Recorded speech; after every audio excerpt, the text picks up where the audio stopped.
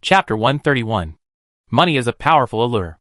Since they know stealing is useless, and with so many people being robbed, they're probably just jealous, and Iching said. Yes, we think so too, but that would be too large a scope. There are nearly 100,000 survivors in the base now, and the surveillance equipment is primarily focused on base security, not the interior. This makes the investigation quite difficult. And Iching opened the system panel. Since the addition of the non-official card, a row of non-official card information has appeared on the civilian panel. However, because it's a non-official card, she doesn't have the ability to locate other people's cards, so even she can't help find it. Tiandao, the non-official card has been destroyed. Can I see it from here? And Iching asked with her consciousness. No, whether it's a non-official card or a civilian card, it won't show up if someone destroys it. Only when you destroy it will it show up. Even if the non-official card or the civilian card is destroyed by external forces, the record of the non-official card and the civilian card still exists on the system panel. In other words, even if a resident's resident card is destroyed, they're still a resident and can still enter the territory. However, without the resident card, they can't use it to store items or send messages. However, both resident cards and non-resident cards are made of special materials and are difficult to destroy, so it's very likely that they're still there. Of course, there are exceptions.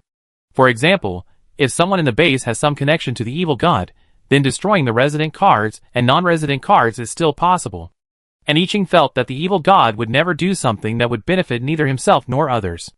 After all, even if the unauthorized card was destroyed, it wouldn't have much of an impact on her. But if the card was truly destroyed, it must be somehow connected to the evil god. If the evil god could target Han Ying's family before, he could certainly target others. Human hearts are complex and inherently uncontrollable. For example, Han Ying, while she obeyed an Iching, didn't completely follow the evil god's instructions. And Iching said to Jiang Xiao across from her, take your time investigating the thief, but you can spread the word in the base first. If the card thief chooses to hand it over, we forgive them. If they don't, and the card is discovered later, they'd be blacklisted by the territory and won't be able to obtain a bound unauthorized card. Jiang Xiao thought this was a good idea. Although the base had used threats and inducements, the card thief still hadn't appeared. But being blacklisted by the territory would undoubtedly scare some people. After all, everyone now knows that the territory has a cell activation spray that can instantly heal wounds, as well as zombie virus serum that can save those infected by zombies. With these two items, their safety would be guaranteed, even better than carrying a healing psychic. Not to mention, they could exchange food for food in the territory. Even if the food exchange wasn't confirmed, if anyone went to exchange food, the entire base would be aware of it. The theft of over 2,000 cards in such a short period of time was likely premeditated. Furthermore, after searching for so long and finding no leads, the thief likely wouldn't reveal himself. This created another vicious cycle. If the card thief refused to hand over his cards, there would be no way to appease those whose cards were stolen. Jiang Xiao thought for a long time, feeling extremely embarrassed, but he still spoke up, Lord, can you please rebind the cards of those whose cards were stolen? The base could compensate them as much as possible for the lost points and zombies, but cards could only be obtained from an Iching. Although the cards were given away for free before, it was probably because there were too many zombie corpses outside the base. Without so many cards, the zombie corpses would be difficult to clear. Jiang Xiao didn't have the nerve to ask for them for free now. Of course, we won't take them for free. What can we offer in exchange? Anything we can do is fine. Jiang Xiao's face flushed as he spoke, feeling extremely embarrassed and uneasy. And Iching thought for a moment, wait a minute.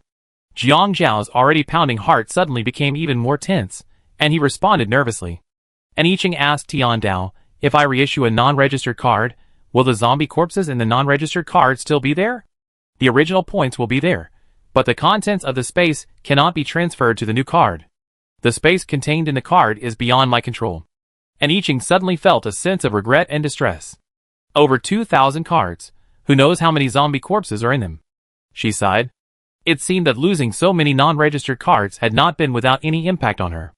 And Iching asked Jiang Xiao, has anyone else lost a card recently? Jiang Xiao immediately replied, not yet. The people who stole the cards previously hid well, and didn't commit any more crimes. The people who stole cards recently out of revenge are all those whose cards were previously stolen and are now furious. They all been arrested and are being held in solitary confinement. And Iching, you can get a replacement card, but I can't replace the items on the previous card. I do have a record of the points they earned, and they can be transferred to their new card. Jiang Xiao was delighted at this. He had been prepared for the new card to be a completely new one, just like the one he had just received. Now, knowing that the original points could be transferred back was naturally gratifying. I understand, thank you, Lord. And I Ching. But you have to remind them that if they reissue a card, even if they find the original card later, they can't use it. They can only use the new card. Of course, if they can find the original card, and it contains a zombie corpse, they can bring it directly to me in the territory to exchange it. Of course, I deduct 10 points for the replacement card. And I Ching originally wanted to refuse the points, but that wouldn't be a good idea. As the saying goes, a little kindness pays off, a big grain pays off. If she really reissued the card for free, these people would go from being grateful at first to complaining in the end. They might even resent her for not counting the zombie corpse in the card as points. But setting it too high wouldn't be possible.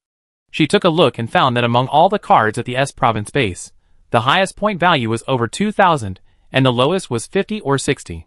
So 10 points was the most appropriate. Jiang Xiao breathed a sigh of relief. He was still afraid I Ching would make some high demands that he couldn't meet, so 10 points made it easier. He agreed, hung up, and hurried to find Jiang Ren. Together, father and son convened a meeting with the top brass at the base and instructed them to pass on the message. Because this meeting was special and involved territory, Jiang Xiao, who hadn't attended a base meeting in a while, also showed up. It must be said that the news Jiang Xiao brought a sigh of relief to all the top brass. After all, the atmosphere at the base had been quite tense recently because of this incident. Even though many troublemakers had been apprehended, forcing the situation down had only exacerbated the tension and oppression among the survivors. Even the top brass became cautious and nervous about coming and going, sensing a sense of impending doom. The meeting was held overnight, and everyone was working tirelessly to spread the news to everyone in the base.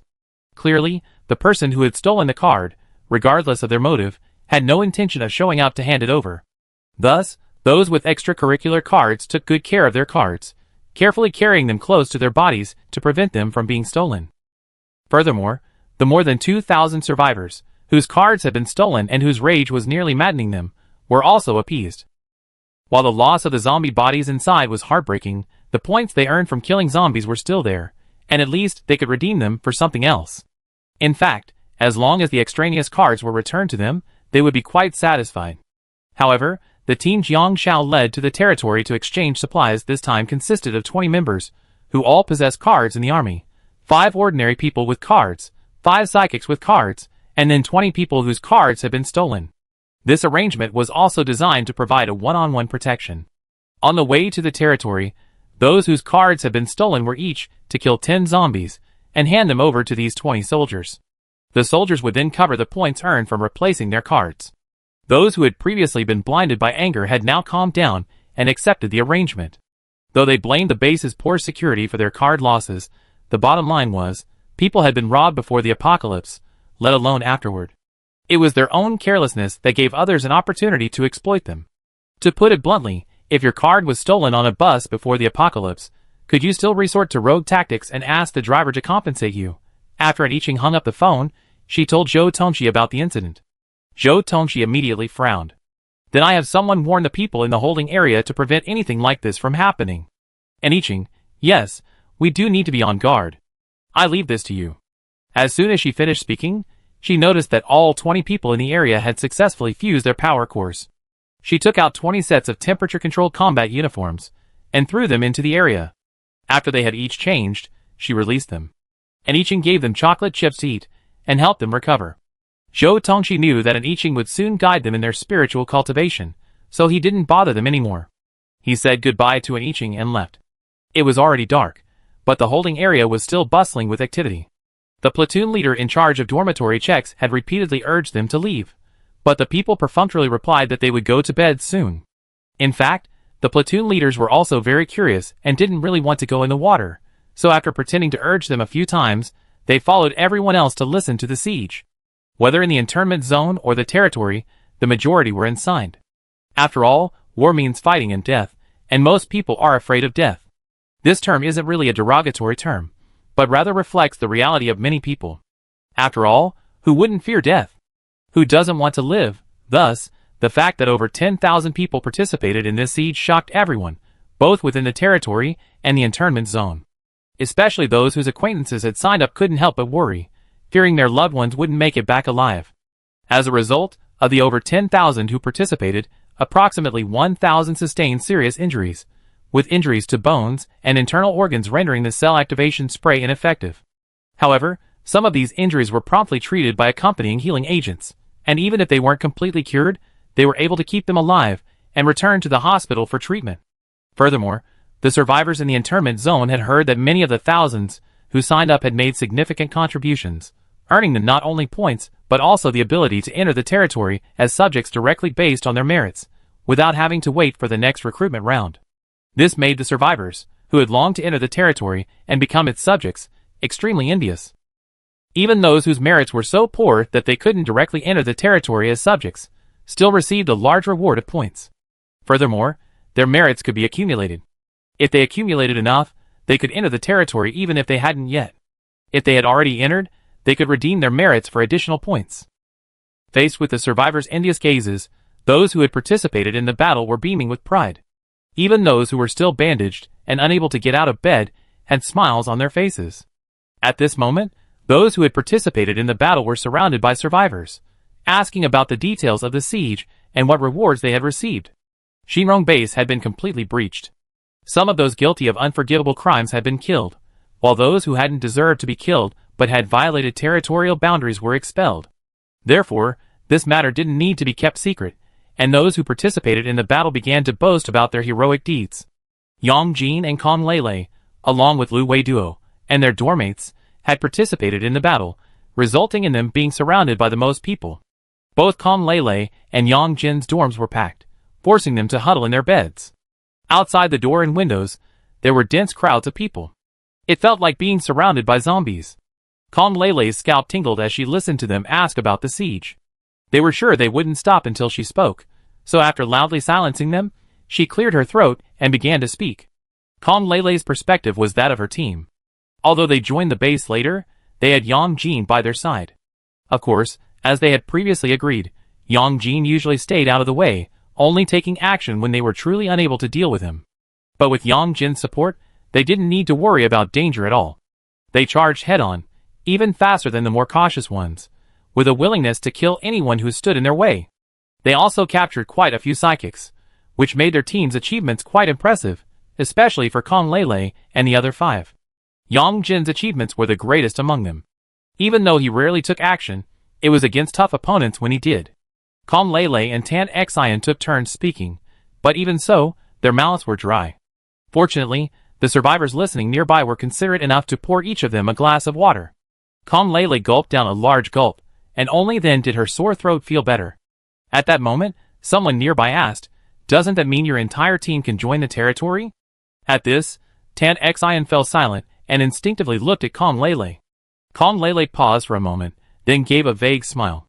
"We have to wait for further news. It doesn't matter whether we go to the territory or not. We think the shelter is already great." She spoke vaguely, and everyone around her looked at her with understanding. The shelter was indeed better than outside, but the conditions in the territory were clearly far superior. Only a fool would not want to go to the territory. Kong Lele's words made them think that Kong Lele and Tan Xian must have been exaggerating, that their words were tainted with water, and that was why they lacked confidence. Of course, even though everyone understood, those who still wanted to listen didn't say anything, instead laughing and speaking. "Indeed, life here is much better than outside. That's right. We have enough food and sleep, and there's no danger. Before I came here, I almost starved to death." "You almost starved to death, but I was hiding at home, and then the door was smashed open by zombies. If the search and rescue team hadn't arrived in time, I'm afraid I would have died." "That's right. So, it's better to be content with what you have. Our life is really good now." Yes, that's right. Of course, being able to enter the territory is great, but if you can't, staying in the containment area is also fine." Everyone chatted back and forth, then quickly changed the subject to ask about the aftermath. They knew the Lord had previously rescued many psychics from the research institute, who had suffered greatly there. The way they looked at people after being rescued was terrifying. So, they sympathized with their plight, yet fear and worry kept them from approaching. Now, they were eager to know if these people had taken revenge this time.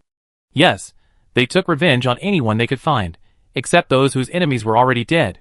Also, those responsible for escorting the experimental subjects were retaliated against. Li Chunhua's son and daughter-in-law were tortured to death.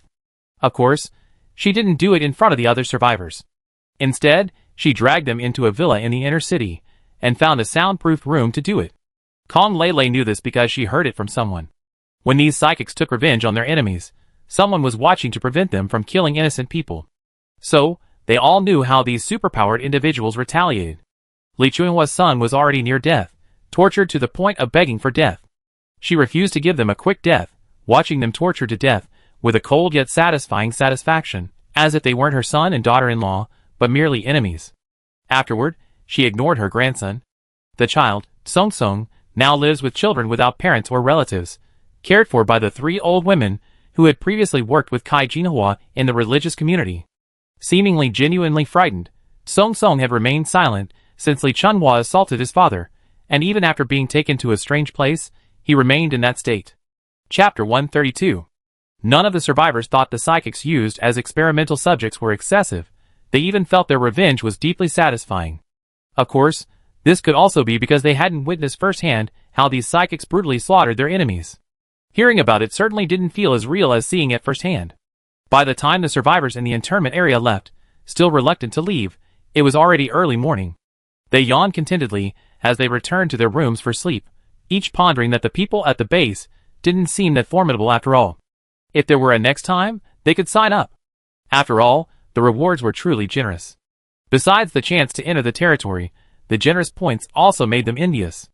Many regretted their hesitation and decision not to sign up. Kong Lele and the others had all left. After row 22 had completely quieted down, Kong Lele and Tan Xian quietly left the room, just in time to run into Lu Weiduo, who had also quietly left. The 3 of them smiled upon seeing each other, and then gently knocked on the doors of Yang Jin and Jiang Zhe's rooms. The surroundings were now completely silent, so they didn't dare knock loudly, so they knocked lightly. Soon, the door opened. The lights in the hotel had been turned off since 9 p.m., leaving the room drenched in darkness. "Are you here?" Jiang Zhe opened the door, seemingly anticipating their arrival. "Yes." Several people nodded and entered the room. After closing the door, Jiang Zhe took out a candle and lit it. It was a half-used candle, its dim flame illuminating the small room. Kong Lele deftly pulled a blanket from under the table and spread it on the floor. He then pulled Tan Xian along, taking off their shoes and sitting on it. Lu Weiduo followed suit. "Yang Jin, your achievements this time are pretty good, aren't they? The territory will definitely ask you if you want to join. If you say no, won't that arouse suspicion?" "Yes, we should all be able to exchange our achievements for the chance to enter the territory. If we refuse, it will be too conspicuous in the internment zone. Those survivors are really concerned about this. They just asked me about it." "Me too. They asked me too. Perhaps everyone who returned this time has been asked about this." The others looked at each other, speechless for a moment. Yang Jin paused and said, "Don't worry, you can join." "Huh?" Kong Lele and the others stared at Yang Jin in bewilderment, wondering if he had forgotten his identity. "He's a zombie," Jiang Zhe, standing nearby, explained. "Secretary Zhou came to see Yang Jin earlier and must have said something to him." But Jiang Zhe had no idea what they had said. Yang Jin nodded. "Well, Secretary Zhou asked if I wanted to be the Lord's assistant. I wanted to refuse, but he said it was the Lord's wish." Lu Weiduo scratched his head. "Oh, what does sister mean? She knows your identity, right? So does that mean you can enter the territory?" Yang Jin: "Yes, probably with the Lord's permission." Tan Xian breathed a sigh of relief. "If that's the case, that's great. Now we can all join the territory. Actually, after hearing what they said about the territory, I was really curious." "Me too. I'm most curious about the territory mall. I hear they sell everything there, and you can buy anything with points," Kong Lele said. Jiang Zhe smiled and said, "Yes, I heard the chef in the second-floor cafeteria is the descendant of a royal chef family. The people in the territory are raving about the food there. I'm going to try it someday to see if it's really that good." Lu Weiduo rolled his eyes. "You're so superficial. Haven't you heard some of the people in the territory have already received land? Even though they bought it with their own points, this is a trend. I believe the houses in the territory will be available for sale soon. So we have to hurry and earn points." Lu Wei Duo was full of enthusiasm. When the houses can be sold, we buy one, so we can all have a new home. At this point, the five of them fell silent. For a moment, they all thought of their parents and relatives, and the atmosphere suddenly darkened. Seeing them like this, Yang Jing paused, then suddenly said, "But I heard that all the houses in the territory have 3 bedrooms, a living room, a kitchen, and a bathroom, so there's not enough room." Jiangze smiled. "That's okay. We can buy 2 adjacent houses and then connect them. That way, we have more space. We can even build a bar, a movie theater, a lounge area, or something." Kong Lele rolled his eyes. "Young master, even if we connect 2 houses into one, the area won't be that big. And why build a bar or a movie theater? Do you think this is still your villa?" Jiangze scoffed. "I mean, we can just have a place for us to relax and have fun. The movie theater thing is just an example. Understand?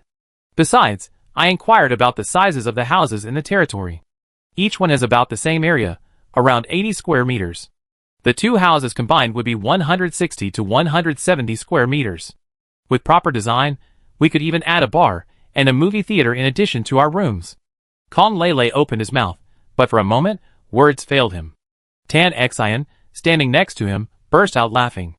Lu Weiduo was still counting on his fingers, his brows furrowed. "Can this area really accommodate a bar and a cinema? It seems a bit far-fetched to me." Yang Jin said speechlessly, "The combined living rooms of the 2 apartments can create a lounge area with a bar and cinema. After all, it'd be ours once we buy it, so we can decorate it however we want." Kong Lele snorted, "We haven't even bought the house yet, and you're already discussing renovations? Isn't that a bit premature?" Tan Xian laughed, "You're just trying to save face." Kong Lele angrily said, "You know what it means to see it but not to say it." Kong Lele suddenly knocked on the door several times. The voice of the platoon leader of row 22 came from outside. "What are you doing? Still up so late? Did anyone from room 2201 come here too? Go back to bed now, or I deduct points from you." "No, no, no. We're going back to bed now." Kong Lele immediately put on his shoes and ran over to open the door. The platoon leader peeked inside and couldn't help laughing. "You're still holding a meeting so late at night?" Tan Xian put on her shoes and came out. "Platoon leader, we know we were wrong. We won't do it again next time. Can you please not deduct points from us this time?"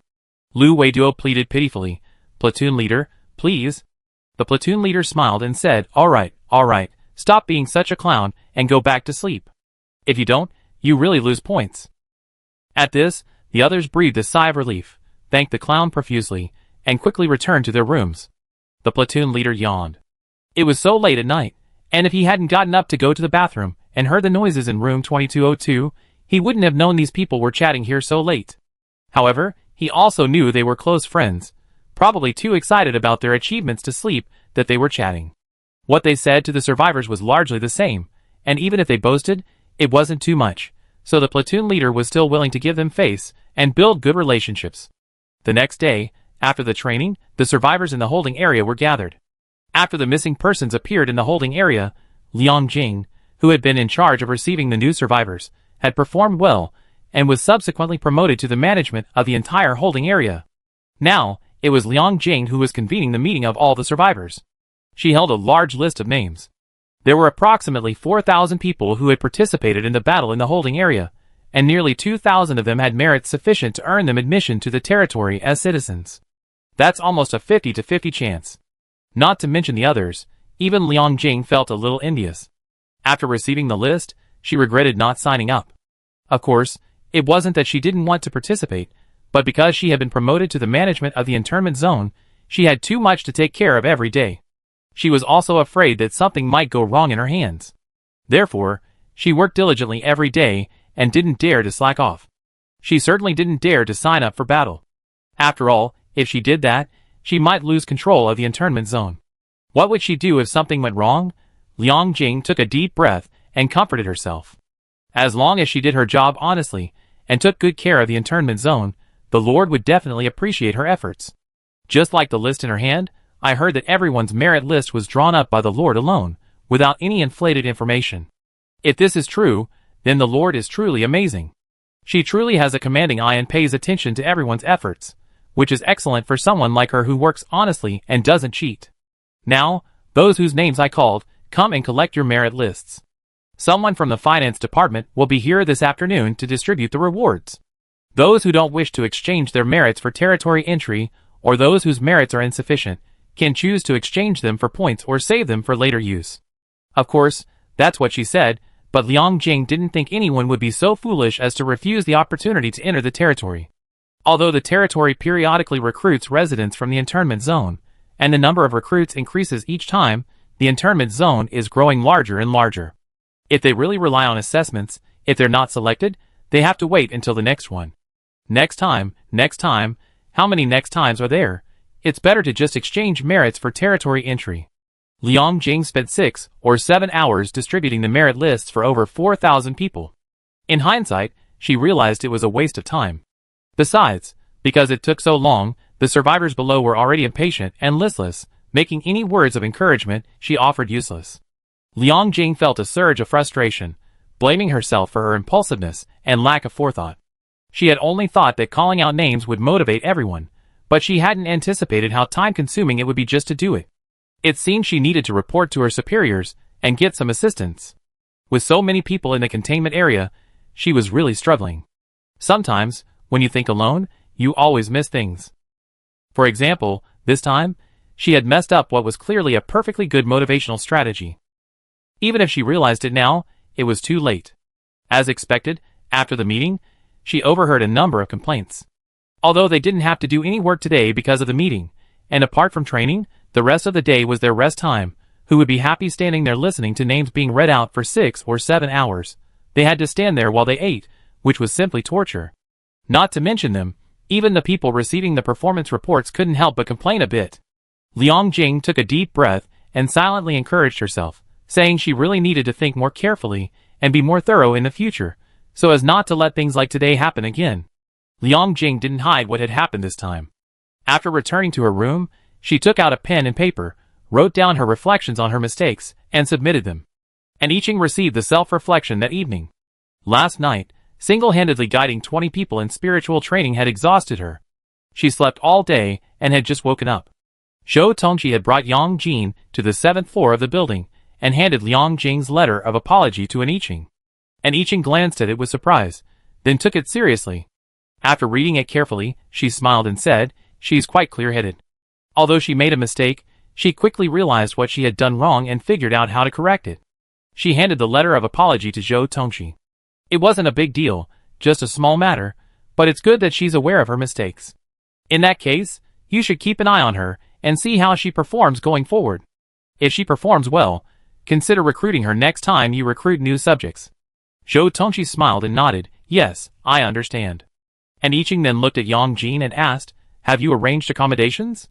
Yang Jin glanced at Zhou Tongqi and nodded, "We already moved in." "Thank you, Lord." Yang Jin and the other 5 had exchanged their merits for the opportunity to enter the territory, and were now all citizens. Although Yang Jin was a zombie, the citizen card Yiqing had given him was specially created by Tian Dao for him.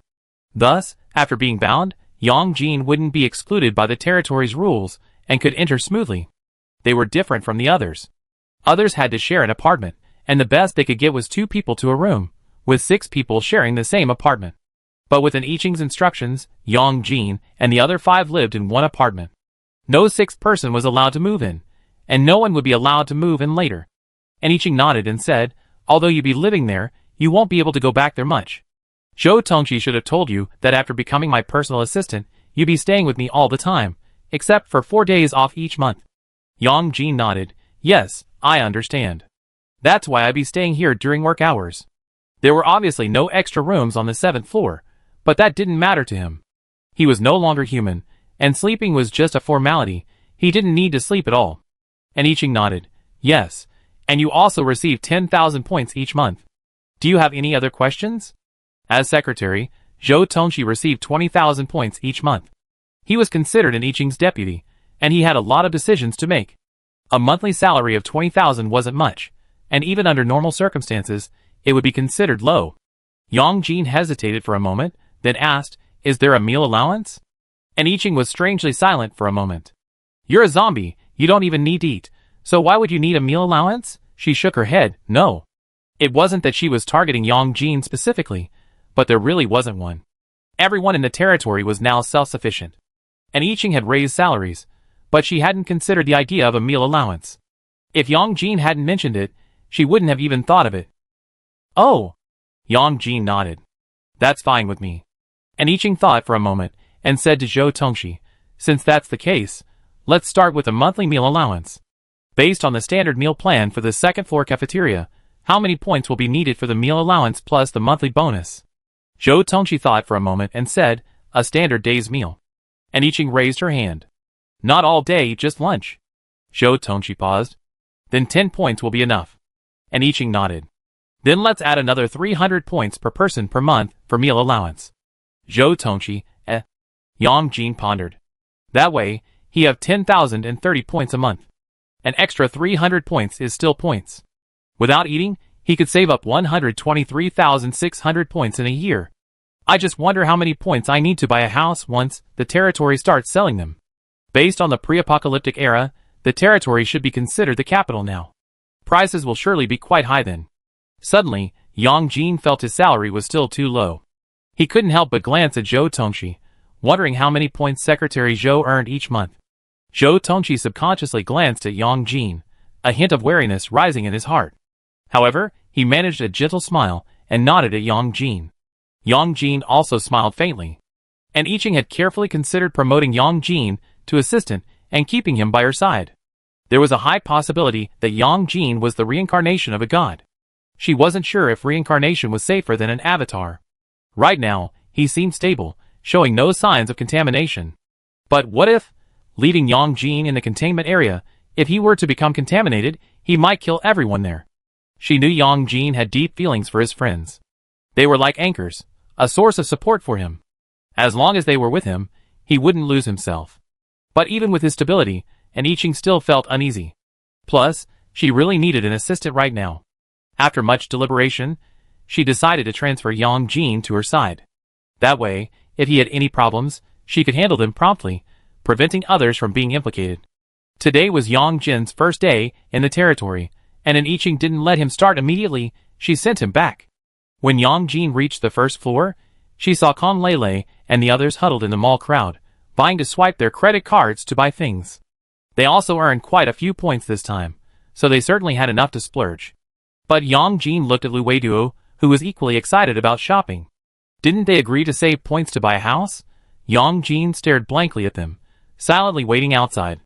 A moment later, Kong Lele and the other three emerged, carrying large and small bags. Even Jiang Zhe's lips curled up, clearly delighted. Lu Weiduo shouted at Yang Jin, hurry up, come help carry the things. We're having hot pot tonight, aren't you excited? Yang Jin smiled. Yeah, I'm glad. Jiang Zhao's team finally reached the edge of the territory. Because this area had long been occupied by the territory, non-territorial residents couldn't get through. Therefore, an Yiqing had already constructed a reception center and exchange point using prefabricated materials. When Jiang Zhao and his team arrived, both the reception center and the exchange point were already complete. Song Yu now oversaw this exchange point alongside a financial officer. At this point, the other bases were unaware of the territory's existence, and only the S province base could come to exchange items. To put it bluntly, this exchange point was solely for the S province base. At this moment, the group that had followed Jiang Zhao were stunned. In addition to the people coming to exchange items, the psychologist and teacher in Yiqing had requested were also stunned by what they saw. The territory now resembled a small town. While it might be called a small town, its construction was far superior, with the faintest imaginings of a city. The roads in the territory had been planned, some even demolished and rebuilt, so all the roads were brand new. The lush greenery of the fields, which had already been planted, and the vibrant life of the ecological park made it feel like stepping into a paradise. Everyone got out of the car and stared at the scene in near daze. Some even subconsciously wanted to go over to see if it was real or an illusion, but were immediately blocked by the territory's barriers. Song Yu heard the noise and came out, immediately catching sight of Jiang Zhao. Jiang Zhao seemed thinner and more haggard than before. And Yiqing had previously told her about what happened at the S province base, so she understood why. But seeing how haggard Jiang Zhao looked, she subconsciously frowned. Jiang Zhao. Jiang Zhao smiled when he saw Song Yu. Xiao Yu, why are you here? Song Yu pointed to the nearby cabin. I'm in charge of the supply exchange. There's a reception area next door. If you're tired, you can rest there before exchanging items. At the mention of exchange, everyone's eyes lit up. What kind of items are there? Yes, I heard there's food. How many points are needed to exchange for food? We're not tired. Can we exchange now? Song Yu had taken over Xiao Yunan's duties for a few days while he was at Shinrong base. She was exhausted, but thankfully, Xiao Yunan returned soon, and she was assigned to the exchange area. Okay, but don't rush in all at once. Line up and don't cause a disturbance. Those who don't line up or cause a disturbance won't be allowed to exchange. Song Yu pointed to the nearby exchange area. Line up here, in a single file. At that, everyone rushed over to line up. 20 people remained motionless, looking at Jiang Xiao anxiously. Captain Jiang, what about us? Yes, we agreed before that we could get replacement wildcards. Where can we get them? Yes, Captain Jiang, don't lie to us. We all followed you because we trust you. Jiang Xiao reassured them, don't worry. I didn't just make it up. The Lord of the other territory told me personally. It's absolutely true. Wait a minute, I go ask. Song Yu slapped his forehead. I almost forgot. The Lord said this. You should go to the guest house and rest for a while. I send a message to the Lord to let her know you're here. The Lord needs to come over to get the replacement cards. He come and help you once he's done with his business. Everyone breathed a sigh of relief, but they were still nervous. No one wanted to wait in the nearby guest house, so they stood there, watching anxiously. This wasn't the S province base, so these people were well behaved, not daring to cause trouble even when anxiously waiting. 5 ordinary people and 5 psychics lined up at the front, while 20 soldiers deliberately lagged behind. The first person then pulled out 23 zombie corpses from the card deck, all body parts intact. He rubbed his hands expectantly and asked, that's all. How many points can I redeem? The finance officer glanced at them and nodded, not bad. 1 point per corpse, for a total of 23 points. What do you want to redeem? Song Yu walked over and used her resident card to collect the corpses. This was the additional storage space Aniching had given her after she took charge of the redemption point. It wasn't the original storage space that only held items released by the system, but a space that could hold anything. Ah, only 23 points. The man was clearly disappointed. After a moment's thought, he asked with some dismay, can I buy cell activation spray and zombie virus serum with 23 points? The finance officer smiled and said, no, cell activation spray costs 100 points, and zombie virus serum costs 200 points. Hearing this, the man was deeply upset. He had previously doubted that zombie corpses could be exchanged for cell activation spray, which had led him to be so careless when collecting the corpses. Otherwise, there wouldn't have been only 23 bodies. Thinking of the countless zombie corpses outside the base, and how he had only collected 23, it suddenly felt as if there was money galore, and he had been so foolish as not to pick it up. He felt incredibly heartbroken, as if he had missed out on 100 million. So what about food? He clutched his chest, frustrated. Song Yu glanced at the man's expression and said, that depends on what you want. If it's rice at 5 points per pound, wheat at 4 points per pound, and flour at 8 points per pound. The man, who had been a little frustrated, widened his eyes, and couldn't help swallowing. He hurriedly said, give it to me. Give me 10 pounds of rice. I killed zombies outside the base before, and I still have 92 points on my extracurricular card. Then give me a bag of compressed biscuits, 10 bags of instant noodles, and a bottle of mineral water. The cheapest water. Finance. 10 pounds of rice is 50 points, compressed biscuits are 18 points, 10 bags of instant noodles are 30 points, and the cheapest mineral water is 12 bottles for 12 points. A total of 110. She looked up at the person in front of her. You still have to give me 87 points. Okay. The man swallowed furiously. Although the base had water users with water abilities, with so few of them, water was a daily necessity. Not only was washing necessary, but even drinking water was in short supply. During the entire journey in the battle bus, Jiang Xiao, fearing they might harbor ill intentions, hadn't let them know the water was available. He hadn't even let them use the water on the second floor, which didn't require points. Soon, this person had only 5 points left on his card, yet he managed to secure a large supply. He immediately put everything he had into his unused card, only taking a bottle of water and sipping it carefully, a look of satisfaction on his face. The people behind him couldn't wait any longer and dumped over 280 zombie corpses from their cards. Song Yu took a look, noticing that many of the corpses were incomplete. He frowned and said, if the corpses are incomplete, The points you redeem will be deducted. Are you still redeeming them? The person, who had been so proud of himself, thinking he could redeem over 200 points, was stunned. Chapter 133. He was a little angry, but also afraid that if he caused trouble, they wouldn't exchange him for anything. His face flushed and blew, and after a while he whispered, "So how much will it cost?" Song Yu looked carefully, reaching out to examine them for a moment before saying, "About 120 corpses are intact, which can be exchanged for 120 points. The remaining 168 corpses are incomplete, and some are only half dead. The points will be halved, giving you 84. The man breathed a sigh of relief, wiped the sweat from his forehead, and nodded hurriedly. "I exchange it." 204 points. Although not as low as he expected, it could have been exchanged for 288. Now, he was down over 80. His heart ached. After awakening, he had to collect all the zombie corpses he could. He couldn't let this happen again. This person redeemed more supplies. He collected many corpses, but never killed any zombies, so his non-staff card had no points. He couldn't bear to use them on the expensive cell revitalization spray, so he bought all the food. The exchange point was staffed by only the finance officer and Song Yu, so even though the line was short, the process was slow. Especially when it came time for these people to choose what to buy, they were prone to hesitation and hesitation. The 20 people waiting nearby grew increasingly anxious and jealous. After all, even if they redeemed their non-staff cards, the zombie corpses they originally contained would be gone. Back in the territory, however, they dared not complain, but could only mentally curse the person who stole their cards and resolved to keep them safe from further theft. And Iching had received the news long before, but she was in a meeting discussing the future development direction of the territory.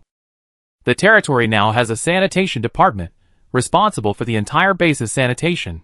Trash cans are now installed at regular intervals, just like before the apocalypse. Besides cleaning, the sanitation department also has supervisory responsibilities. Anyone found urinating or littering in public will be apprehended, fined, and reported to the entire territory. Also, the school has been completed. Old Lee's team has grown larger due to the increasing number of people in the territory, and he can now work on several projects simultaneously. However, the more people he has under his command, the more pressure Old Lee feels. So, he approached Aniching about team management. At the time, Old Lee said with a bitter face, "Lord, it's not that I don't want to take on this responsibility. It's just that I really can't do it. I've been so worried lately that I can't sleep at night." Old Lee became the territory's head contractor, winning one project after another. And Iching's commissions became increasingly generous, so as his income grew, he could offer his staff higher salaries. But his staff was growing. Although he had divided his staff into several teams and appointed team leaders, he still had to rotate through the construction sites daily to check progress, safety issues, and quality.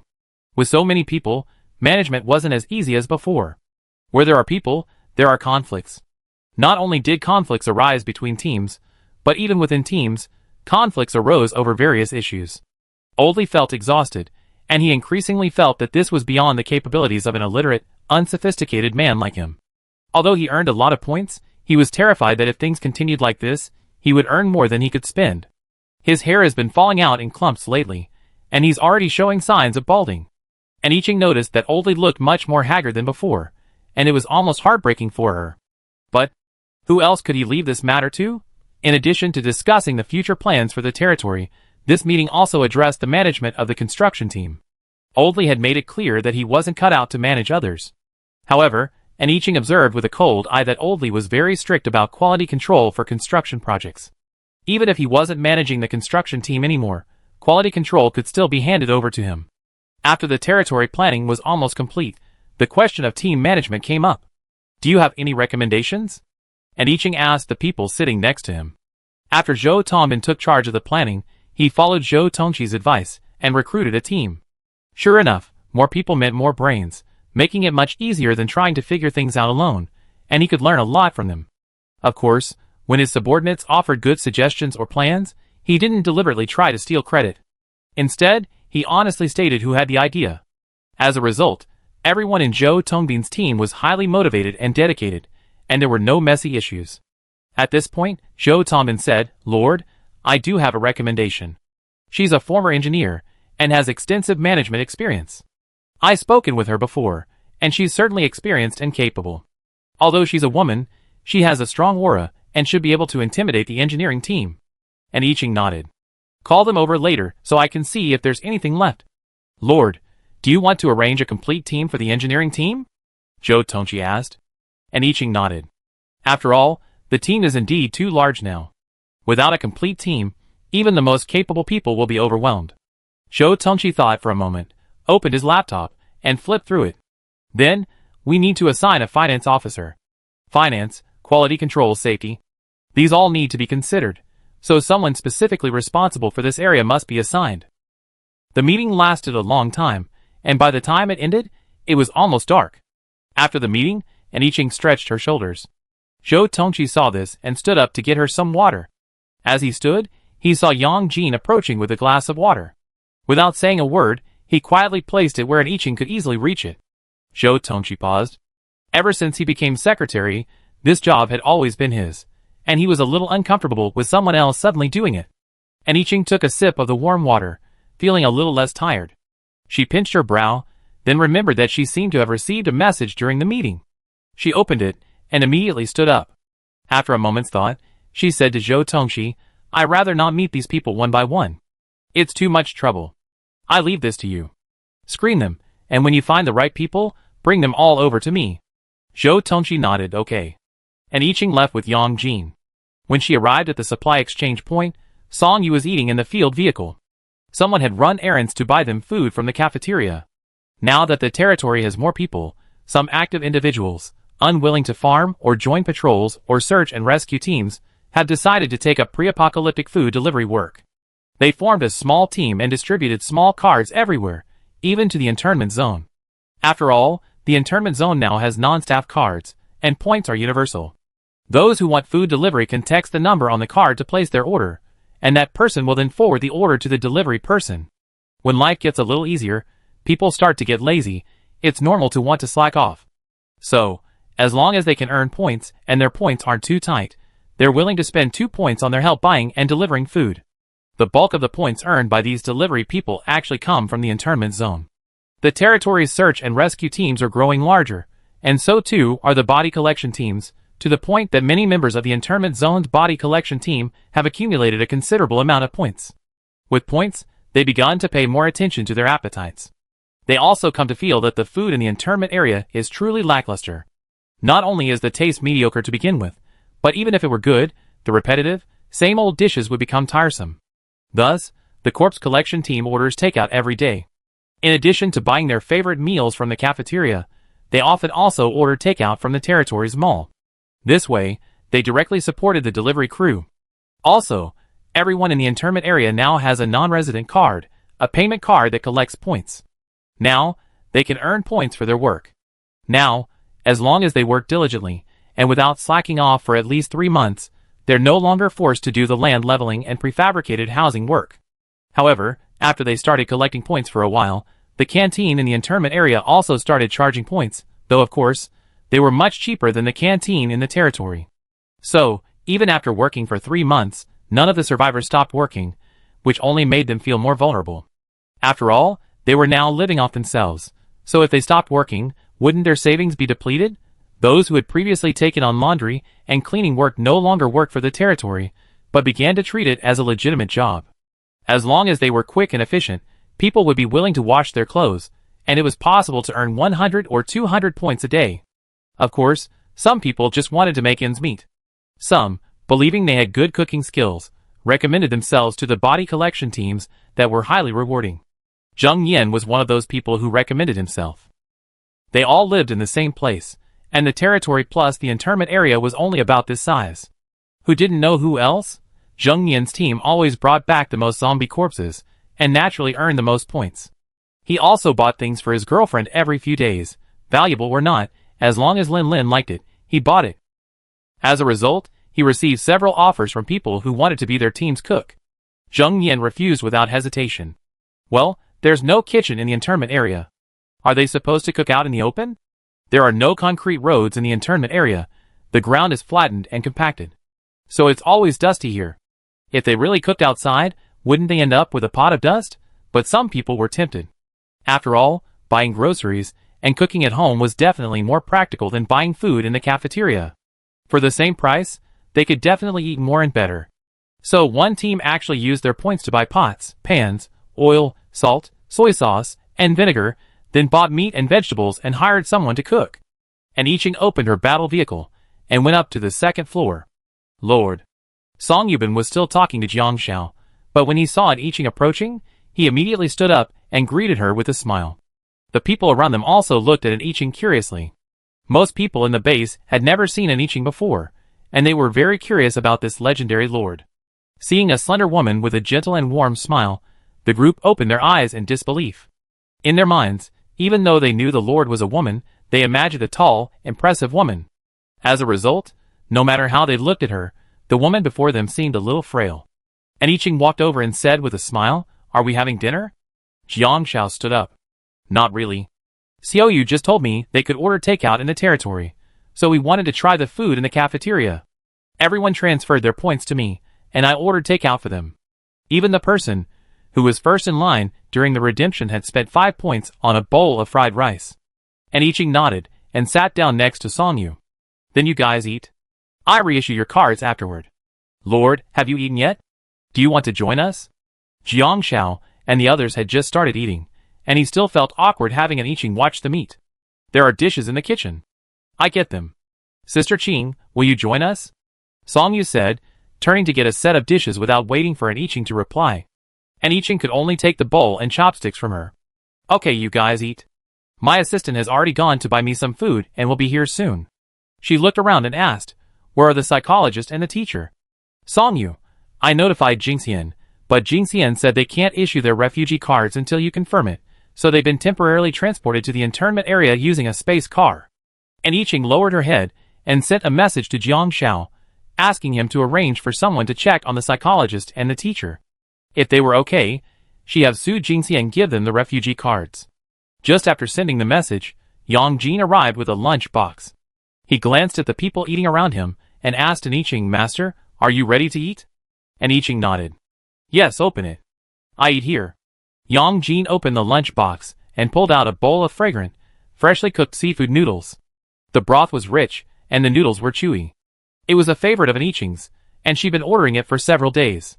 Today's seafood dinner was paired with sweet and sour pickled radish, and a plate of butterfly shrimp. The shrimp were shaped like butterflies, coated in a thin layer of crispy flour, and fried until crispy on the outside and tender on the inside. Although deep-fried, Lian Yu had mastered the oil control, so the shrimp didn't feel greasy at all, and the flavor lingered in the mouth after chewing.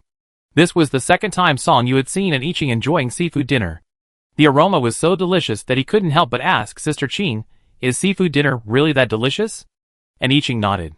Before she even started eating, she picked up a handful of noodles and placed them in Song Yu's bowl.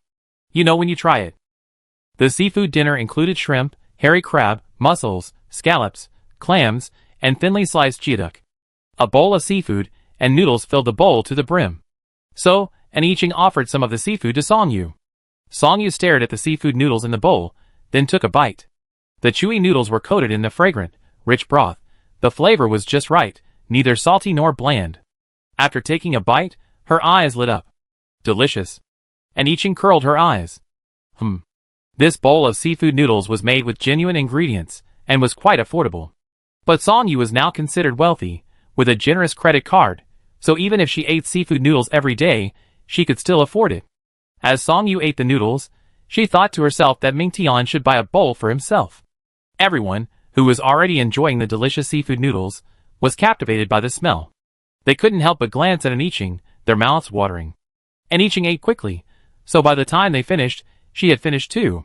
Yang Jin collected An Iching's used dishes, and went into the kitchen on the second floor of the battlefield vehicle to wash them. He then placed them in a lunch box, and carried it back to the cafeteria. Jiang Xiao and the others didn't have to go through such a hassle. Since they were using disposable lunch boxes and chopsticks, they could just put them in the trash and dispose of them later. And Iching smiled and said, "Okay, now everyone who lost their cards, please line up and come to me. You all know that it costs 10 points to get a new card, right?" 20 people immediately lined up in front of An Iching, each echoing, "We all know that." And Iching took out a dagger and placed it on the table. "Come on, poke a small hole in your fingertip with the dagger, and squeeze some blood for me." The group was a little confused. They had assumed that getting a new card would be similar to getting a new bank card before the apocalypse, But why did it require blood? He was puzzled, but remembering that a drop of blood had been required during the previous binding, he didn't ask. The first person drew a dagger and stabbed his finger. The sharp blade pierced the skin, leaving a small wound, and bright red blood immediately oozed out. And I Ching took out her Lord card and caught the drop of blood. The blood was quickly absorbed by the card. A moment later, an extraneous card appeared in front of I Ching. She took a look at it. Lin Ju, is it? Lin Ju nodded quickly. Yes, it's me. And I Ching smiled and said, your previous card had over 300 points, didn't it? Although Lin Ju had known that I Ching could return the points to them, he was still surprised. Yes, a total of 391 points. And I Ching nodded. Now go to Song Yu to pay the 10-point card replacement fee. Lin Ju immediately looked at a soldier. He had killed 10 zombies on the way, and handed them all to this soldier. The soldier being watched by Lin Ju stepped forward. He has points with me. I pay for them. And I Ching didn't care who paid, as long as they paid, it was fine. Soon, the second, then the third. Before long, all 20 people's cards had been replaced. Delighted, they couldn't help but gather around Song Yu, asking when they could exchange them, or if they could exchange them now. It was already dark, what was there to exchange now? Song Yu simply said, let's exchange them tomorrow. Jiang Xiao, watching I Ching from the side, seemed to be verifying the card owner's identity through blood tests. This way, he wouldn't have to bring in everyone whose cards had been lost. He could simply collect their blood and give it to I Ching to replace the cards. As for whether the blood would dry up, that wasn't a problem. We could borrow the space car. Jiang Xiao looked at his cards. Since Song Yu was injured, he'd been practically by his side, so his card points weren't very high, only a few thousand.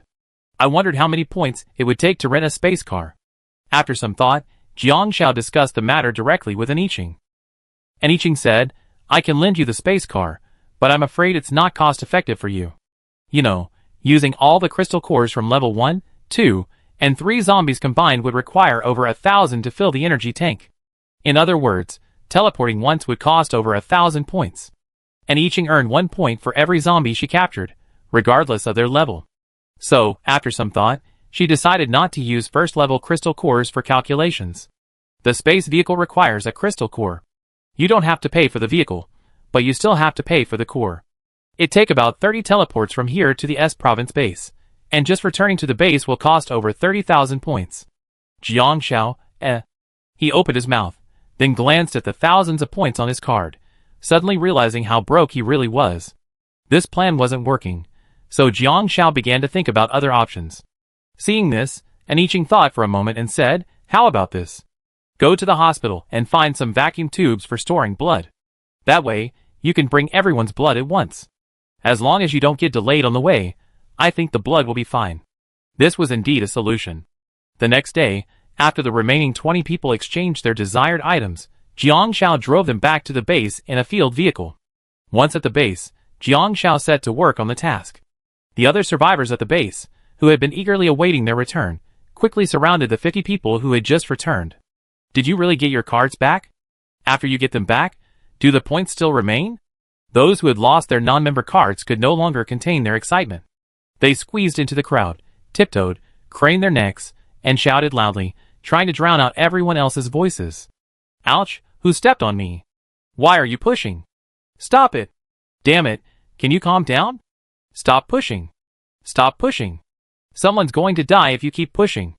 The first person to ask was drowned out by the clamor of the crowd. Thankfully, the patrol arrived quickly, sternly telling the people to disperse, and rescued the 50 trapped people. Everyone was still terrified. The display they had just shown was truly terrifying. However, both those with non-member cards and those who had lost them were eager to learn about the situation back in the territory. Jiang Ren quickly issued an order to convene a meeting of all survivors from the base the next day. These 50 people were to answer their questions, which finally calmed the restless survivors. At this moment, Jiang Xiao and Jiang Ren were discussing the replacement of the remaining survivors' cards. After hearing Jiang Xiao's idea, Jiang Ren fully agreed. After the two of them finished their formal discussion, Jiang Ren asked about Song Yu. Jiang Xiao smiled. Xiao Yu is doing well in the territory. She's currently in charge of exchanging supplies. By the way, when I was there, she asked about you. Jiang Ren was pleased to hear this, but his eyes were moist. From now on, please take better care of your sister. Jiang Xiao nodded, I know, Dad. Don't worry. The next morning, a platform was set up at the entrance to the base cafeteria.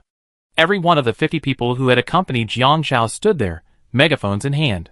The other survivors had gathered early, but this time, they didn't swarm around him. Instead, they lined up neatly in front. Even those without extra stationary cards joined in the fun, wanting to learn about the situation, just in case they had a chance to earn one in the future. As a result, nearly every survivor had arrived at the cafeteria entrance, creating a sea of black people. One of the 50 soldiers on the stage, holding a megaphone, said, "All right, if you have any questions, please raise your hands. We answer them one by one." As he finished speaking, the survivors below raised their hands one after another. Someone quickly handed a megaphone to someone, who immediately excitedly asked, "Does the territory really accept zombie corpses? Can zombie corpses really be exchanged for supplies? And for things like cell activation spray and zombie virus serum?" The person on the stage replied, "Yes, each intact zombie corpse is worth 1 point, which we can then use to purchase other items.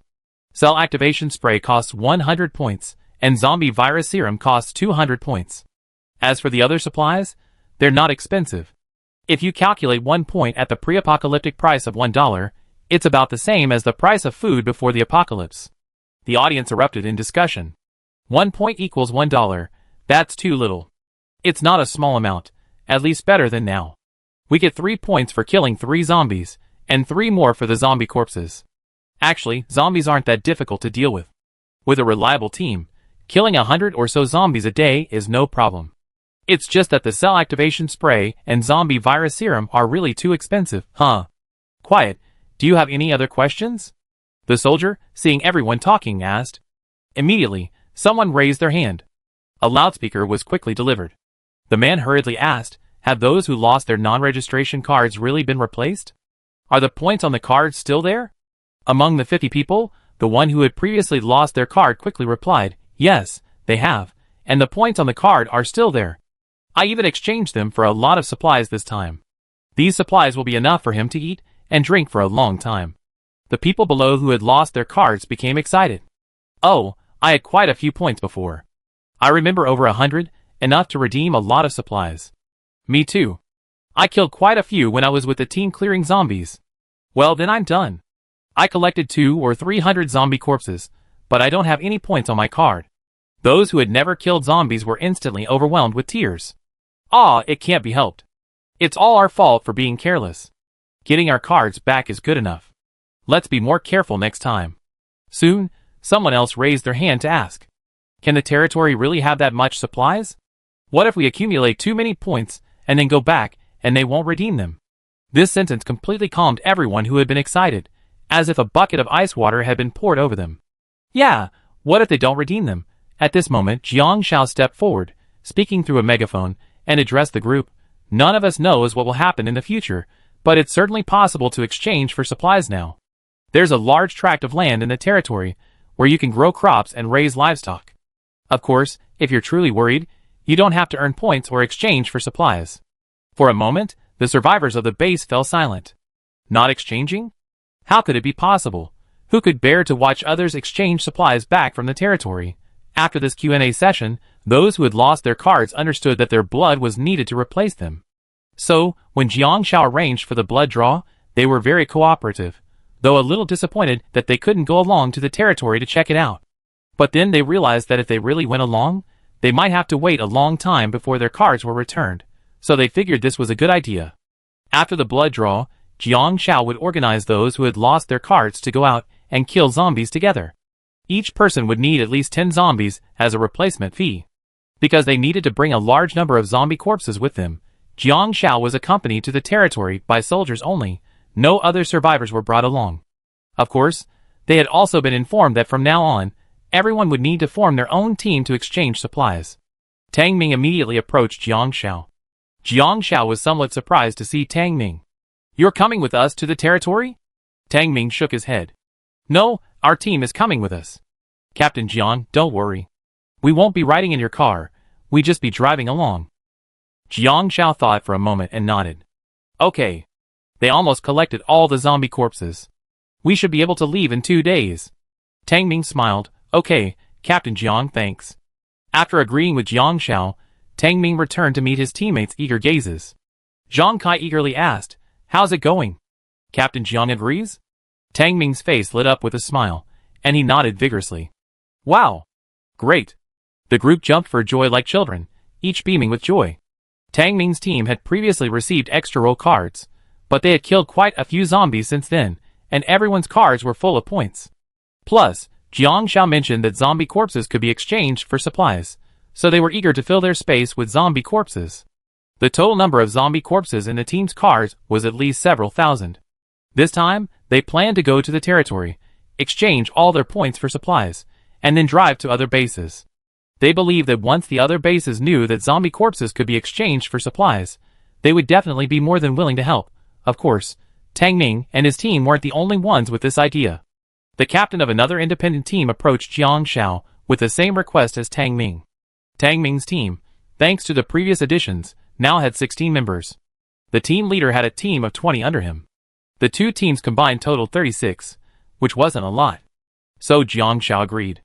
Soon, Jiang Xiao drove the battle vehicle, followed by 2 vans, to the territory. The zombies along the way had been cleared out again, and for the time being, no zombies were a nuisance. Their journey was smooth sailing, and they soon reached the territory. Zhang Kai, sitting in the passenger seat, winked at Tang Ming. "How's it going? Are you happy? Are you excited?" Tang Ming instantly understood Zhang Kai's meaning and chuckled, his gaze fixed on the front. Zhang Kai smiled, but then sensed something was off and couldn't help asking Ming, "What's wrong with you?" "I don't think there's something off about you." Tang Ming hummed, "I only met her a few times. Do you think I still be thinking about her?" Zhang Kai, ? He opened his mouth, looking at Tang Ming in disbelief. Tang Ming smiled, but a sense of emptiness settled inside. It's true that he hadn't seen Enqing very often, but for some reason, he couldn't help but feel that the Enqing he saw now wasn't the same person he first met. They had never been together, hadn't gotten to know each other well. Perhaps his initial impression of her was just a figment of his imagination. As a result, the Enqing he's seen now had gradually deviated from his original vision, and that initial feeling had gradually faded. But occasionally, Tang Ming longed to ask Enqing if she actually had a twin sister. It was ridiculous, so Tang Ming could only swallow it. He never expressed such absurd thoughts out loud, not even to Zhang Kai. Soon, they arrived at the territory's exchange point. This time, Jiang Xiao didn't accompany them outside to exchange supplies. Instead, he went directly into the territory to ask Enqing to reissue his non-staff card. The replacement fee was collected directly from the 50 soldiers by Song Yu. It took 2 full days to exchange for so many people. Although the pace was slow, Enqing had no plans to expand the supply exchange point or add staff for the time being. After all, the only people who came to the exchange point were those from the S province base, and they would come at intervals, so there wouldn't be many people at once. It wouldn't be too late to expand and add staff later, once more people showed up to exchange items. Tang Ming and the others exchanged a lot of mineral water, choosing the cheapest ones. Then, they exchanged rice, flour, wheat, noodles, and instant noodles. They also exchanged quite a bit of oil, salt, sauce, and vinegar. It wasn't much, but their extra currency card space was more than enough to hold it all. While exchanging supplies, Tang Ming asked Song Yu a question. This question left Song Yu completely bewildered. He asked Song Yu, "Excuse me, can I spend points to expand the space on my card?" Song Yu had no choice but to message Enqing to get back to Tang Ming. Yes, 1,000 points can expand the space by 1 cubic meter. After hearing this, Chen Tao was stunned and said to Zhang Kai, "That's too much. 1,000 points for only 1 cubic meter. Wouldn't it cost 10,000 points to expand by 10 cubic meters? With so many points, how much supplies could be exchanged for? Even though I haven't exchanged them yet, the thought of it makes me feel choked with heartache." Tang Ming, however, nodded calmly, indicating that he understood. If people knew that killing 500 zombies would give them 1 cubic meter of space, I'm afraid many would be willing to do it and strive for it. In the apocalypse, space is truly convenient. After exchanging supplies and leaving the territory, Chen Tao asked Tang Ming, "Captain, which base are we heading to now?" "The closest base to Province S is Province C. But if we take the highway, it would take a day and a night to get there before the apocalypse, and it would take even longer now." Tang Ming said, "However, we don't necessarily have to go to the base in Province C to trade. We might come across other smaller bases along the way, and we could trade with them. We could also explore how many bases there are along the way, making it easier for us to do business later."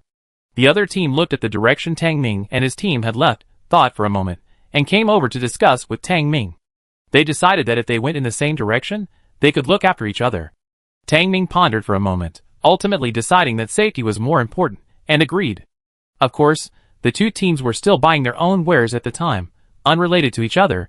They were simply traveling together. But since they were traveling together, they also agreed on a price, agreeing not to undercut each other to compete for business.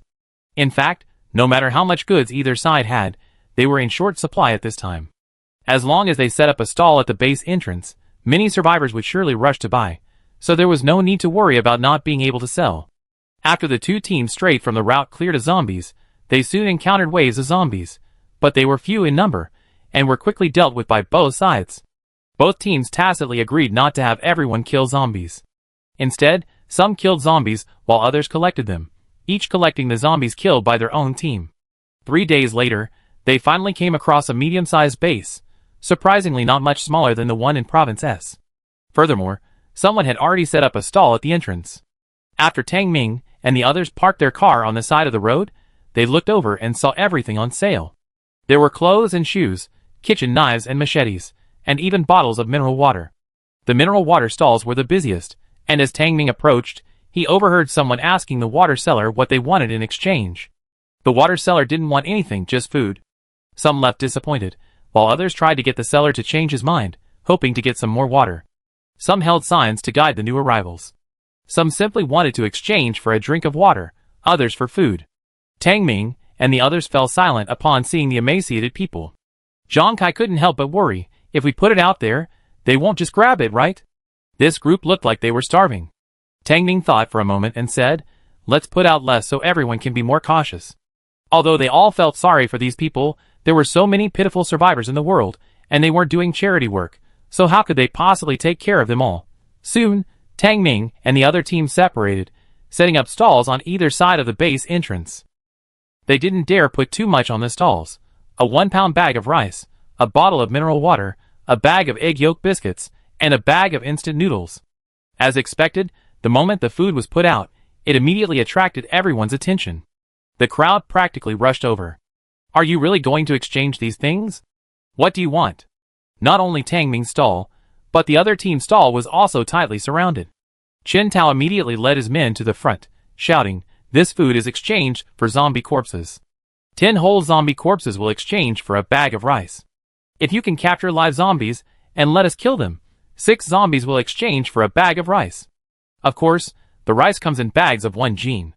The crowd erupted in an uproar. Where's the instant noodles? How many zombies for instant noodles? Chen Tao, 5 zombie corpses for instant noodles, or 3 live zombies. Are you serious? We brought zombies here, and you're really going to trade them? Someone asked doubtfully. Chen Tao patted his chest and assured, it's absolutely true. However, when you bring the zombies here, don't just lure them in. You have to restrain them, and make sure they can't hurt anyone. For a moment, the crowd was buzzing with discussion. While they were hesitating and doubting, someone had already arrived, dragging zombie corpses. This person, skinny as a bone, had bundled the corpses together, placed a mat underneath, and continued dragging the mat over. Get out of the way! Get out of the way! Drenched in sweat, the man dragged 20 zombie corpses over. By the time he reached the pile, exhausted, he gasped, I want mineral water, biscuits, and instant noodles. As he spoke, his Adam's apple rolled, as he swallowed frantically. Mineral water for 3 zombie corpses, biscuits for 3 zombie corpses, and 5 instant noodles. What's your plan in exchange? Zhang Kai immediately collected the 20 corpses and asked the man. The man stared at the stall with red eyes. 2 packs of instant noodles, 2 bottles of mineral water, a pack of biscuits. Zhang Kai hesitated for a moment. And there's still a zombie corpse. He scratched his head. Was he supposed to return a corpse to this man? Tang Bai, who was standing beside him, spoke up. First customer, give him a pack of biscuits for the remaining zombie. Thank you, thank you, thank you. The man immediately thanked them repeatedly, excitedly. Seeing someone actually got something in exchange, the people around him were shocked. Then someone exclaimed. He dug up the corpse from the corpse pit behind the base. This single sentence startled everyone around. The base was often attacked by zombies attracted by human auras, and those zombies were always dealt with by the base's psychics. Before, zombie corpses were completely useless, But casual arrivals at the base entrance were definitely not an option, so personnel were needed to clear them. The dragged-away corpses were dumped into the corpse pit at the back. All of a sudden, everyone rushed to the back. With Tang Bai and his team, the first to take the plunge, many more quickly followed suit. The exchange points outside the territory also began to expand and recruit more personnel. And each absorbed crystal cores daily, absorbing the remaining polluted divine energy in the air, constantly strengthening herself and expanding her territory. After conquering Shinrong Base, she assigned Tang Bai to locate another research institute at Shinrong Base, with Shinrong Base as the center. 2 years passed, and Tang Bai and his team had no news at all. This was strange. After all, under normal circumstances, this research institute should be not far from Shinrong Base. How could they still not find it after 2 years? Tang Bai and his team searched the area surrounding Shinrong Base thoroughly, searching above and below ground, turning it upside down, but they couldn't find the research institute. And Yiqing stood by the window, watching her territory flourish, but a heavy feeling weighed on her heart. The dust from Yang Mei's explosion had penetrated her body, but even after so long, she felt no discomfort or noticed anything unusual. This calm, however, weighed even more heavily on her heart, as if this were only the calm before the storm. The evil god seemed to be brewing some powerful move, waiting for her. At this moment, the less problems her body presented, the greater her problem. If she could find Mingxi, perhaps she could figure out the nature of the substance that had penetrated her body and its consequences. But she couldn't find anyone. Perhaps the so-called Mingxi was just a false memory given to Yang Mei by the evil god, and Mingxi never existed. If that were true, it would be even worse. And Yiqing took a deep breath and lowered her head to send a message to Tang Bai. It was late autumn again, and the weather was growing colder. The patrol team had already changed into their thermal uniforms. The main reason was that without them, the cold wind at night would make them shiver, no matter how thick their clothes were. The sky gradually darkened, and everyone in the territory had gone home. The entire territory seemed to have fallen silent. The night wind blew, shaking the trees planted in the territory, and withered yellow leaves fluttered down in the swaying wind. Wang Bin was leading his men on an inspection of the internment area when he suddenly felt a chill on his forehead. He reached out and touched his forehead, and his fingertips felt moist. Then came the second point, and the third point. Huh? It's raining. Zhao He, following behind Wang Bin, looked up at the sky in astonishment. A fine, misty drizzle fell, thick and hazy under the moonlight. It's raining. It's really raining. Is this the first rain since the apocalypse? Yes, I remember it hasn't rained since the apocalypse. It's been years. I thought I'd never see rain again. Wang Bin looked at the drizzle falling from the sky, but unlike his teammates, he frowned. It had indeed not rained in the years since the apocalypse.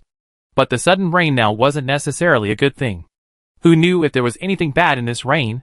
A rumble of thunder echoed, and then the drizzle gradually intensified into a steady drizzle. The raindrops fell on the rooftops, the ground, and the remaining leaves on the trees, making a subtle rustling sound. Thus, whether in the territory or the internment area, anyone still awake immediately rushed to the windows to look out. For a moment, cries of "It's raining" rang out one after another. In the territory, some residents opened windows, others opened doors, and rushed outside to gaze up at the drizzling rain. In the internment area, too, the survivors all ran out, but fearing the colder weather, they didn't dare run into the rain, instead standing under the eaves and gazing at the sky. It's raining. Is the apocalypse coming to an end? Will the apocalypse end? I don't know, but it doesn't matter. Our territory is getting better and better now. It's not much worse than before the apocalypse. Yes, but the territory is too small. I still want to go back to the days before the apocalypse. For a moment, everyone was silent. No matter how good life was in the territory, it was still different from before the apocalypse. Everyone sighed. Stop moaning here. We're already living a good life now. Better than those bases. Well, the S province base that often comes to us to exchange supplies is considered well off, but it's still far worse than us. That's right. When I was in the base before, I didn't sleep well, didn't eat well, and didn't have enough food. Do you remember when I first came here? I was like a skeleton, just a skeleton with a layer of skin. Amidst the discussion, Wang Bin arrived with his men and drove the survivors back to their rooms, forcing them not to leave. Liang Jing also hurried over, shouting with a megaphone, "Everyone, go back! Stop looking. It's just raining, isn't it? What's so strange about that? Go back to bed, quick!" Raining wasn't unusual, but for them, who hadn't seen it in years. It was certainly unusual, wasn't it? Being hurried, everyone reluctantly returned to their rooms, but they still stood by the window, watching the rain outside through the glass. Zhou Tongxi had just finished his work report with an I Ching. He was standing in the elevator when it started to rain. He was lost in thought and didn't press the button. It took him a long time to realize it was still on the 7th floor. Only when he got down did he realize it was actually raining. The sudden downpour didn't bother Zhou Tongxi. He stood on the 1st floor, watching the rain outside. It seemed to be getting heavier, but watching the rain, which had penetrated the territory's barrier unimpeded and landed on the ground, made him feel a little uneasy. Could this rain carry something sinister? After a moment's thought, Zhou Tongxi went to the mall and bought an umbrella, then strode out into the rain. He immediately went to the ecological park and looked at the various crops planted there. The crops in the fields were harvested after the fall, and now they were filled with newly planted cold-resistant vegetables. As if they had long been thirsty for water, when the rain fell, all the plants stretched their bodies, seemingly welcoming the baptism of rain with great joy. Jiang Guodong and his wife had already risen. Jiang Shan, who lived with her parents, also ran to the ecological park. Secretary Zhou. The family greeted Zhou Tongxi. Zhou Tongxi nodded and carefully observed the plant's condition after being exposed to the rain. Jiang Guodong also squatted beside Zhou Tongxi and said with some concern, "The rain came so suddenly. Should we get some plastic sheeting to cover it up?" Other people might be happy about the sudden downpour. If it were the end of the world, he would be happy about it too. But now it was the end of the world, and he naturally needed to consider more as he ran the eco-park. For example, would the seemingly harmless, normal rainwater be a problem? In response to Jiang Guodong's question, Zhou Tongxi shook his head. "I don't know, but it's too late to cover it with plastic sheeting now. Even if you could, the rainwater would still seep in if there was a problem." Jiang Guodong was silent for a moment. He understood the logic, but with such a large eco-park, if anything happened, how could he and his wife withstand such a huge loss? Jiang Shan, aware of her parents' concerns, also squatted down, carefully examining the crops and the soil. Nothing had changed. Clearly, Zhou Tongxi didn't notice anything either. He stood up and walked towards the house where Jiang Shan and her family lived. They didn't live in the residential complex, but had built a house near the eco-park. Zhou Tongxi circled the roughly 100 square meter house, checking the corner stained by rainwater. Then, a thin thread shot out from his hand, wrapped around the roof, and instantly pulled himself up. The roof was tiled, already soaked by the rain, water dripping down the tiles. After a long glance, Zhou Tongxi confirmed that the roof was fine. But he still felt uneasy, a vague sense of worry lingering in his heart. Zhou Tongxi descended from the roof. Jiang Shan approached and asked, "Secretary Zhou, is the roof okay?" Zhou Tongxi shook his head. "I haven't seen anything yet, but I have a feeling the rain isn't a good thing. I go look around somewhere else first." Jiang Shan wanted to join them, but seeing her parents standing in the rain, looking anxious and worried, she decided not to go. Zhou Tongxi wandered around several residential areas alone, checking out the farmland purchased by the territory's residents, then the newly built park and the training ground. While wandering around, he bumped into Wang Bin, who had rushed to the territory from Song Song. "Secretary Zhou." Wang Bin's expression was solemn. Zhou Tongxi nodded. "What's wrong with you? What happened?" Wang Bin had also noticed what Zhou Tongxi was doing and asked hurriedly, "Have you noticed anything unusual in the territory?" Zhou Tongxi shook his head and asked, "What exactly happened?" Wang Bin continued to carefully inspect the territory himself. As he looked, he said, "Something's wrong with the rain. I just noticed rust starting at the corners of the prefabricated buildings in the shelter area." Zhou Tongxi turned and walked quickly toward the shelter area. Wang Bin checked several areas, but found nothing amiss. He then hurriedly led his men to follow Zhou Tongxi. The group quickly arrived at the shelter area. The rain was heavier than before. Raindrops landed in puddles, splashing water that soaked the corners of the prefabricated buildings. Zhou Tongxi looked over and saw, as expected, large patches of rust on the walls of the prefabricated buildings near the ground, where they had been stained by the rain. He frequently visited the shelter, so he knew the shelters weren't rusted like this before. So could it be the rain? Zhou Tongxi's umbrella, which he had been holding, was gone, and he was now completely drenched by the rain. "Secretary Zhou, when I looked just now, the rust wasn't this wide." Wang Bin's fears grew even stronger, as he took one look at the rust on the edge of the prefabricated buildings. Could it be that the rain was corrosive? Yet, they had been drenched by it, and their skin hadn't felt the sting of corrosion. Zhou Tongji looked around. The paint on the edges of all the prefabricated buildings had begun to melt, and the exposed colored steel was rusting rapidly. He suspected that soon, the prefabricated buildings would completely rust and collapse. Areas exposed to rainwater rust too quickly. Zhou Tongji looked up at the prefabricated buildings' roofs. Wang Bin's expression changed. The area most exposed to rainwater, and the widest area, was undoubtedly the roof. He immediately gave a command to the team member next to him. The team member hurried away, quickly bringing a ladder. Zhou Tongji didn't even need a ladder. He simply used a thin wire to loop around the roof and pulled himself up. Seeing this, Wang Bin set up a ladder on the eaves and climbed up to investigate. The sight made Wang Bin's pupils shrink.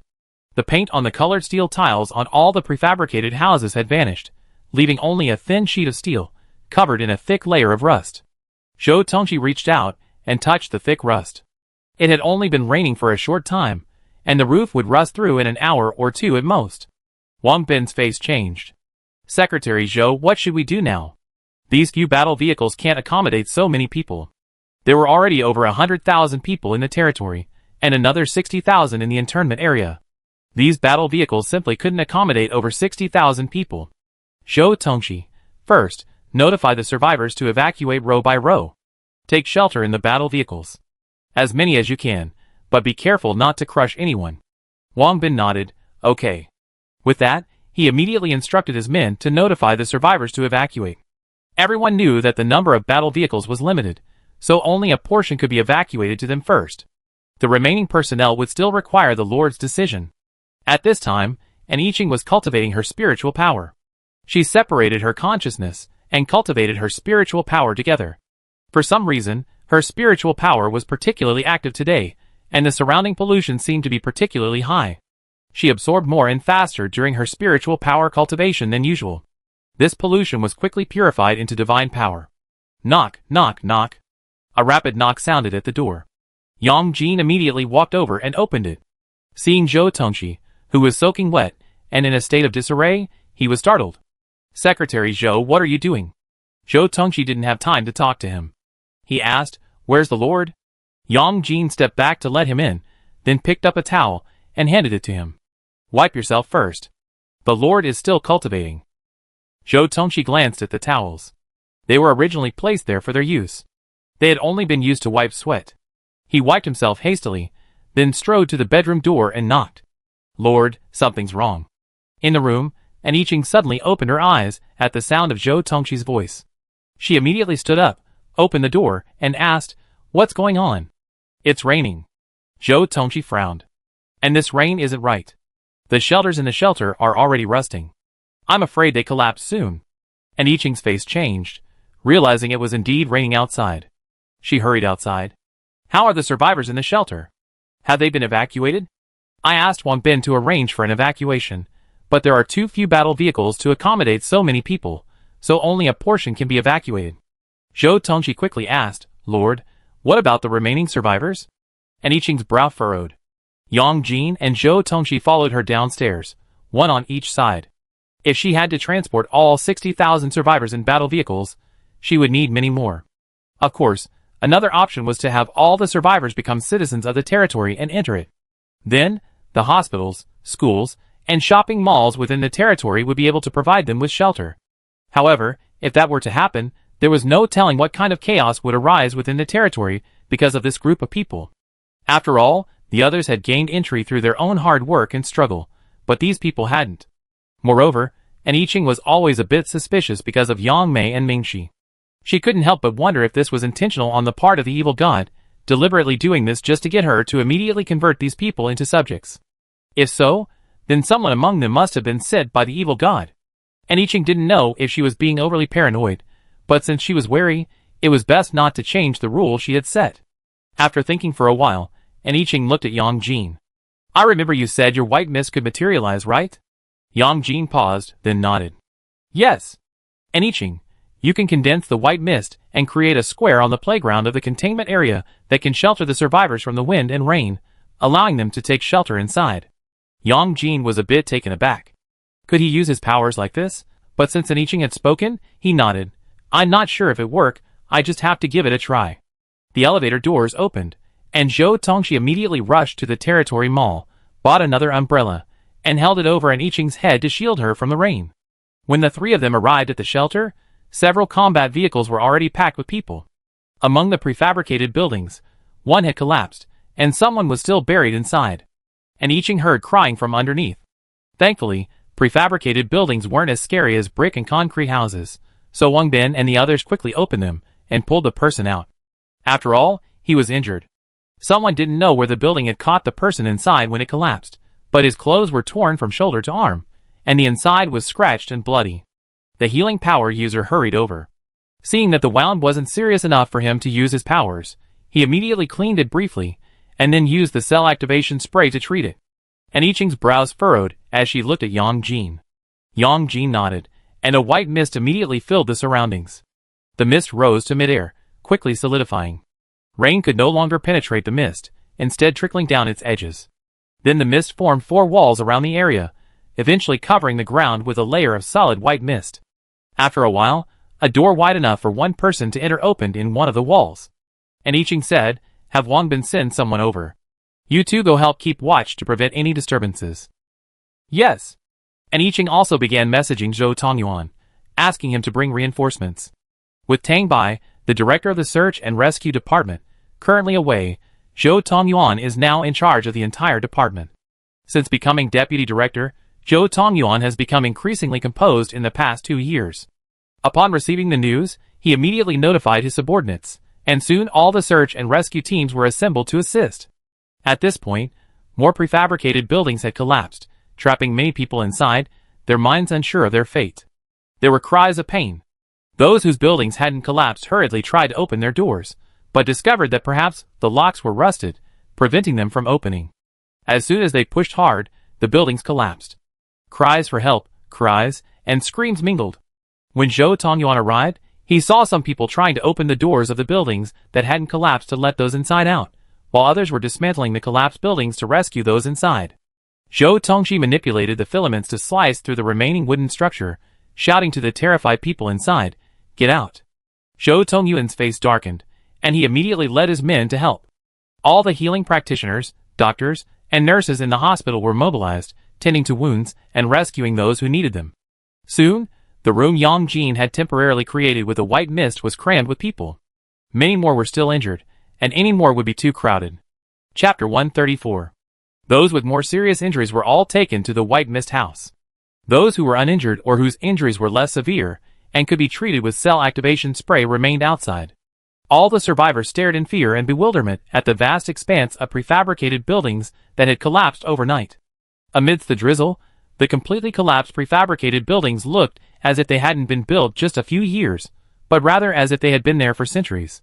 The paint had completely peeled, the colored steel sheets on the walls were completely warped, and rusted through in many places. Even the foam inside the walls had yellowed and aged, and the cracked foam sheets inside were clearly visible after the colored steel sheets had rusted through. There was a chorus of cries all around. An-Iching activated her domain skill. No wind or rain allowed here. Instantly, an invisible barrier expanded, shielding a large number of survivors. The domain was impervious to wind and rain, but even those already soaked still shivered with cold. Su Jingxian led her men in distributing warm towels and hot water. Seeing this, An-Iching pulled several more battle vehicles from the system and placed them at the edge of the domain, having people organize the survivors to line up and shower and change clothes. Even so, many people couldn't squeeze into the domain and were left outside in the rain. Over the past 2 years, An-Iching's domain had expanded to 2,000 square meters, and its operation hours had gradually increased to 12 hours a day.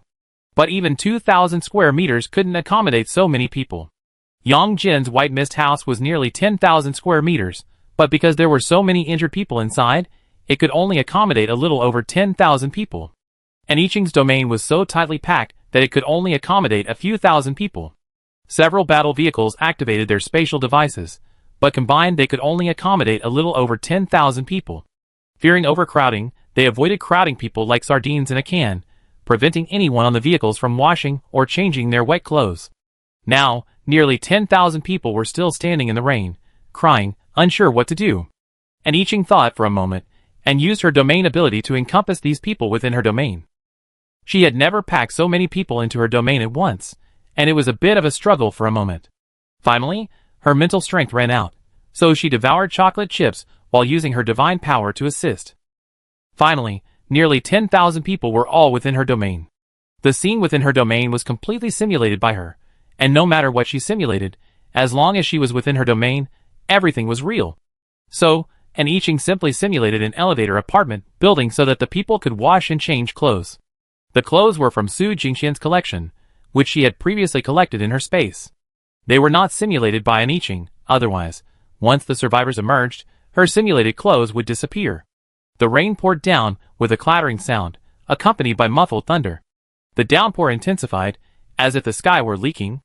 The rain poured down in torrents. When Zhou Tongqi left, he had given an I Ching his umbrella, but even holding it was useless now. The rain poured down on her, quickly soaking her clothes. An I Ching frowned, feeling the wet clothes clinging to her. She glanced at the now safe shelter, then looked up at the sky. She had known it would rain, but she hadn't known when, what it would look like, or what it would bring to the world.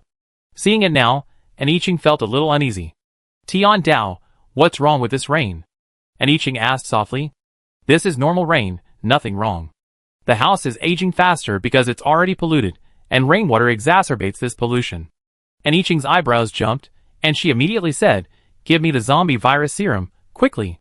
Her gaze fell on the injured and wailing people in the white mist house. A quick glance revealed no sign of Sui. Because Sui had done a good and responsible job, he had been promoted from acting director to hospital director.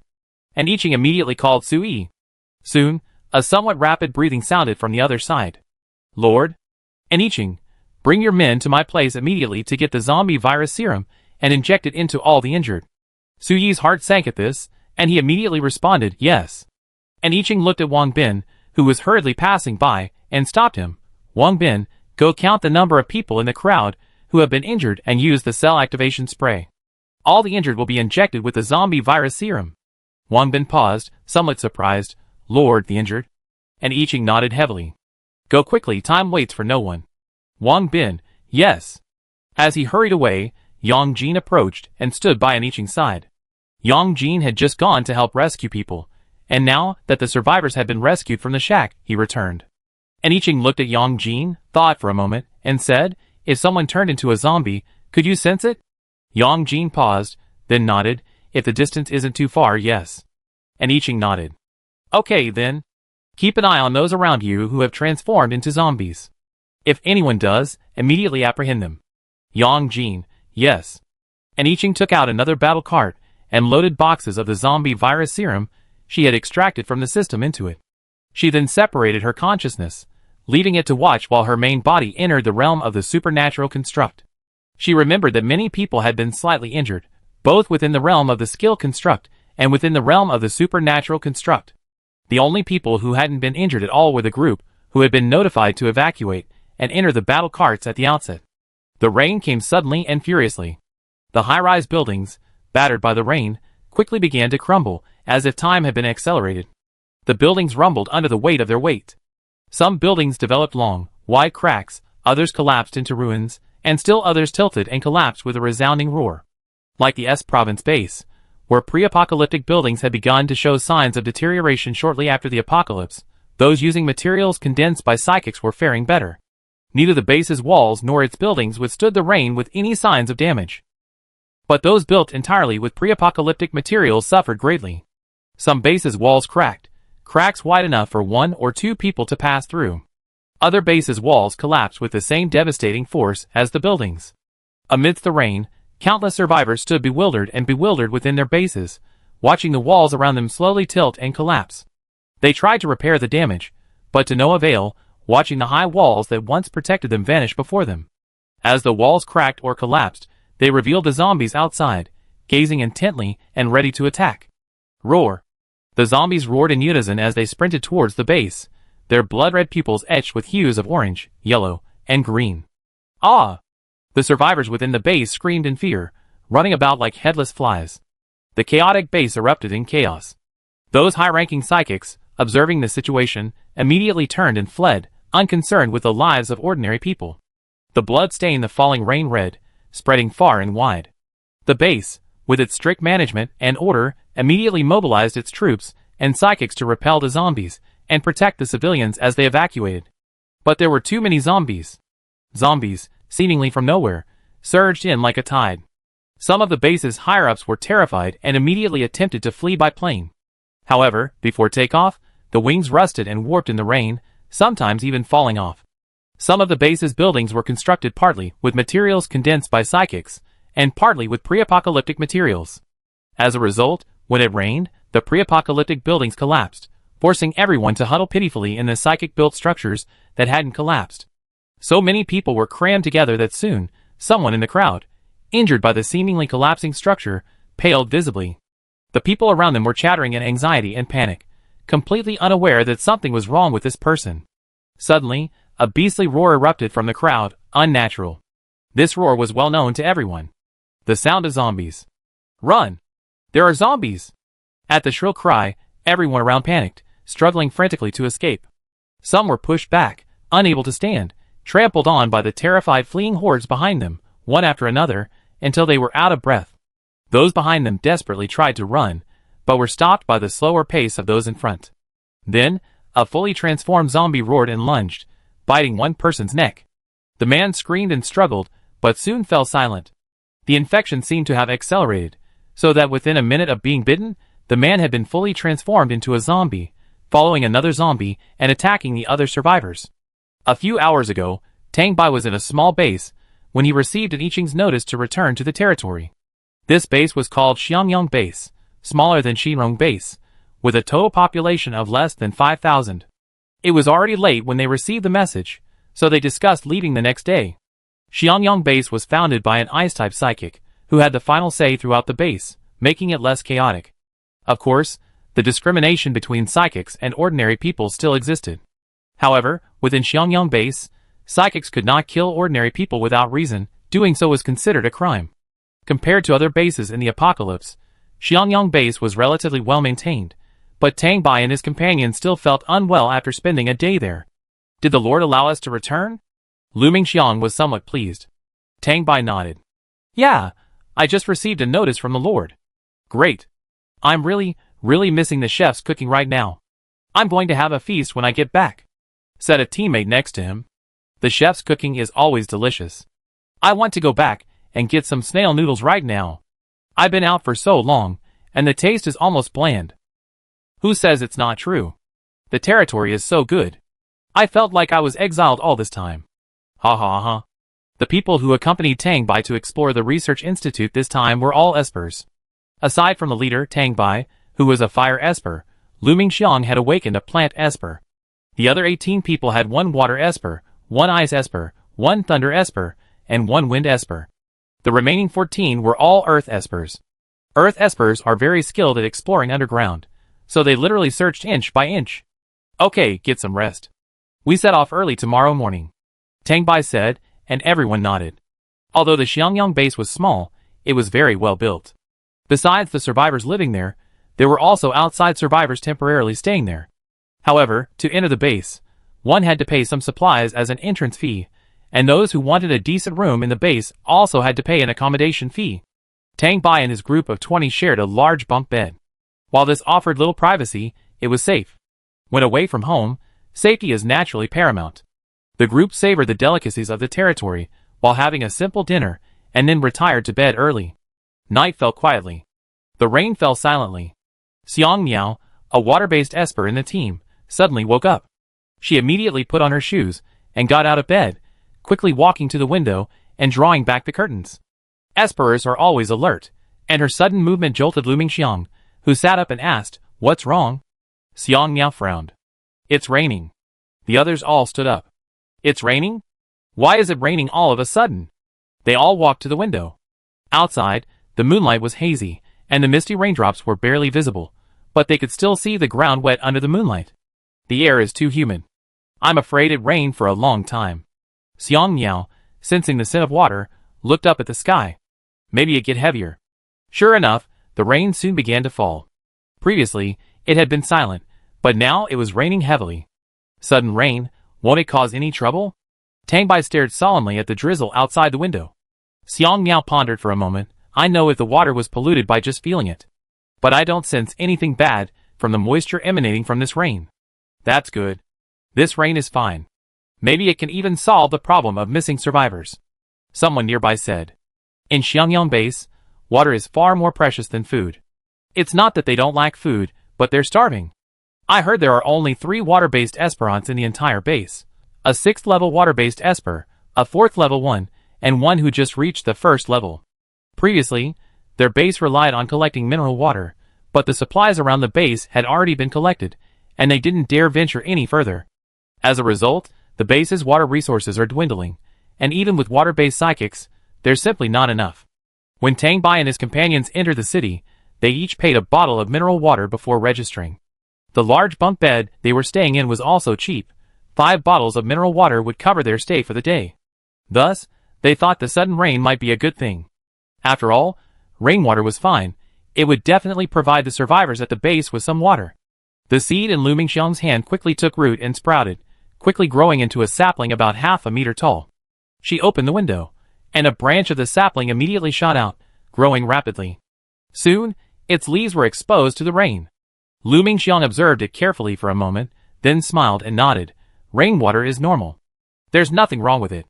Since everyone breathed a sigh of relief and prepared to go back to sleep, a 10-centimeter wide crack suddenly appeared in the wall of the bunk bed. A crack stretched from the roof to the ground. Amidst the rumbling sound, the crack continued to widen, spreading in all directions. Tang Bai's face darkened. He grabbed Lu Mingxiang's hand and shouted to the others, "Get out! Quick!" 20 people rushed out the door in an instant. Thankfully, the house was built after the apocalypse, so the street was right outside. As they all ran out, someone in the next room, startled awake by the rumbling sound of cracks appearing in the house, hurried out. What's going on? An earthquake? Ah! Run! An earthquake. Those on the first floor, where Tang Bai and his companions lived, were fine. But those on the second floor and above were in dire straits. They screamed, opened their doors, and rushed down the stairs. However, the cracks in the building were growing faster, and more cement and bricks began to fall. Tang Bai and the others watched the impending collapse with grim expressions. Lu Mingxiang quickly took out a handful of seeds and threw them over. Immediately, all of them took root and sprouted, rapidly climbing up the building and wrapping around it, tightly binding the building that was about to collapse in both directions. Help! Lu Mingxiang gritted her teeth and shouted to the Earth-type psychics nearby. The Earth-type psychics came to their senses and helped stabilize the building's internal structure. The bricks and cement in this building contain some soil elements, which they can control. 14 psychics mobilized their powers together to control the building. But soon, everyone's expressions changed. Captain Tang, no. There's interference inside. We can't control it. One psychic was sweating profusely, his face slightly pale. Before he finished speaking, the building behind them collapsed with a loud bang. Dad! Mom! Someone cried out in despair. With Lu Mingxiang's help, many more people escaped from the house where Tang Bai and his friends lived. However, her supernatural powers were rapidly depleting, and even with the support of chocolate beans, she could hardly hold on any longer. Finally, the vines that had held on for 10 minutes suddenly gave out. The house collapsed instantly. Ah! Help! Help me! Cries for help, and screams rang out incessantly. Tang Bai reached out to hug Lu Mingxiang, who was weakening somewhat. Lu Mingxiang looked at the collapsed house, her eyes fixed on the stairwell, where a pool of blood lay. She saw that 3 people had already reached the stairwell. If she had held on a little longer, even for a second, they might have escaped. Her throat felt congested, her heart aching. Lu Mingxiang blinked her dry eyes. Tang Bai raised his hand to shield her from view. I don't blame you. You've been through it. Soon, the base's psychics arrived, notifying the remaining survivors to move to the base square. Some of the survivors patted their chests with relief and headed towards the square. Some, tears streaming down their faces, sobbed loudly. Others, with blank eyes, gazed blankly around the surrounding houses before collapsing on the ground. Tang Bai and the others followed the crowd to the base square. Along the way, they saw many buildings collapsing, as if an invisible hand were carelessly pushing them down, crushing them one by one, like toys. Standing in the square, Tang Bai's gaze fell on the base's high walls. Unlike a territory, a base lacked the protective barrier of a territory, hence the high walls built to keep out the zombies.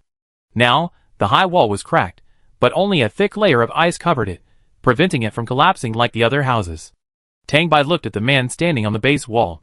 He was about 40 or 50 years old, with a straight back and a resolute expression. However, the sleeve of his left arm was bare. It was clear that the ice covering the base wall was the work of this man. He was Xiang Guangming, the commander of Xiangyang Base. In the square, a gold-type psychic had condensed a thin, large square iron plate. Earth-type psychics had raised tall earth pillars at the four corners to support it, providing temporary shelter for the survivors. Soon, Xiang Guangming's order was passed down. All psychics ascended the wall to fight the zombies, while the ordinary people in the square prepared to evacuate. Tang Bai and his group immediately followed the other psychics up the city wall.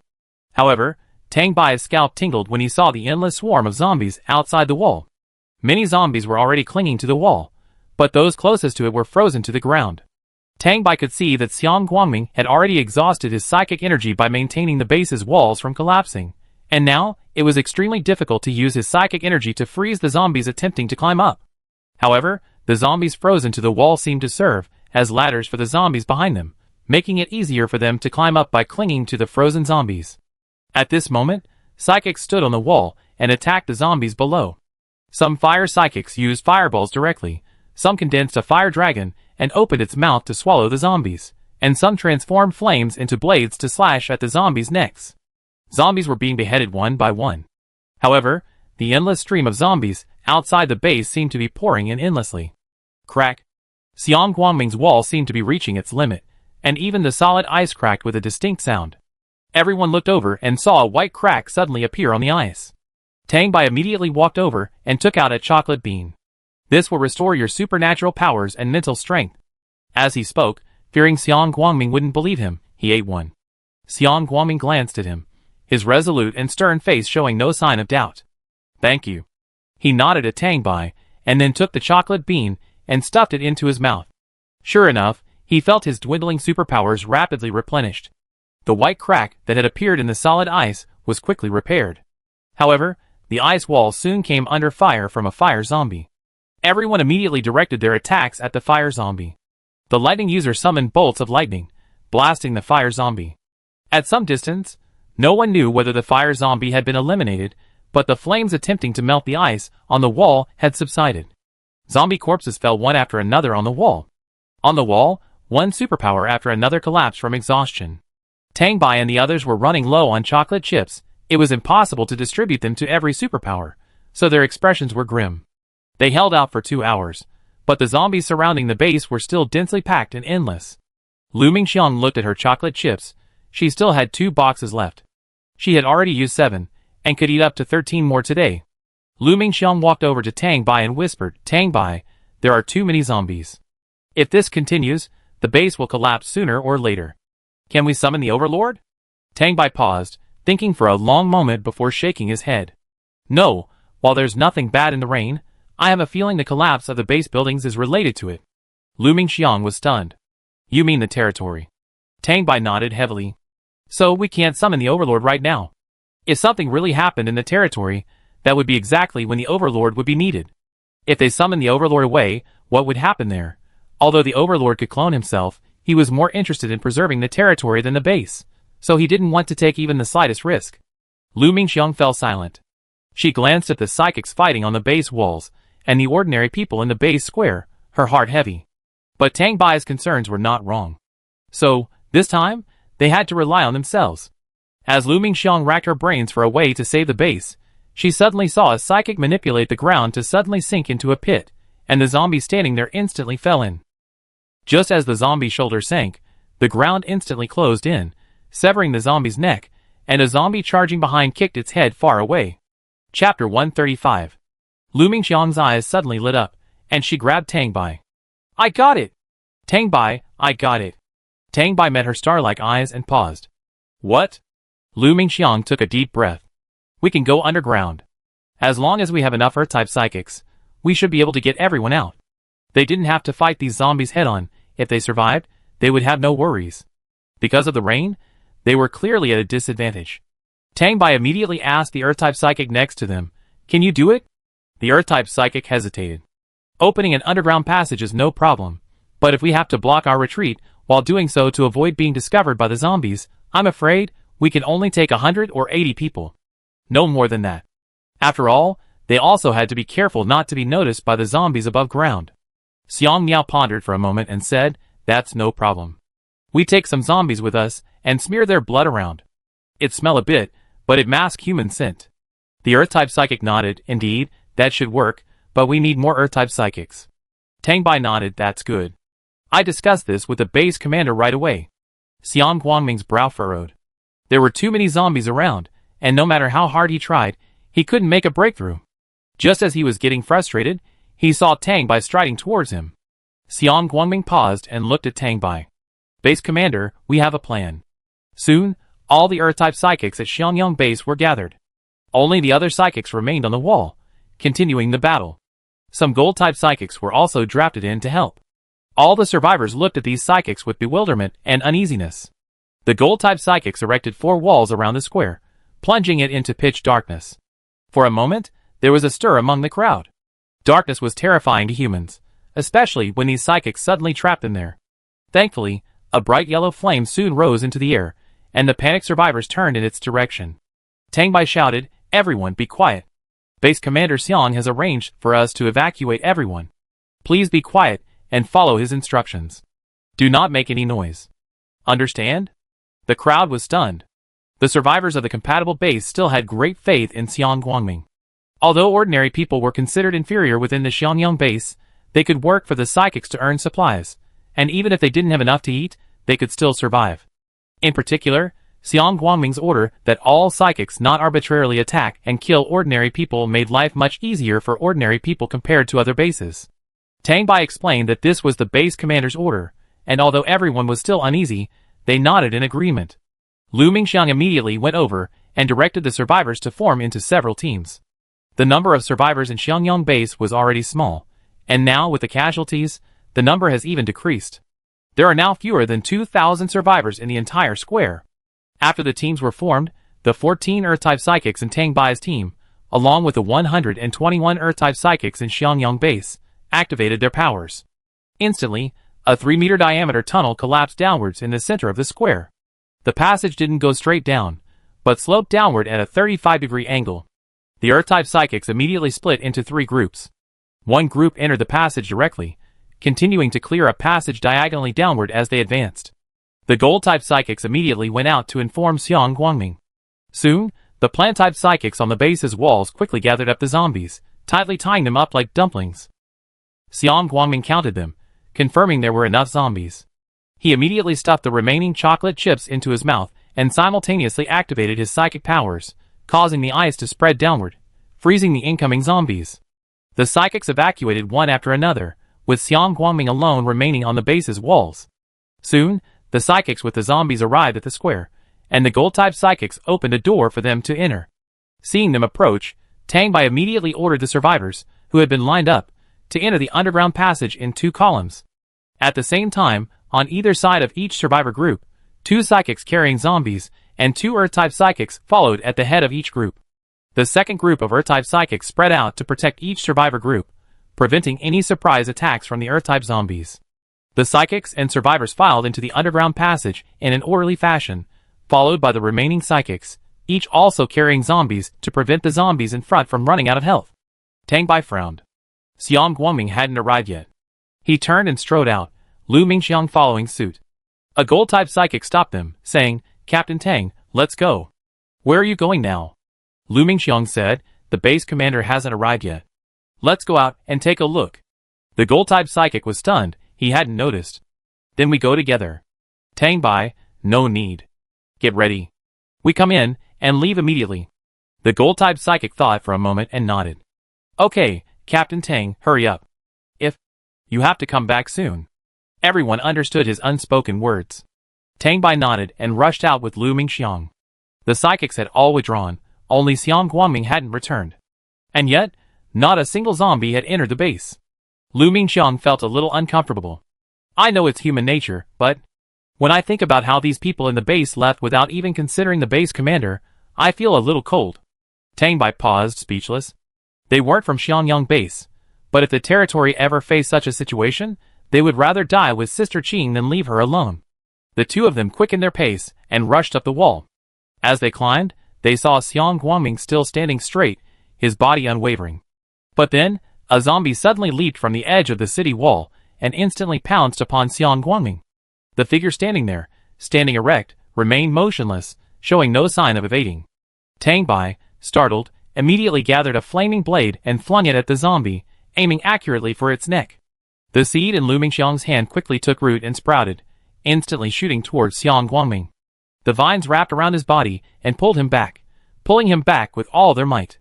Tang Bai reached out to catch Xiang Guangming, only to see that his eyes were dazed, a streak of blood hanging from the corner of his eye. Blood was also flowing from his nose, and blood was seeping from his ears, and the corners of his mouth. Roar! The zombie that had previously attacked Xiang Guangming dodged Tang Bai's attack and, with an angry roar, charged towards them. At the same time, zombie after zombie climbed up the wall, their speed incredible, roaring and charging towards them. The ice beneath Tang Bai and the others' feet began to melt with Xiang Guangming's fall. Tang Bai and Lu Mingxiang quickly evacuated Xiang Guangming from the wall.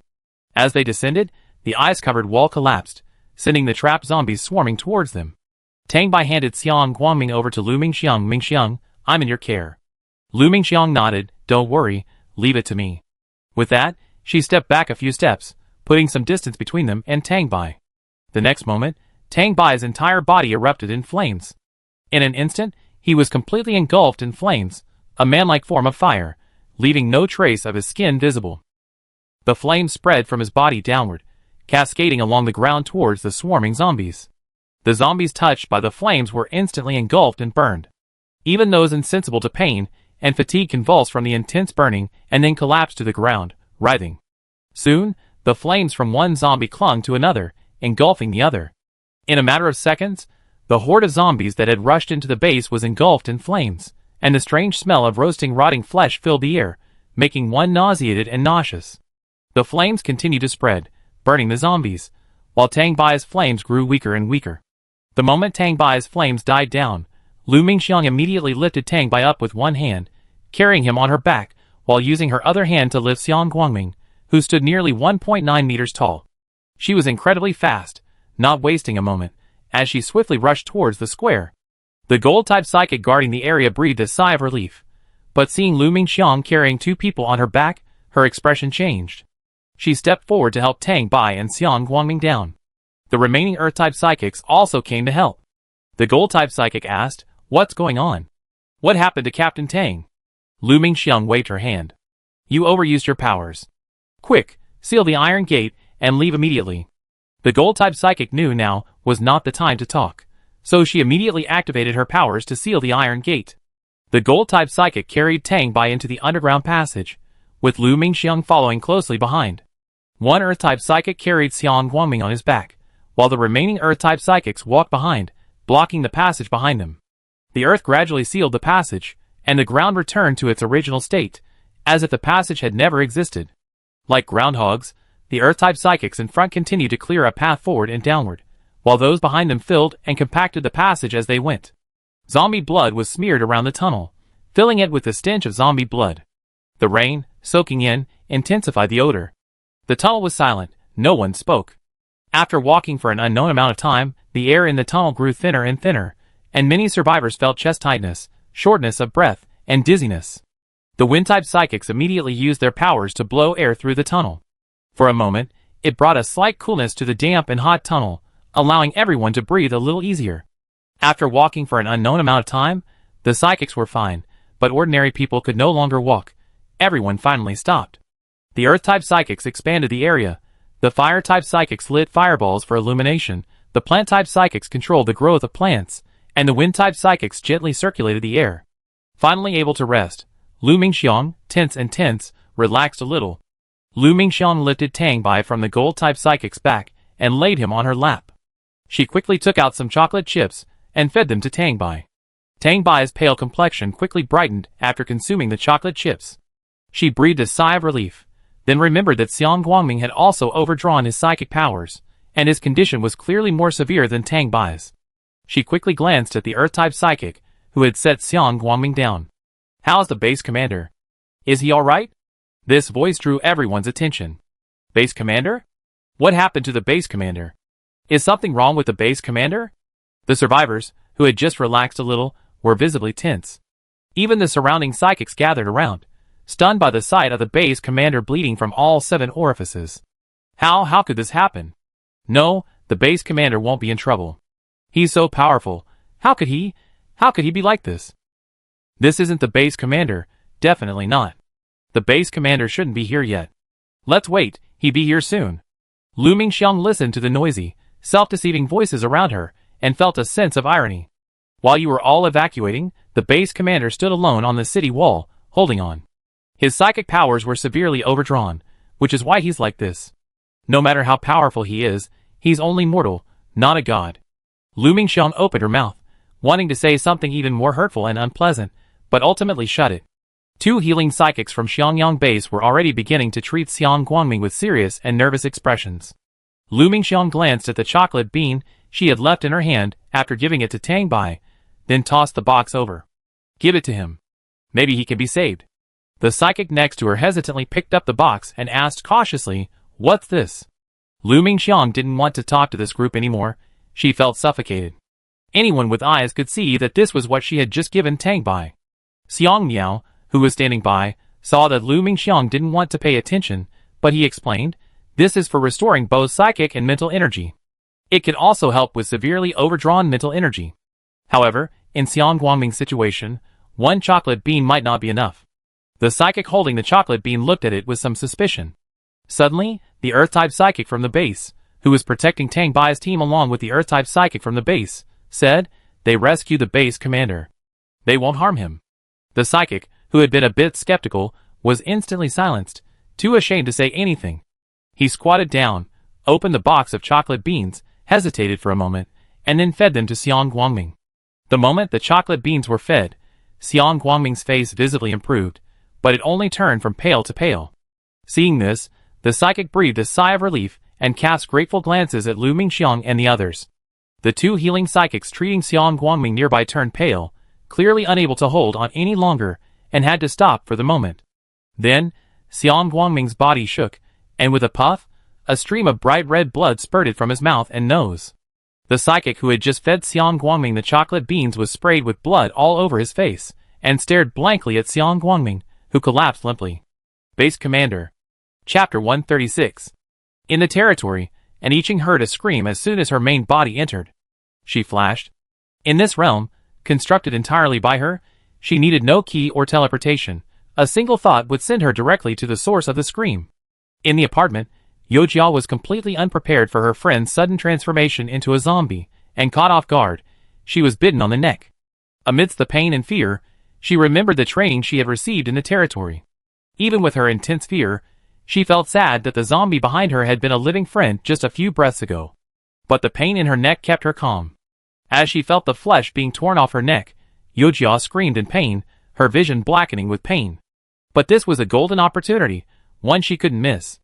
As the zombie tore off a piece of flesh, Yojia immediately struck the zombie's abdomen with her elbow. Although zombies don't feel pain, striking their abdomens with sufficient force will still produce some muscular effects. Feeling the zombie's grip loosen, Yojia didn't immediately flee. Instead, she thrust her body backwards, slamming into the zombie behind her. Having mastered the physical training technique and improved her physique, Yojia possessed considerable strength. With a powerful thrust, she used all her might, knocking the zombie behind her to the ground.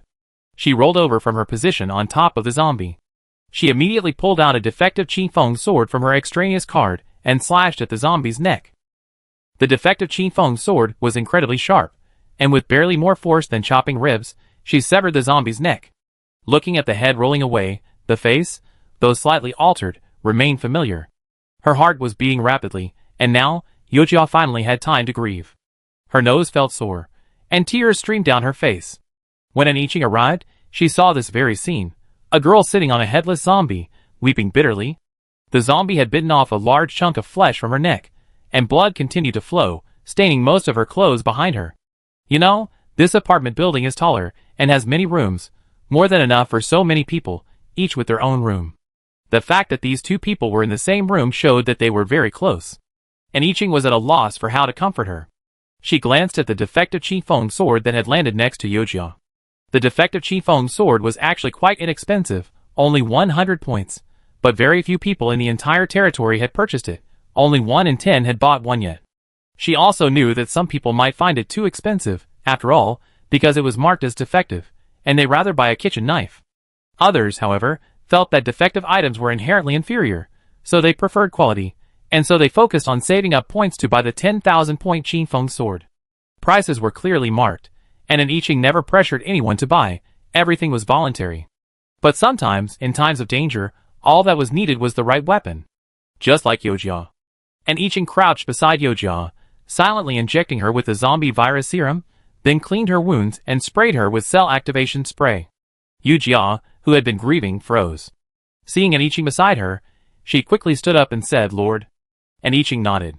"Well, how are you? Feeling better?" Youjia wiped away her tears and nodded. Then she looked at her friend and opened her mouth. "Lord, how did my friend suddenly turn into a zombie?" An I Ching sighed. She must have been scratched by the edge of the colored steel tiles when the prefabricated house collapsed, and that's why she got infected. Youjia was a little dazed, then even more sad. Yes. She was indeed injured back then. She covered her face, her tears silently flowing even more fiercely. Because her friend had been injured while protecting her when the prefabricated house collapsed. After they were rescued, her friend smiled carelessly and said, "Oh, don't be so sad. Look, it's just a minor injury. It looks a little scary. A spray of cell activation spray will make it go away."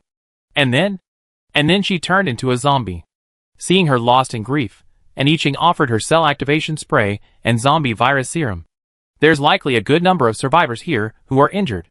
Can you help me find them and inject them with the zombie virus serum?" Youjia was silent for a moment, then nodded, "Okay." The two of them split up. Those who knew the previously injured were likely to be infected with the zombie virus wouldn't hide their injuries. After all, sharing them could potentially benefit from the zombie virus serum, while hiding them could simply turn them into zombies. Everyone feared death, so no one dared to conceal anything. But regardless of whether they were injured or not, they all joined in the effort to find and inject the serum. Outside the territory, Yang Jin noticed someone transforming into a zombie and immediately took control. The person who had just transformed into a zombie only had time to let out a roar before their entire body froze, unable to move. This was enough to frighten and terrify everyone. Thankfully, Wang Bin quickly arrived with his men and dragged the zombie away. The lingering fear in the crowd was compounded by a sense of regret, regretting their slow reaction. Why didn't they just kill the zombie? Killing it would earn them 1 point. Thinking of this, the frightened people immediately looked around eagerly, wondering if there were any more zombies. Suddenly Yang Jin, who was standing next to an I Ching, frowned. An I Ching looked over. Yang Jin paused for a moment before speaking. "Lord, a large number of zombies are approaching our territory." This was normal. After all, with so many people already here, the aura was strong, easily attracting zombies. Previously, the territory had security patrols and clearing operations, so the zombies were detected and eliminated before they even approached. This time, coupled with the rain, many people were injured and bleeding, making the aura even stronger, naturally attracting a large number of zombies. However, if it were just ordinary zombies, he would be able to completely control them, no matter how many there were. But this time, when he sensed the zombies approaching, he wanted to control them directly, leaving an I Ching the decision of whether to drive them away or kill them. Then, the moment he took control, someone else wrestled control from him. He even felt an extremely strong pressure, nearly suffocating him. The fear and dread that welled up in his heart proved that, along with the zombie horde, there was also a zombie king of a higher level than himself. Yang Jin lowered his voice, bearing the pressure from the other party trying to control himself, and told an I Ching what had happened. An I Ching frowned at this, and looked off into the distance. Perhaps because they were still a bit far away, she didn't see any sign of the zombie horde. An I Ching immediately said to Tian Dao, "Draw a domain card, quick." To save time, she directly drew up domain card. Currently, she could draw 30 up cards. Yang Jin's White Mist House would likely have little resistance against a zombie king of a higher level than Yang Jin, so she needed to cover it with the up domain card as well. A up domain card could expand the territory by doubling the original area, so she felt it wasn't worth it to not draw up domain card. Draw 5 first. Now that her domain had reached 2,000 square meters, using upgraded domain cards would be more cost-effective. Using one card, 2,000 became 4,000, and using another, for 1,000 became 8,000. After using 5 cards, her domain expanded directly to 64,000. 64,000 square meters, more than enough to protect everyone. And I Ching looked at Yang Jin. "Are you okay?" Yang Jin's face was very stiff, clearly holding on through gritted teeth. He nodded gently, his voice almost strained through his teeth. Yes. And I Ching paused, and the golden thread climbed up Yang Jin's neck, gently encircling it. I'm sorry, but I need to be prepared. Yang Jin paused, lowering his eyes. He couldn't see the golden thread around his neck, but he could see a very thin golden thread extending from his neck to connect to her hand. He pursed his lips and shook his head slowly. It's okay, I understand. And I Ching nodded. First, gather all the white mist above to block the rain. Yang Jin said nothing, but obeyed. The white mist house gradually dissipated, then gathered in the sky, blocking the rain from falling over the domain. But the ground was still wet. Fortunately, those seriously injured had recovered largely thanks to the healing powers, and the remaining superficial wounds could be quickly healed with the cell revitalization spray. And I Ching immediately summoned Wang Bin, Chu Dong, Zhou Tongyuan, Zhong Shi, and Xiao Yunan to prepare for battle. War was imminent. And I Ching had expanded her domain not to protect these survivors exclusively, but simply to give them a retreat, a place to rest and recover, just like the people in her domain, if they could no longer hold out. When the zombie army appeared within sight, Wang Bin and the others had already arranged their teams. At this moment, those with experience leading a team attacking the Shinrong base were undoubtedly much calmer and more confident than those who hadn't experienced actual combat. Those who hadn't experienced it all flinched momentarily at the sight of the zombies, swarming like locusts. And I Ching altered the rules of the domain, moving from a ban on rain to a ban on zombies. It was only a ban on zombies. However, those zombies with superpowers could easily launch an attack directly from outside. And I Ching's true form also emerged from the domain created by her superpowers. Many who had never seen an I Ching's true form and consciousness coexisting couldn't help but look at her. At this moment, the consciousness slowly rose and stood in midair. The main body stood directly below the consciousness, its usual smile gone, its eyes darkly staring ahead. And I Ching once again laid down the rules for the territory. No attacks allowed. The territory was something she had painstakingly built, and not a single blade of grass or tree within it could be destroyed. She also released the survivors from the realm she had constructed with her supernatural powers. The consciousness in midair gazed at the containment area and everyone within the territory. The main body also looked around, observing everyone. The main body and the consciousness spoke simultaneously, their voices clearly emanating from everyone's ears. Now a high-level zombie king is leading a large group of zombies.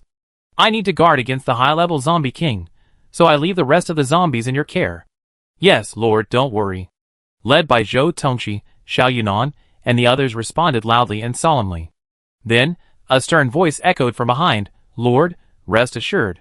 People are easily influenced by their surroundings. Those who were timid and fearful were also swayed by the emotions of those around them, and then, with a fierce fighting spirit, they looked towards the direction where the zombies were coming. And I Ching smiled, those injured, don't try to be brave. Return immediately for treatment. Every life of yours is important to me. She reassured everyone. Zombies are now unable to enter the playground in the internment area. With these words, everyone's spirits lifted. Sometimes, retreat isn't a sign of weakness, it represents a path to survival. With a path to survival, they could fight without hesitation. After all, killing zombies earns points. The consciousness, midair, clearly saw someone in the crowd quietly retreat, carefully hiding to the side. And I Ching saw it, but said nothing. The zombies drew closer. The residents of the territory, and the survivors in the shelter area, some with knives and some with swords, roared and charged in the direction of the zombies. The surviving residents were led to spread out, gradually surrounding the zombie swarm in a fan-shaped formation, their weapons swiftly and accurately slashing at the zombies' necks. Having mastered the formation, 2 people stepped out, luring some zombies into the formation, then strangling them. The psychics moved in and out, their main targets being the high-level zombies mingling with the swarm. The residents and survivors advanced in groups, then retreated to rest. Daylight faded, then dark again. The rain had long since stopped, but the zombies continued to charge forward relentlessly, seemingly endless and inexhaustible. Even though they took turns resting, gradually, everyone began to feel exhausted. There was even a sense of perplexity, a sense of never-ending destruction. Those who had initially been excited about the points now couldn't keep their smiles on their faces, even as they watched the points gradually pile up on their cards. They simply felt exhausted and wanted nothing more than to rest. Some even collapsed to the ground, their eyelids so heavy they could barely open, wishing they could just close their eyes and sleep forever. And I Ching hadn't taken action yet, because the zombie king hadn't appeared yet. She also wondered if Yang Jin had been controlled. She didn't know if it was because he was a reincarnated god, but despite the immense pressure he put on Yang Jin, he was still able to charge out and kill the zombies with the others, despite the overwhelming force of the zombies' level. In his hand, he held a snow-white sword, clearly formed from white mist. Its shape was identical to the Qingfeng sword. As he swung the sword, the zombies around him fell one after another. For a moment, Aniching couldn't tell whether Yang Jin was killing zombies to earn points or because they were attacking the territory. During the battle with the zombies, some residents or survivors were slow to react and nearly fell into the zombie swarm. Although the consciousness in midair didn't kill the zombies, it did rescue them just when they were about to fall into the zombies' mouths. Shou Tongxi, Yang Jin, Wang Bin, Xiao Yudan, and Song Yu would also intervene when they still had the strength to do so. Jiang Shao stayed by Song Yu's side, but he didn't interfere with her zombie-killing efforts, nor did he overprotect her. He simply helped her block danger from behind when she wasn't paying attention, and when Song Yu was rescuing others, he held back the swarming zombies. Slowly, Song Yu and Jiang Shao took on a back-to-back battle, their coordination becoming increasingly seamless. The ordinary people had already completely evacuated the battlefield. After days and nights of sleepless nights, they were stretched to their limits. At this moment, they cared nothing more than to collapse onto the ground and fall into a deep sleep. Aniching paused, then channeled a trace of divine power around everyone, protecting them from the cold and preventing them from catching a cold or falling ill. The zombie king hadn't appeared yet. At this point, Xiao Yunan and the others could no longer hold out and retreated, returning to their territory. Almost the moment they retreated, their territory and domain were swarmed by a dense swarm of zombies, pressing against the barrier. As everyone was exhausted, flaming arrows shot in from afar. Psychics rose one after another, attempting to block the hail of flaming arrows. White mist quickly coalesced in front of the containment area, forming a massive shield. Tap, tap, tap. A continuous series of clashing sounds erupted as the flaming arrows struck the white mist shield. Followed by this, ice spikes, poisonous stingers, and tornadoes swept toward the territory and the containment area. From the territory, any attack dissipated upon impact with the territory's barrier. As for the attacks heading toward the containment area, except for a portion blocked by Yang Jin, the rest were swallowed up by Aniching's black hole. At this moment, both the exhausted residents of the territory and the survivors in the containment area suddenly stood up. They opened their eyes, their gazes blank, and then, like machines, they slowly raised their feet and advanced slowly, step by step, toward the territory and beyond. Aniching's brow twitched, and even the surrounding psychics appeared dazed. Shou Tongxi shook his foggy mind vigorously, Lord. He closed his eyes, and the next moment, he had forgotten what he was going to say.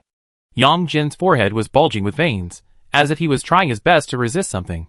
His fists were clenched, and the veins on the backs of his hands were also bulging. When he opened his eyes and looked at Aniching, a trace of blood flashed in his eyes, but was quickly drowned out. Yang Jin closed his eyes. He gritted his teeth and spoke each word, Psychic zombie, Lord, be careful. Aniching nodded, I understand, don't worry. With that, she took Yang Jin into the field created by her psychic power, isolating him from the others. Immediately, Aniching's divine power transformed into ropes, as thick as her wrists, firmly binding the entire internment area and forcing them to stay where they were. Then, she took out her Lord card and wrote a new rule on it. No one is allowed to leave the territory.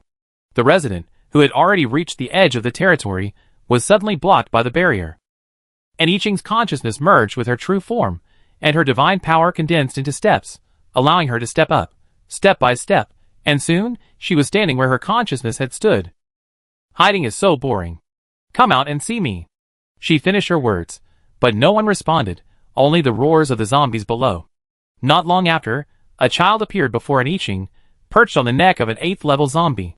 The child had black pupils, just like the 8th-level zombie, but it was clear that the 8th-level zombie's pupils were dark and lifeless, indicating a state of complete control, like a puppet. Aniching's gaze fell on the child. This child, about 11 or 12, was wearing a perfectly fitted suit featuring a cartoon robot. After appearing, it flashed a broad smile at Aniching. Sister, I'm sorry. I didn't mean to attack your area. Aniching paused. She hadn't expected this psychic zombie to apologize immediately upon arrival. She wondered what was going on. But who would believe it if it weren't intentional? Just now, this zombie had nearly forced all the residents and survivors out of the safe zone, becoming its prey. Aniching didn't waste any words. She knew her psychic abilities were no match for this child, so she didn't even bother using her psychic abilities. She simply concentrated her divine power into a whip. The golden whip swung in midair, making a snapping sound. And I Ching, stop talking nonsense. With that, she whipped the child perched on the neck of the 8th level zombie. The child's expression suddenly changed, a gloomy look forming. He controlled the 8th level zombie to dodge, his voice sinister. Sister, I'm just looking for a few people. Hand them over, and I take all the zombies and leave immediately. Before he finished speaking, a black hole suddenly appeared beside him, swallowing him and the 8th level zombie in an instant. Suddenly, a zombie with a significantly stronger aura than the 8th level zombie suddenly appeared, grabbed the child and the 8th level zombie, and teleported away from the black hole. The 3 zombies instantly teleported several hundred meters away from I Ching. I Ching threw the whip in her hand, and Rosie looked at the little zombie with a very sad face. She thought for a moment and asked, "Who are you looking for?" The little zombie stared at I Ching intently, and after a moment, a smile appeared. "I'm looking for the 4 people you brought from Lilia County, and 1 zombie." I Ching looked at the little zombie. Although it smiled, the malice in its eyes was unconcealable. The little zombie's current state reminded I Ching of Songyu. In the original storyline, after becoming a zombie, Songyu was influenced by the hatred he harbored in his previous life. So, could this little zombie also be experiencing the same situation? Suddenly, I Ching remembered what Jiang Zhe and the others had told her. When they were in University Town, they had saved a boy named Chung Chung. The child seemed to be about 11 or 12 years old. Because Jiang Zhe and the other 5 had failed to save his mother from becoming a zombie, the child harbored resentment and pushed Yang Jin, causing her to be scratched by a zombie and infected, thus becoming a zombie. "Are you Chung Chung?" I Ching asked, looking at the child. The child's eyes curved, and he smiled freely and heartily. "Sister, you know me. It seems they told you everything." I Ching's dark eyes glared at I Ching. "Then, sister, just hand them over to me." His pupils flickered, and he said with a hint of allure, "Just hand them over to me, and I won't let any zombies near my territory from now on." I Ching looked at him expressionlessly, then twitched her lips. "I see your greed and covetousness. To you, this is a feast of riches. Are you willing to give it up?" Chung Chung smiled innocently. "Do you have a big misunderstanding of me, sister? Or are you willing to sacrifice all the humans in your territory for those 4 people and a zombie? They'd be heartbroken, sister. Can you bear to see them disappointed and heartbroken?" And I Ching instinctively glanced down and realized that everyone previously controlled by Chung Chung had regained consciousness. They looked up at I Ching, their faces filled with unease, a hint of hope in their eyes. And I Ching met their gaze and said bluntly, "Don't even think about it. Even if I hand over my people, it won't let you go." The glimmer of hope in their hearts was instantly extinguished by I Ching. "We are companions, partners who have pledged their lives to each other, teammates who can trust each other. At any time, anywhere, I will never allow my subjects to backstab their companions or sell out their friends for their own survival. In these troubled times, we, as fellow human beings, need to help each other, support each other, and work together to resist danger and secure a future. Otherwise, everything is empty talk. If I can sacrifice others today, I can sacrifice you tomorrow." Chapter 137. That last sentence was undoubtedly a wake-up call for those who had been madly tempted by the little zombies, instantly bringing them to their senses. Yes, if the Lord truly chose to hand over the people the zombies wanted at this moment, even if the zombies truly kept their promise and spared the territory, they would certainly be happy and relieved. But what would happen afterwards? Would they truly feel at peace when they thought about it later? Even if their consciences were clear, wouldn't they feel grief for the loss of the rabbit?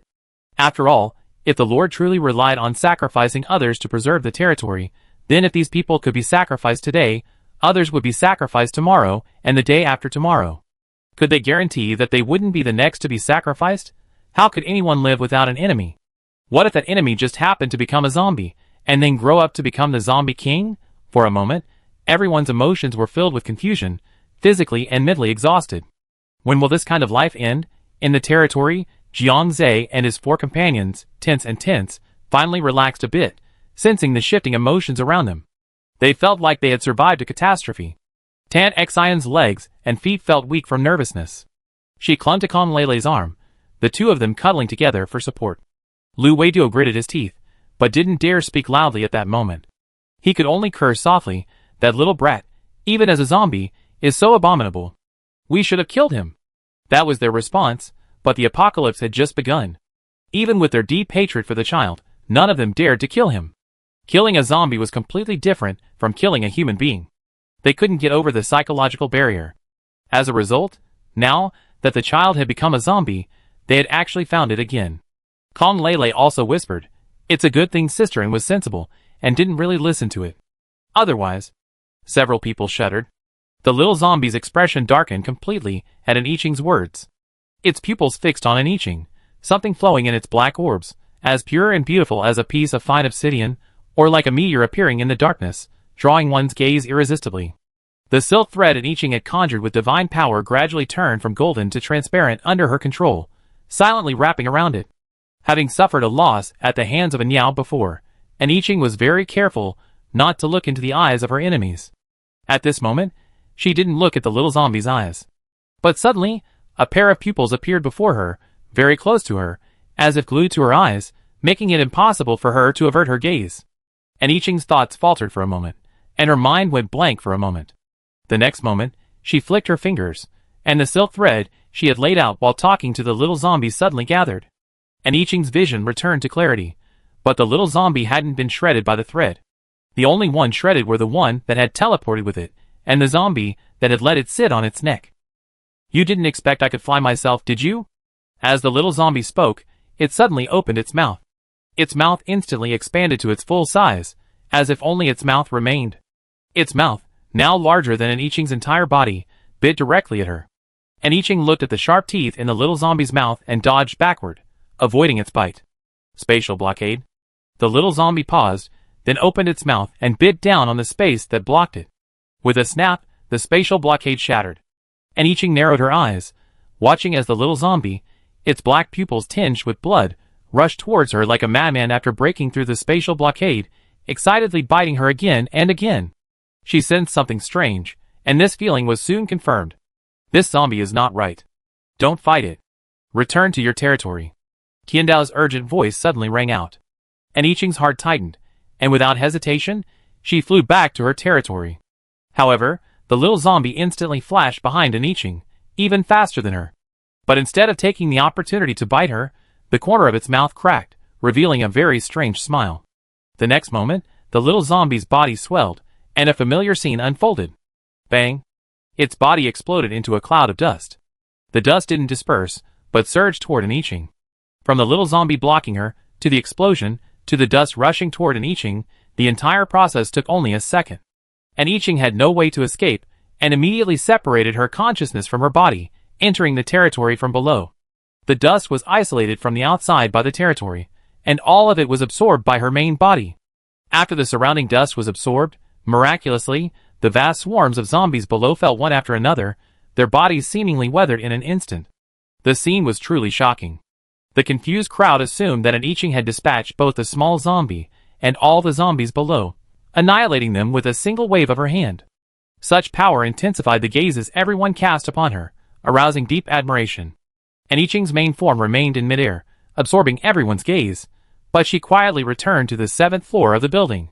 She felt no physical abnormalities, yet she was wary of any further consequences. This was the second time. Last time, only a small amount of dust had penetrated her body, but now, the entire dust from the small zombie's explosion had entered her body. What the hell was this? Tian Dao. Before she finished her words, Tian Dao already knew what she was about to ask. It sighed, its voice a little muffled. "I don't know, but since it's deliberately targeting you, it can't be good." Aniching felt the same way. She was silent for a moment. "I plan to stay in the realm I constructed, and I keep my consciousness outside." However, after being contaminated by the dust, her consciousness had returned to her body before, and she didn't know if it would have any impact. Regardless, she didn't dare let her consciousness return to her body now. Tian Dao remained silent. The crisis was over, and all the exhausted people wanted to sleep there for 3 days and 3 nights. The water accumulated on the ground from the previous rain had completely dried up. Su Jingxian brought out many tents and led the staff to distribute them, allowing everyone to rest well before rebuilding the containment area. Afterwards, the ashes from the zombies outside the territory would need to be cleaned up. There were so many zombies that the dust from the weathered zombies outside the territory was half a meter higher than the original ground. If it weren't cleaned up, anyone walking past would sink to their knees. When the main body returned to the 7th floor of the territory, Zhou Tongqi followed. He looked at an I Ching with some concern. Lord, are you okay? And I Ching shook her head. I'm fine. Zhou Tongxi was a little worried, because he had clearly seen the dust produced by the small zombie explosion entangle her like a vortex, then seemed to be absorbed bit by bit. At that time, an I Ching directly separated her consciousness, making it clear that she had not actively absorbed the dust. And I Ching knew that Zhou Tongxi had always been observant and perceptive, but she didn't expect that he would notice something unusual when no one else had. She sat on the sofa on the 7th floor and asked Zhou Tongxi to join her. Zhou Tongxi sat down. And I Ching thought for a moment and said, I don't feel any discomfort. I'm fine for now, but I'm not sure what will happen next. She smiled. But don't worry. I seal my true form first to prevent it from being exploited later. Zhou Tongxi's lips parted, and for a moment, he lowered his head in embarrassment. Lord, that's not what I meant. And I Ching paused, then smiled. So you're concerned about me? Zhou Tongxi lowered his eyes and nodded. In the past, an I Ching's uncertainty would have made him consider the safety of the territory. But after being together for so long, he wasn't a heartless man. Moreover, an I Ching had treated him well, gradually regaining her trust even after he made a mistake in the past. How heartless could he be to still judge her by the cost of personal gain? And I Ching felt a warm feeling in her heart, and smiled. Thank you. Zhou Tongxi felt a little embarrassed by her formal thanks, and couldn't help but clear his throat. Lord, is there anything I can do for you? And I Ching thought for a moment, then held out her hand. Give me your cards. Zhou Tongxi handed an I Ching his citizen card. And I Ching took his card and first expanded the storage capacity of his citizen card. She also added a storage space, like Song Yu's, for other items. Your citizen card now stores items sold in the territory mall, with unlimited storage. In addition, I added a 2,000 cubic meters of storage space for you. With that, she led Zhou Tongxi to the space she had constructed. Yang Jin approached them upon seeing them enter. Lord. And I Ching nodded. At this moment, the area was a vast expanse of grassland. She took out as many building materials as she could for the territory, and handed them to Zhou Tongxi, along with several thick boxes of citizen cards and extraneous cards. She drew a number of defensive necklaces and thermostatic combat uniforms, and put them in the territory mall. Seeing the PS behind the thermostatic combat uniform, she remembered that the thermostatic combat uniform had little defensive power. Once damaged, it would lose its thermostatic effect and needed to be used with armor. So, an I Ching drew a bunch more armor. Despite its name, the armor didn't look like the kind worn by ancient soldiers. It was simply a transparent layer worn over the thermostatic combat uniform, adorned with strange gold and silver patterns. For cards of the same tier, the armor was much less valuable than the thermostatic combat uniform. Thus, an I Ching could only increase the price of the thermostatic combat uniform by 2,000 points. Yang Jin looked at an I Ching with some confusion, then at Zhou Tongxi. Why did it feel like he was making arrangements for his final wishes? Zhou Tongxi listened attentively to an I Ching's instructions. In reality, an I Ching hadn't made many arrangements. She simply took out as many things as possible, leaving the territory mall with what needed to be stored there, and letting Zhou Tongxi pack them when needed. After all, her consciousness was still outside, simply unable to use the systems and abilities. But to Zhou Tongxi and Yang Jin, it felt like she was making final arrangements, and the atmosphere within the domain became very quiet. In addition to stocking up the system mall with cell activation spray and zombie virus serum, an I Ching also gave Zhou Tongxi a large amount to prevent a repeat of today's situation, where she would be unable to retrieve anything. Alright, all of you get out, an I Ching said, making sure she hadn't forgotten anything. Then, Zhou Tongxi and Yang Jin were transported out of the domain. Outside the domain, an I Ching's consciousness sealed it with divine power the moment they emerged. Chapter 138. With her main body trapped in the domain, an I Ching had nothing to do, and she didn't fully focus on her consciousness. Because she didn't know what specific abnormality was happening to her body, she didn't cultivate her spiritual power here. After much thought, she simulated a small house with a small garden in the domain.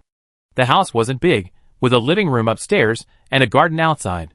She also created a vegetable patch in the back, and a view of the lake and mountains outside. Everything within the domain was fake, but if one remained within it, it could also be real. As long as the simulation was completely based on memory, even the dirt on the ground could be felt with a handful, and its moistness and faint earthy smell could be felt. When vision, smell, and touch were all present, it could also be considered real. The original owner had longed to have a cat, but her mother was allergic to cat hair, so she never got one. Envious of other people's cats, she later began playing a cat-raising game. And I Ching recalled the clingy, delicate cat princess her original owner had raised in the game, then created a simulation. A snow-white, flawless, long-haired cat appeared before her, adorned with the original owner's pink and white princess dress and a gradient pink hairband. Meow. The princess let out a delicate cry as she appeared. She gently sauntered over to I Ching, her lithe body circling her and rubbing her calf. And I Ching couldn't help but smile, squatting down to pick up the cat. Perhaps it was because of the cat-raising game, the cats were even more perfect and beautiful than their real-life counterparts. Hello, princess. The princess gently rubbed I Ching's cheek with her soft, snow-white cat head. And I Ching built herself a swing in the yard and swayed back and forth, watching the white clouds drift slowly across the realm's azure sky, taking a breather. Since crossing into this world, she hadn't had much time to rest. She'd been constantly on the go, living a very tense life. It was nice to be able to rest now. But rest wasn't possible, at least not yet. The main body lived a leisurely life in the realm, gardening, raising cats, while the consciousness remained busy outside. During this zombie attack, everyone's performance was recorded. This time, it wasn't I Ching who was doing the recording, but rather each team leader was responsible for recording their team's performance. The captain's performance was also recorded by a dedicated person. As a result, it wasn't long before I Ching received the summary of their achievements. The battle was quite chaotic, so there were bound to be some mistakes and omissions. I Ching observed everyone's performance throughout, reviewing it carefully. Zhou Tongqi's computer contained photos of every survivor. The photos included both half-length and full-length shots, making it as easy as possible to identify the individuals at a glance. So, I Ching glanced through the list one by one and knew who was who. She quickly identified a few omissions and handed them to Zhou Tongqi. By the way, there are a few people. I Ching paused, sighed, and pushed the list over. Notify them later. These people are not allowed to enter the territory for 3 years. Zhou Tongqi looked at I Ching in surprise. Did they do anything? I Ching shook her head. I just didn't do anything. It's normal to be afraid and retreat when zombies attack. But while everyone else was fighting tooth and nail, they were the only ones huddled back, pretending to stay away from the zombies. As soon as a zombie got even close, they immediately hid in the containment area, even pretending to be too exhausted to stand. That was quite excessive. The mistakes these people made weren't enough for her to actually drive them away. But if this kind of thing isn't dealt with strictly, what will happen if everyone ends up being treated the same way they did in the future when faced with danger? I Ching didn't say much, simply describing how these few people behaved at the time. Zhou Tongqi understood immediately, his expression cold. He nodded. Don't worry, Lord, I understand. I Ching hummed as she handed him the second list. Also, these residents, notify them. Give them 1 day to pack up and move out of the territory. They can return to the holding area or leave, but they only have 1 day. After that, I will cancel their resident cards. These people are just too cowardly, hiding behind their companions for a pretense. Also, this group will be expelled from the territory. The third list had the most names. I Ching's lips curled up in a smile, but her eyes were cold. I told you, backstabbing your companions is not tolerated in my territory. It seems they ignored my words. The number of people to be expelled from the territory was quite a bit. The territory, including the holding area, totaled over 100 people. These 100 men pulled their comrades to shield themselves from the attacks in times of danger. Some even pushed those around them out of the way to escape. Of those pushed out by those around them, some were lucky enough to be rescued by others, some were saved by I Ching, and some, thanks to their own skill, survived and returned to the territory to receive timely treatment despite suffering serious injuries. Zhou Tongqi held the list, his brows furrowed. He had never expected a zombie attack to uncover so many corrupt scum. Compared to these people, those who simply hid in the background, cowardly and unhelpful, were already quite good. I Ching pulled out the last list, her eyes fixed on the names, thick with murderous intent. I captured these 3 earlier. Find a place to lock them up. After you settle them inside and outside the territory, execute them. She paused, then smiled and said, at the time of execution, gather everyone inside and outside the territory, read out the charges on the spot, and then proceed with the execution. These 3 individuals were in different locations at the time, and it was unclear whether they had any grudges against others. They took advantage of the chaos to attack their own people. Although I Ching had been keeping an eye on the battlefield, she was faced with numerous rescue efforts and hadn't anticipated someone attacking one of her own. Her slow reaction resulted in the deaths of those killed. At the time, and I Ching was furious and wanted to kill them outright. But after some thought, she restrained herself, tying them up and throwing them back to her territory. Her public execution served as a warning to others. Zhou Tongqi glanced at the three names and pondered for a moment before forming a vague impression. They seemed to be from the engineering team. He had met them before, during a previous inspection of the team, and they seemed to be relatively friendly and agreeable. Their performance records also show that, despite their differences, none of them are prone to violence. After a moment's hesitation, Zhou Tongqi asked, "Lord, could there be some misunderstanding?" After a moment's thought, he said, "Perhaps they were controlled by that zombie?" "That's understandable. After all, everyone has been controlled by that zombie before, so controlling just two people shouldn't be difficult." And I Ching shook her head. "You can interrogate them. I also want to know why they killed people. As for control, I'm certain they weren't." Because I Ching had her doubts when she bound them with the divine thread, she checked on the three and confirmed they weren't controlled. Zhou Tongqi paused. Although he thought it unlikely these three would do such a thing, and I Ching had already said they weren't controlled, so the killing must have been their own fault. There were many cases of quarrels among the people in the territory, but this was the first time someone had directly killed someone. "I understand, Lord. I investigate the situation and report back to you later," Tongqi Zhou said, then hurried downstairs to arrange his work. And I Ching sat on the office sofa, pondering for a long moment before saying, "Yang Jin?" Yang Jin, who had been seemingly invisible, finally came over. "Lord." And I Ching rubbed her brows. "Please notify them. Tomorrow." "Never mind. We have a meeting on the 7th floor the morning after tomorrow." "Okay." Yang Jin responded, but without leaving, he was writing a notice to send out. And I Ching leaned back in her chair, folding her arms and closing her eyes. The territory's departments are still far from complete.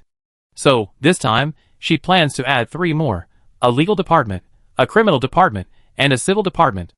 Even if these departments are established, they rarely be used later, but they're still necessary. And I Ching opened her laptop and searched for law in the search bar. Soon, law students, law professors, and legal aid lawyers all appeared on the page. And I Ching clicked on the professor's profile. Ling Xiping, male, 56 years old, professor of law at City C University. Although this professor is 56, he didn't enter the territory as a professor. Instead, he worked diligently in the internment zone and earned his place through his excellent performance. Ling Xiping's physical training has reached the 4th stage, and despite his age, his body is remarkably strong. And I Ching reminisced for a moment, remembering his performance during the zombie attack. Although physically robust, Ling Xiping's age was no match for youth. He didn't rush headfirst into battle against the zombies, but neither did he hide behind his companions, like those who took advantage of the situation. In the territory, he served as a medical worker, promptly taking care of the seriously injured who fled back to the territory, immediately treating their fatal injuries before sending them to doctors or healing practitioners. For days and nights, he barely rested for 2 hours in total, until he collapsed on the ground after finally giving up. After Yang Jin finished, and I Ching pointed at Ling Xiping, "Investigate this man. Ask those around him what they think of him. Then ask students or teachers at City C University if he's a law professor there. Also, ask those who knew him before the apocalypse about his character." After a pause, and I Ching smiled at him, "This is a rather complex matter. You could ask a few of your friends to help you investigate." Yang Jin, who had been calm and composed, was taken aback. His eyes lit up instantly, and he couldn't help but raise his lips. He also understood that I Ching was giving him the opportunity to visit his friends. "Thank you, Lord." Almost everyone in the territory rested for a day and 2 nights before recovering. During that time, they only ate a few simple bites before falling back asleep. After they recovered, I Ching arranged for the 2nd floor cafeteria to prepare a sumptuous meal for everyone in the territory. There were so many people inside and outside the territory, so many people were dispatched to help. At noon, the entire territory was filled with a rich, fragrant aroma. Large round tables were set up inside and outside the territory. The surviving residents gathered around them, as if at a feast. Nearly 20,000 tables were arranged for the internment area and the territory. Even if Lian Yu, the head chef, could manage her duties, she was still exhausted, as she still had to draft the menu. The mess hall kitchen and the battle vehicle kitchen were fully utilized, and outdoor stoves were even set up in the open space of the territory. Because of the large number of tables, Lian Yu and her staff had been busy since early morning. Soon, dishes were placed on carts, and the tables began to be served one by one. Braised beef, pickled pepper chicken feet, braised pork, steamed fish, stewed pork elbow, roast chicken, grilled lamb chops. As the dishes, each one beautiful and fragrant, arrived, everyone's eyes widened. Before the apocalypse, everyone had grown tired of these dishes. Even at a banquet, a table without a few vegetarian dishes was considered inadequate. Vegetarian dishes often outsell meat dishes. But now, with everyone starving for oil, these genuine meats are the ultimate delicacy. Even the people of the territory, whether eating in the cafeteria or cooking at home, can only manage a single stir-fried meat dish daily. They can't afford the extravagant fish and meat dishes of pre-apocalyptic times. Thus, even the people of the territory salivated at the sight of these dishes. There were plenty of meat dishes, but Lian Yu also included vegetarian options: mixed salad, stir-fried choy sum, cold eggplant salad, sweet and sour cabbage. There were many waiters, and with a collaborative teamwork, all the dishes were quickly served. When all the dishes were served, the table was overflowing with food, a truly luxurious affair for today's standards. Everyone stared intently at the food on the table. Though greedy, no one touched their chopsticks. Lian Yu and the waiters, along with the waiters, all came out and took their seats.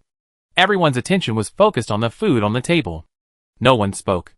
Despite the gathering of over 100,000 people, it was utterly silent, with only the occasional sound of swallowing saliva.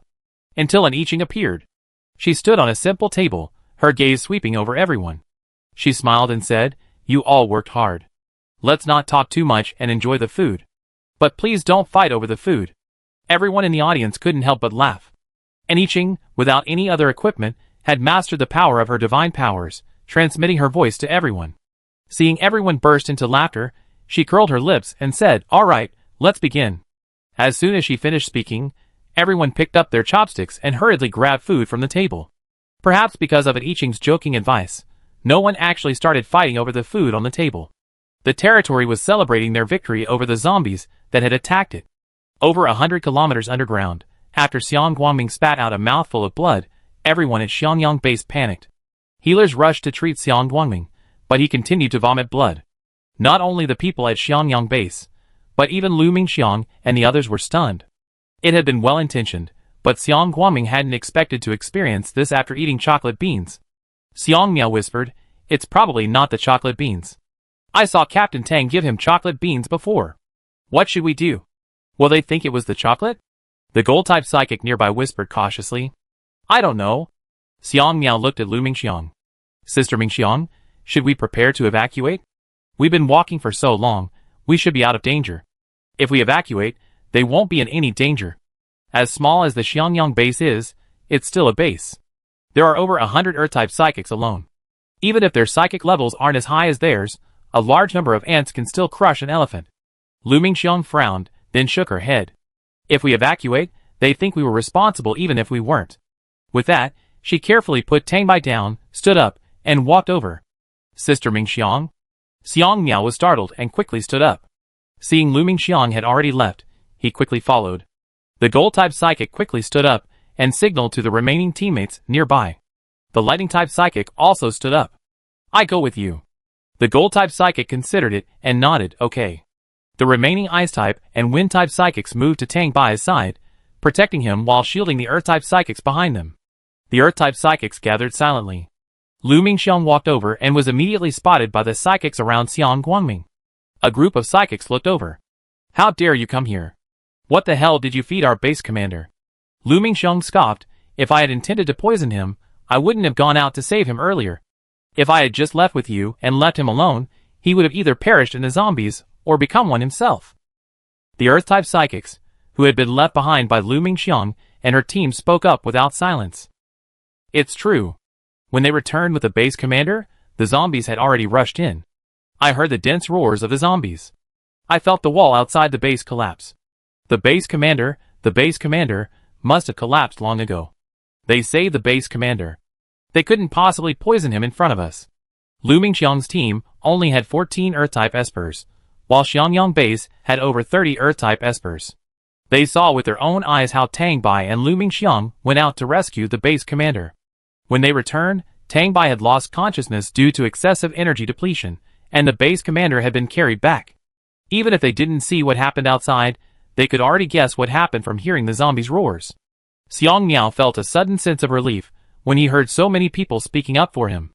She quietly wiped her sweat, fearing a conflict might arise from a misunderstanding. If that happened, whether they killed Xiangyang-based personnel or were killed by Xiangyang-based personnel, it would be disastrous. The psychics around Lu Mingxiang also breathed a sigh of relief.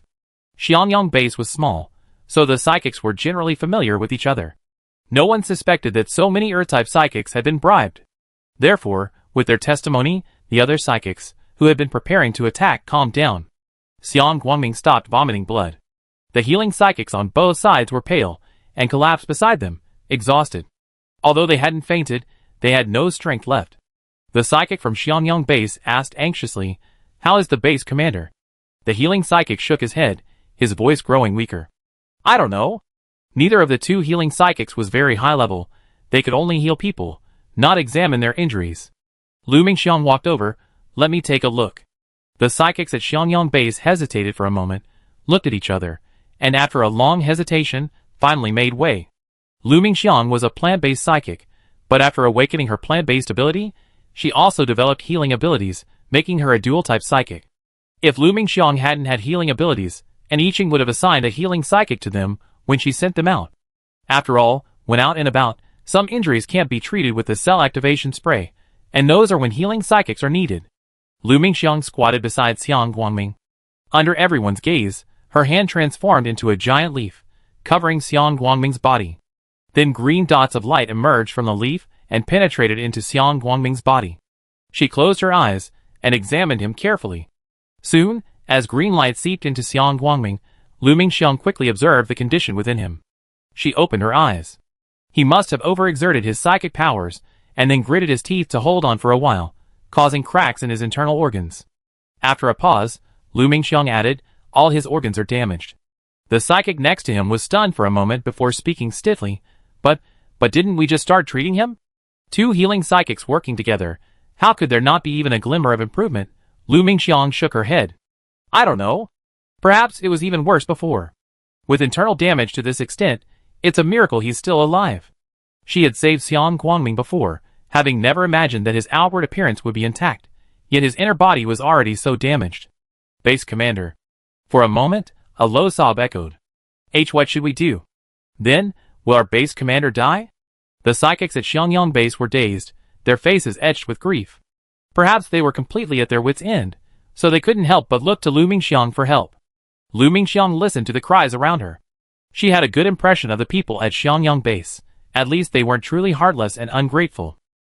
The reason they hadn't previously considered Xiang Guangming was probably because they'd gotten used to it. They'd gotten so used to Xiang Guangming's strength, so used to his protection, that they'd forgotten he was only human, vulnerable and capable of death. At least when Xiang Guangming vomited blood after eating the chocolate chips, the Earth-type psychics were willing to tell the truth, and even these originally angry psychics listened, suggesting they weren't inherently bad. Plus, Lu Mingxiang truly admired Xiang Guangming. He single-handedly held off all the zombies, giving the others a chance to escape. She couldn't bear to watch him die. "There's a way to save him, but I don't know if he can make it." Instantly, everyone's eyes lit up, their gazes fixed on Lu Mingxiang. "What method? As long as it can save the base commander, I'm willing to try anything. Please save the base commander. If you're willing to save him, my life, Zhang Hu, will be yours from now on." Lu Mingxiang quickly raised her hand to stop him. "Don't get excited. Listen to me. We're citizens of the territory in City D. Our hospital has a medical bay. As long as the base commander is still alive by the time we arrive, we can use it to revive him. But there's a prerequisite." She glanced at everyone. "The territory is only accessible to citizens, so if you want to use the medical bay, we need our lord's permission." Lu Mingxiang knew I Ching would definitely agree. But she didn't need their gratitude, nor their lives. Even if they were to remember a favor, it should be Sister Qing's. "Think it over carefully. If you're willing to give it a try, we head back to the territory after we rested up," Lu Mingxiang said. The man who called himself Zhang who couldn't help but say, "No need to rest." We all rested. The base commander is in such a critical condition, why wait? We leave now.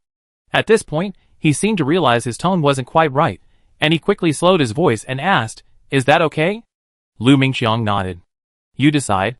At this point, she took out 2 chocolate chips and handed them to the 2 healing psychics. "These will restore your superpowers and mental strength. You must protect the base commander on your journey." Her meaning was clear.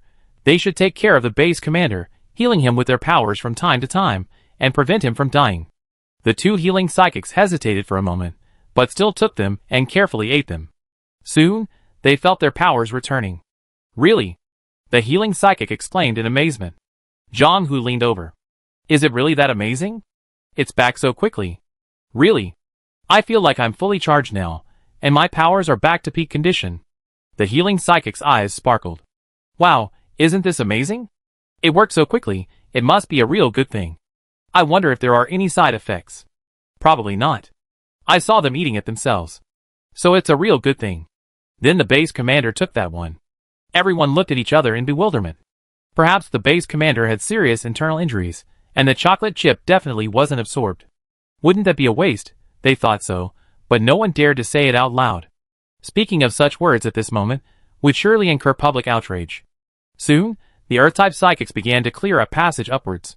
When they emerged from underground, the sun was shining brightly in the sky. It had been who knew how many days, and the ground was completely dry. Not far away was a village reduced to ruins. Lu Mingxiang pulled out a battle vehicle from her territory card and said, "This vehicle can't hold so many people. We can only take some of you back to the territory first. For the rest of you, do you decide whether to return to the underground and wait for us to pick you up, or head toward City D first? Of course, if you have somewhere else to go, you can go somewhere else." Everyone looked at each other, the ordinary people looking a little flustered. Really? Are they really coming to pick us up? Yeah, they won't just leave us here and leave us alone, right? In the eyes of the survivors of Xiangyang Base, ordinary people held a very low status, completely incomparable to those with special abilities. They were able to survive at Xiangyang Base only because of the base commander. Now that the base commander's fate was unknown, would anyone really come to pick up a bunch of ordinary people like them? Lu Mingxiang's heart softened at their anxiety and fear. She whispered, "Don't worry. I said I come back for you, and I will. Our Lord is a very good person. As long as you don't commit crimes and behave yourself, she will welcome you." Xiang Miao also said, "Don't worry. There are many ordinary people like you in our territory." Even with these words, the survivors remained uneasy. It seemed as if they had already decided that Lu Mingxiang and the others would never return after they left. After a while, a survivor finally said, "Let's go back underground and wait." "Yes, we go down and wait. You must come and lend us your support." The ordinary people at Xiangyang Base, having always been protected by the psychics, actually lacked the ability to survive the apocalypse. Leaving that protection behind, they panic and become uneasy. In fact, this was also the fault of Xiang Guangming, the leader. He was a good man, but not a good leader. He did protect them, but he didn't teach them how to survive in this world. Lu Mingxiang was thankful that she and Tang Bai had encountered Sister Qin, not Xiang Guangming. Afterwards, Lu Mingxiang left half of their team here to wait with the Xiangyang Base personnel, thereby protecting the civilians. She only brought 5 of the Xiangyang Base's psychics, aside from 2 healing psychics, with the remainder consisting entirely of civilians. The rain not only destroyed pre-apocalyptic buildings, but also cracked and pitted the concrete road, with some blocks even buckling. Thankfully, these blocks were brittle, and the battlefield vehicle's wheels crushed them into powder. Perhaps because the heavy rain had caused all the zombies to gather in more populated areas, such as the base, the return journey to the territory was surprisingly safe, with no zombies sighted. She floored the accelerator, covering over 100 kilometers, and even with the poor road conditions, Lu Mingxiang was nearly at the territory in less than an hour. Zhang Hu was also in the vehicle. He was somewhat surprised by the stability of the battlefield vehicle, and even more surprised by its speed. The surrounding scenery, rapidly receding, had become a blurry afterimage. Xiang Guangming had 2 healing psychics taking turns treating him. So, although they couldn't cure him, his vital signs remained relatively stable. His breathing was weak, but still present. His heartbeat, though not strong, was still normal. As they neared the base, Lu Mingxiang tried to send a message to an I Ching, but found her name obscured again. Lu Mingxiang panicked. Could something have really happened in the territory? She immediately sent a message to Zhou Tongxi. Although everyone in the territory had contact information for everyone else, because it was all real in contact, no one dared to message Zhou Tongxi unless it was urgent. Therefore, Zhou Tongxi didn't receive any spam. He was also very quick to process messages, checking almost every one immediately. This time was no exception. Seeing Lu Mingxiang's message, he frowned. Lu Mingxiang said nothing, simply asking, "Is there something wrong in the territory?" Perhaps realizing that the Lord was out of contact again, Zhou Tongxi didn't know I Ching's current situation warranted such a statement, and since the fewer people who knew about this, the better, he simply replied, no. On the other hand, Lu Mingxiang breathed a sigh of relief at those simple words. She then quickly composed a message, briefly explaining what had happened over the past few days, and then mentioned Xiang Guangming's situation. Zhou Tongxi frowned. Territory rules required a period of time in the holding area and an observation and assessment before entering the territory. While special circumstances warrant special treatment, this matter still requires the Lord's approval. Zhou Tongxi, wait in the holding area once you arrive. We can send a healing psychic to take a look. The Lord is busy right now, so I report back later. Lu Mingxiang, okay. Soon, the battle vehicle stopped on the road next to the holding area. Everyone who had already seen the territory through the car window was shocked. Zhang Hu stared at the territory in amazement. Even when the car door opened, he was still a little stunned. He hesitated for a moment and asked, is this true? Am I dreaming? Someone couldn't help but pinch themselves hard. It hurts, it really does. This place is surprisingly uncontaminated. Is that a cornfield over there? So much corn. I saw a pear tree with so many pears hanging from it, a huge field. As they spoke, they couldn't help but swallow their saliva. There are sheep over there, someone grazing on the grass. Why do I smell meat? It smells so good. Me too, actually. I've been smelling it for a while, but I was just worried I was mistaken. It smells like marinade. And the smell of barbecue. Ah, the smell of cumin and chili peppers. How long has it been since I last smelled that? Woohoo! Is this heaven? Or am I hallucinating? The territory had enjoyed such a sumptuous meal at noon today that the smell lingered around the territory and the internment area for a long time. Even after the tables, benches, and stoves had been cleared, the scent still lingered in the air, instantly detectable by these people who hadn't eaten a full meal in ages. Xiang Miao couldn't help but take a deep breath, a bit shocked. A barbecue was being held in the territory today? Ugh! Why hadn't she made it? She should have returned sooner. After Lu Mingxiang got out of the car, she saw the internment area, reduced to ruins. She watched as the inhabitants there cleaned up the collapsed and deformed prefabricated houses on the ground. It seemed that not everything had gone okay in the territory. She sighed. Fortunately, nothing seemed to be happening in the territory. The houses were still intact. Lu Mingxiang hurried towards the hospital. The doctors, nurses, and healing practitioners at the hospital had been incredibly busy lately, and now they were finally catching up. It was a quiet time for the hospital. Lu Mingxiang went straight to Qiu Yuanyuan, whom she knew well. Qiu Yuanyuan stood up and said, Sister Mingxiang, if you had come back earlier, I'm afraid I wouldn't have any strength left. Lu Mingxiang walked out with her. What was the situation in the territory when it rained last time? Qiu Yuanyuan sighed. It's not so bad here in the territory, but it's terrible in the shelter. Many people were injured by the collapsed wooden buildings. Although no one was killed, some of those who were scratched and didn't receive the zombie virus serum in time turned into zombies. This time, the territory also lost some people, but the number of people who died was very small. Soon, Qiu Yuanyuan arrived at the battle vehicle. She used her healing power directly on Xiang Guangming.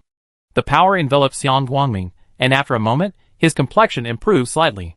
A hint of color finally returned to Xiang Guangming's pale face. But before anyone at Xiangyang base could rejoice, Qiu Yuanyuan shook her head, frowning and saying, how could he be so badly injured? He's practically half dead. Chapter 139. Half dead? The survivors at Xiangyang base, still stunned by the territory, snapped back to their senses. The other psychics were also anxious. What do you mean? Can't our base commander, be saved?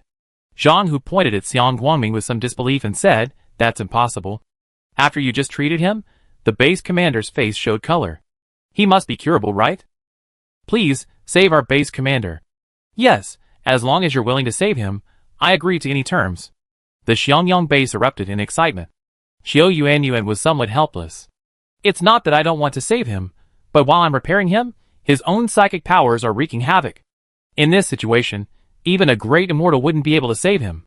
That's why I said he's already half dead. If the constant damage to his body caused by his psychic powers can't be addressed, even if he's cured, it will be damaged again, and he just have to wait for death. Lu Mingxiang was stunned. I was wondering why his internal organs were so damaged. It turns out it's his psychic ability. She frowned and asked, so he's overexerting his psychic ability, causing it to go haywire? Xiao Yuanyuan nodded. Well, thankfully, because of his severe psychic energy depletion, the psychic ability that's currently damaging his body isn't strong. If his psychic ability hadn't stabilized after gradually recovering, he would have exploded and died in an instant. So, Xiang Guangming's psychic ability is only damaging his internal organs, which is already considered a minor injury. Lu Mingxiang was at a loss for words. After a moment's hesitation, she asked, then, can we use the medical pod? Xiao Yuanyuan shook her head. The medical pod can only heal his internal and external injuries, but it can't help repair his psychic ability. Everyone at Xiangyang base was stunned for a moment. Zhang Hu stammered, is there no other solution? Xiao Yuanyuan pondered for a moment. We can only see if the Lord has any solution. If the Lord can't, then you can only accept our condolences. A sudden silence fell within the battle vehicle, with everyone staring blankly at each other. The silence was eerie. At this moment, An Yiqing met Ling Jiping, the future head of the legal department. The 3 new departments had been established at the last meeting, and the positions for the other 2 departments had already been voted on by the nominated individuals. Of course, this was only a semi-internship period, and their future performance depended on their future performance. As for Ling Jiping, An Yiqing assigned him to Yang Jin for a thorough investigation. Yang Jin and the other 5, following An Yiqing's instructions, thoroughly investigated him. There were quite a few people in the territory who knew Ling Jiping before the apocalypse, and some had even taken his classes, so the investigation wasn't difficult. No one is perfect, and the reports about Ling Jiping from others weren't all positive. For example, some students described him as stern and strict, saying his classes were the most difficult to endure, and that every class felt like a calamity. Others complained that Ling Jiping was unkind, with a stern face and a dislike for everyone. Yang Jin and his team even heard from others that Ling Jiping was unlucky in marriage. He had been married twice, his first wife having died in childbirth, and his second wife having died suddenly on their wedding day. As a result, rumors began to spread behind his back, claiming that Ling Jiping was unlucky in marriage and children, destined to be alone for the rest of his life, and that marrying meant harming others. It's unclear if Ling Jiping heard these rumors, but he never remarried. I heard someone once advise Ling Jiping that even if he didn't find a partner, he should adopt a child so that he would have someone to look after him in his old age. But Ling Jiping didn't adopt, and he's been living alone ever since. Of course, it wasn't all harsh words. Some people praised Ling Jiping. I heard that he donates a portion of his annual income to legal aid, and he often provides free legal advice. Some students also said that although Ling Jiping can be a bit strict, his teaching is excellent. He's strict without being harsh, and he's never personal. An Yiqing read over the material compiled by Yang Jin and the others twice. Even though some people criticized Ling Jiping, no one said he was a bad person. That's why An Yiqing called Ling Jiping over this afternoon, wanting to talk with him first. When Ling Jiping arrived on the 7th floor, An Yiqing invited him to sit across from her. 56-year-old Ling Jiping, whether naturally or through his physical training, had no hunchback at all. He walked in with a straight posture, and even when he sat down, he kept his back straight. He lacked the usual kindness of an elderly man. His face was cold, his brow furrowed, giving him a menacing look. Yang Jin brought Ling Jiping a glass of water. He nodded at Yang Jin, thank you. Although he was clearly saying thank you, he still looked menacing, the furrow between his brows never fading. Clearly, this was his usual demeanor. Professor Ling, I asked you here today to consult you on a legal matter.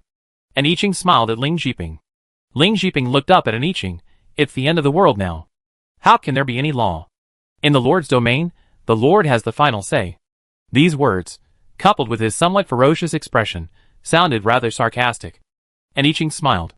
It's true that order has been lost now. However, I can't control what happens outside. Within my territory, rules and regulations are still necessary. Of course, not simple rules and regulations, but the same laws and regulations as before the apocalypse. Professor Ling, do you understand me? Ling Jiping then looked up at An Yiqing. Ling Jiping hadn't been in An Yiqing's territory since the beginning. He lived alone and was trapped at home for a long time after the apocalypse. He later escaped with his neighbors. At that time, a small base had been established in City C. He was older, and no matter how healthy he was, he couldn't compare to a younger person. So, rather than going to a more distant base, he joined the City C base. The base was established by a gold-type psychic, and under his control, there was absolutely no order. In the base, the strong were respected, and the weak were treated like ants. Soon, the base became a paradise for the strong and a hell for the weak. They even made some survivors dance on knife edge for their amusement. Women in this base were completely deprived of any dignity. Ling Zhiping was just an ordinary person, one of those bullied and trampled upon by the so-called powerful. He had no ability, and no way to help others. But life in the Sea City base was truly a life for no human. Rather than being subjected to such wanton humiliation, it would be better to leave the base and fight for one's own survival. Even if death came, it would be a dignified death. Thus, Ling Zhiping persuaded those weaklings who were living in the Sea City base, living worse than pigs and dogs, to leave. At least, even if the state-established provincial bases lost their original order, they wouldn't be as chaotic as this hell on earth. In the blink of an eye, he was reported by Ernai, and then he was arrested. When Ling Zhiping closes his eyes now, he can still recall everything he endured during that period. Being whipped, being branded with red-hot iron rods. While he was being tortured, it was a thrilling spectacle for those who were doing it, each one more excited than the last, their cheers filling his ears. At that time, he thought he was dead, that the pain would eventually numb him. Afterward, he was thrown into the base like rubbish, left to slowly die. It was the person cleaning the base who spoke to the higher-ups, fearing that if he died there, his body would rot and stink, filling the base with the stench of decay. Only then did they get permission to remove him from the base before he died. That person carried Ling Zhiping very far away, and the unconscious Ling Zhiping had no idea how far. In any case, when the territory search and rescue team found him, he was already unrecognizable. Ling Zhiping had no idea how they discovered he was still alive. He was already unconscious. But when he woke up, he was already in the holding area outside the territory. At that time, he was perfectly fine, without any burns, scalds, or whiplash, as if everything he had experienced was just a nightmare. The territory was a good place, especially after experiencing that hell on earth. He was even more attached to life there. Perhaps because he had suffered so much at the Sea City base, Ling Zhiping didn't see anything wrong with the current territory and never considered changing anything. Even when an I Ching asked him for legal advice, his mind seemed to be numb, and he didn't react at all. Until she pointed it out directly. For a moment, Ling Zhiping's palms began to sweat. He opened his mouth, but no words came out. As a law professor, he was well aware of the importance of laws and regulations. However, after his experience at the Sea City base, he no longer wanted to step up and just muddle through. Besides, the territory was already pretty good, wasn't it? And now the owner of this territory came to him, wanting to establish rules and regulations for the territory. Ling Zhiping paused for a moment before asking, "What kind of rules and regulations does the Lord want?" He seemed to have not heard an I Ching's subsequent words. He stared at an I Ching, his face still fierce, his voice as fierce as his appearance, and he stared into an I Ching's eyes, as if he wanted to shoot her through. An I Ching patiently said, "Like the laws and regulations from before the apocalypse. Of course, I know this is the apocalypse, and it's impossible to completely copy what was done before. So, I need rules that are tailored to the apocalypse." Ling Zhiping was deeply shaken, but outwardly, he remained the same, only his brow furrowed, the frown deepening.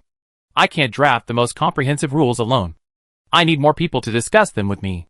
Besides, even if the rules are established, they need to be revised and improved from time to time. So, I can't just give you a comprehensive and complete set of rules." And I Ching nodded. "I understand that. There are lawyers and former law students in the territory now. They all have some legal knowledge. You can choose from them to assist you." Ling Zhiping nodded, "Okay." After a pause, he asked, "When will it start?" And I Ching smiled and said, "Establishing the Ministry of Law was a sudden idea of mine. So, while it's not yet built, I arranged for a first-floor apartment to be vacated for your temporary office use. I have someone take you there later. Go home and get some rest today. Tomorrow, I have someone with legal knowledge bring you over." Yang Jin suddenly received a message. He opened it, took a look, then walked over to an I Ching and whispered the details in her ear. And I Ching paused, then smiled and said, "Professor Ling, if there are no other problems, I have Yang Jin take you to see the future office location." Ling Zhiping nodded, "One more question." And I Ching, This person seemed unable to read expressions or understand the subtle instructions to leave. "I hope that when we discuss the rules of the territory later, the Lord will be involved," Ling Zhiping said with a cold face. And I Ching smiled. "I understand. We can discuss this later. Yang Jin, take Professor Ling to the legal department offices." Yang Jin nodded, not giving Ling Zhiping a chance to speak again. "Professor Ling, please come this way."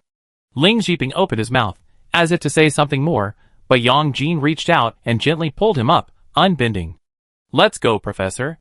If you have any questions, please tell me, and I pass them on to the Lord. The Lord has important matters to attend to right now. Yang Jin was still a student until his death. Although not a student at City C University, and never taking Ling Xiping's classes, he still respected him because of his status. Ling Xiping reacted, his choked expression finally loosening. He nodded and followed Yang Jin. Chapter 140. The sky gradually darkened. The aroma of food filled the territory once again. The internment area was in disarray, with all the survivors diligently working to clear the ground in preparation for rebuilding it. Thus, Zhang Hu and his companions remained waiting in the battle vehicle.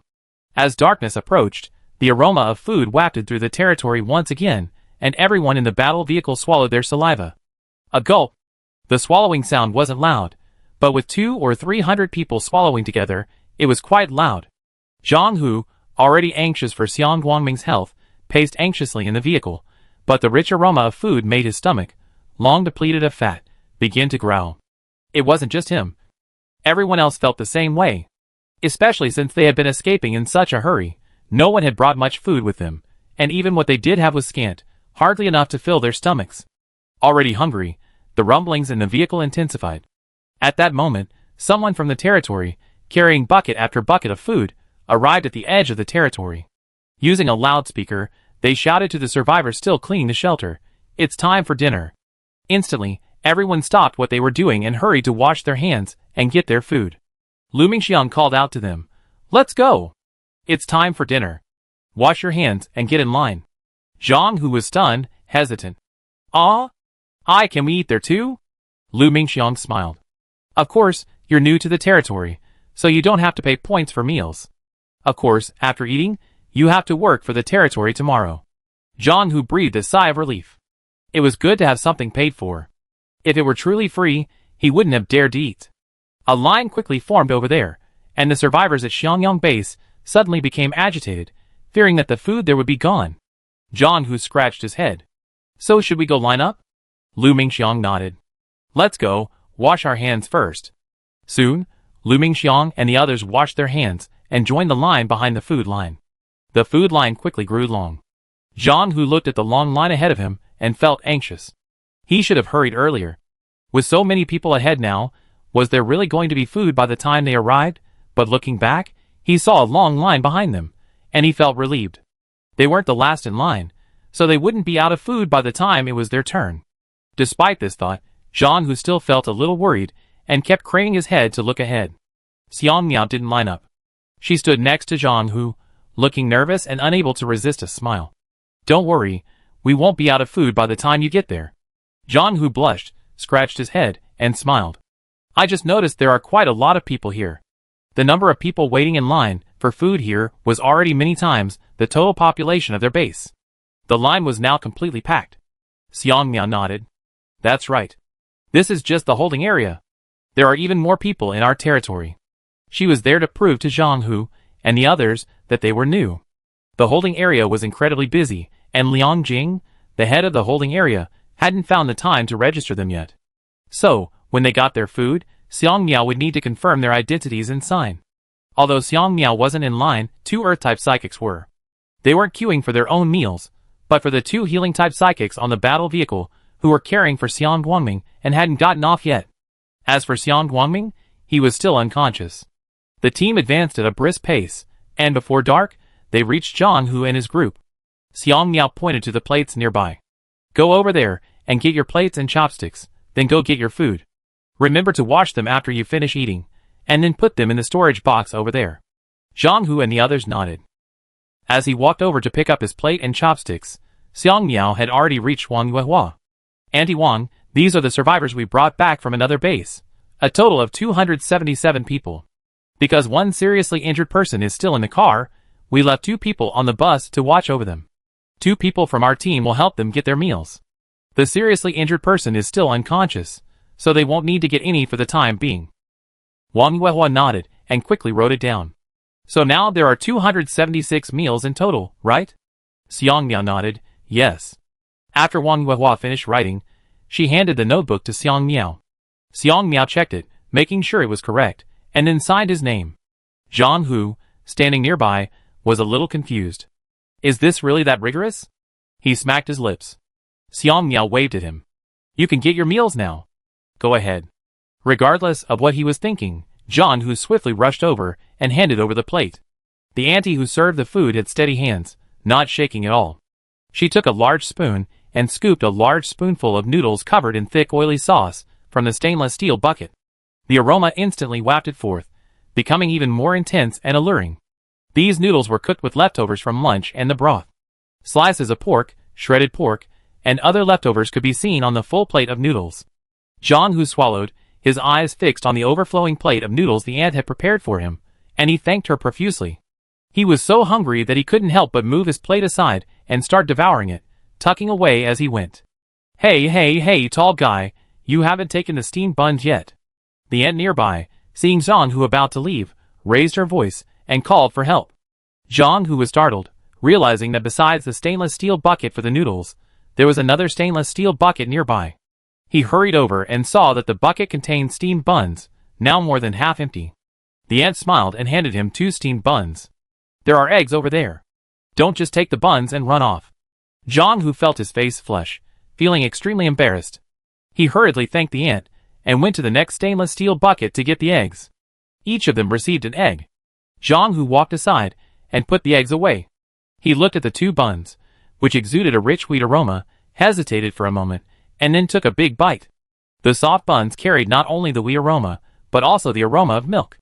His eyes lit up, and he quickly devoured the entire plate, taking a bite of bun and a mouthful of noodles. He even added to the soup that stained the plate. Burp! A burp sounded nearby. So full. I never thought I ever get to eat enough again. Zhang Hu looked and saw that it was a psychic from Xiangyang base. He rubbed his stomach with satisfaction and sighed. Zhang Hu felt a sudden embarrassment when he recalled licking his plate. He was about to say something to save face when he noticed the plate of the psychic next to him was also incredibly clean, clearly having licked it. Looking at the others, the survivors of Xiangyang base hadn't gone anywhere else. With him there, they had gathered one after another. After all, it was a strange place, and they felt safer around their own people. By then, quite a few people had finished eating and were doing the same thing he had done, licking their plates. Zhang Hu's embarrassment was instantly gone. He glanced around and immediately spotted the survivors in the holding area. After finishing their meals, they were carrying their plates towards the battle vehicles. He hesitated for a moment, then followed them. Only then did he realize there was water on the second floor of the battle vehicles. He didn't wait in line to wash his dishes, but went straight back to the battle vehicle where Xiang Guangming lay. Sure enough, there was a kitchen on the second floor with running water. As Zhang Hu carefully washed his dishes, he saw that the 2 healing psychics guarding Xiang Guangming had also finished their meals. He walked over and said, "Go upstairs and wash the dishes and chopsticks. I bring them back later." The 2 nodded and went upstairs to wash. Zhang Hu sat nearby and waited. It had only been a short while when he noticed something was wrong with Xiang Guangming. Xiang Guangming's skin seemed slightly swollen, and the blood vessels beneath his skin seemed slightly swollen, so much so that they were clearly visible through the exposed skin.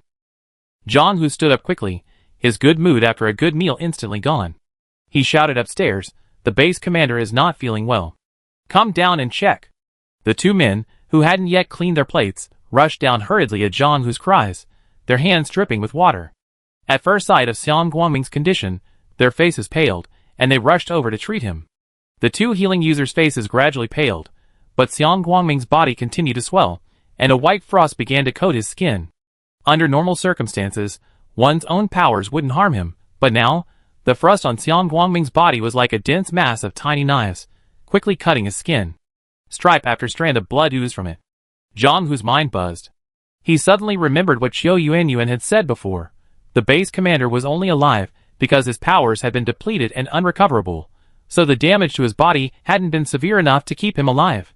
So, the base commander's powers have returned? He quickly denied it. With the base commander's powers, if they had fully recovered and a riot had broken out, there would have been an explosion, perhaps even blowing this vehicle apart. But even if they hadn't fully recovered, they were definitely recovering bit by bit. Why hadn't the lord of this territory arrived yet? Zhang Hu, anxious, rushed outside the battle vehicle to see where Lu Mingxiang and the others were. It was already dark, and he looked for a long time without seeing anyone. He slapped himself in frustration. You were so focused on eating that you didn't notice where Lu Mingxiang and Xiang Miao had gone. Lu Mingxiang had taken Tang Bai home. After sending Tang Bai home, she explained to Tang Bai's parents and hurried back to the battle vehicle.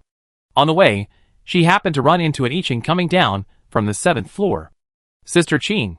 Lu Mingxiang walked over quickly. And I Ching nodded. Where's the base commander? Still in the car? Lu Mingxiang nodded.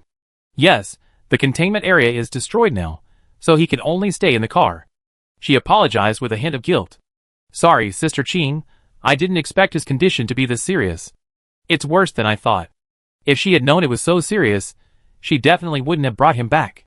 After learning that Xiang Guangming had severely overdrawn his superpowers, causing a psychic outburst, she appeared calm, but her heart was pounding with nervousness. She was truly afraid she caused an I Ching some trouble. And I Ching patted her shoulder. Don't let your imagination run wild. I go check it out first. As soon as she left the territory, Lu Mingxiang saw several familiar people running around like headless flies. They were the superpowered people and survivors of Xiangyang base. Seeing this, Lu Mingxiang felt even more uneasy. These people were clearly looking for her. Their anxiety could only mean something's happened to Xiang Guangming. She took a deep breath. Sister Qing, don't come over yet. I go see what's going on first. She was worried that Xiang Guangming had already been in trouble, and that an I Ching's appearance at this moment would make the survivors blame her. Deputy Captain Lu. Suddenly, a survivor spotted Lu Mingxiang and rushed over, shouting, Deputy Captain Lu, is your lord available?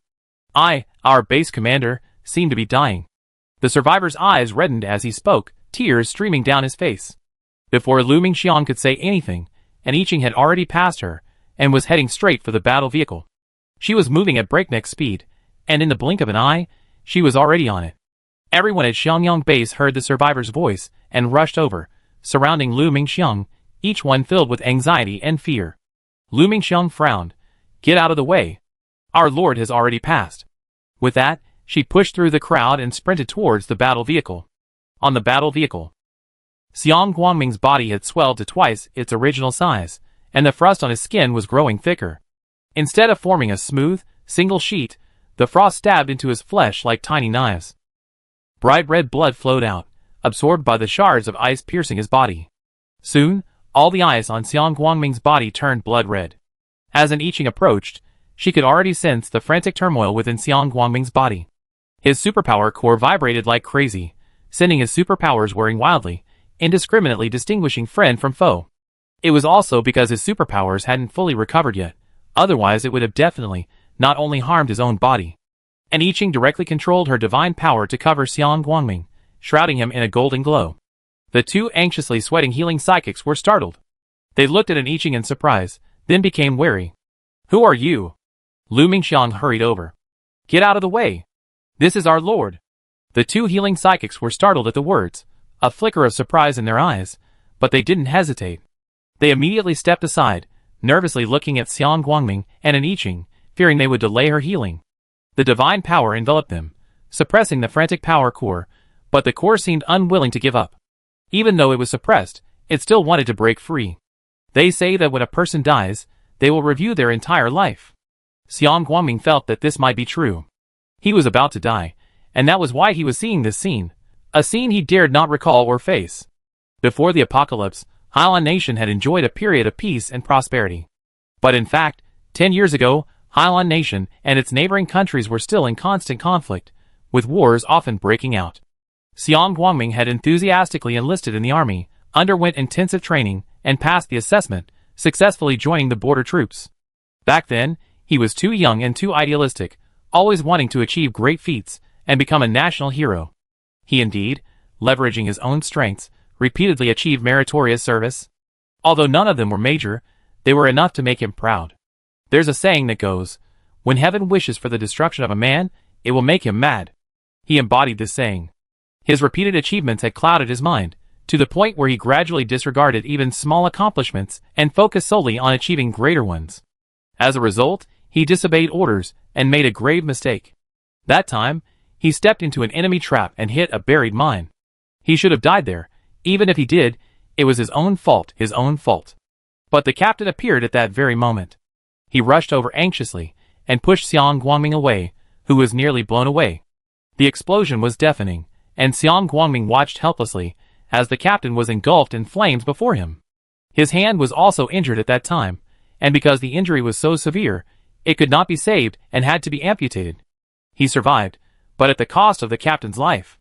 After this incident, Xiang Guangming was given a serious warning for disobeying orders and acting without authorization, resulting in the captain's death. All his previous achievements were revoked, and he was ordered to retire. Xiang Guangming left the border army and returned to his hometown. The scene of the captain pushing him away and dying in his place became a constant nightmare, haunting him every moment, driving him crazy with guilt. He was in so much pain that he even considered suicide. Until his former teammates came and angrily beat him up, sternly warning him, "The captain risked his life to save your life. If you really want to die like this, will you be worthy of the captain?" Xiang Guangming suddenly shuddered. Yes, his life was saved by the captain's life.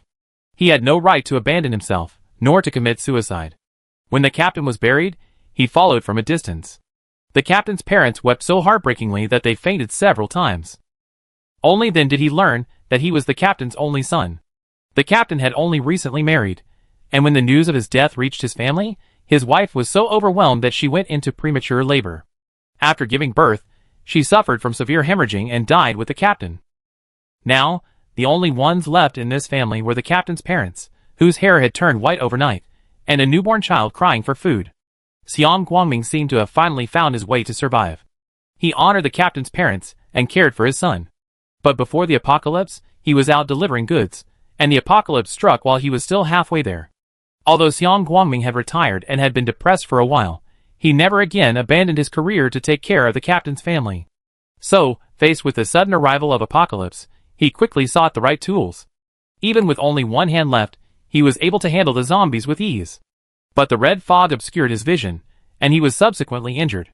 After being injured, he found a safe place to hide, pondering how to rush back to the captain's home. But after being injured, he developed a fever that grew increasingly severe, leaving him feeling hot and cold, drowsy, and completely out of control. As a result, he was unable to return immediately.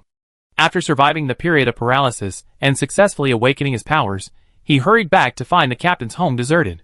He didn't know if they were alive or dead, or if they had been infected by the zombie virus. He searched the area for a long time, but couldn't find them. Afterwards, Xiang Guangming established the Xiangyang base near the captain's home.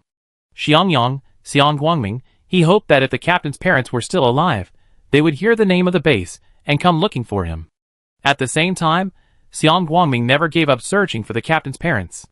After the captain's parents and son disappeared, the nightmares returned. Every night, he dreamed of the captain looking at him with resentment, blaming him for not taking good care of his parents and son, leaving them stranded in this dangerous world. He hadn't found the captain's parents or son, and they hadn't come looking for him either. Perhaps they were already dead. A tear welled in Xiang Guangming's eye and slid down his cheek. He was going to die. How wonderful. Death would bring freedom. "I'm sorry, Captain. I couldn't keep my promise to you. I couldn't take care of the old couple until they were old, and I couldn't see Junjin grow up safely. I'm sorry." As he approached death, Xiang Guangming felt a sense of relief. He carried a life on his shoulders. Even though he had taken on the responsibility of supporting the captain's family, the weight of that life was still too heavy, weighing him down, making him feel breathless. What his teammates had said before made him afraid to commit suicide, and afraid to collapse. He was so tired. This time, he didn't commit suicide, he didn't deliberately run away. Wouldn't that be a disservice to the captain? As Xiang Guangming's thoughts wandered, he suddenly felt his body lighten. His eyelashes fluttered, and then he slowly opened his eyes. What he saw was a snow-white wall and ceiling. Where was this? The afterlife? Confused, Xiang Guangming shifted, then felt himself sway. He then realized he was completely immersed in a clear liquid. The liquid completely submerged him, yet he didn't sink, instead floating in the center. Strangely, despite this, he didn't feel suffocated, his breathing was exceptionally smooth. When he woke up, the warning light on the wall lit up, followed by a beeping sound. Soon, hurried footsteps approached. The door opened from the outside, and a woman in a familiar white nurse's uniform walked in. Seeing Xiang Guangming open his eyes, she smiled. "Oh, you're awake? That's good, you're awake. But you're seriously injured. You probably need at least another day. Stay in there and recuperate. Don't move." Xiang Guangming was stunned. He stirred, his body swaying like a rootless duckweed. He opened his mouth to speak. The taste of the liquid rushing into his mouth wasn't unpleasant, but it made it impossible to speak normally. You can't talk while soaking in the repair fluid. Wait until you get out. I go tell Jean who you're awake, so they don't worry. After the nurse finished speaking, she checked the medical bay and saw that the level of the repair fluid had dropped a little. She refilled it and then turned to leave. Xiang Guangming fell silent when he heard the familiar name Zhang Hu. Although he couldn't speak in the first place, but now he knew that he was not dead, and this was not the afterlife. He was rescued. Chapter 141. When the nurse went to the internment area, it was bustling with activity. I'm not leaving. I don't want to leave. Why are you kicking me out? That's right. I fought for my territory, and you're kicking me out? Oh my God, you heartless bastards. How can you be so cruel? I'm living well here, and you're kicking me out just like that? I won't leave. I want to see the Lord. I want to see if he's so cruel as to throw me out to die. From a distance, the nurse saw a large crowd gathered there, including residents of the territory and survivors from the internment area. People love to join in the fun, and now everyone has stopped working to gather around, watching the farce from near and far. The nurse nudged the person next to her and asked, "What's going on in there? Who's getting kicked out?" The person she nudged shook his head. I don't know. Security arrived early this morning. They notified some residents in the territory and some survivors in the internment area, telling them to pack up and leave. The nurse was stunned and asked hesitantly, "Did they say why? There has to be a reason, right?" Not yet. Quite a few people are making a fuss right now. Look, this old woman has been sitting on the ground, throwing a tantrum and yelling for a while. At that moment, someone nearby suddenly spoke up. What else could it be? These people must be up to no good, so they're getting kicked out. The nurse and the people nearby looked over. Do you know what's going on? The man folded his arms and sneered. I don't know, but I know that old woman rolling on the ground. Despite her age, she's very nimble. If she came to a fight, you might not be her match. The nurse didn't recognize the wailing old woman, but hearing her words, she knew, even if she didn't, that she must know something. The people around her pressed, Hey, tell us. We're so worried. What did this old woman do? The sneering man looked at the old woman with a cold gaze. When the zombies attacked our territory a few days ago, didn't we all go out to deal with them? This old woman was very clever. She just grabbed my sister and used her as a shield. The people around her gasped. Shield? A shield? Yes, if Deputy Chief Instructor Xiao hadn't rescued my sister, she would have died long ago. The man's face was filled with rage, and the gnashing of teeth didn't look fake. The people around them were immediately in an uproar. Really? That's too vicious. How can someone be used as a shield? The people around them were incredibly angry. No one wanted to keep someone like that around. After all, who knows if they'd be the one being pushed out as a shield next time? Come to think of it, I do think I saw that old woman grab a girl and push her away when she was in danger. I was a bit far away at the time, and I was actually startled.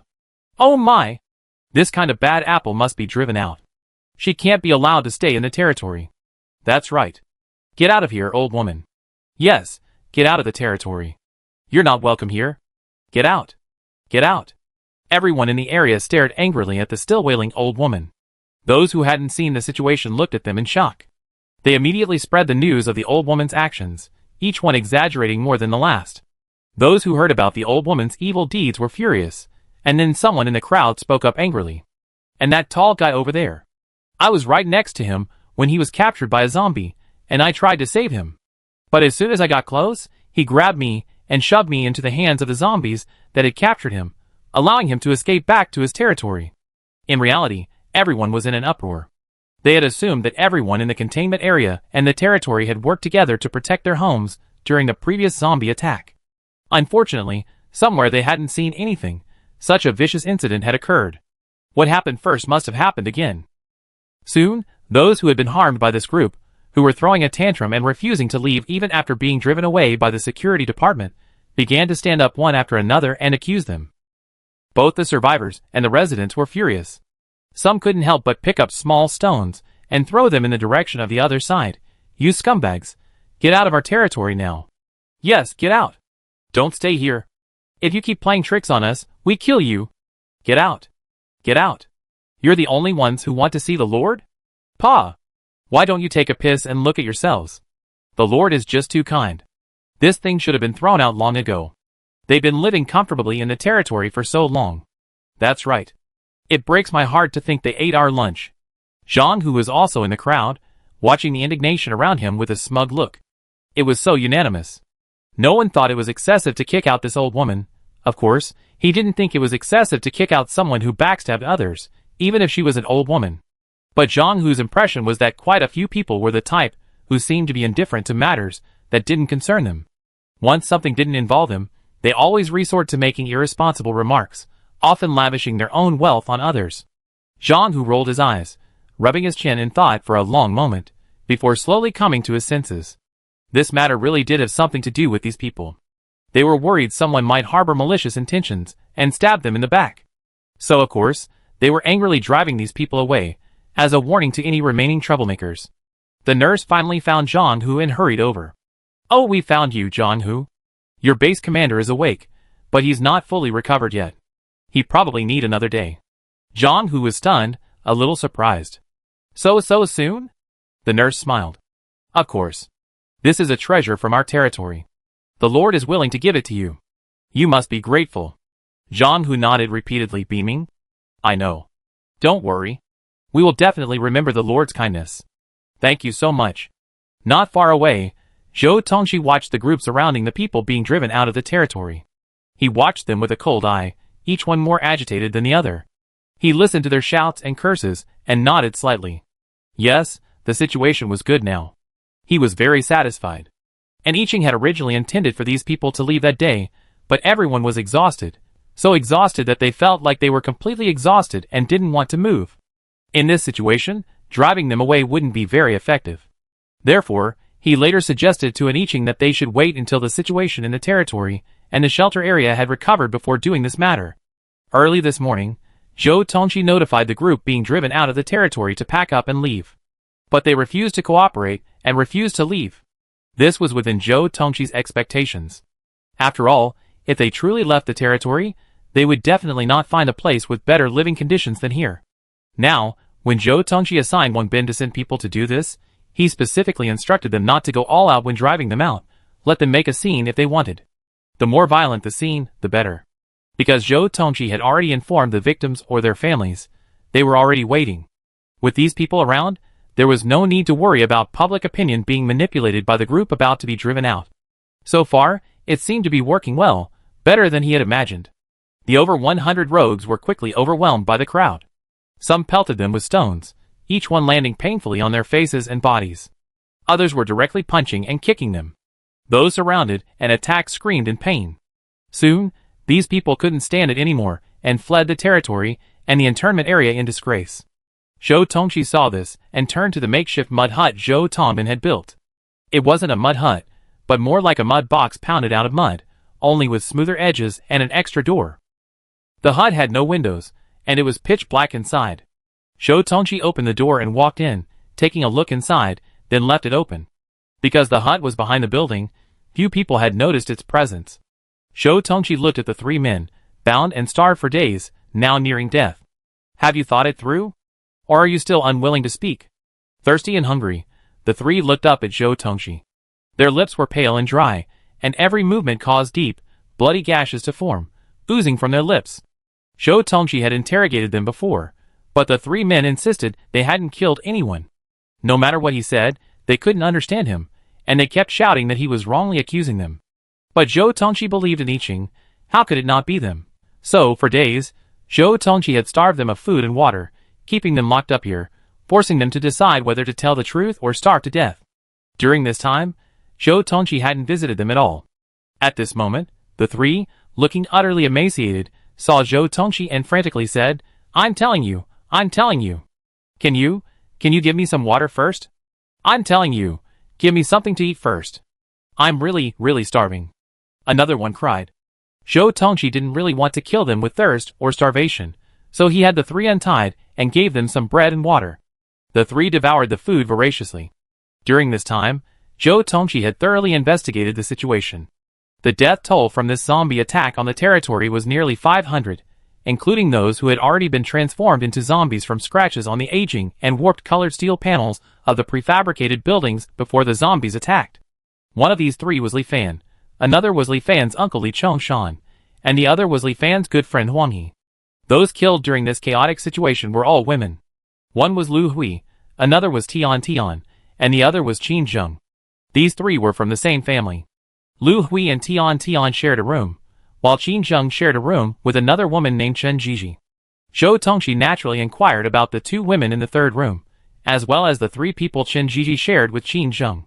Chen Jiji and the other two women all said they weren't familiar with Lu Hui and the other two. Even Chen Jiji wasn't familiar with Qin Zheng, who shared a room with her. The two had barely spoken since they started living together. Qin Zheng rarely stayed in their room, mostly visiting Lu Hui and the others. When asked about Li Fan and the other two, Chen Jiji and the others were also bewildered, completely unaware of them. Likely 6 months ago, Li Fan and the other two had rented a 3-bedroom apartment using their accumulated points after the housing allowance in their territory was released. Therefore, they didn't live with anyone else, each having their own room. Zhou Tongxi sent someone to investigate the 3 people at the construction site. The workers all said that Li Fan and the other two were hardworking and honest people. They never argued with anyone on the construction site, and were very easy to talk to. Sometimes, when they needed help, they agreed without hesitation. As a result, Li Fan and his team were quite popular on the construction site. Everyone praised Li Fan and his team. After much investigation, Zhou Tongxi still couldn't find anything, so he asked Li Fan and his neighbors. But the territory had very few recreational activities. Except for morning training, everyone went out at about the same time, and their evening return times were irregular. This was especially true after the construction of the library in the territory. The library, covering 300 square meters and rising 5 stories, was filled with a wide variety of books collected by Su Jingxian, including mini stories, novels, and newspapers. Those lacking entertainment loved going to the library to read novels. There was only one library, and no matter how many books it contained, there weren't enough for so many people in the territory. Therefore, books could only be read in the library. Borrowing wasn't allowed, but purchase was permitted. Few people chose to buy books, so the library was packed during the daily break. These people's return home times were staggered, and the library closed when more people returned home. Li Fan and his neighbors were the ones who had to wait until the library closed before returning. So when asked about Li Fan and his neighbors, they knew nothing. However, they did get some information from an elderly woman who lived in another apartment on the same floor as Li Fan and his friends. She was quite old, and when she first arrived in the territory, she worked diligently. Since the territory has expanded, more buildings have become available, and people can choose to rent or buy. Girls like Lu Hui, who don't have enough points, can choose to share a house with others, saving on rent. If you're a bit more financially comfortable, you can share a house with 3 people, like Li Fan and his friends. While this is a bit more expensive, each person gets their own room, which provides more privacy. The old lady has 2 sons and 1 daughter, all of whom participated in the previous attack on Shinrong base, earning a considerable amount of points. The 3 siblings pooled their points and bought the house. They then renovated it, converting the 3-bedroom, 1 living room apartment into a 4-bedroom apartment and creating an open-plan kitchen and dining room. It's a bit smaller, but the family of 4 can each have their own room. After owning their own house, the 3 siblings felt they could earn enough to support their mother, so they stopped having their aunt work and earn points. Instead, she kept the house clean and cooked for them. As a result, the aunt had plenty of free time. While she wouldn't say she knew every resident on their floor, she was definitely familiar with them. Of course, who doesn't have relatives and friends visiting? So, there were strangers visiting other houses on this floor too. The person in charge of the investigation learned from the aunt that, about a few months ago, she couldn't remember exactly how many, a few girls had been regularly visiting Li Fan's house. They continued to come more frequently after that. Knowing that the family was composed entirely of men, and that the girls visiting them were young and beautiful, the aunt would always take a second look. From what she saw, these girls had visited Li Fan and his family at least 7 or 8 times. So, Li Fan and his family weren't unrelated to the innocent murder. There must have been some dispute between the 2 parties. But whatever the cause, the outright murder was unacceptable. Zhou Tongxi sat in the adobe hut, watching the 3 men wolfing down their food. They were starving and thirsty. Their frenzied eating and drinking looked rather sinister. After they had eaten and drunk their fill, the 3 men slumped down on the ground, sighing with satisfaction. "Okay, can we talk now?" Zhou Tongxi snorted.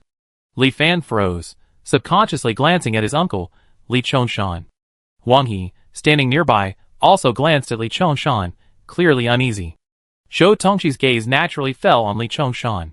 He was in his early 40s. Although he worked on a construction site, his back remained unbendable due to his long-term physical training. His face, though a little rough, was not unattractive. Li Chongshan sighed, "Tell me, we're really going to starve to death?" Li Fan opened his mouth, looking at him in shock. If he didn't tell, he starved to death. But what if he told me, wouldn't that happen? He clenched his fists nervously, 1,000 regrets filling his heart at that moment, his eyes reddening with anxiety. Huang He couldn't help but shrink back. "Tell me, will everything be alright if I tell me?" Zhou Tongqi smiled. "If you don't tell the truth, I'm afraid it won't be as simple as death." What does not as simple as death mean? Li Fan and Huang He stared at Zhou Tongqi, who wore a gentle smile, filled with horror. Li Chongshan closed his eyes, sighed, and said, "We did kill them, but we were forced." After the apocalypse, Li Fan's parents were gone, as were Li Chongshan's wife and children. The uncle and nephew were left to rely on each other and struggle through this apocalypse. Later, the two met Li Fan's good friend, and the three of them stayed together. Because they were all honest and hardworking, they suffered a lot of bullying before arriving in the territory. Even if they managed to gather supplies, most of them would be stolen. Thankfully, after joining the territory, they were finally able to live a stable life. Their biggest dream was to buy a house in the territory. Thus, the three of them were extremely frugal, counting their territory points every day to get by. In fact, they already had quite a few points, but they were still a long way from being able to afford a house. Not long after, Li Fan started dating Lu Hui. With a girlfriend, Li Fan's expenses increased, and the points he earned each day were simply not enough to support Lu Hui. As a result, the points in his territory card began to dwindle. This naturally caused dissatisfaction among Huang He and Li Chongshan. But Li Fan was Li Chongshan's nephew after all, so he didn't say anything. He simply told him to spend his points slowly. Even if he couldn't save, at least he shouldn't touch his savings. Afterwards, Li Fan brought Lu Hui back to introduce him to Li Chongshan and Huang He. Lu Hui, however, brought her two best friends along, saying they were getting to know each other. They did get to know each other, and to liven up the atmosphere that day, Lu Hui even brought 2 bottles of wine from the territory's mall. The wine was good, but it was a bit intoxicating if you drank too much. When they woke up the next day, they were all lying naked in the living room. At that moment, Lu Hui and the other 2 cried louder than the other, fiercely threatening to report them to the Lord for being such beasts. Li Fan and the other 2 were completely disheartened. They were afraid that Lu Hui and the others would actually report them, and in that case, they would be expelled from the territory. They could only frantically coax them, promising them a ton of benefits. Lu Hui and the others didn't ultimately sue Li Fan and the other 2, but they did take all the points from their territory cards. They even came to them periodically to collect points. There were no free meals in the territory anymore. Meals had to be purchased with points, forcing the 3 of them to live on a shoestring. Each time points were distributed, they were all snatched up by Lu Hui and the others before they could even use much. A few days ago, Li Chongshan discovered that it wasn't them who had abused Lu Hui and the others, but rather that this was a scam. Besides the 3 of them, there were many others who had also been tricked. Lu Hui and the others had exploited their points, and it was said that they had already used the points to buy a house in a newly built residential complex, one for each of them. Li Chongshan and his 2 companions furiously went to Lu Hui and the others, demanding they return their points. Instead, they were met with sarcasm and cursed. Their contemptuous tone and disdainful looks completely infuriated Li Chongshan and his companions. They had originally intended to report the incident, unwilling to accept the consequences, and so they decided to teach Lu Hui and the others a lesson. Who knew, before they could teach Lu Hui and the others a lesson, it began to rain, and with it came a wave of zombies. The zombies swarmed so densely, seemingly endlessly. For a moment, Li Chongshan and his companions couldn't help but wonder if they could truly defeat so many zombies. Will they die here, or become zombies themselves? Thankfully, everyone in both the territory and the shelter was mobilized. Even Lu Hui and the others had to join the battle. Faced with so many unstoppable zombies, no one cared about anyone else. This situation was a perfect opportunity to take advantage of the chaos and kill. So, Li Chongshan and his men split up, their targets precise, one by one, dispatching Lu Hui and the others. The process went smoothly, but unexpectedly, the moment they killed someone, they were bound with golden silk threads and thrown back into their territory. At this point, Li Chongshan and his 2 companions regretted their decision. At that time, they had killed people out of fear for their own lives, and Lu Hui and the others had deceived them, taken their points, and humiliated them with such words and eyes, leaving them furious. Even clay figures have their tempers, and even rabbits bite when they're cornered. Furthermore, they all believed they might die in this zombie attack. Without a way out, they naturally didn't care about the consequences.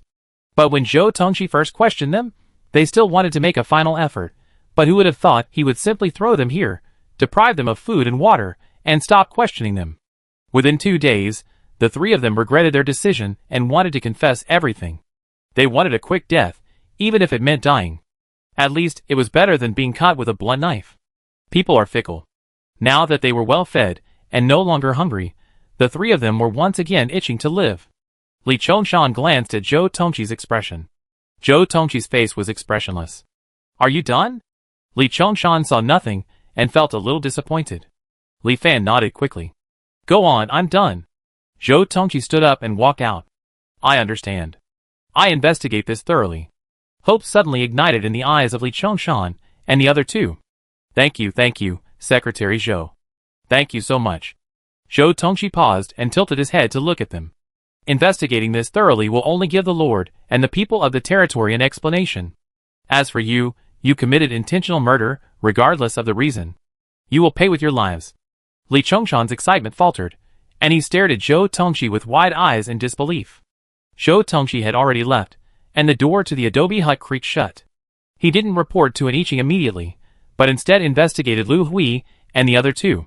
He discovered that they all owned properties, 3 connected properties, all recently purchased. And they hadn't worked in a long time. In this case, the fact that they had points to buy a house meant that the points had indeed come from an unidentified source.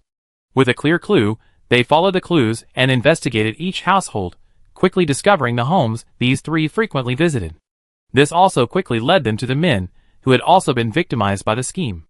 Lu Hui and the other two had demanded compensation from many people under the pretext of sexual assault. This compensation wasn't a one-time payment. Instead, they were paid points from these people periodically.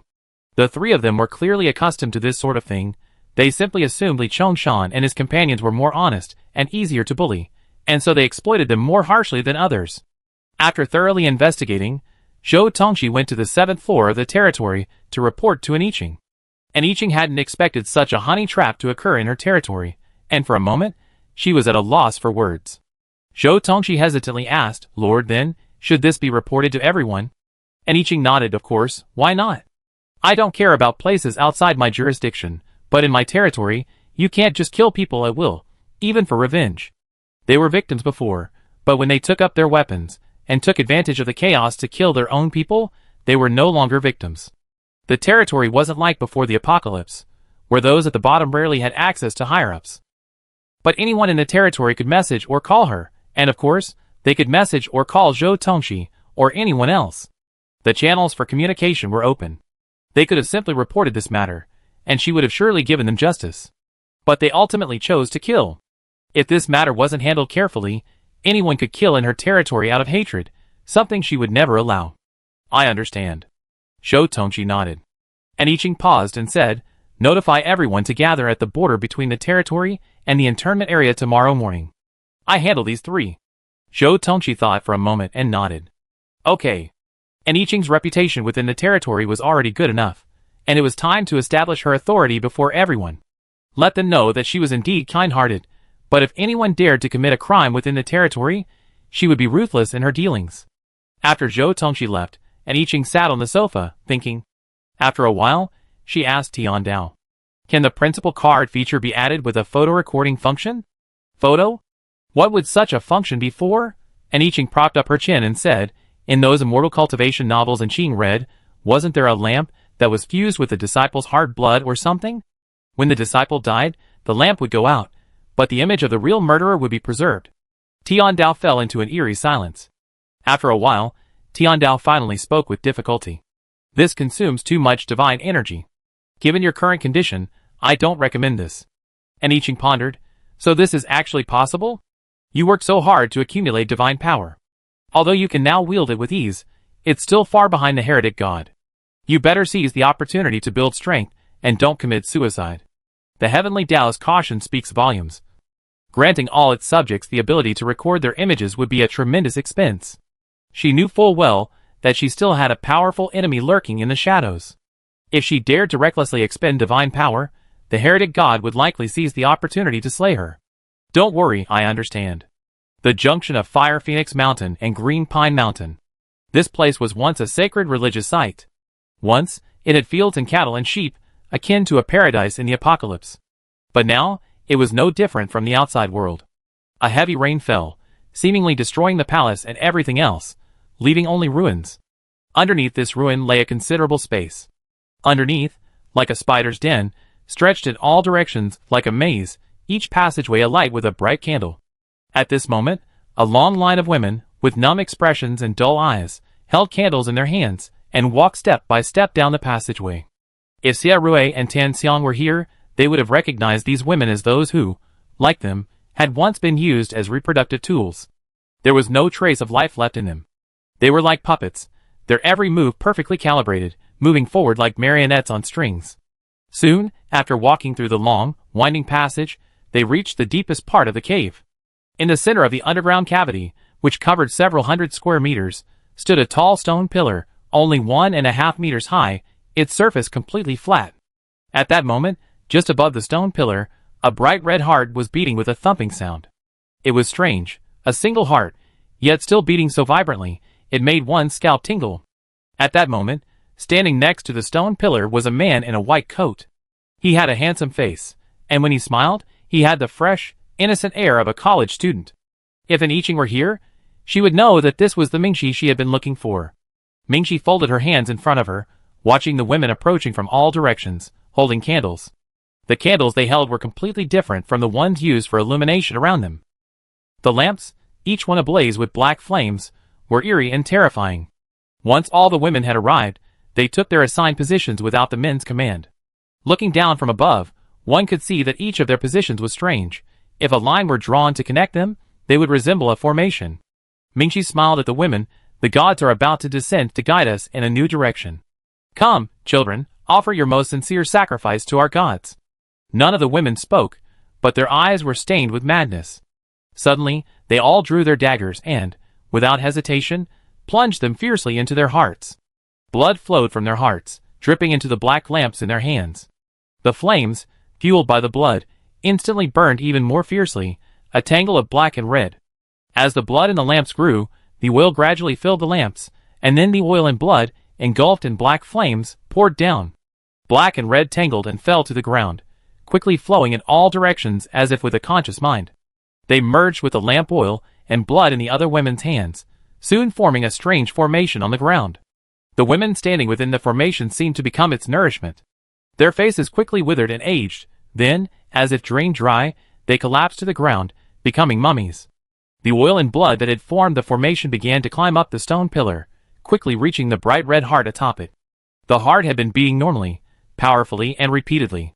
Then, the entangled heart began to beat wildly, struggling like a trapped animal. But it was trapped on the stone pillar, unable to escape, and could only be enveloped by the black and red that climbed ever upward. In the field, an I Ching, who was cooking according to a cooking tutorial she had seen, suddenly felt her pupil shrink. The egg she was holding fell to the ground, snapping in two. An I Ching clutched her chest tightly, feeling as if something was squeezing her heart, making it difficult to breathe and her vision darkening. As her face splattered with sweat, the feeling of her heart being squeezed tightly, as if trying to be pulled out of her, suddenly disappeared. An I Ching paused, then frowned. Tian Dao, what's going on? Isn't this a follow-up to my plan? It's that simple, I don't know. An I Ching felt for a moment, and the feeling was completely gone. It had come so suddenly, and it had gone just as suddenly. No matter how she thought about it, something felt wrong. She had long been prepared for this challenge, but it was over just as quickly as it had begun. It seemed a bit of a joke. Outside the domain, Yang Jin, standing beside an I Ching's consciousness, suddenly gestured with his eyes, his hand unconsciously pressing against his chest. Something seemed to flow within his dark pupils, shifting several times before gradually settling. Yang Jin steadied himself, then spoke to an I Ching. Lord, it's almost time. We should go down. An I Ching was reviewing the financial statements. Besides the revenue from the territory mall, all other income and expenditures were reported to an I Ching monthly. The territory now needed to spend an increasing number of points. Fortunately, the territory's citizens now had points, and more were willing to spend them. But for the territory, the overall expenditure far outweighs the revenue. Of course, if you add in the revenue from the territory mall, it shouldn't be much greater than the expenditure. After hearing Yang Jin's reminder, Aniching looked up at the time. Sure enough, it was time for the training to end. Everyone in the internment area and the territory had probably already gathered. She closed her report and stood up. Let's go! Yang Jin followed Aniching, his steps stumbling a bit. Aniching instinctively turned back and frowned at him. What's wrong with you? Are you feeling unwell? The very thought of asking this made Aniching feel a little absurd. Yang Jin was a bona fide zombie, unable to even feel tired, so how could he feel unwell? Yang Jin shook his head. It's okay, I just didn't walk steadily. Aniching glanced at him twice more and nodded. The two of them entered the elevator, one after the other, and quickly descended from the 7th floor. Because everyone had gathered, the entire territory was unusually quiet. It felt completely empty, not a single soul in sight. It was utterly desolate. The two of them walked around the hospital across the street, and soon came upon a large group of people standing in neat rows. There were over 100,000 people on both sides combined. The sight of so many gathered together was quite a sight. As Aniching approached, she spotted Tong Sheng standing nearby. She looked at Tong Sheng. Is everything ready? Tong Sheng nodded. Don't worry, Lord. I tested it, and it's perfectly functional. Aniching nodded, then walked up the steps and stood on the platform. The platform wasn't large or too high, only about a meter high. The territory just suffered an attack, and the shelter is still being rebuilt over time. I shouldn't have wasted everyone's time at this moment, but there are some things that need to be resolved first. Aniching looked at the crowd, her voice clearly reaching everyone. I believe everyone is aware of the incident involving those who backstabbed their compatriots and their teammates, who took the blame and were expelled from the territory. Yes. Everyone chorused a resounding, forceful response. Aniching nodded. Since everyone knows, I won't elaborate further. Besides those over 100 people, there are 3 others whose crimes are even more serious. As she spoke, Aniching looked at Zhou Tongxi next to her. Zhou Tongxi understood, and quickly had the bounty fan and the other 2 brought forward. At this moment, Tong Sheng immediately began projecting the image. A magnified, clear image was projected onto the screen hung behind Aniching. In addition to the screens facing Aniching's back and front, 2 more screens facing the left and right front were hung, also clearly projecting the stage scene. This was what Aniching had requested Tong Sheng to materialize. It was also fortunate that Tong Sheng hadn't slacked off since joining the territory, always studying diligently. Others went to the library to read novels, stories, or even newspapers. But Tong Sheng went to learn. He browsed through all sorts of books on mechanics, electronics, anything useful. When he encountered something he didn't understand, he would ask the high school students. If they didn't respond, he would go to the teachers. Even so, this time, the projection was only possible thanks to the guidance of several professors, otherwise, it would have been difficult for him to visualize it. On the screen, the image was magnified countless times, allowing even those in the very back of the line to see clearly. What's going on? Isn't that Li Fan? And that's Li Fan's uncle, Li Chongshan. What's going on? They're tied up, right? What did they do? Come to think of it, someone asked me about Li Fan a while ago. Huh? Did someone ask you too? I've been asked that question before, and I know that person. He seems to be one of Secretary Zhou's men. So they really did do something wrong? If they hadn't done anything wrong, they wouldn't have been tied up. Could it be a misunderstanding? These 3 are honest people. They don't look like they've done anything wrong, do they? Oh, don't judge a book by its cover. Don't you know the saying, a dog that bites doesn't bark? Who knows? Maybe these 3 are honest on the surface, but they're actually monsters. The audience was pointing and talking. Aniching, on the day the zombie wave attacked our territory, while everyone was busy dealing with the zombies, these 3, instead of turning their weapons on the incoming zombies, swung them at our companions, killing our own people. For a moment, everyone was in an uproar. They already been shocked by the group of people who pushed others out to shield themselves from the disaster, but they never imagined these 3 would actually kill one of their own. You can't judge a person by appearances. They're so cruel. I'm right. I had dinner with them before. It's terrifying just thinking about it. The audience erupted in discussion, loud and cacophonous, but because so many people were talking, it was reduced to a humming sound. Li Fan and the other 3 couldn't hear a single word. Even if they couldn't, they could guess what the crowd was saying. The thought of how everyone would look at them made their faces turn pale. And Iching waited for them to discuss this for a while before speaking. Outside, order has been lost. Killing for any reason is unpunished, but that's not the case in the territory. She looked at everyone. If you have grievances, injustices, you can report them directly to me, Secretary Zhou, or the heads of various departments. But killing someone privately, even if they truly deserve it, is not allowed. Everyone looked at each other, vaguely understanding Iching's point. So Li Fan and the others had a reason for killing? The territory has now established a legal department, a criminal department, and a civil department. Civil disputes will be resolved in the civil department, and those involving crimes will be resolved in the criminal department. And Iching said, I will have the legal department draft the territory's rules and regulations as soon as possible, and I give each of you a copy. Most people still prefer a peaceful and stable life. Especially the residents and survivors of the territory, most of whom had been rescued. They didn't have the power to dominate in the apocalypse, so naturally they wanted their place of residence to be as safe as possible. So, when Iching suggested drafting rules and regulations, everyone was surprised but quickly accepted them. But they were all very curious about what Li Fan and the others had done wrong. And Iching glanced at Zhou Tongqi, who was sitting next to her. Zhou Tongqi stepped forward and told everyone about the dispute between Yang Hui and the other two and Li Fan and the others. For a moment, the uproar in the audience intensified. Someone sighed. Li Fan and the others have suffered an unprovoked disaster. Yes, who would have thought that getting a girlfriend would end up being a trap? Li Fan and the others were clearly victims. With the Lord acting this way, he's not really going to kill them, is he? Kill them? No way. I thought it was just a lesson for them, to let them know they can't solve problems by killing. Why would he kill them? How could it be that simple? After all, those were lives at stake. Exactly. What was that time? We were all working together to deal with the zombie horde, and yet they turned on their own people over a small grudge. Those women deserved their own deaths. But Li Fan shouldn't have just killed them. Oh, this kind of thing must be severely punished. If not, what if others follow suit? That's right. I don't want anyone stabbing me in the back. You offended quite a few people, it seems. Stop being so sarcastic. Are you just like R&B? Do you like everyone? Anyone who crosses you? By the time everyone had gone round, Zhou Tongqi had announced the verdict for Li Fan and the other three. Deliberate homicide, death penalty. In the crowd, Zhang, who stood beside Xiang Guangming, who had just recovered and been discharged from the hospital. He watched the bloody scene of a torso being torn apart projected onto a large screen, and couldn't help but lick his teeth. Executing in public like this, isn't she afraid of frightening people? Xiang Guangming watched the scene in silence for a long time before saying, she's killing a chicken to scare the monkeys, intentionally. Zhang, who scratched his head. I know, but it just feels a bit too grand. Xiang Guangming shook his head. If this doesn't happen the first time, it'd be too late the second or third time.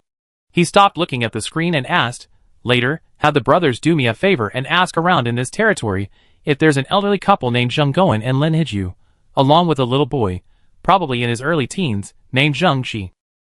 Zhang, who nodded, I know. I go find them right away. That day, Lu Mingxiang hadn't lied to them. After they just arrived at the territory and eaten, while Iching was still suppressing and appeasing Xiang Guangming's rebellious psychic core, the remaining survivors and psychics at Xiangyang Base had arrived at the containment area. So if Xiang Guangming wanted to find someone here, they still had plenty of manpower. However, they could only use their downtime to find someone, as they all registered in the containment area and received temporary ID cards. With these cards, they eat for free during this time, without having to pay points. Although the food was free, they had to work alongside the people in the containment area, rebuilding the area. Furthermore, all of them were divided into groups of 5 and incorporated into the original group in the internment area. If anyone shirked their work, they would go without food. The requirements for the territory were actually quite relaxed, with breaks after a while. Therefore, even if one worked diligently, the day wasn't particularly tiring. Not to mention, the waitress who served the food was steady and filled his plate perfectly, more than enough for him to eat. After the 3 executions, the crowd quickly dispersed, returning to their duties. The bodies of the 3 men were quickly disposed of. And Iching had already arrived, and went to check on the situation in the internment area. The rain had made Iching wary of further complacency. This time, the internment area could no longer use the prefabricated housing materials from before the apocalypse. Another rain would mean the internment area would be ruined. So, she allocated a batch of anti-pollution building materials to the internment area. With proper building materials in hand, Zhou Tongbin replanned and redesigned the internment area. And so, An I Ching received a blueprint for a tube-shaped building. Lord, the internment area has quite a few people. If we were to build the same number of buildings as the territory, it would be too wasteful of materials. Building tube-shaped buildings would be easier and more convenient, and it would also free up a wider playground. Training wouldn't have to be done in batches. Zhou Tongbin said. Indeed, because the prefabricated buildings took up so much space, the playground left behind wasn't wide enough. So, every morning, while the territory trained in a large training field, the internment area had some people here and some there because the playground couldn't accommodate so many people. And I Ching pondered for a moment and nodded. Alright, tube-shaped buildings then. Chapter 142. The once tall buildings had now collapsed, reduced to ruins. Everywhere he looked, he saw nothing but ruins. Among the ruins, one could vaguely see broken limbs and blackened bloodstains. At that moment, one of the ruins suddenly moved. The next moment, it bulged like a bulge, and bricks, rubble, and dust from above fell down with a crackling sound, shattering into pieces on the ground. A giant, clad entirely in steel, rose from the midst. He knelt on the ground, letting the objects behind him tumble away, his gaze fixed on the flat ground below him. Where he had been lying, a crowd of people gathered. Because objects continued to fall from the steel, the people below dared not move. After a long while, the objects finally stopped falling from him. It's too low here. I get you out first, the steel giant spoke, but the voice of a young man came. As he spoke, he leaned over and spread his hands out in front of the crowd. Instantly, someone stood up. Thank you, Shernyan. The person standing on the iron giant's hand put his hands to his mouth, making a trumpet shape, and shouted his thanks. Shernyan instinctively reached up to scratch his head, but someone else had already stood on both of his hands. He gave up and shook his head softly. You're welcome. Soon, Shernyan's palms, fingers, and even arms were filled with people. Then someone stood up. He warned, hold on, I'm getting up. The person standing on the edge suddenly became nervous, and quickly grasped the person next to him. Shernyan carefully stood up from the ground. The place where he stood had become a deep pit, surrounded by piles of rubble. If an ordinary person wanted to leave, they would have to carefully climb over it. But Shernyan simply lifted his legs and walked away from the rubble in just a few steps. However, the once cement road now looked like a road covered in debris. Shernyan slowly lowered them to the ground. Once everyone was safely on the ground, his body shrank rapidly, quickly returning to normal human height. The steel covering his body also receded, revealing normal human skin. What should we do now? The place was now in ruins, and those who had been saved by Shernyan were at a loss. I don't know. Then should we go to the base? What base?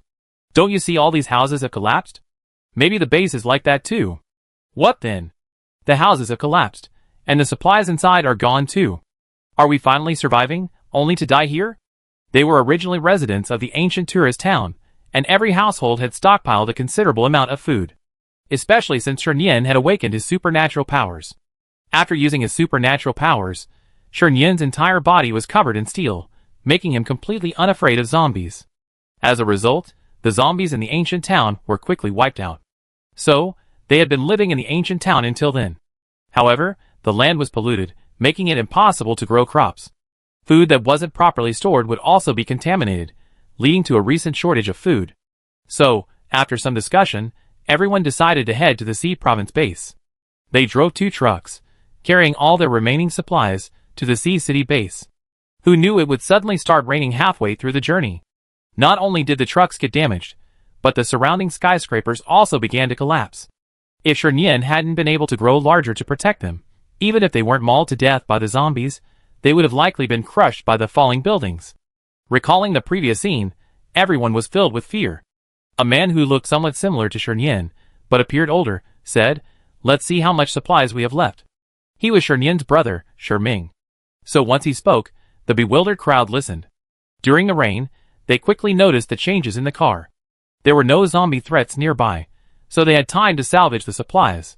Everyone unloaded their backpacks. I still have 2 bottles of water, 2 strips of bacon, and a sausage. I still have 3 bags of peach cakes, and a bag of fried fruit in my backpack. I still have. Everyone's backpack was filled with plenty of food, but with dozens of people, it wasn't enough. Ah, I still have instant noodles. Everyone looked over. It was Nian. When he transformed into a towering iron giant, he had passed his backpack to his brother, so it was still intact. His backpack was overflowing with palm-sized bags of instant noodles. Everyone sighed. Instant noodles wouldn't satisfy hunger. As Sherming looked at Nian's backpack, a thought suddenly occurred to him. By the way, those people we met earlier, do you remember where they said they were from? Before the others could react, Nian remembered it clearly. The S province base. Those people who could trade zombies for supplies? They had only been traveling from the ancient town for 2 days, when they encountered those people carrying so much supplies. They had met them halfway. They had told them that if they could capture zombies, they could trade them for supplies. Such an outlandish request made those who had just left the ancient town wary, and no one believed it. There were quite a few survivors resting in that area at the time. A number of them actually ran out, either killing zombies themselves or finding corpses from hidden corners and giving them to these people. As a result, they actually managed to obtain quite a bit of supplies from the supply vendors. Some traded for water, some for pancakes and steamed buns, and some for instant noodles. Seeing so many people receive something, they were genuinely moved. Nian quietly snatched up a still-living zombie from somewhere and handed it over. Live zombies are more valuable than dead ones. They didn't know why, but that's what the supply vendor said. Nian brought the zombie to them, and they killed it with a single sword strike and collected the corpse. Then, Nian received a large bag of instant noodles. Everyone else had exchanged for something, and Nian had too. This didn't seem fake, but before they could make any move, the supply vendors were leaving, saying they sold out and it was time to go back. Being able to sell supplies. Doesn't that mean the S province base is wealthy? Yeah, if they hadn't had so much to eat, they wouldn't be selling them, right? But S province is so far from here, and we don't even have a car right now. We'd probably starve to death on the way there. Indeed, hiking to S province would probably take months. If they encountered any danger along the way, it could take a year or 2. And even if they were frugal, the supplies they had wouldn't last them more than 2 weeks. But reaching the C province base would probably take nearly a month. Compared to several months, or even a year and a half, everyone preferred a month. Besides, the S province base was so well stocked with supplies, so why couldn't the C province base be? Perhaps the C province base was even more well stocked than the S province base? Ming listened to their whispers, then paused for a moment. He looked at Nian and asked, Nian, where do you want to go? Nian was starving. He hadn't been able to eat when he turned into the Iron Giant, so he'd been starving constantly. Now he opened a box of instant noodles and munched on them. The aroma of the instant noodles wafted through the air, and the crunch of each bite made everyone gulp. But no one said anything. Everyone knew Nian had been starving the past few days protecting them, and they, being protected, could eat something to fill their stomachs even when they were truly starving. Nian looked up in confusion, chewing the fragrant, crunchy instant noodles in his mouth and shaking his head. I don't know, but brother, wherever you go I go. Everyone, The 2 Sure brothers were both very bright and intelligent when they were young, but the second brother had a fever that damaged his brain when he was little, and he's been a bit clueless ever since. His answer was expected. But what did Ming mean by suddenly asking this? Did he not want to go to the C province base anymore? Everyone looked at Ming anxiously. Ming sighed. We're all from the same hometown. It's not easy to have been together all this time, but I don't want to go to the C province base anymore. Of course, I won't force you to choose the same path as me, so if we really can't go together, let's part ways amicably. After that, they could only go their separate ways. Everyone, For a moment, their faces turned extremely grim. They wouldn't be forced, but they already relied on Nian for protection along the way. If Ming wanted to go to Province S, Nian would follow. How could they still make it to Province C on their own? If they had a car before, they might have been able to reach the Province C base even without Nian. But now they had no car, relying solely on their legs. To put it bluntly, if they encountered zombies, they wouldn't even be able to outrun them, so how would they get to Province C? Nian didn't care. He sat on the ground, munching on his instant noodles. He finished 3 bags in a row, then opened a bottle of water, took a sip, and stopped. In fact, he wasn't full yet. Ever since his superpowers gradually developed, from the beginning, he had transformed himself into Iron Man. Now that he's grown into an Iron Giant, his appetite has only grown. It seems he should have been able to eat as much as he did when he was larger. 3 bags of instant noodles were just enough to keep him from getting too hungry. Everyone, what do you think? Ming asked. In fact, When he met someone claiming to be from the S province base selling supplies, he considered changing his destination. But out of consideration for everyone, Ming only briefly mentioned it, and no one was willing. He also wanted to try the C province base first, so he kept heading towards it. But how can we get to S province with so little supplies? Ming, it's not that we don't want to go with you, but we don't see any way out there. Yes, Ming, let's go to C province. It's closer after all. If that doesn't work out, how about we gather more supplies at the C province base before heading to S province base? Ming sighed and explained to them gently. I know you still think the province C base might have plenty of supplies, but that's simply impossible. First, they sold all their supplies from the province S base to us in province C. Have you seen anyone from the province C base selling supplies? Second, after the rain, all those buildings collapsed. I don't know the specifics of the province C base, but if they don't have any special sources of supplies, then the province C base must be extremely short of them. If we reach the province C base, it's likely they have to hand over supplies to us, like the entrance fee. Even if we don't pay the entrance fee, we won't have any supplies at all. If the province C base is short of supplies, we probably work ourselves to death, and still not even earn enough to eat. How will we even have the energy to go to the province S base then? Everyone looked at each other. Someone couldn't help but say, that's just your speculation. What if the situation at the province C base isn't what you're describing? Ming nodded. Yes, that's a possibility, but I'd rather go to the province S base right now, where supplies are plentiful. I won't stop you if you want to go to province C, but I have to part ways with you. Everyone was silent for a moment. A woman stepped forward. I go to province S with you. Going anywhere is risking your life, but going to the province S base, where you can sell supplies, probably offers a better chance. Another young man, about Nian's age, stepped forward. Brother I'm coming with you too. His parents, startled, hurried to pull him back.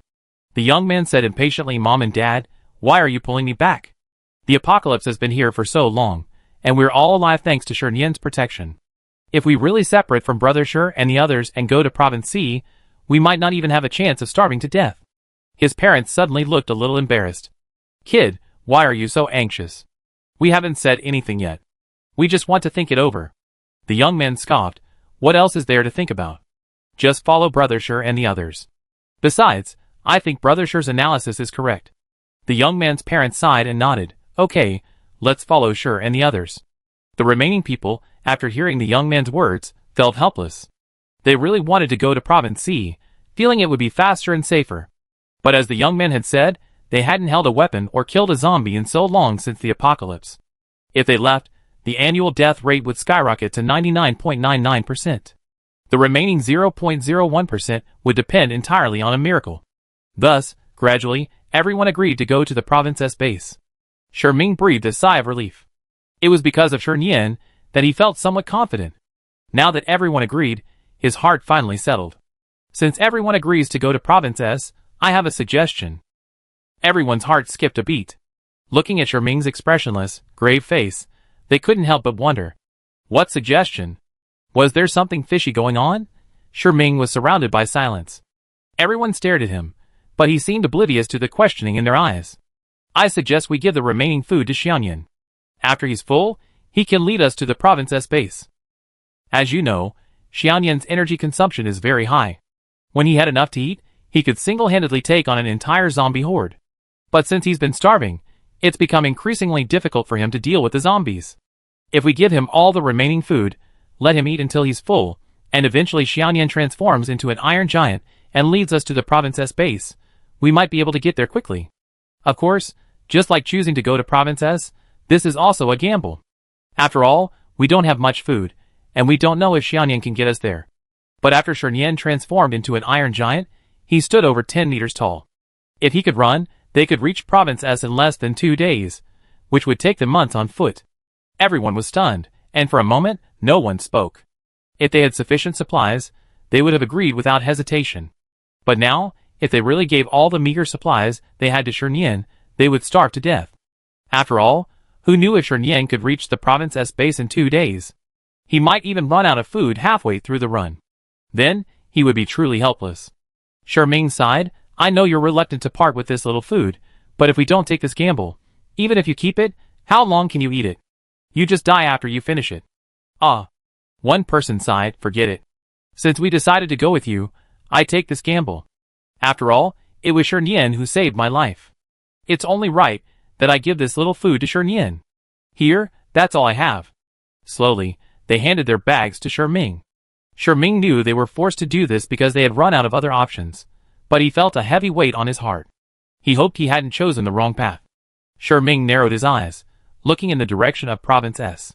Then he took out all the food he had on him, opened all his backpacks, and placed them in front of Shernien. Shernien blinked, looking at Sherming in confusion. Brother, are you really giving it all to me? Sherming nodded. Yes, eat it all. After that, take us towards Province S. Shernien nodded, and without another word, he unpacked his backpack and began to eat. He opened the boxes of peach cakes and stuffed them directly into his mouth. With his other hand, he pulled out the sausages and bacon from his backpack. The sausages and bacon were vacuum-packed, uncontaminated. They were just raw from being uncooked, and the dried skin was incredibly tough. You could say a piece of bacon could be used like a brick. Shernien opened the package and took a bite. His teeth were incredibly sharp, and he took a large bite out of the bacon, leaving clear marks of his teeth. It seemed like this wasn't a hard piece of bacon, but a soft, fluffy dessert. Everyone, Shernien devoured the entire meal in just 10 minutes. After finishing his meal, he burped, a long overdue sigh. Burp! Everyone silently wiped their drool. Shernien walked a little further away, and from a distance, his body slowly became covered in metal armor, quickly transforming into a complete man of steel. Then, his body slowly expanded, growing larger and larger until it reached a height of 18 meters, a fraction taller than before. Shernien touched his head, glanced at his hands, and hesitated for a moment. A bulge appeared in his chest, and soon, the bulge became a compartment. The group below was also worried. If Shernien runs, will we be able to stay on him? Yeah, I hadn't thought of that until now. What if he runs too fast, and we get thrown out? How about we take the backpack apart, make a rope, and tie it to his hand later? Sherming pointed to a tree not far away. We can tear off the bark and twist the inner pulp into a rope. Although the tree was contaminated, it should still be usable as a rope. Slowly kneeling down, Shernien leaned forward and said, No need. I suddenly realized I can add a compartment to my chest. You could all go in and see. His voice was filled with joy. The others looked up and saw that Shernien was different. There was a large bulge on his chest. It wasn't big for Shernien, who was over 10 meters tall, but it looked like a lot to them. There was plenty of room for all of them. Oh, that's great. This way, we won't be thrown off. Shernien, you're looking more and more like a mecha from an interstellar movie. Shernien scratched his head and chuckled. Sherming pursed his lips and smiled back. Soon, Shernien had everyone inside the cabin on his chest. The cabin was about 50 square meters, but while small, it still provided ample space for them to maneuver. It wasn't completely enclosed. There was a long, narrow opening at the front, allowing them to catch some air and see what was happening outside. Xiaoyan, let's go! Sherming stood by the window and spoke loudly to Shernien. Shernien, okay. His voice carried clearly into the cabin. Immediately, Shernien began to run. After eating, Shernien was full of energy, and he slowly ran faster and faster. At first, everyone in the cabin didn't feel anything, but then, they noticed it was getting increasingly bumpy. The cabin was completely bare, with nothing in sight. The bumpy ride forced everyone to squeeze to the windows, where they could at least hold on to something to avoid being tossed around. Hiss. So fast, this speed is comparable to a high-speed train, right? I'm going to faint. I feel like vomiting. I can't do it anymore, it's too fast. I feel so sick, so dizzy. Hold on, don't make a fuss. Shernien has eaten all our food. If we don't run all the way to the S province base and stop along the way, what will happen if Shernien runs out of food? Yes, it's not that bad actually. Let's just hold on a little longer. Face the window quickly. The wind outside will make you feel much better. However, Shernien was running too fast, and the oncoming wind was so strong that it felt painful, rather than uncomfortable. Of course, it did make those who were feeling dizzy and nauseous feel better. Just as they were in agony, Shernien suddenly stopped. Unknowingly, Shernien had been running all night. Now, the sky was getting light, and the sun was just beginning to rise over the horizon. Nerves were on edge all night, and no one could sleep. No one could sleep in such a situation. Feeling Shernien pause, they were startled and asked hurriedly, Shernien, what's wrong? Are you hungry? Have we reached the S province base? Don't tell me you can't run anymore. Shernyan heard their panicked voices, and quickly said, "Ah no, that's not right. I'm hungry, but I can still run." Everyone breathed a sigh of relief, their hearts pounding in their throats, finally settling. Shiming asked, "What happened?" Shernyan couldn't help but raise his hand to rub his eyes, but he was now a giant of steel and couldn't reach them. After a moment, he hesitated and said, I think I'm hallucinating." Shiming frowned. "What do you mean? What did you see?" The others grew worried. "Did we encounter a high-level zombie?" They had encountered a high-level zombie before in the ancient town. High-level zombies possess supernatural powers that not only controlled lower-level zombies, but could also use their powers to attack humans. Thankfully, Shernyan was powerful enough that the high-level zombie was no match for him. Otherwise, they would all have died that time. Shernyan didn't know what to say. After a moment's thought, he stepped aside, bypassing the mountain that blocked his view. He pointed to the spot he had seen earlier. "I don't know what to say either." "Look, can you see it?" He moved to the side of the mountain, and the obstruction disappeared. Everyone's vision instantly opened up, and they were stunned. The sun rose, its orange-yellow glow casting a halo across the sky, gradually dispelling the darkness. The sunlight gradually illuminated the ground, revealing a scene like a paradise before them. Wilding streets, towering buildings that could only be seen in dreams now, and yawning people emerging from various neighborhoods. This scene reminded them of working in the factory before the apocalypse. Back then, the factory workers all lived in dormitories. Everyone rose at dawn and ate in the cafeteria. Therefore, the flow of people was the greatest at that time. A continuous stream of people emerged from the dormitories, filling the wide avenue and stretching out in a long line, slowly flowing toward the cafeteria. From a height of more than 10 meters, they could see the stream of people converging from various residential areas, slowly moving toward the wide field. Soon, the dark mass of people formed neatly into a large field and began to do morning exercises like students. Morning exercises? What's going on? Am I hallucinating? The people in the compartment above Shernyan's chest rubbed their eyes. Wow, there are so many people here. I feel like I haven't seen this many people in ages. Why do I notice the land there is different from outside? Not only that. Look at those plants. It's green. Surprisingly green. There are flowers along the roadside. Are they chrysanthemums? They look a bit like them, but it's too far away for me to see clearly. No, this place is so strange. Why is it so different here from everywhere else? Have we really stumbled into some kind of paradise? Could this be the S province base? No, I've been to S province before. The S province base is in the provincial capital. We're clearly not there yet. Shernyan stood beside the mountain, looking at the vast expanse that looked just like the pre-apocalyptic city. Oh, there are differences. There are fields over there, with a lot of things growing in them. Shiming was speechless for a moment, his mind going blank. He had wondered what the S province base was like, and why it had so many supplies. He had also guessed that it must have many plant-based psychics, which was why the base was so well stocked. But he had never imagined he would see a place like this. Besides, this place was quite a distance from the S province capital, so it wasn't the S province base yet. While his mind was in a state of confusion, everyone started to commotion again.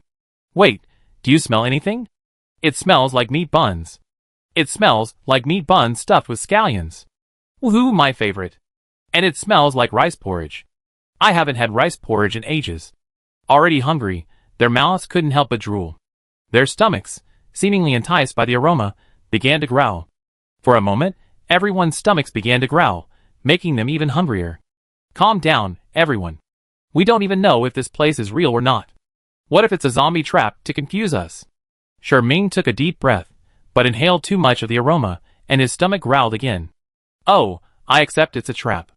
Shernyan, let's go check it out. Yeah, even if I die, I want to die a full and satisfied death.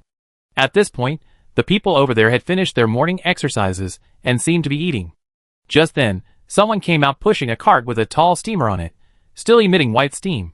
Another cart was also pushing a tall stainless steel bucket, also steaming hot. The aroma of meat buns and rice porridge they had already smelled was now even stronger. Shernyan's eyes widened instantly. The intense hunger in his stomach seemed to surge, his entire body protesting, his mind completely preoccupied with hunger. The next moment, Shernyan fully understood Shiming's words and immediately headed towards the territory. In the shelter, everyone waiting in line for food heard a boom, boom, boom. Along with the sound, the ground shook. The long queue of people, bewildered, turned their heads in the direction of the sound. Then, everyone's eyes widened. Holy shit! What the hell? Transformers? Ah! It's coming towards us. Fuck hack fuck. It's coming! Get out of the way! Before the 18-meter-tall giant, they, each less than 5 feet tall, seemed tiny. For a moment, the shelter was in chaos. They all ran towards the hillside behind the containment area, screams echoing. Ah! We only half built the house. Someone screamed in despair. Fuck you. You dare to destroy my house? I never let you go. Those who had just been fleeing in panic suddenly saw that they had only just rebuilt the half-containment area, and their defenses were instantly broken. Life is important, and so is the house. If the house they had worked so hard to build were truly destroyed, it would be the same as losing half their lives. Hurry, hurry, hurry, get the security department. Such a large creature? The security department can't do anything about it, right? That's right. Assistant Yang. Assistant Yang might be able to help. Isn't Secretary Zhou able to manipulate the silk thread? He should have a way. Does anyone have a territory card? Contact Secretary Zhou. Let's contact the Lord. What if they can't? They were talking at once, and before they could finish, Shernyan had already arrived.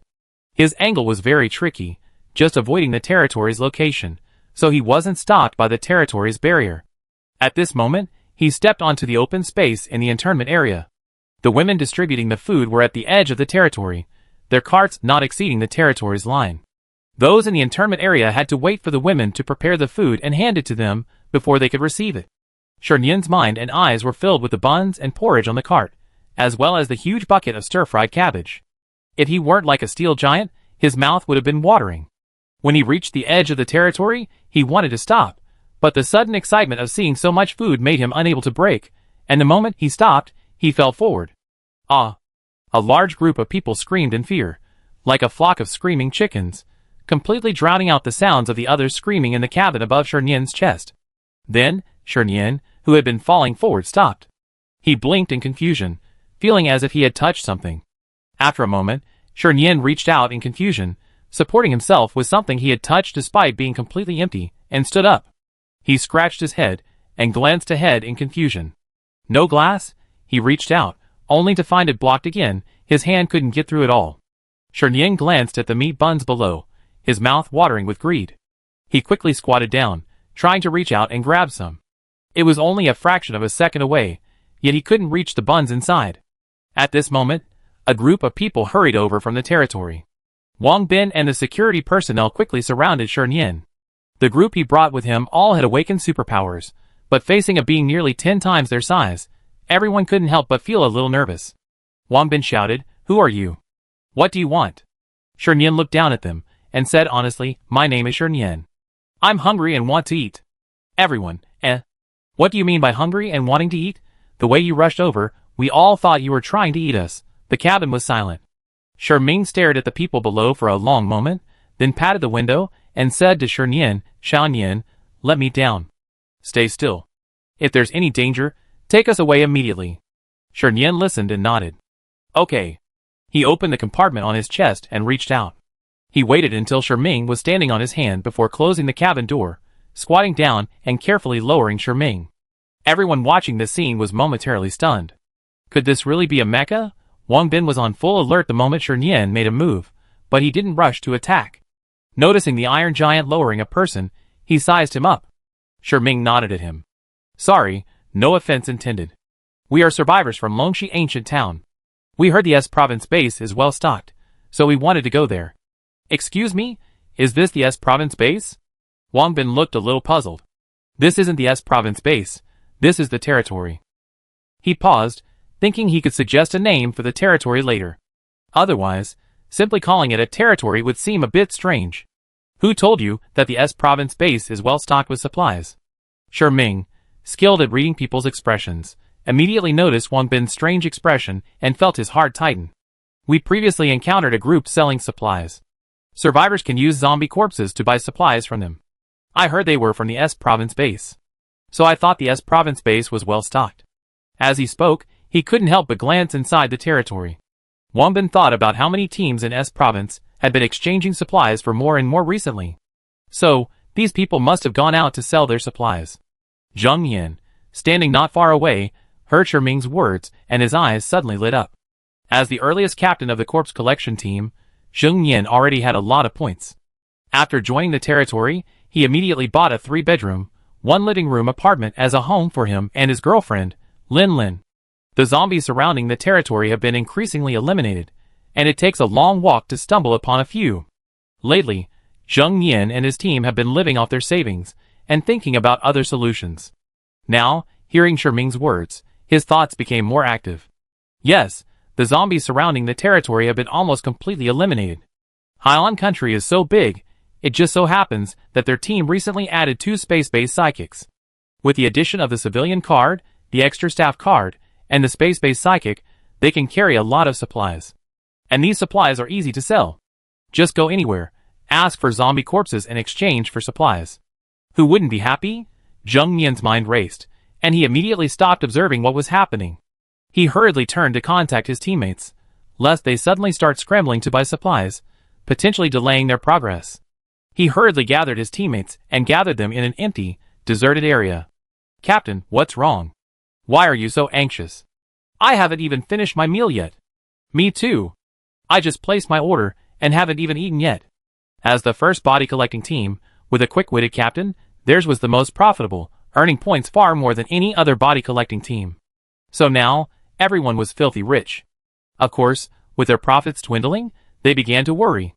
Would they have to find work in the territory like everyone else? But the territory was growing in number, and there really was a shortage of work and too many people. The only team that needed people the most was the engineering team. However, accustomed to the instantaneous rewards of collecting corpses, and seeing the engineering team earn only a few points a day through manual labor, they lost interest. Zheng Yin, great! There's a new way to make money. At that, everyone's eyes lit up, their gazes fixed on Zheng Yin. What's that? Hey boss, tell me quick. I'm so worried. How much can I make? Every day, I see the points in my card dwindling. It's so frustrating. As they discussed this, Wang Bin understood. He smiled and said, it's not the S province base that's short of supplies, it's our base. The supplies that the S province base sends out for exchange are all taken from us. After Sherming confirmed this wasn't an illusion, he already had some suspicions, but after hearing Wang Bin's words, he still felt a bit skeptical. At this point, the others, who had previously been afraid of the Iron Giant, were slowly approaching. One couldn't help but say, don't disbelieve me. Look over there. That's our territory's exchange point. The people from the S province base exchange zombie corpses for points there, and then use them to buy supplies in our territory. Oh my! The people from the S province base are so cunning. I didn't expect them to start selling supplies from us. No one was stupid, they quickly understood.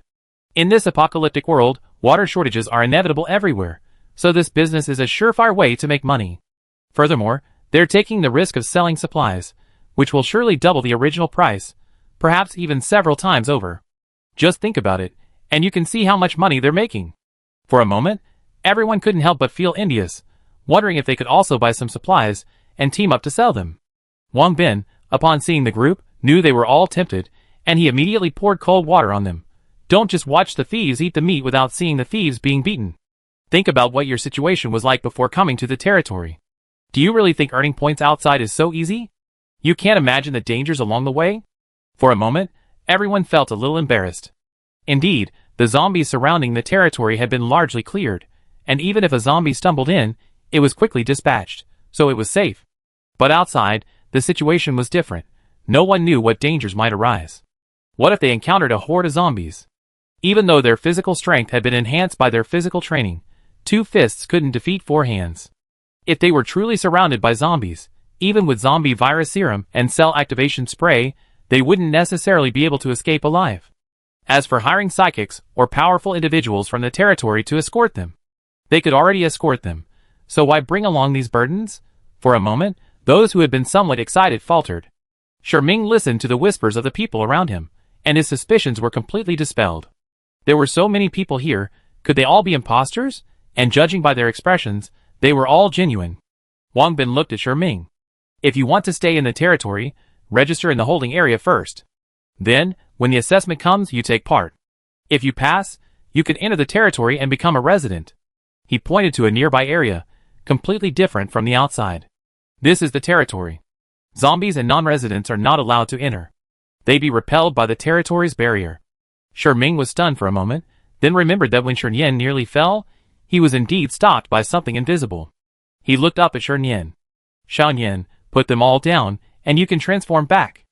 Yin nodded, and set everyone down from the cabin. Then, before everyone's eyes, Yin's body shrank little by little, quickly returning to normal human size. Then, his metal armor faded away, just like a transformer, revealing his flesh and blood. Wow! So cool! The people around them gasped in amazement. What is this? A superpower? Or is it really some futuristic mecha? A superpower, huh? There's such a superpower? That's incredible. Tong Sheng can create things out of thin air, so it's not surprising he has such a superpower. This should be considered a metal-based superpower, right? When he turned into Iron Man, I saw he was covered in steel, nothing else. As everyone was talking, Liang Jing approached and waved them off.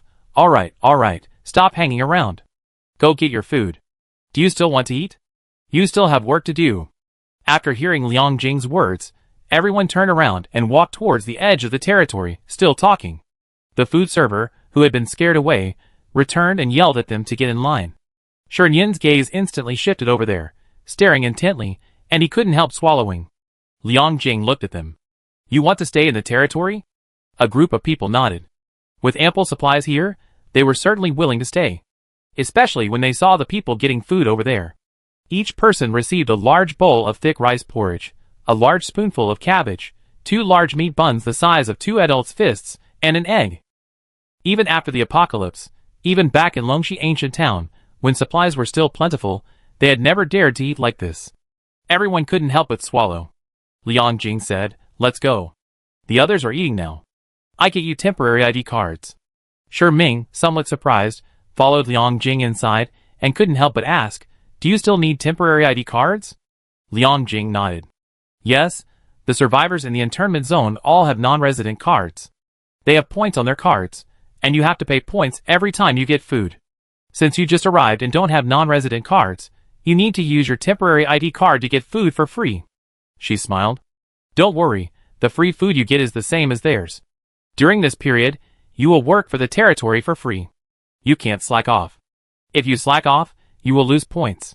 Not only will you not have food, but in serious cases, you may not be able to stay in the internment zone. Hearing Liang Jing's words, the people in Longxi ancient town suddenly became worried. Huh? Then, won't we work and end up with nothing? Liang Jing walked to a large tent with 3 bedrooms and a living room, pulled out a set of chairs, and sat down on them. She smiled and said, don't worry, we're not evil. We won't be that strict. Actually, the work intensity in the internment zone isn't particularly high. There's a 10-minute break every 2 hours of work, and lunch and rest time totals 2 hours. Ming and the others nodded. The work intensity was indeed not high. He glanced at the people following him, but his eyes were still fixed on Yin, who was getting his food. He asked Liang Jing, do you get 1 portion per person, or? Liang Jing couldn't help but roll her eyes at him. What are you dreaming of? Of course, each person can only get 1 portion. If you want more, you can only wait until you officially join the internment zone and get a non-staff card to earn points. Then, when you use the points to buy your own food, you can eat as much as you want. Ming nodded, as if he didn't see the roll of his eyes. Okay, I understand. Liang Jing pulled out the registration book and asked, name, gender, age, address before the apocalypse, job before the apocalypse. Chapter 143. By the time Ming and his group joined the internment zone, Zheng Yin and his group had already used a large amount of points to purchase a variety of supplies, mostly food and water. By this time, Zheng Yin's team had grown to 33 people. Lately, due to the decreasing number of zombie corpses they could receive, they had been thinking about disbanding. Now that they had a new way out, the team naturally didn't need to disband. They deposited the food and water they bought from the territory mall into their resident cards. They then received a large amount of food from Jiang Guodong and his wife and placed it into their non-resident cards.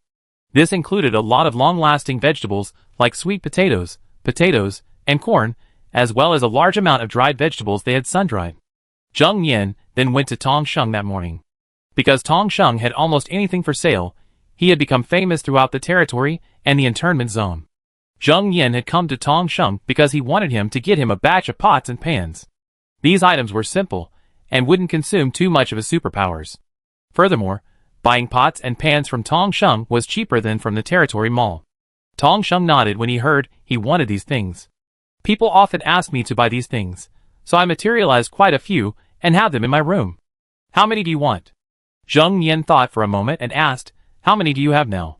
Tong Sheng led Zheng Yin towards his home, saying, I can't remember, but I think I have at least a few hundred sets.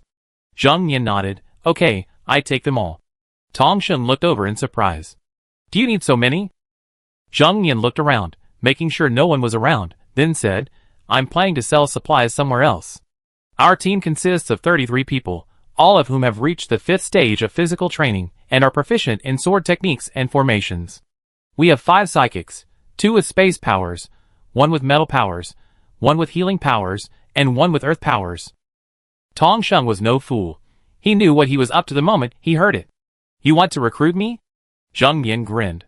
Let's make money together. Everyone on our team has contributed 20,000 points to purchase supplies. If you join us, you don't have to contribute points. You can just invest your technology. How about it? Tong Sheng shook his head with a hint of amusement. No, I don't want to get involved. Zheng Yin was stunned, somewhat confused. Why? You don't have much to do in the territory right now, do you? We can earn a lot of points by going out together. Then we can buy a house and get a girlfriend. How nice it would be. He hadn't finished his words when he saw Tong Sheng's expression change. He paused, quickly dropping the subject. Tong Sheng's hands unconsciously clenched, and after a moment, he smiled, I have a girlfriend. Zheng Yin knew from his expression that there was definitely something fishy going on, and for safety's sake, it was best not to delve into it. So he smiled vaguely and said, oh, is that so? Sorry. Tong Sheng hummed, but said nothing. He unlocked his own door and led him inside. Zheng Yin lived alone in the 3-bedroom, 1 living room apartment. Of course, he didn't have enough points to buy it, so he rented it. 1 room was used to store his kitchen supplies, including pots and pans. Unlocking the room where his supplies were stored, Zheng Yin saw neatly stacked pots and pans. 1 set contained a casserole, a wok, and a soup pot, along with 5 bowls, 3 plates, 2 soup bowls, a basin, 5 pairs of chopsticks, a ladle, a spatula, and a soup ladle. 3 pots, 50 points each, for a total of 150 points. Bowls and plates, 3 points each, for a total of 24 points. Soup bowls, 10 points each, 20 points each. Basins, 20 points. Chopsticks, 2 points. Ladles, 5 points. Spatulas and soup spoons, 15 points each, for a total of 30 points. Tong Sheng said, it's the same price for everyone, so a set is 251 points. Zheng Yin nodded readily, looking at them and asking, how many sets are there exactly? Tong Sheng knew at a glance, 330 sets in total. Do you really want them all? That would cost over 80,000 points. Zheng Yin nodded, yes, I transfer the points to you right away. Tong Sheng quickly received the 82,830 points Zheng Yin had transferred. Seeing so many points in his account, he realized how profitable Zheng Yin's corpse collection team was. However, if each of the 33 people in their team contributed 20,000, that would be 660,000. That 80,000 would certainly be enough to buy pots, pans, and utensils. Zheng Yin quickly put the pots and pans into his extracurricular card, then looked at Tong Sheng with a hint of reluctance and asked, you're really not joining? Tong Sheng smiled and said, no. He didn't really have much attachment to this world anymore. If possible, he liked to go down and see Choo Choo right away. The reason he didn't go down was because of Choo Choo's earnest expectations of him. But it was the end of the world. How could he possibly embark on the path Choo Choo had hoped for? His previous proposal to follow an I Ching to the territory was a gamble he had no choice but to make. He hadn't expected that the territory might actually help him fulfill Choo Choo's dream. Zheng Yin felt a little regretful, but since she didn't want him to, he had no choice but to leave. After getting everything, Zheng Yin rushed to find Zhou Tongqi. Zhou Tongqi looked at Zheng Yin. What did you say? Zheng Yin smiled and said, renting a battle vehicle? That should be possible, right? Actually, the battle vehicles are kept in the territory, and the opportunities to use them are becoming increasingly rare. Instead of leaving them unused, renting them out is a good option, isn't it? And I Ching's main body is no longer in the territory, but the battle vehicles and space vehicles no longer require separate authorization. A long time ago, she changed the permissions for the battle vehicles and space vehicles so that all citizens can use them. Of course, after granting all permissions, you still need to pay additional points to activate the battle vehicles and space vehicles, but it's not a large amount, only 100 points. But these 100 points can be used to drive the vehicles as far as you want, as long as the engine is running. Now, a new cafeteria has been built next to the territory building. The cafeteria is 5 stories long and occupies a large area, so the battle vehicles in the territory are indeed being used less and less. The kitchen in the battle vehicle was especially small compared to the kitchen in the large 5-story cafeteria. It would be difficult to maneuver even if there were more people. Not to mention, each floor of the 5-story cafeteria had a large kitchen. Adding this to the cafeteria on the 2nd floor of the building, it was enough to temporarily supply so many people from both inside and outside the territory. After all, some people were already cooking at home. So Zhou Tongqi agreed. However, Zhou Tongqi took Zheng Yin with him to see Mr. Chen, who was in charge of distributing and registering daily necessities, and had him register with him. After registering, Zheng Yin left, quickly gathered his teammates, and set off in a hurry. Zhou Tongqi waited until Zheng Yin left before turning to Grandpa Chen. Grandpa Chen, please keep an eye on these battle vehicles. If anyone wants to rent one, just have them register. Grandpa Chen was old and a light sleeper, so when he heard the noise outside during the rain, he woke up quickly and went outside to see what was going on. Opening the door, he saw it was raining. Since it was so chaotic, he grabbed an umbrella and decided to go in. As soon as he stepped out from under the eaves, the warehouse he was living in collapsed with a loud bang, startling Grandpa Chen. Thankfully, he was a light sleeper, which saved his life. He had almost been crushed by the warehouse. Okay, I understand. Grandpa Chen had been quite idle lately. Due to his age, aside from his daily training, he was free to do whatever he wanted, with no one to interfere. He'd previously been paid a daily salary for distributing supplies at the warehouse, and he also had some savings in his non-staff card. Of course, that wasn't the reason he didn't work. It was mainly because he was too old, and everyone was worried about him climbing up and down with them. What if he slipped and fell? But now the shelter wasn't fully established, and without work, he had no points. Without points, he could only use the points in his card. Uncle Chen was worried these days. This would bring Zhou Tongqi to his doorstep, and he was naturally delighted, overjoyed. After leaving the battle vehicle in Uncle Chen's care, Zhou Tongqi returned to his territory. On his way past the hospital, he happened to see a man and a woman exiting. The tall figure of the man walked behind the girl, who skipped and jumped with a somewhat deliberate effort, her face etched with uncontrollable joy and excitement. The girl jumped directly down from the steps in front of the hospital, her arms outstretched, her legs slightly bent, and she landed steadily on the ground. She then turned and looked at the man who had emerged. "Brother, I'm fine. I really am fine." Her voice trembled with excitement. Then Zhou Tongqi saw the girl rush into the man's arms, hugging his waist tightly. "Brother, thank you so much. I'm sorry, brother. I've been holding you back for so long. I won't do that again. I'm fine. Look, I'm healthy now. You didn't hold me back." Although Ruan Yun had fully recovered, Ruan Xie still refuted her words seriously, then curled his lips into a smile. "Congratulations, Yun Yun, on your recovery." Looking at his naive sister, Ruan Xie felt a pang of pain. It had never been Ruan Yun who had held him back. It was him who had caused Ruan Yun so much suffering and pain over the years. Even his parents were his. Ruan Xie closed his eyes and took a deep breath. As soon as he opened them, he saw Zhou Tongqi passing by. Ruan Xie hurriedly greeted him, "Secretary Zhou." Ruan Yun had also calmed down from her excitement and felt embarrassed when she saw Zhou Tongqi. She hid behind her brother, but still whispered, "Secretary Zhou." Zhou Tongqi nodded. "Congratulations on your recovery." The brother and sister thanked Zhou Tongqi and then parted ways. Zhou Tongqi glanced at their backs. These brother and sister had come here after people from Province S started coming to the territory's exchange point to exchange supplies. It was said that these two were rescued by the Lord some time ago. They had followed the Lord to the S Province base and had stayed there ever since. Later, the brother and sister joined the group that had come to the territory to exchange supplies and stayed. At the time, they were still in the internment area. Because Ruan Yun's health was so poor that she had even petitioned her superiors, her daily training was only 1/10 of the others. Because she was so weak and prone to illness, she couldn't do strenuous work. If she didn't work, the territory certainly wouldn't provide her with free meals. So Ruan Xie worked incredibly hard. Not only did he participate in daily training and work for the territory, but during his breaks, he would leave the rest area to go out and kill zombies. Zhou Tongji knew about this because he had heard some people in the security department complain about it behind their backs. Several times when they encountered zombies during patrols, Wan Xie had already dispatched them. You have to remember that the security department had a monthly salary. Besides the regular salary, the points they earned from killing zombies, when they encountered them, also served as additional income. Wan Xie's actions were like snatching food from a tiger's mouth. How could the security department be happy? While they wouldn't resort to physical punishment, they were bound to give him a cold shoulder, or even a few sarcastic remarks. Until the security department learned that Wan Xie's sister was extremely frail and prone to illness. So, they tacitly allowed Wan Xie to wander around the territory, clearing out any zombies he encountered and dragging the bodies back to exchange for food. During that time, many security department members wouldn't move when they encountered zombies, until someone sent for Wan Xie. Now that Wan Xie had entered the territory, he had directly joined the security department. Zhou Tongji smiled.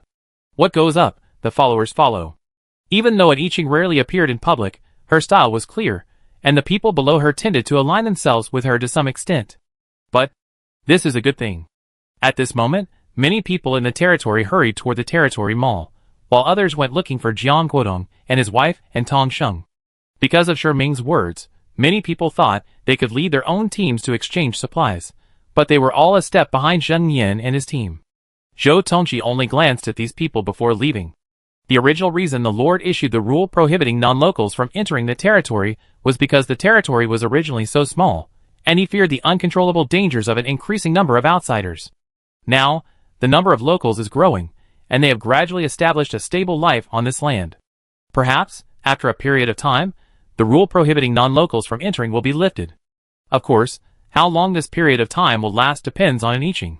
Zhou Tongban hurried to the building with the blueprints, got into the elevator, and ascended to the 7th floor. Once he reached the 7th floor, he didn't rush in, but instead knocked on the door. When he heard it come in from inside, he pushed the door open and walked in. I Ching looked up from the documents and saw Zhou Tongban. Her eyes fell on the blueprint in his hand, and she asked with a smile, "What's going on?" "Sister Qing, we cleared out a large area in the internment zone, but now that we converted the accommodation into tube-shaped buildings, we can significantly reduce the space. With such a large area, even the tens of thousands of people in the internment zone can use it as a training ground, so I plan to turn the remaining space into a trading area. Here's the blueprint I drew. Sister Qing, would you like to take a look?" Zhou Tongban stared at I Ching with a burning gaze. The previous exchange point collapsed after being washed away by rain. Now, a new prefabricated exchange point has been built there, but it can't remain like this forever, or it will collapse again the next time it rains. Although Sister Qing hadn't mentioned whether or not to make any changes to the exchange point, as his brother had said, he couldn't always wait for Sister Qing to bring it up before taking action. So, this time, he gathered his men and worked together to plan a trading area. The reason it was called Trading Area 2, rather than an exchange point, was because more and more people from the S province base had been coming here to exchange supplies. I Ching looked at the blueprints. The trading area Zhou Tongban had planned wasn't like the S province base, where a vacant lot was designated and then separated into sections. Instead, he had directly established a market. The market was located next to the tube-shaped building complex, and it was designed as a residential complex. 3-story buildings surrounded the central market, with access to the market through the main gate and 2 side doors. The buildings surrounding the market were clearly used as shops, each with 2 doors, one facing the outside and one facing the inside. The 2nd and 3rd floors were also used as shops. I Ching smiled after looking at the blueprint. "Are you planning this based on the pre-apocalyptic market?" Zhou Tongban coughed lightly, a little embarrassed. "It's still different." He pointed to a spot on the blueprint. "I'm thinking that more and more people will come here to redeem their points and buy things, so the previous redemption point system is a bit outdated. It's too complicated. So, after we establish a trading area here, we can set up an exchange point here. The exchange point will only be responsible for exchanging zombie corpses for points. Later, if they need to buy anything, they can go to the trading area and choose to shop." He glanced at I Ching.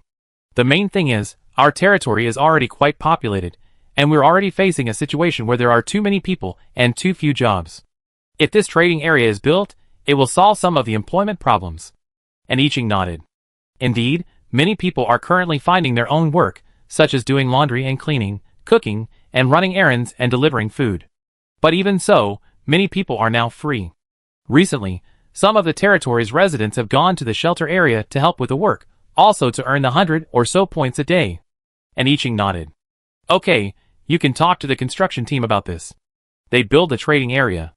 Zhou Tongbin received the agreement and immediately went to talk to the person in charge of the construction team. And Iching sat in her office chair, leaning back lazily, thinking.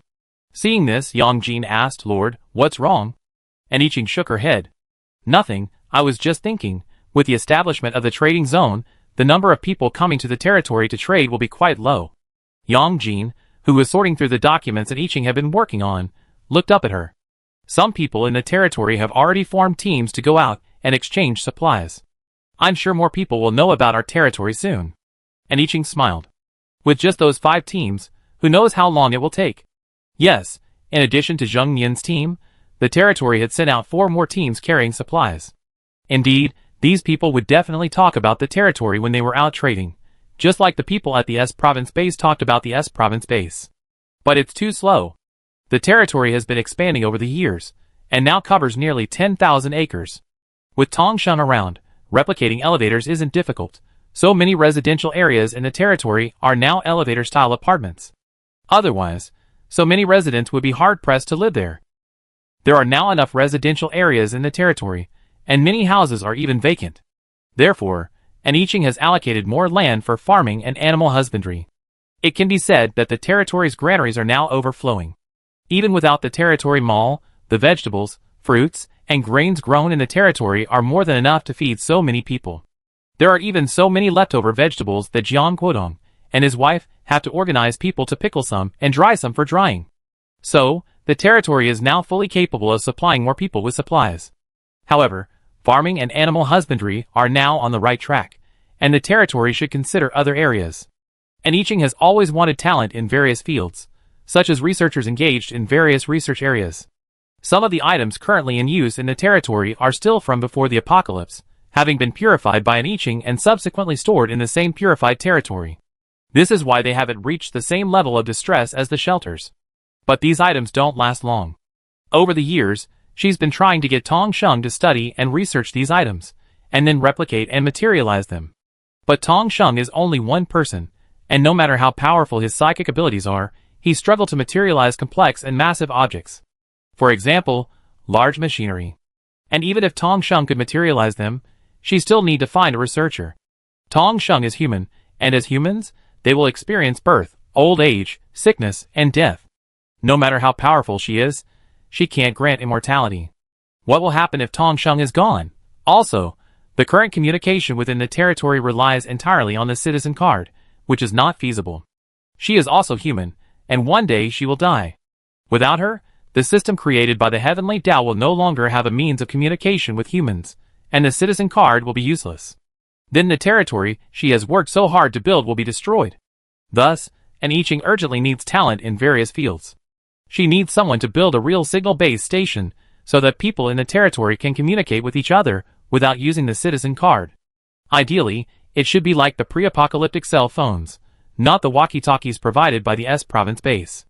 Also, it would be best if points could be generated with minimal reliance on citizen cards or non-staff cards.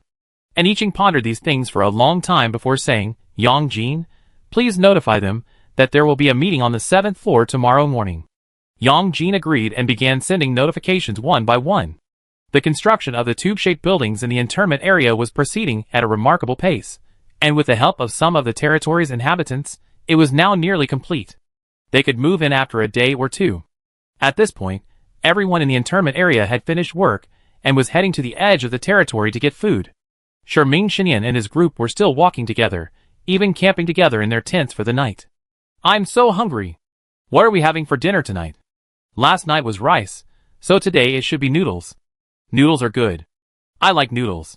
They're more filling than porridge. The person following Sherming Shinyan leaned forward to peek, but because they were too far away, they couldn't quite see what was being burned. Hey Sherming, have you received any notice from that person in charge? What are our next plans? The ant behind them asked worriedly. They've been here for several days already, working diligently.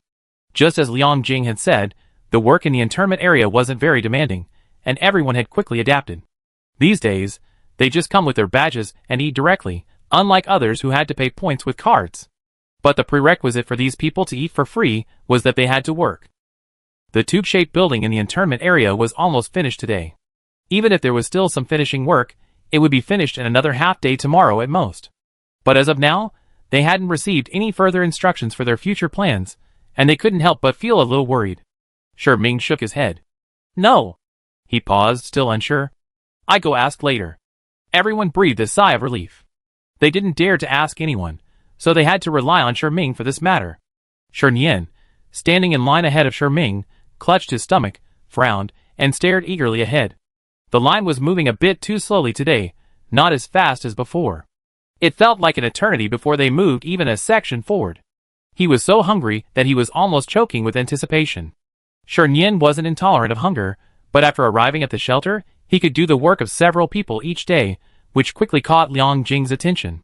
Recalling Ming's earlier question, she made an exception for Nian, giving him several meals based on the amount of work he'd done. This wasn't a violation, after all, he was truly doing the work of several people, so it was only natural that he should eat the food of several people. So during this time, Nian couldn't say he could eat his fill, but he could at least eat half full. The more he ate on time every day, the more he couldn't bear the hunger. Huh? This is freshly cooked today? Someone said to the person ahead, eating from a large bowl while walking. Freshly cooked? No wonder it's so slow, but freshly cooked noodles are still delicious. The ones cooked and brought over earlier were fine at the front, but the ones at the back had no texture at all, they felt like they melted in your mouth. Ah, but freshly cooked noodles are too slow. But the team continued to advance. Soon, they could see what was happening ahead. A simple stove had been built at the edge of the territory. A huge stainless steel barrel simmered with boiling water, and inside it were several deep stainless steel colanders. It was obvious that the colanders were filled with cooked noodles. There was a line of people working like an assembly line. Someone was constantly pouring seasonings into a large bowl, placing it on a long chopping board before starting the next bowl. The person guarding the stove took a bowl, added 2 spoonfuls of broth, and then poured the freshly cooked noodles into the bowl, passing it to the next person. The colander containing the noodles was taken by another person, who then added noodles to it, and placed them at the back of the colander to continue cooking. The person carrying the cooked noodles began to scoop 2 palm-sized slices of meat into the bowl, then added 2 peeled braised eggs and some small greens that had been blanched and set aside. Finally, the person handed the bowl to the survivor and pointed to the condiment area nearby. Here are the green onions, ginger, garlic, and chilies. Let them sit as you see fit. Several people in the queue behind clucked their hands in amazement. No wonder it's so slow today. So what's going on? At this moment, another person arrived with a cart. Instead of setting up at the noodle stall, they stood a distance away, holding a large spoon and calling out, "Those who want steamed buns, porridge, or steamed buns, line up over here. We have millet porridge, multigrain porridge, and preserved egg and lean meat porridge." The people already waiting anxiously in the queue behind them immediately flocked to the porridge and steamed bun section. The survivors in the shelter were stunned. What's going on? A long line quickly formed over there as well. The porridge, steamed buns, and steamed buns were all pre-cooked, so these people could just grab them right away. It was clearly much faster than the noodles. Some people, seeing the faster pace over there, immediately ran to the other side to line up. Ming took a look and understood. Clearly, the cooking for the shelter was no longer arranged by the territory. These people were preparing the ingredients themselves and cooking them for the survivors. This is like starting your own business. So, while someone here sells noodles, someone else over there starts selling porridge. I guess there will be several more breakfast vendors tomorrow morning. In fact, with tens of thousands of people in the internment zone, selling food is definitely profitable, especially since everyone needs to eat breakfast, lunch, and dinner. Even if each person earns 0.5 points, with over 60,000 people, that's over 30,000 points a day. With over 30,000 points, even if a few more stalls are added, each earning several thousand points a day is still very profitable. Ming felt a little regretful. It was because they arrived too late, without a freelance card, let alone points. Otherwise, he would have wanted to sell food too. The Shi family owned a restaurant in Longxi ancient town. The Shi parents were skilled cooks, but because their youngest son was mentally handicapped, the skills had to be passed down to the eldest. Although he hadn't cooked properly in years, Ming felt he only needed a couple of practices to regain his touch.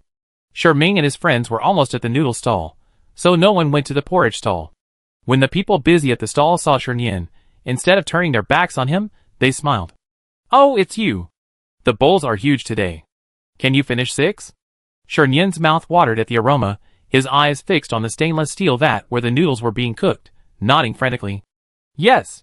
Okay, wait a minute, it'll be ready soon, the noodle cooking aunt said with a smile.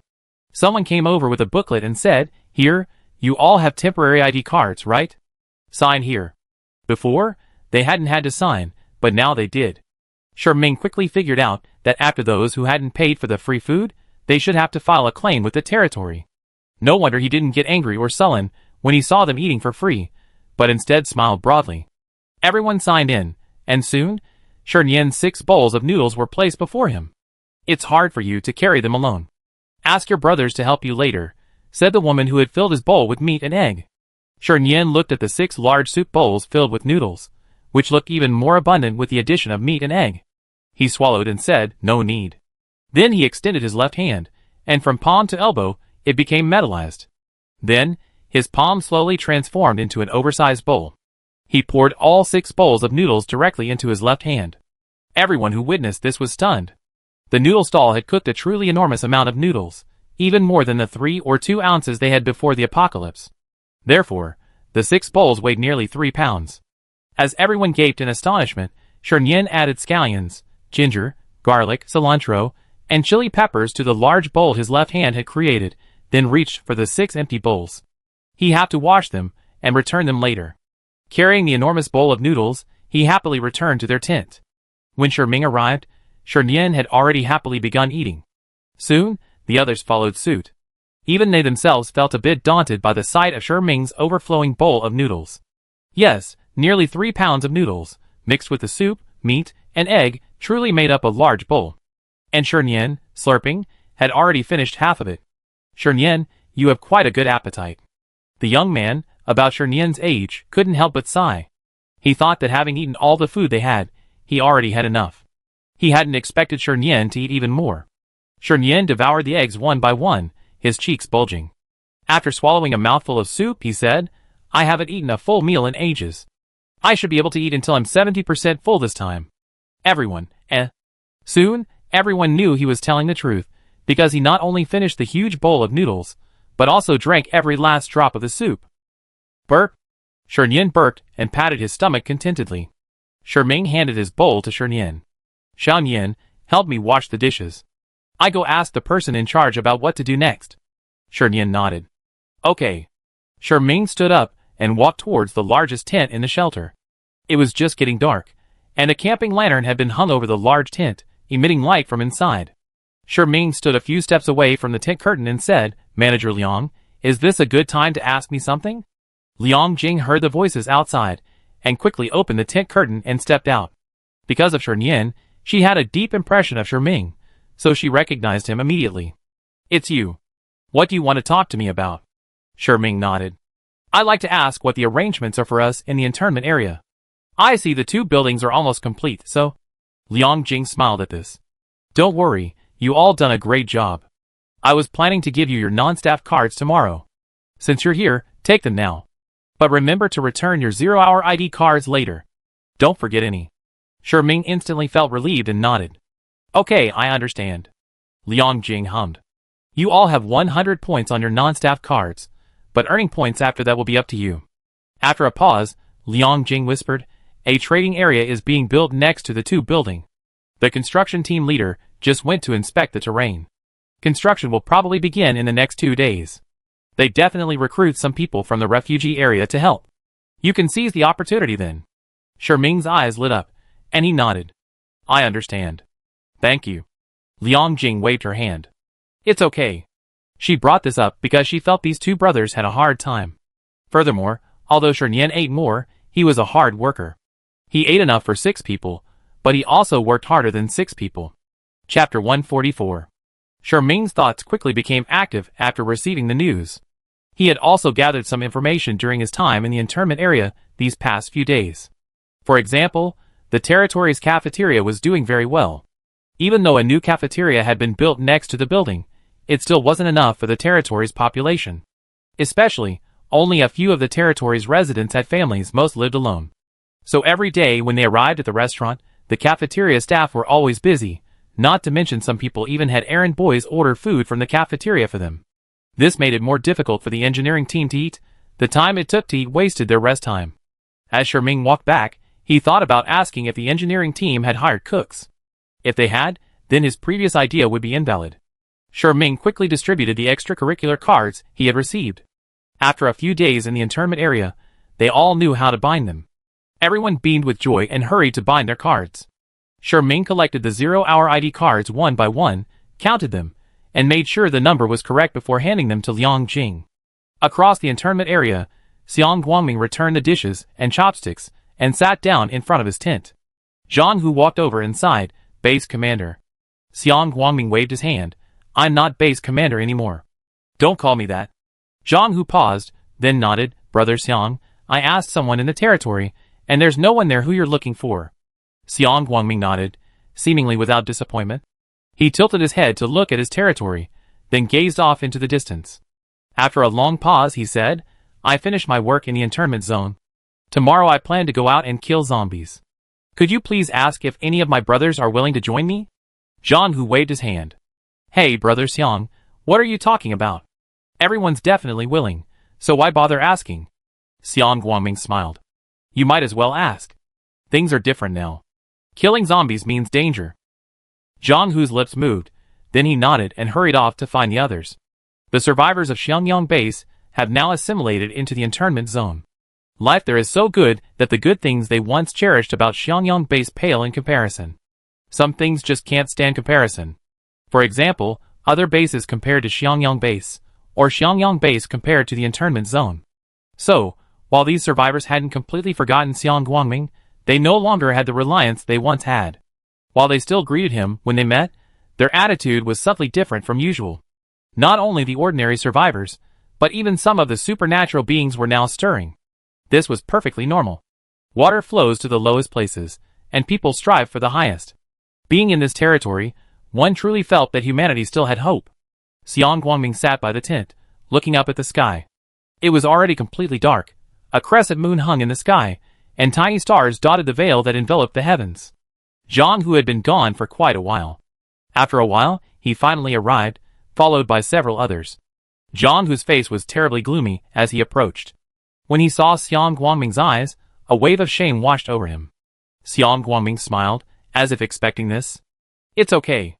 They've been doing their best to help me find someone." Ma Qianquan, who had come with Zhang Hu, observed Xiang Guangming's expression and, confirming that he wasn't angry, breathed a sigh of relief.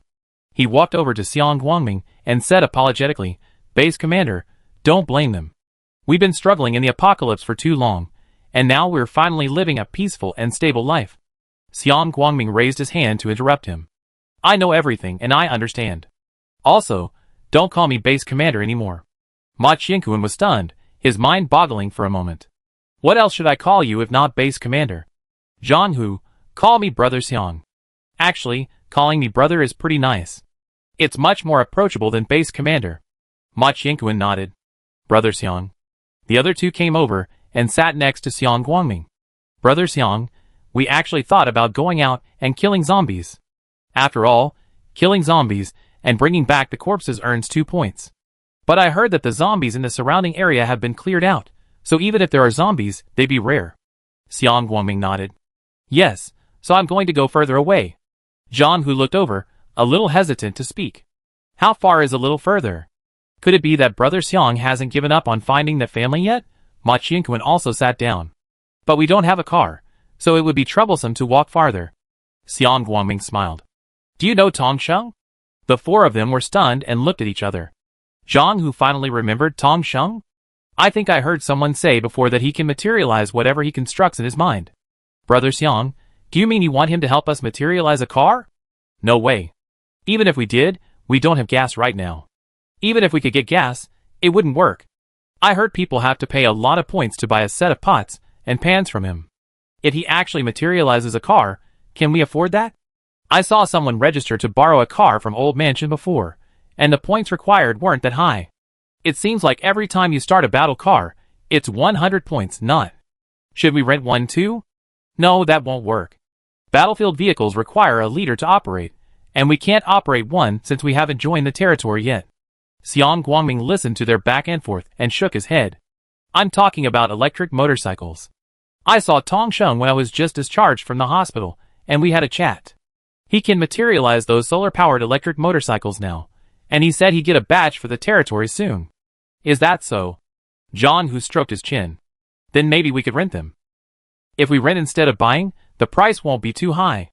Xiang Guangming nodded. Yes, but we haven't seen any electric scooters yet. Zhang Hu, can you ask Tong Sheng how long they take? Zhang Hu nodded. It's too late now. I have to ask someone tomorrow. Xiang Guangming nodded. Well, if electric motorcycles can't be materialized quickly, there's actually another option. The other four looked at Xiang Guangming, curious about what other options were available. Xiang Guangming gestured in another direction. Remember that Iron Giant? With that, everyone reacted. Ma Qianquan pounded his fist on his palm. Oh, why didn't I think of him? I remember when he transformed into a towering Iron Giant, there was a cockpit-like space in his chest where people could sit. Zhang Hu nodded. Yes, that's right. He pulled out 20 or 30 people from his chest back then. Come to think of it, they only been in the internment zone for a few days. Now that the tube-shaped buildings are repaired, there's not much work to do for now. They're probably worried. But Brother Xiang, that Iron Giant is certainly useful, but he's surrounded by ordinary people. If we really bring them along, they'd definitely be a burden. Xiang Guangming shook his head. Of course, we can't bring them all.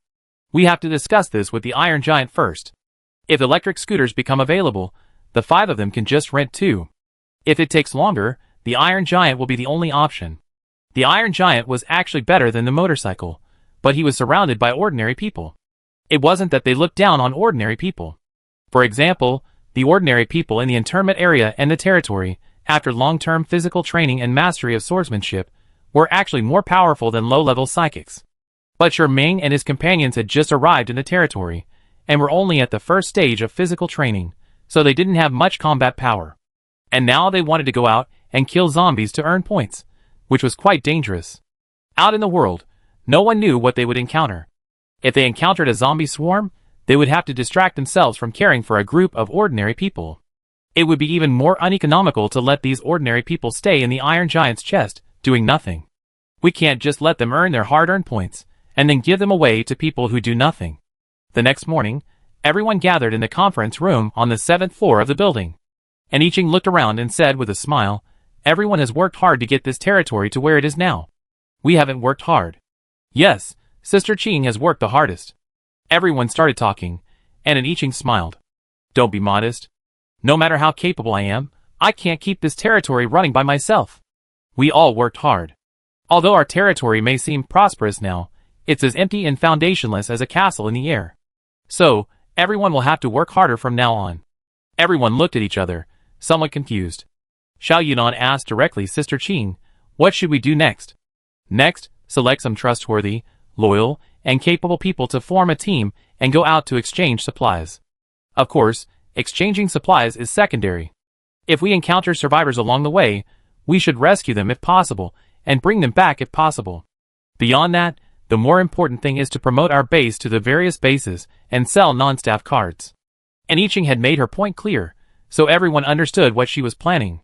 But Lord, if all the bases come to the territory to exchange supplies, will our territory's production be able to keep up? This was a worrying question. Although the territory's current production appeared to be considerable, it even felt a bit strained by the people within. But who knew how many bases were out there? How many survivors were still within those bases? The current food production in the territory could easily support another 100,000 or 200,000 people, but what if it was 300,000 or 400,000, or even 400,000 or 500,000, or even 1 or 2 million? You have to remember that Hailan Nation is a populous nation, with a total population of approximately 1.4 billion. Even if 80% or even 90% of the nation were transformed into zombies, there would still be at least 100 million survivors. And I Ching smiled. Didn't we come here when our territory was small, and the land was unproductive? The more survivors there are, the happier I be. As long as they can link their extracurricular cards and kill zombies to earn points, I definitely let them exchange them for food. Besides, our territory is constantly expanding. As long as there's enough purified land, Why worry about not being able to feed the people? Zhou Tongyuan scratched his head, glanced at everyone present, raised his hand, and said seriously, I think Sister Qing is right. I unconditionally support Sister Qing's decision. Everyone looked at Zhou Tongyuan. Zhou Tongyuan spoke confidently, that's right. While you're all weighing this and that, haven't you considered that without Sister Qing, we'd be among those starving out there? Xiao Yunan nodded. Actually, there's no need to worry so early. Communicating and spreading the word with other bases now is a slow process, and will definitely take quite some time. By then, our territory will have been transformed. The yield might even double. Actually, I agree. It's only been a few years since the apocalypse, and our territory has already developed to this point. As time goes on, the development will accelerate. After some discussion, An I Ching finalized the plan to send people out to exchange supplies, and to contact and communicate with the various bases. The specific arrangements for who would be sent out would be handed over to Tang Bai Zhongyi and the others. Once the list was drawn up, it would be handed over to An I Ching. After the meeting, everyone dispersed. An I Ching kept Tang Bai, Lu Mingxiang, Xiao Yunan, Tan Xiang, and Zhou Tongqi behind. She asked Yang Jin to pour them each a glass of water. They all sat across from An I Ching, waiting for her to speak. An I Ching stood up, walked to the window, and peered out from the 7th floor window. This original building no longer seemed so imposing now, as there were several 33-story elevator apartments not far away. An I Ching turned to look at them. When I said in the meeting that the current territory is a castle in the air, I wasn't just saying it. She walked back, resting her hands on her desk. Have you noticed anything? Zhou Tongqi pondered for a moment, then looked up at An I Ching. Is the Lord saying that the territory no longer has its own manufacturing industry? The materials for repairing the house were provided by An I Ching, and the wires and cables in the territory were all from before the apocalypse, only purified by the Lord after they were brought back.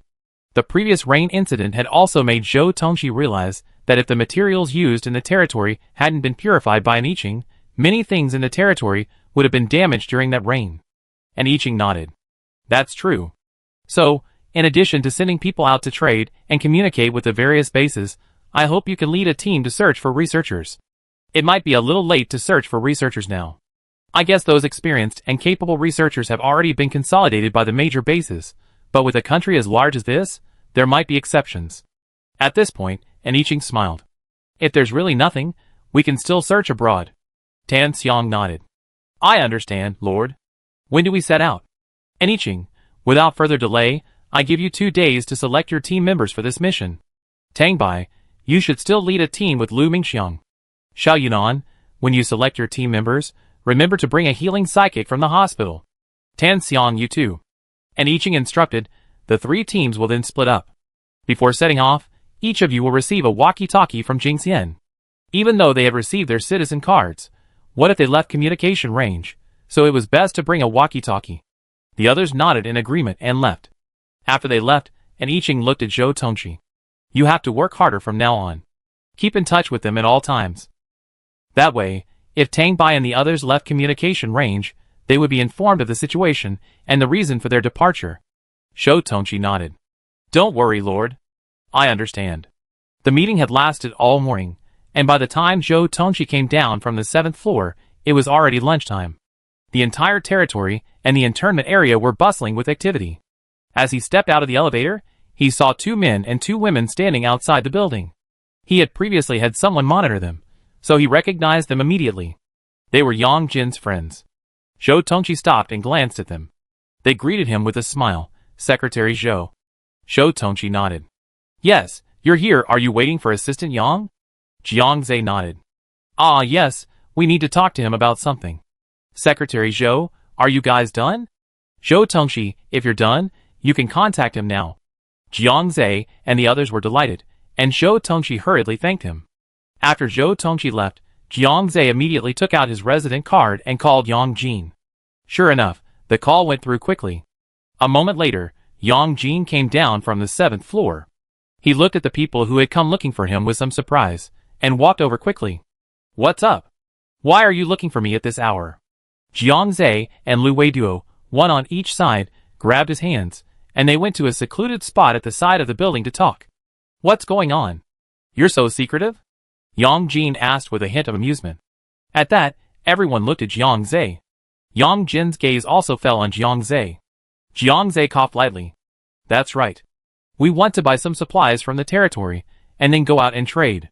Yang Jin's good mood suddenly dimmed after hearing this. He frowned. What kind of trade? What are you thinking? Do you know that because of the rain before the apocalypse, all the buildings collapsed? If you encounter dangerous zombies, you won't even have a place to hide. It's more dangerous out there now than before, don't you know? Yang Jin, usually a man of few words, spoke so much at once, clearly showing that he was truly excited. Lu Weidu rubbed his nose. Hey, don't be angry yet. Just listen to us. Kong Lele nodded timidly. We didn't say we were going alone. Yang Jin stared at them with dark eyes. Who are you going with? The men exchanged glances, feeling somewhat guilty. Although they were ordinary people, they had been in the territory for so long, and their combat effectiveness had improved through daily training. Even compared to some low-level espers, they were on par. As long as they didn't encounter high-level zombies, they could still protect themselves outside. But as Yang Jin had said, with the collapsed buildings outside, there was nowhere to hide. If they encountered a swarm of zombies, the four of them would be in serious trouble. So, they had previously planned to follow other teams. For example, teams like Zheng Yan's. Even without visiting other bases, everyone knew that with the apocalypse having been here for so long, and the previous rains having destroyed much of their pre-apocalyptic supplies, they were likely even more short of supplies.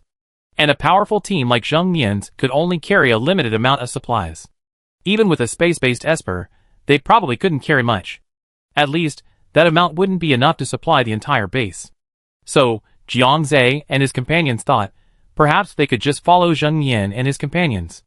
With the limited supplies they carried, they wouldn't be taking away Zheng Yan's business.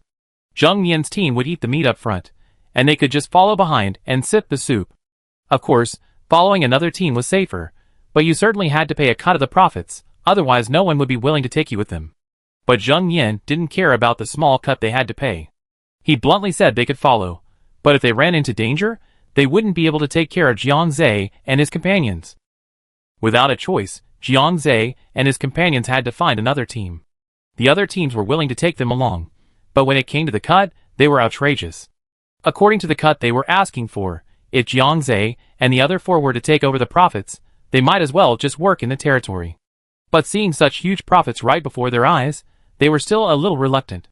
To live well in the territory, points were needed everywhere. Thinking about it, they remembered Yang Jin. Yang Jin was the zombie king. With him by their side, what danger would there be for them? Furthermore, Yang Jin's monthly salary was 10,000 points, but if he quit his job and went out with them, each person would definitely earn more than that. If they could recruit a space-based psychic, they would earn even more. Yang Jin's gloomy expression suddenly changed. After a while he asked, So, you want me to quit my job and go out with you to do business? The four nodded, cautiously checking Yang Jin's expression. Jiang Zhe said, You're currently serving as the Lord's assistant, but isn't that just helping him organize documents, serve tea, and send out notices? Secretary Zhou assists the Lord with all other matters, big or small. So, I don't think this assistant is particularly important. He spoke more and more quietly, a little afraid of offending Yang Jin. Yet Yang Jin nodded. Yes, that's true. This assistant is just looking after the Lord and doing odd jobs. It's not a very technical job, so it's nothing important.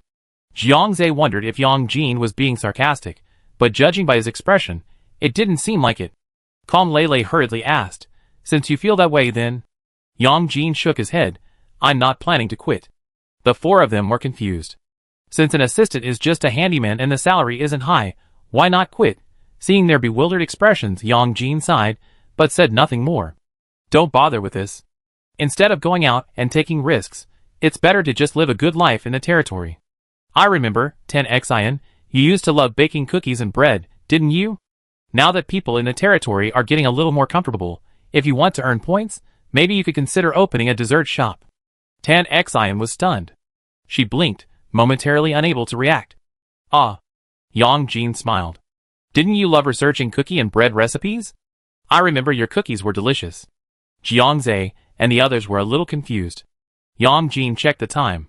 I have to go upstairs. I'll be back tonight. We talk about this then. With that, Yang Jin turned and left. The remaining four people stared at each other in bewilderment. After watching Yang Jin enter the elevator, and the doors slowly close, Jiang Zhe and the others squatted down. What should we do? Are we really giving up? Lu Weiduo couldn't help but ask. Clearly, without Yang Jin, their previous plan was completely unrealistic. Well, if he doesn't want to resign, there's nothing we can do. Jiang Zhe had thought Yang Jin would be pleased with their suggestion. After all, Yang Jin also wanted to buy a house in the territory with them, but right now, the combined salaries of the 5 of them weren't even close to enough to afford a house. Kong Lele was a little worried. How about we go out on our own and try? Tan Xian shook her head. Forget it. We just talked about this, and Yang Jin's face darkened to a frightening degree. You know, the 4 of us sneaked out. For a moment, the 4 of them recalled the 2 years trapped in Liuya County, and a shudder sank in their hearts. Tan Xian glanced at the worried group and said hesitantly, how about we open a dessert stall and give it a try? It's true that some people in the territory have started selling food, but it's mostly rice noodles, porridge, buns, and dumplings for breakfast, and lunch for lunch. But there aren't any desserts. People in the territory now buy their snacks from the territory mall, but the bread there is still the bag kind. If Tan Xian baked some small cakes, maybe someone would buy them. Kong Lele, feeling worried, perked up and thought, I remember the sandwiches you brought me before were delicious, just as good as the ones you get outside. But now, we don't have everything, right? Can we still make them? Yeah, Tan Xian used to bake cookies in an oven. Where can we find one now? Instantly, the 4 of them were discouraged. Outside the containment area, Zhang Hu was just as discouraged as Jiang Zhe and the other 4. He sat down next to Xiang Guangming and said, Brother Xiang, I asked, and Tongsheng said he still hasn't figured out something, which is why the electric motorcycle failed to materialize. He's still trying to figure it out, so he won't be able to do it anytime soon. Ma Qingquan looked at Xiang Guangming. So, do we have to ask that Iron Man? Brother Xiang, I heard the guy named Xinyan is a real foodie. I'm a little worried if he's with him. Another psychic spoke hesitantly. He heard this morning that this guy ate 3 pounds of noodles, 6 eggs, and 2 ounces of meat yesterday, and still wasn't full. This appetite was truly astonishing. Xiang Guangming sighed, I heard it costs 100 points to rent a battle vehicle. How many bowls of noodles can I buy with 100 points? Qi Qingshan, who had just spoken, was stunned, then did the math. Yesterday's large bowl of noodles cost 7 points, so 100 points could buy about 14 bowls. Qi Qingshan hesitated. With his appetite, if he eats 3 meals a day, 14 bowls wouldn't be enough. Ma Qianquan couldn't help but hold Qi Qingshan's head. You're really stuck in this? They're cooking it, and selling it for 7 points. If we buy the ingredients and cook it ourselves, we wouldn't need that many points. And even if he needs a little over 100 points a day, it's still more cost-effective than a battle buggy. A battle buggy only carries 1 person, but just imagine how powerful he is when he transforms into a giant. To put it bluntly, if they really encountered a swarm of zombies, a single kick from him would kill a whole bunch of them. Qi Qingshan realized what was happening and slapped his head. Oh, I misunderstood. So when should we go ask them? Xiang Guangming smiled, stood up, and said, wait here. I go talk to him. He said he was talking to Shernyan, but the person he really needed to talk to was Sherming. Xiang Guangming had long harbored this idea, and had been keeping a close eye on Sherming and the others for the past few days. He discovered that while Shernyan was the only one with supernatural powers, Sherming was the one who truly called the shots. It was already noon. The work at the tube building had all ended that morning, and the information Sherming had received about the trading area yesterday hadn't yet reached a consensus. So, they gathered together to eat their lunch. Now eating for himself, Shernyan didn't dare eat as freely as before. He only ordered 1 portion of the lunch meal, worth 14 points.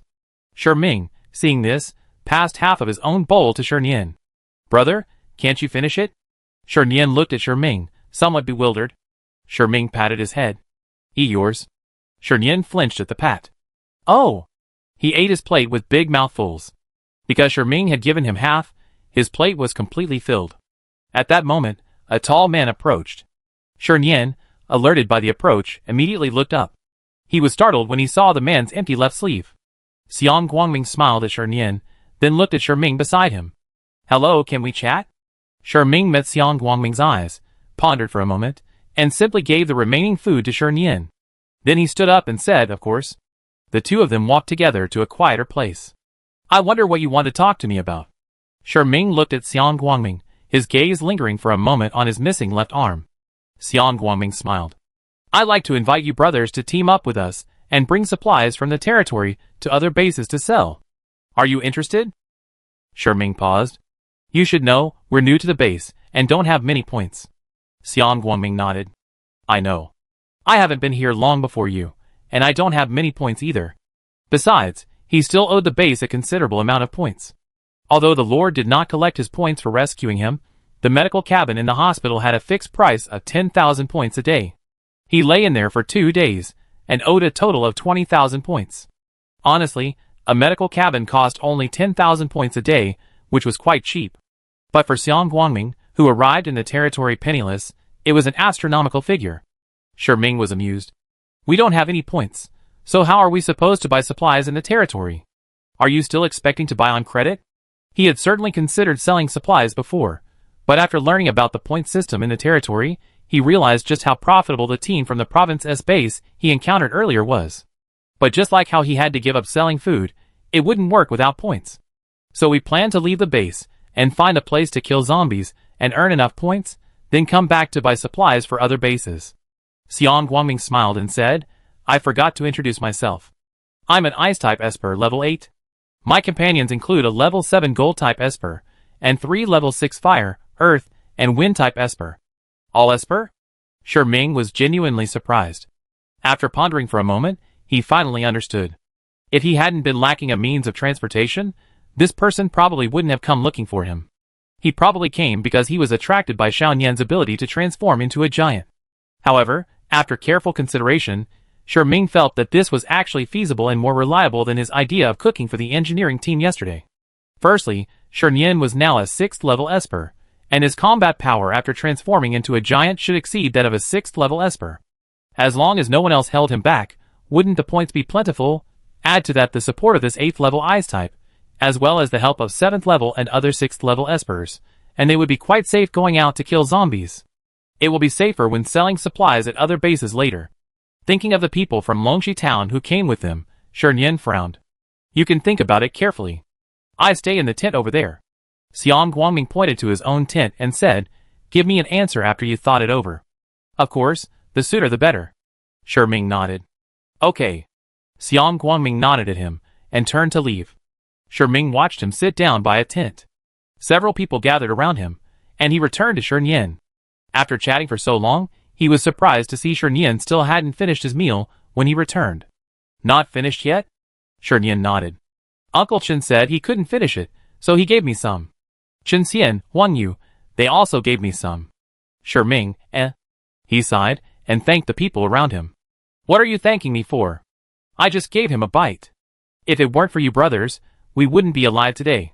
Uncle Chen smiled, and waved his hand. Aunt Chen also smiled and nodded. Yes, don't be polite with us.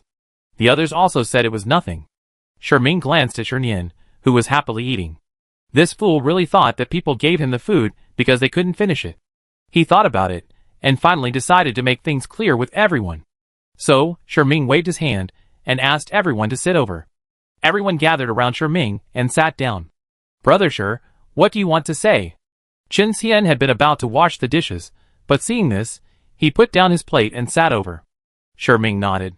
Yes, that person just came over to invite me to go out and kill zombies to earn points. As soon as these words were spoken, everyone fell silent. Having been here for a few days, everyone knew that killing a zombie earned 1 point, but it was clearly beyond their reach. Even though they had begun practicing physical skills recently, they still struggled to master the first stage, let alone kill zombies. This is great news. Hey, I was worried that Shernian wouldn't have enough to eat after we were all on our own. Looks like we don't have to worry about that anymore, said Uncle Chen, smiling. Another uncle nodded in agreement. Yeah, we old bones can't keep up with you. We can only find some work in the internment zone to earn a little money.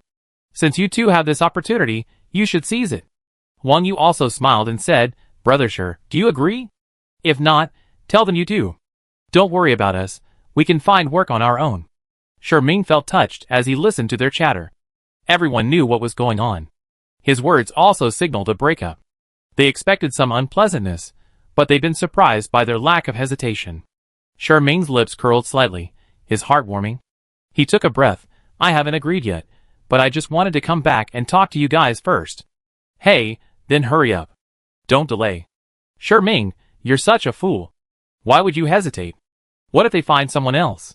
Yeah, go talk to them over there first. Hurry up. Don't delay. Chen Xian immediately pulled Sherming to his feet. Brother Sher, go quickly. Sherming patted his shoulder. Alright, don't worry. I talked to them later. They came to me because they're interested in Xianyan. I'm just a byproduct. Come closer. I want to tell you something. Sherming lowered his voice. A group of people, already sitting close together, suddenly squeezed in closer, listening. Seeing no one was approaching, Sherming whispered, a trading area is being built next to the tube building. I heard it's being built by a construction team from the territory. They'd be hiring some people in the shelter area, but it won't be a large number. So, you must pay close attention to the situation in the territory these days. If anyone comes looking for workers, run quickly. They hadn't expected Sherming to say this. Their eyes widened, and they stared at him in shock. Sherming nodded at them. I'm afraid I won't be in the internment zone by then, so you have to keep an eye on things on your own. Chen Xian swallowed, his eyes sparkling. I heard the construction team gets paid 300 a day. For a moment, everyone was excited, eager to get started. Sherming coughed softly. Be careful not to draw attention to yourself. Everyone nodded in agreement. Sherming finally breathed a sigh of relief. He gave them a few more instructions before walking over to Shernian. Everyone said Shernian was stupid, but in Sherming's opinion, he was just like a child who hadn't grown up yet. He was actually quite smart. The main reason he didn't agree directly to Xiang Guangming's request was that he wanted to come back and discuss it with Shernian. The others had gathered in a group, whispering about the construction team's upcoming recruitment drive in the internment zone. Sherming sat next to Shernian and watched him finish the last bite of his meal. Shernian finished eating, patted his now half-full stomach, and narrowed his eyes. Xiaoyan, someone just came over and wants to invite us to go kill zombies and earn points. Would you like to go? Sherming asked. Shernian tilted his head. Is it just like when we were in Longxi? Sherming nodded. Yes, you get 1 point for each zombie you kill, and 10 for 10. Shernian's eyes lit up, and he nodded vigorously. Yes. He couldn't remember how many zombies he had killed in Longxi ancient town, but he remembered that there were many, many more, because many tourists who had visited Longxi had also turned into zombies, all killed by Shernian. Shernian sighed when he thought of the zombies in Longxi. If only we had killed a few more before. Sherming, He raised his hand and pressed it firmly on Shernian's head. All right, since you agree, come over. Let's go and talk to them. Shernian picked up the dishes from the floor. I haven't washed them yet. Sherming, neither have I. Let's go. Let's wash them first before we go. That evening, after Yang Jin and an Iching reported in, they left the building and went to the house Jiang Zhe and his friends were currently renting. When he arrived, the people inside had already finished their meal and were sitting in the living room waiting. So, when Yang Jin opened the door, all 4 people inside stood up in unison.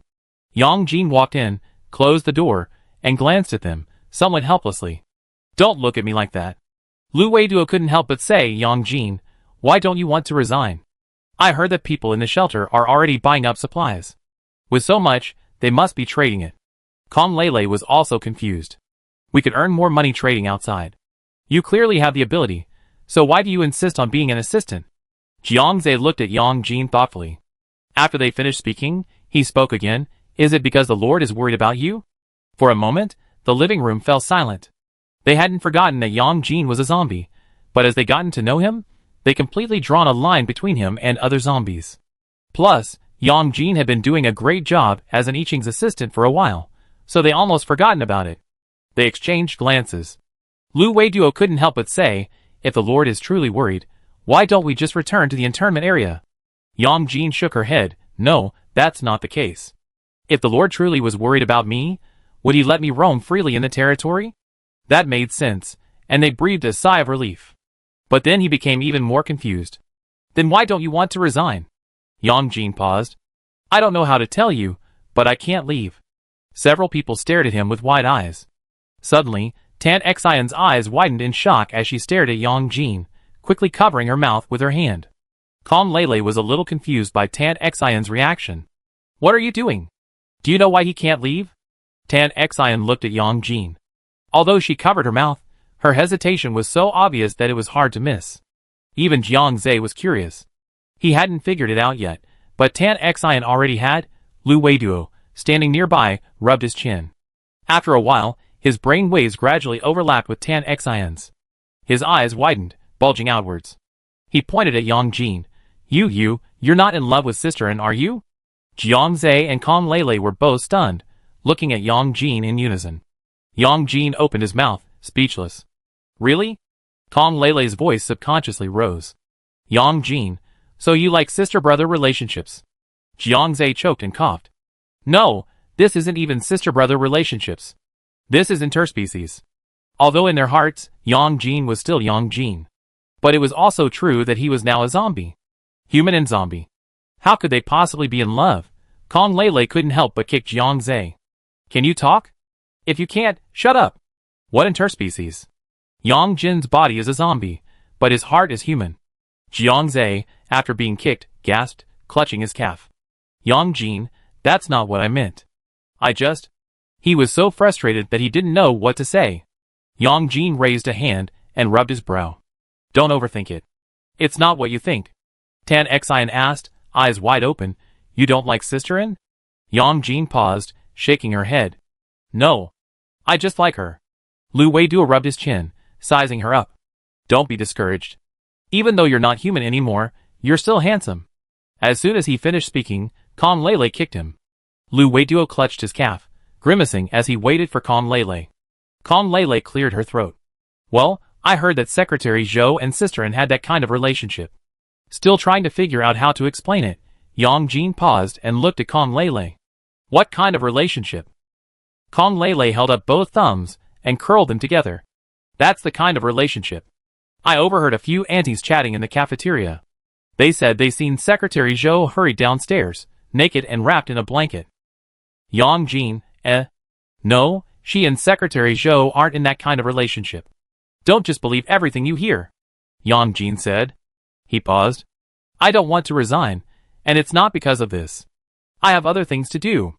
The four people looked at him with eyes that clearly said, Go on, keep making it up. I see how you do it. Yang Jin sighed helplessly. Unable to explain clearly, he stopped talking and changed the subject. I heard Su Jingxian had plundered supplies from many places before. Her space has basically everything.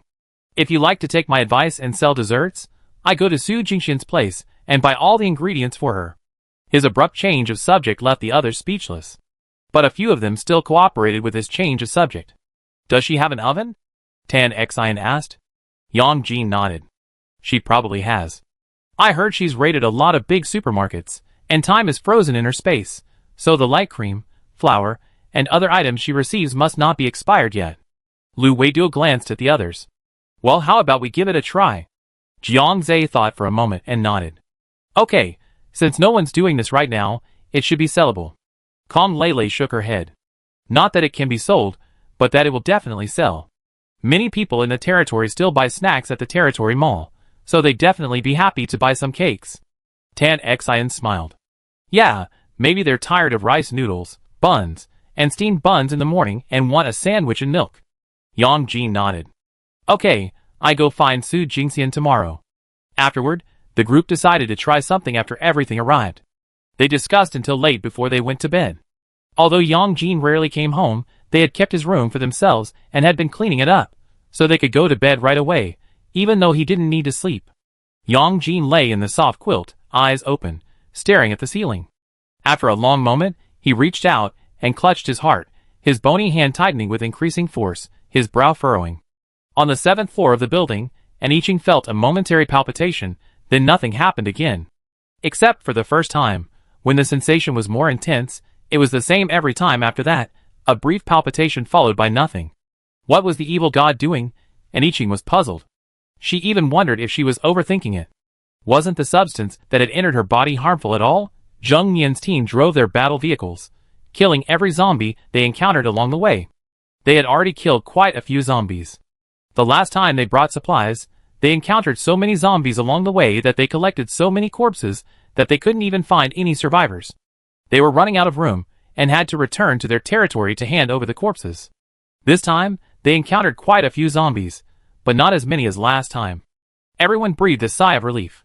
Oh, thank goodness there aren't that many zombies, otherwise we have to turn back halfway. Zheng Nian also smiled. Even if we have to turn back, it doesn't matter. We're still earning points. Even if we kill zombies. Linlin whispered beside them. But we got so much supplies. Just looking at it makes me nervous. Yeah, I think so too. It would be such a shame if it spoiled if left too long. They had all experienced hunger before, so they cherished food. So, even if they earned a large amount of points, they were still worried about turning back before selling anything. Okay, don't worry. Look ahead. That should be a base. Zheng Yin looked ahead. In the distance, a building gradually became clear. In an instant, everyone gathered in front of the windshield. Isn't that a wall? Is this the base? Is this what the base looks like? Zheng Yin scoffed. Do you think everyone can be like our lord? I inquired before, and I heard the base in Province S is like this too, surrounded by high walls to keep out the zombies. Aren't all the houses along this road collapsed? How come the walls of this base are still intact? It must have been built by a psychic using their powers. I heard that the building materials condensed by psychics can't be contaminated. As they got closer, they saw a long line at the entrance to the base. A group of people, like refugees, were being screened and waiting to enter the city. When they saw the refugee-like group clearly, everyone in the battle vehicle was shocked. What? Am I seeing right? Why are so many people covered in grass? Do they have nothing to wear? Chapter 145. The walls of the base before us were high, and just looking at them gave me a strong sense of security. Sister. I'm hungry. The child's weak voice echoed. The woman, holding the child's hand tightly, weakly soothed, Be good, bear it a little longer, we be fine once we get in. While she said that, the woman was already starving. She stood at the back of the line, constantly peering inside, but the long line moved very slowly. Sutsu felt a wave of dizziness, closed her eyes, biting hard on her tongue, the pain bringing her back to consciousness. However, the child, who had been following closely beside her, collapsed to the side. Susu's already unstable body was also pulled by the pull, and she fell to the ground with him. The moment she fell, Susu's vision went black. She forced herself to regain consciousness and hurriedly struggled to her feet, staring at the starving child, whose skin was emaciated and pale. Jean, wake up. Don't scare me. Susu reached out to hug Sujin, but she was now reduced to a skeleton, too hungry to even hold the child. She wanted to cry, but perhaps from sheer hunger, even tears remained. Sujin lay motionless on the ground.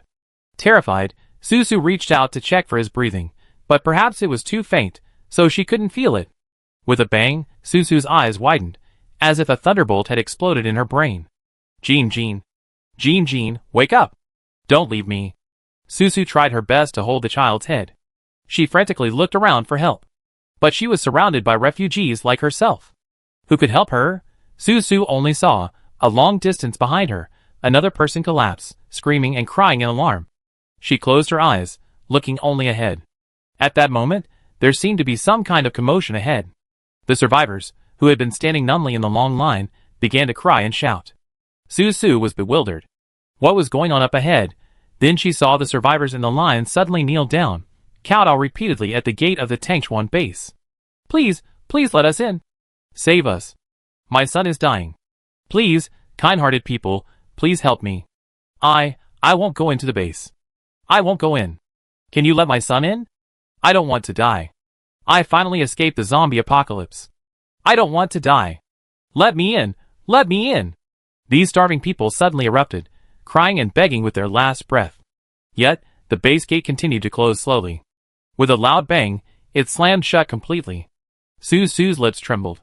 What's going on? Why are you closing the gate? Her voice was so weak, so faint she couldn't even hear herself. At this moment, the group of survivors who had finally managed to survive finally let out desperate cries. I'm a psychic. Let me in. I'm a psychic. I'm a plant-based psychic. I'm very useful. Let me in. Please. Someone weakly banged on the gate of the Tangchuan base, trying to get their words through with a frail voice, but it was unclear whether the people inside heard them or ignored them. The base gate remained firmly shut, showing no sign of opening. On the approaching battle vehicle. Hey, kneeling down. What's going on? It seems the base gate is closed. They're probably not letting these people in? You're crying so miserably. Captain, what should we do now? The base gate is closed. We can't sell supplies if we go over now, right? Now, only a group of survivors, looking as if they were starving to death, remained outside Tangchuan base. Many of these people were naked, barely covering themselves with only handfuls of grass. Not to mention, as they got closer, they could clearly see that they were starving to the point of being reduced to mere bones. If it weren't daytime, one would have mistaken them for skeletons. Lin Lin's brows furrowed as she watched this scene, her heart aching. She opened her mouth and looked at Zheng Yin beside her. Zheng Yin's smile faded. As human beings, who wouldn't be moved by this scene, unless they were completely devoid of humanity, Zheng Yin even thought of him and Lin Lin. If they hadn't met Zhou Tengqi back then, even if he hadn't been mauled by the zombies, their lives would have been difficult. Who knows, they might even be among them now. The battle vehicle slowly came to a stop, but the people still begging the base didn't notice the extra vehicle behind them. They just kowtowed vigorously to the base, clinging to their last hope in despair. Many people's foreheads, already thin in flesh, were bruised, revealing the white bones. Lin Lin couldn't bear it any longer, and her voice trembled as she spoke. Anian, can I give them my share? The worried group on the battlefield vehicle froze, staring at Lin Lin in bewilderment. Zheng Yin stood up, his face expressionless. Okay, I give them my share too. Third brother, come and help me. The man called third brother responded instinctively, then approached Zheng Yin with a puzzled look. Captain, what are you doing? Zheng Yin hurried upstairs. Come help make the porridge. Lin Lin hurried after him. With so many people, one pot might not be enough. I help too. The three of them quickly vanished, leaving the others staring blankly in disbelief. Captain, are you serious? Well, aren't we here to buy supplies? How does this count as helping others? Although these people did look pitiful, it was the end of the world, and there were so many pitiful people. Would they help every single one they saw? How would they earn points then? Everyone was silent for a moment. After a long pause, someone sighed, actually, this is truly pitiful. This group of people looked as if they were on the brink of death. If they stood by and did nothing, coupled with being barred from this base, they probably wouldn't survive more than 2 days. Especially when they saw some people kneeling on the ground, weeping and then collapsing. This wasn't a novel, or a TV movie, this was something that was actually happening before their eyes. Perhaps living in the territory for so long had softened their hearts in the face of the apocalypse, and seeing this scene, they couldn't let it go. What if these people actually died right in front of them? Would they be able to accept it? Well, I go up and help too. Wait, I go too.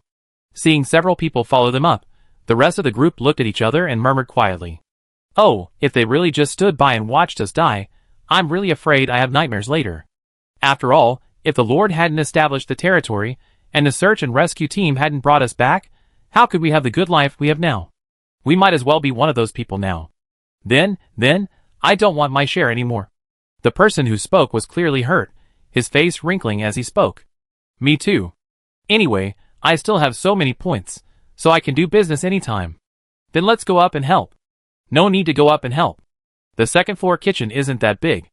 Bring out some mineral water, and some cell activation spray. I see a lot of people have bruises on their foreheads. Hiss, bruises? Hurry, we have to hurry. Don't forget to inject the zombie virus serum. At the mention of the zombie virus serum, everyone reacted. The land is now contaminated. If I scrape my forehead against the ground, what if I get infected? Remember, back in the territory, those who were scratched by the corrugated steel panels of the prefabricated houses turned into zombies. Thinking of this, they immediately opened the car door and quickly got out.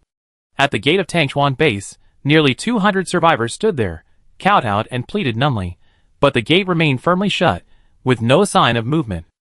The despair in the survivors' eyes grew deeper. But the base was their only hope of survival. As everyone banged on the door and kowtowed, a voice rang out. Stop kowtowing. The gate is locked. Even if you die kowtowing here, they won't open it. The voice was resounding and powerful. The survivors were still kneeling toward the base, their bodies, like slow, rusty machines, slowly turning their heads to look behind them. A group of people in uniform white tracksuits strode towards them. Some stared blankly at the whiteness, their expressions numb. Soon, they dispersed, their gazes darting across the foreheads of those with injuries. They immediately approached those with wounds, spraying them with cell-activating spray and injecting them with zombie virus serum. And these survivors simply stared at them with wide eyes, unresponsive even to the injections. The healing psychics in Zheng Yin's team had already run to the unconscious men, squatting and extending their hands. A faint white light emanated from their palms and poured into the unconscious bodies. Su Shu desperately clung to Su Jin, her ears ringing with hunger. Her parents, grandparents, and grandparents were all gone, and now she only had this one brother. And then, she failed to protect Jean, and now Jean was leaving her. Sadness, despair, and the pain of being abandoned by the whole world. Susu, lost in her own world, had a dull gaze, like a soulless puppet, oblivious to the changes around her. Suddenly, a shadow descended. Susu instinctively hugged Jean tightly, looking up to see a man in a white tracksuit. Seemingly sensing the wariness in Susu's eyes, the man didn't react. He looked Susu in the eye and said, "I'm a healing type. Can I see him?" Susu's mind was a little slow, and after a moment, she muttered, "Healing type, a psychic?" The man nodded.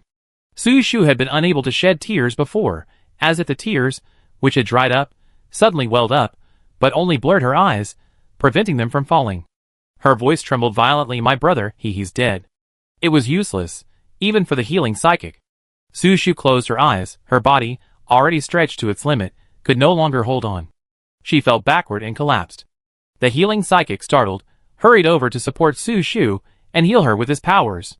His power level was not low, but it was difficult to fully heal everyone, so he only used a small amount of his power on the unconscious, ensuring their bodies could hold on for a while before withdrawing. He also healed Susu before looking at Jean, who was tightly held by Susu. Jean was motionless, his face dry and sallow, devoid of any color. The healing psychic reached out to check his breathing. A very light, faint air stream touched his fingers. If he weren't a psychic, this light breath would have been easily overlooked. The healer breathed a sigh of relief and hurriedly used his powers to treat Jean. Jean's condition was more serious than the others. He was truly halfway to death. His breathing was weak, his heartbeat almost non-existent, so the healer expended most of his powers this time, only to restore Jean's vital signs. In Tangchuan Base. Base Commander, a group of people suddenly arrived outside, rescuing the survivors. After observing from the base wall for a while, she quickly ran back to the base's magnificent building and knelt before a man with his shirt open, holding two scantily clad women in his arms, one on each side. The commander of Tangchuan Base ate a grape fed to him by the woman on his left. These grapes had been ripened by a plant-type psychic, and the flavor wasn't as good as the naturally grown grapes from before the apocalypse. It was quite bland. But the commander thoroughly enjoyed the meal. He scoffed, "What saint are you talking about? Okay, if I want to do good things, I do them. Just don't get in my way." The woman next to him smiled and flattered, "If we let such a large group in, I wonder how much food would be wasted. The commander is the wisest." Another woman leaned directly against the commander's chest. "Of course, our commander is the most wise and powerful." Listening to the flattery of the two extremely beautiful women, the commander was very satisfied. He seemed displeased with being interrupted by Shi and waved, "All right, you can leave." Shi stood up and left. After some thought, he decided to head for the city wall. As soon as he reached the wall, he was greeted by a rich aroma of rice, the kind that emanates from rice cooked into a thick, sticky porridge. The smell was so faint that if one walked a few steps further before the apocalypse, one would likely lose it. But when one is starving, the smell becomes particularly pronounced. Shi was startled. He walked to the edge of the city wall, and saw that the psychics on duty were crouched on the wall, staring straight ahead. He also looked over, and saw the door of the all-black car open. Someone carried down a large bucket of something still steaming white. Although he couldn't see whether the stainless steel bucket contained rice porridge, the smell was pretty sure it was. Gudong, she swallowed subconsciously. Were these people preparing to distribute rice porridge to the refugees? Was there so much food that they couldn't finish it all? Such a waste. He thought it unlikely, however. The group of people in white tracksuits had already helped those who could barely walk over. Those who could walk went to line up for food, and for those who couldn't move, the people in white tracksuits actually helped them carry it over. Shi thought he might be hallucinating and rubbed his eyes vigorously. The cries and shouts outside the base died down. Shi stood there for a long moment, then ran back. He had to tell the base commander about this. By the battle vehicle. All the survivors had gathered. Those who were still unconscious were carried onto the battle vehicle. Someone scooped up some rice porridge and carefully fed it to the unconscious. Those who were still awake were now holding bowls of steaming, soft white porridge. The plain white porridge, bare, tasted remarkably sweet in these mouths. The warm porridge had already been warmed, perfect for eating now. The warmth flowed into the stomach, warming the chilled body. "Thank you, thank you." The man, having finished his bowl of porridge, suddenly knelt before the men in their temperature-controlled combat uniforms. Rescued from despair, the man, recovering from his numbness, felt a surge of warmth and gratitude at the rescue. He dropped to his knees and kowtowed to the people around him. Yi Ji was startled and quickly reached out to pull the man to his feet. "Oh, please don't kowtow. I can't bear it. I really can't. We appreciate your thanks, but please don't kowtow. Please don't kowtow." He had just pulled the man up when he heard the sound of kneeling nearby. The man turned and saw another man, who had finished his rice porridge, also kneeling before his teammate, kowtowed and thanking him with tears streaming down his face. His teammate hurriedly pulled the man up, but many others were kneeling around him. Yi Ji looked at these people kneeling to thank them for a bowl of rice porridge, his eyes filled with bewilderment. We all lived in modern society, and kneeling was unfamiliar to them. We only saw it in period dramas, where people knelt at every turn. But now, as if we had returned to a more primitive age, these people had become accustomed to kneeling. Just like before, when they had begged the base to open the door and let them in. Just like now, they knelt down to express their gratitude. While he had felt some pity for these people before, seeing their plight, the feeling had never been as strong as it was now. Now, Yi Ji felt only gratitude that he had followed his captain's lead and made the right choice, not just standing by and watching these people die. Zheng Yin had the men take out the ordinary clothes they purchased in the territory and distribute them to the people. It was already winter, and the people's clothes were either tattered or barely there, with some even wrapping themselves in grass. Yi Ji ushered everyone into the battle vehicle, and told them to go to the bathroom for a thorough wash before putting on new clothes. As the survivors boarded the battle vehicle, the gates of the Tangchuan base suddenly opened. A man in a dark blue coat emerged, followed by a long line of people. An Yin, Lin noticed the man and reminded Zheng Yin beside her. Zheng Yin turned and looked at the man walking toward them with a leisurely gait. The man looked at Zheng Yin, and then a kind smile appeared on his face. "Hello, I'm the base commander here. I wonder where you're from." Zheng Yin glanced at the group of people behind the base commander, about 20 of them, all of whom appeared to be psychics. He also smiled affably and said, "Hello, base commander. We're from City D. We saw there was a base here and wanted to come and exchange some supplies, but we didn't expect to see so many survivors at the base gate.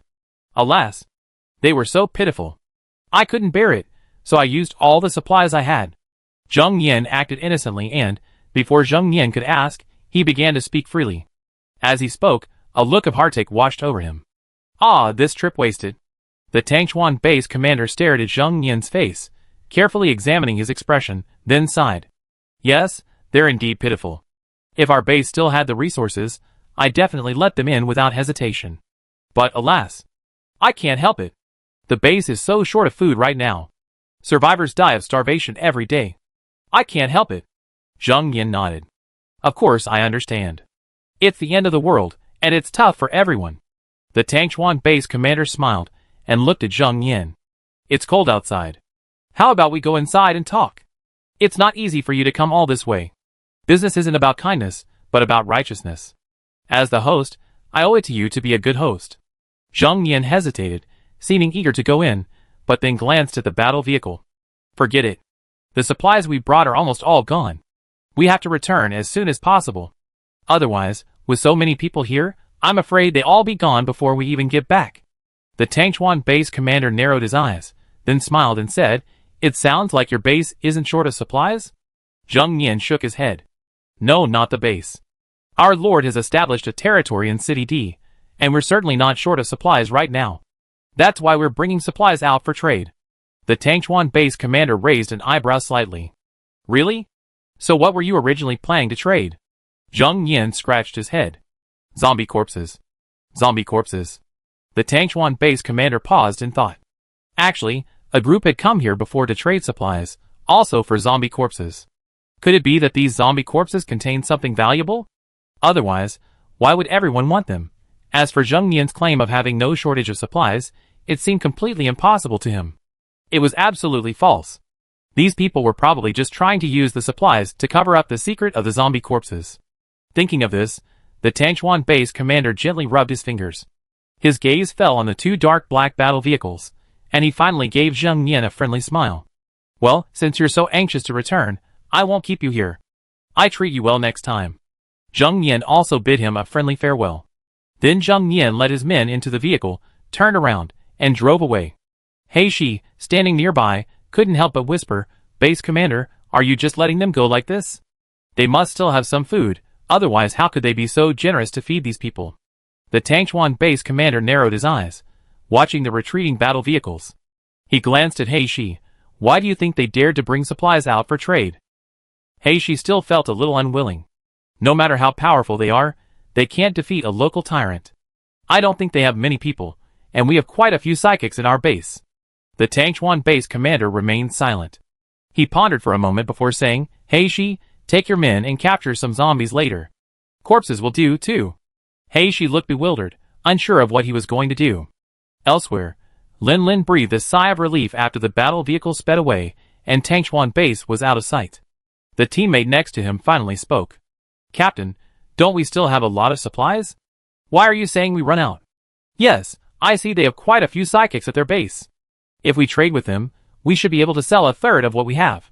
Although they disliked Tangchuan base's rejection of these survivors, it was the apocalypse after all. It was their own decision to save others, but they couldn't take the moral high ground and criticize others just because they chose not to. Zhang Nian curled his lips. I don't want to sell it to them. Everyone, Yi Ji hesitated. Captain, is it because of these survivors? Zhang Nian shook his head, yes and no. The Tangchuan base commander clearly wasn't a good person. He probably had no good intentions in coming out. In particular, Zhang Nian noticed that while the Tangchuan base commander was talking to him, someone approached the battle vehicle. Perhaps they had some clairvoyance or sensory abilities, able to detect whether there were any supplies on board. Their supplies were mostly stored in their civilian and non-staff carts. The spaces of the two space-based psychics were empty, as they were reserved for collecting zombie corpses. So of course, there was nothing in the battle vehicle. There was some in the kitchen, but not much. Such a small amount of supplies wouldn't be enough to cause the Tangchuan base commander to engage in a fight. But if this person knew they still had a lot of supplies, that might not be the case. In fact, Zhang Nian had been a little worried that the base commander would covet the battle vehicle, so he was very cautious when speaking with the base commander. Unexpectedly, the base commander wasn't interested in the battle vehicle. Perhaps there were already vehicles at the base. Of course, the Tangchuan base commander didn't engage them, not only because he thought they truly had very few supplies, but also because he was somewhat wary of Zhang Nian and his team. Zhang Nian and his team were once just corpse collectors, but they had participated in many battles and slain a considerable number of zombies, each of them exuding a strong aura of evil. It's likely that the Tangchuan base commander couldn't see their strength. Furthermore, anyone who dared to come out to trade supplies was obviously not an ordinary person, so he decided against engaging in a fight after careful consideration. After listening to Zhang Nian's detailed explanation, everyone finally understood, and a cold sweat immediately broke out on their backs. If they hadn't refrained from speaking when Zhang Nian was talking to the base commander, a fierce battle might have broken out. Everyone was shrouded in fear and silence. Lin Lin asked, what should we do with these survivors? Should we return to our territory, send them back, and then start again? Zhang Nian thought for a moment. No, I contact Captain Tang. When Zhang Nian contacted Tang Bai and his men hadn't set out yet. Tang Bai reported this to An Yiqing. An Yiqing hadn't expected that the trading team that had gone out earlier had actually rescued quite a few survivors. After understanding the whole story, An Yiqing instructed that Tang Bai and his team be restocked with supplies when they went to pick up the survivors. Zhang Nian's actions were worthy of encouragement, and certainly shouldn't be let down. In addition to replenishing the supplies, An Yiqing also had the finance department allocate a bonus to Zhang Nian and his team. The bonus wasn't much, but it was a gesture of her attitude. So, that evening, Zhang Nian and his team met up with the people who were coming to pick up the survivors. After the survivors moved the battle vehicles, Zhang Nian couldn't help but blink as he looked at the extra supplies, and the 1,000 points that had just arrived. Wow, there's actually a bonus. TSK, the Lord is a bit stingy. 1,000 points, and we only get 30 each. That's good. We didn't even think about getting a reward when we saved people before. That's right. Besides the 1,000 points, there are so many supplies here. There were less than 200 survivors, and they only managed to make less than 20 kilograms of rice for porridge. Even with the cell revitalizing spray and zombie virus serum, they used less than 50 bottles in total. But now, An Yiqing had 50 bottles of zombie virus serum and 50 bottles of cell revitalizing spray delivered, bringing the total to 100. There was also 100 kilograms of rice, several hundred sets of cotton clothes and shoes, and so on. This amount of supplies was several times more than what they given to the survivors. The survivors who had moved to another battle vehicle were feeling a little uneasy. Even though Zheng Yan and the others had previously told them that someone would take them to the territory, saying it was a wonderful place, and that they would live as well as they had before the apocalypse, and that they shouldn't be afraid. But how could they not be afraid? When they heard Zheng Yan and the others say they could live like they did before the apocalypse, they didn't believe it. They even thought Zheng Yan was deliberately making up an excuse to get rid of them. Also, with so many people and so many mouths to feed, taking them in would require a lot of food. Who would have that much food to waste? But after transferring to the battlefield vehicle here, they smelled a rich aroma. You must be hungry. Dinner is ready. Everyone, come upstairs to eat. Take your time and don't crowd. You have to line up once you get upstairs. Those who don't line up won't get any food, okay? Su Shu woke to the aroma of meat. She opened her eyes dazedly, her stomach rumbling in protest. Jean. Su Shu propped herself up and sat up, frantically looking around for someone. Sister. A soft voice sounded. Su Shu looked over and saw Su Jin, who was sitting next to her, open her eyes. For a moment, Su Shu couldn't tell if she was dreaming or real. Perhaps she and her brother were already dead. Are you awake?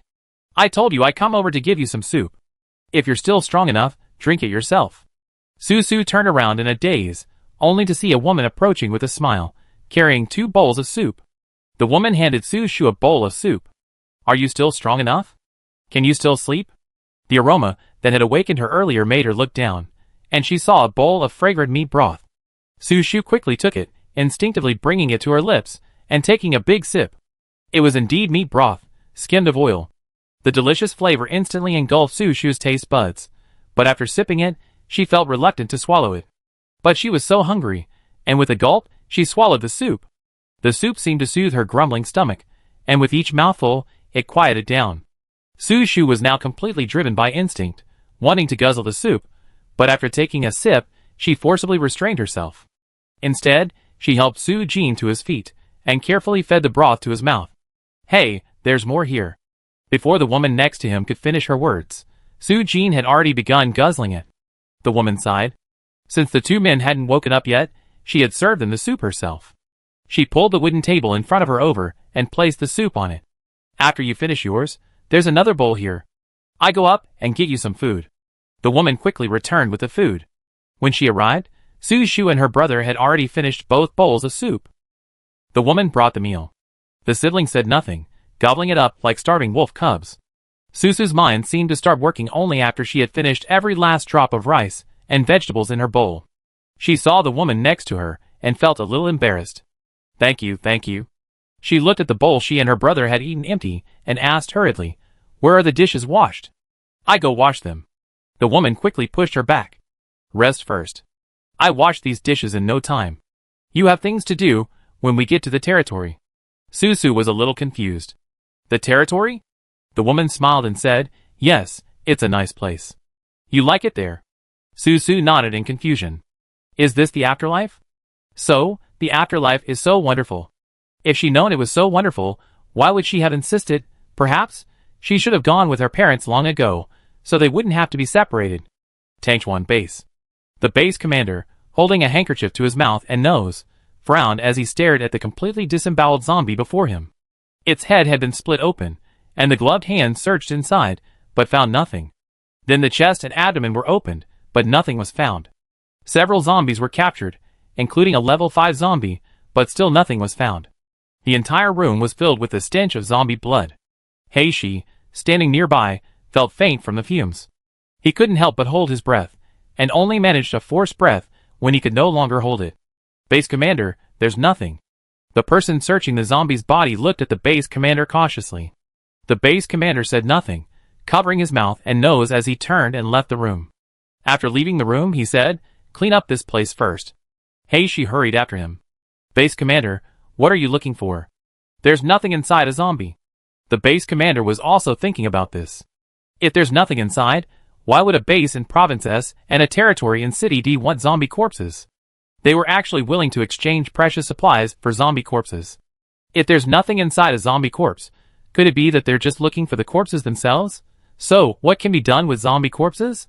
Thinking about this, the base commander paused. Heishi also stopped. The base commander suddenly said, Have someone remove the zombie's flesh, clean out the blood, and then roast it, and see how it goes.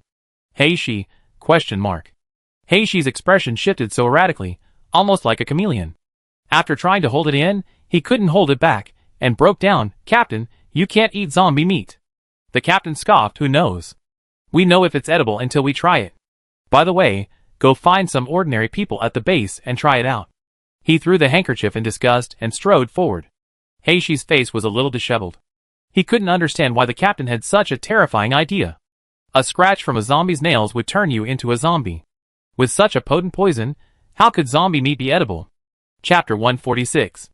The battle vehicle that had picked up the survivors returned to the shelter early, but since it was already midnight and everyone was asleep, they didn't bother to leave and let the survivors rest in the vehicle. At dawn, Su, who hadn't known when she'd fallen asleep, was awakened by a noisy sound around her. She frowned and struggled to open her eyes. Beside her, Su-jin was still sound asleep. Su glanced at him, making sure he was all right, then turned to look around. The sky was turning pale, and strands of light illuminated the darkness. Many people were crowded around the battle vehicle, staring out the window. Oh my god, am I dreaming? How could there be a place like this? It's not a dream, it's not a dream. I pinch myself, it hurts. This is real. I thought those people were lying to us. Turns out, it's real. Su pushed herself up and instinctively glanced toward the window next to her. The car windows were filled with white mist, making it impossible to see outside. Su knelt on the bed and reached out to wipe the mist from the car window. As if by magic, her hand gently brushed across the glass, revealing a scene that shocked her. She stared wide-eyed at the scene outside the car window. Directly opposite her were rows of tube-shaped buildings. There were so many houses that at a glance, she couldn't tell how many there were. Next to the tube-shaped buildings, a large area was still covered in steel scaffolding, clearly indicating that construction was still underway. Outside, she saw the familiar gray-black earth and the familiar polluted vegetation, and Su realized she wasn't dead. This wasn't the afterlife, she was still alive. She'd been rescued. No, not just her, but others as well. Su looked around and spotted several familiar faces among the people around her. She pinched her arm. A sharp pain pierced her, but Su couldn't help but smile. As she smiled, tears began to fall. Just then, the door of the battle vehicle opened. Liang Jing led her men aboard. Seeing that everyone inside was awake, she smiled and said, "Hello everyone, I'm the person in charge of the territory's internment area." Her appearance captured the attention of everyone, who had been shocked by the sight of the territory. The sight of Liang Jing wearing the familiar white tracksuit immediately gave them a familiar feeling. After all, the group who had rescued them had also been wearing the same white tracksuit. Can you really take us in?" someone asked cautiously. Liang Jing smiled. "Of course. Our lord said the territory belongs to humans." The dull eyes of all the survivors on the battle vehicle suddenly brightened. "Really? So we can stay, right? Can we live here?" "Yes, as long as you don't commit crimes, don't harm others, and are diligent and honest, everyone is very welcome in our territory." Liang Jing was very patient with the barrage of questions. Su took a deep breath, wiped the tears from her face, and asked, "Are there any conditions for us to stay?" Perhaps because she had eaten too much yesterday, Su's voice, though a little hoarse, was very clear and loud. The other survivors instantly fell silent. Yes, they had lived in the base before and knew full well that joining required surrendering supplies. But now they had nothing. What if they needed to surrender supplies? Despair isn't the most devastating thing, but the shattering of hope after finally glimpsing it amidst despair. Liang Jing sensed their mood was off and quickly said, "As I said, the conditions are no crime, no harm to others, obedience to the territory's instructions, and diligence and competence." The survivors, their eyes nearly dimmed, were taken aback. Then they reacted. Someone cautiously asked, "No, there's no entrance fee?" Everyone held their breath, their eyes fixed on Liang Jing, awaiting her answer. "No." Liang Jing smiled. "Our lord never charges an entrance fee. On the contrary, as long as new survivors obey our instructions and don't cheat, the territory will provide 3 meals a day for free." Speaking of meals, the stomachs of the survivors, who had finally managed to eat a packed lunch yesterday, rumbled. "Okay, everyone, line up and come to me one by one to register. After you're registered, someone will take you to get your supplies and housing. Once you're assigned housing, you can go to dinner with your temporary ID cards." Liang Jing set up a table at the entrance to the battle vehicle and placed the registration book on it. The survivors in the battle vehicle hurried over to line up. Su Shu, having to bring Su Jin with her, was a little late and ended up at the end. As Liang Jing registered people, the plant-based psychic next to her was making temporary ID cards. After registering, those who received temporary ID cards quickly stood aside and waited. When there were 20 people, someone led them to get their daily necessities, and then arranged housing for them. Su Shu held Su Jin's hand and slowly followed the group, as if she were back at the gate of Tangchuan base. But this time was different. The group moved forward at a steady pace, and they wouldn't be turned away again. The group moved forward, and soon it was Su Shu's turn. After she and Su Jin registered together, they each received a wooden plaque engraved with their names. Seeing no one behind them, Liang Jing smiled and said, "You two are siblings, right? The shelters are all 2 people to a room now, so it's perfect for you two to live together." Su Shu nodded, nervously thanking her. "Thank you." Liang Jing stood up. "You're welcome. Let's go get some supplies first." Seeing Su Jin was still young and Su Shu was incredibly thin, she instructed the person leading the last group to collect supplies. "I lead the team. You can help the siblings carry their things later." Su Shu quickly declined. No, I can do it myself." Liang Jing smiled. "There's a lot of stuff. I'm afraid you can't carry it all by yourself." Liang Jing quickly led the last group to the warehouse. The warehouse had been newly rebuilt, right on the roadside, with a parking lot next to it. Now, the warehouse and the battlefield vehicles in the territory were under the management of Grandpa Chen. The warehouse covers a large area, more than 300 square meters, and a gold-type mutant has built a steel frame inside. All daily necessities are neatly arranged inside, and can be clearly seen at a glance. Of course, since Grandpa Chen was older, he was assigned 2 assistants. The group ahead of them hadn't finished collecting supplies yet, so when Liang Jing arrived, she and her group waited in line behind them for quite a while before it was their turn. Su Shu quickly understood why Liang Jing had said there were too many things. Quilt covers for the bed, and 2 sets of clothes for each season. Since she was a woman, she had 2 bras in addition to her inner quilt. Adding up all the miscellaneous daily necessities, it was a huge pile for just one person, not to mention Su Jin. Su Jin was a child, and besides the quilt and bedding, which was the same size as Su Shu's, he also had clothes and shoes. It was just that he was smaller, so it looked like he had fewer things than Su Shu, but in reality, they had basically the same amount. Su Shu was a little dazed by receiving such a large amount of supplies. She had thought that the territory's willingness to take them in was already great, but she hadn't expected to even give them some daily necessities. Besides Su Shu, the other survivors were also dazed. They followed Liang Jing and the others toward the tube-shaped building. As they walked, they saw a large group of people neatly arranged in a field. The crowd was so dense that it seemed as if there was no end in sight. And these people seemed to be doing morning exercises. Su Shu couldn't help but look over there. The people seemed to be divided into several groups, each doing a different morning exercise. Liang Jing saw many people looking toward the field and said with a smile, "They are practicing the body refining technique. The body refining technique was given to us by the Lord to improve our physical fitness. Starting tomorrow, you will also be training with them. Oh, by the way, there's an early morning wake-up bell. You should have heard it this morning. When it rings, you have to get up, wash up, and get ready for training. Don't lie in bed." Everyone nodded, taking this to heart. Soon, they followed Liang Jing past rows of tube-shaped buildings. The ones in the front are already occupied.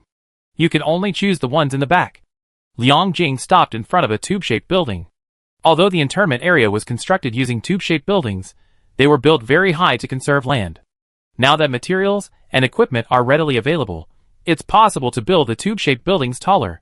Su Shu looked up at the tube-shaped building in front of her.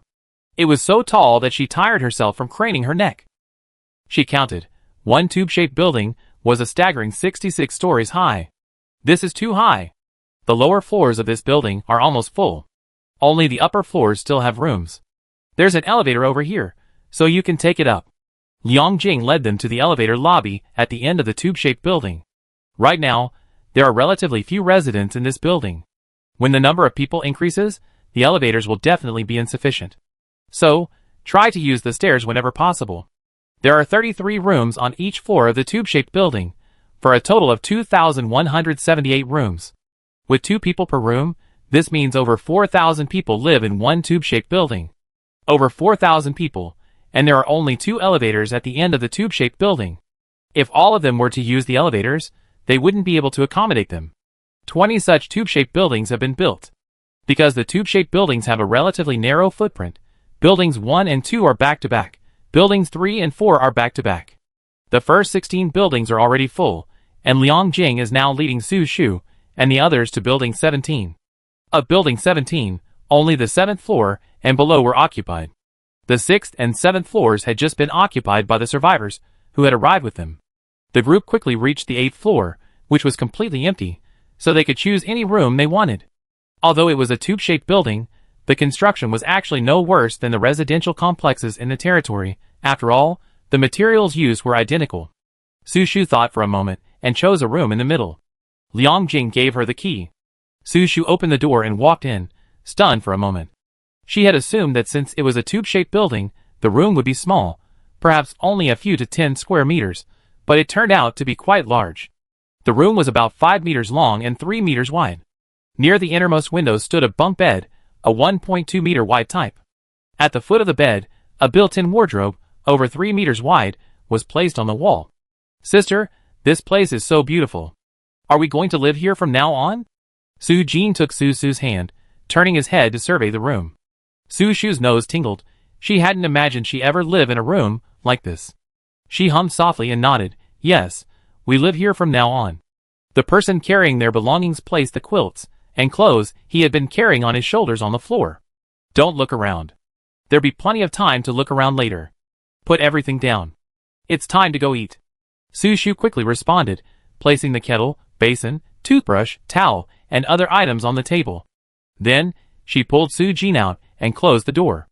The others were also called out and emerged from their rooms, each one looking incredibly excited. You know, they all lived in shacks back in their previous base, but they never expected to find proper housing just here.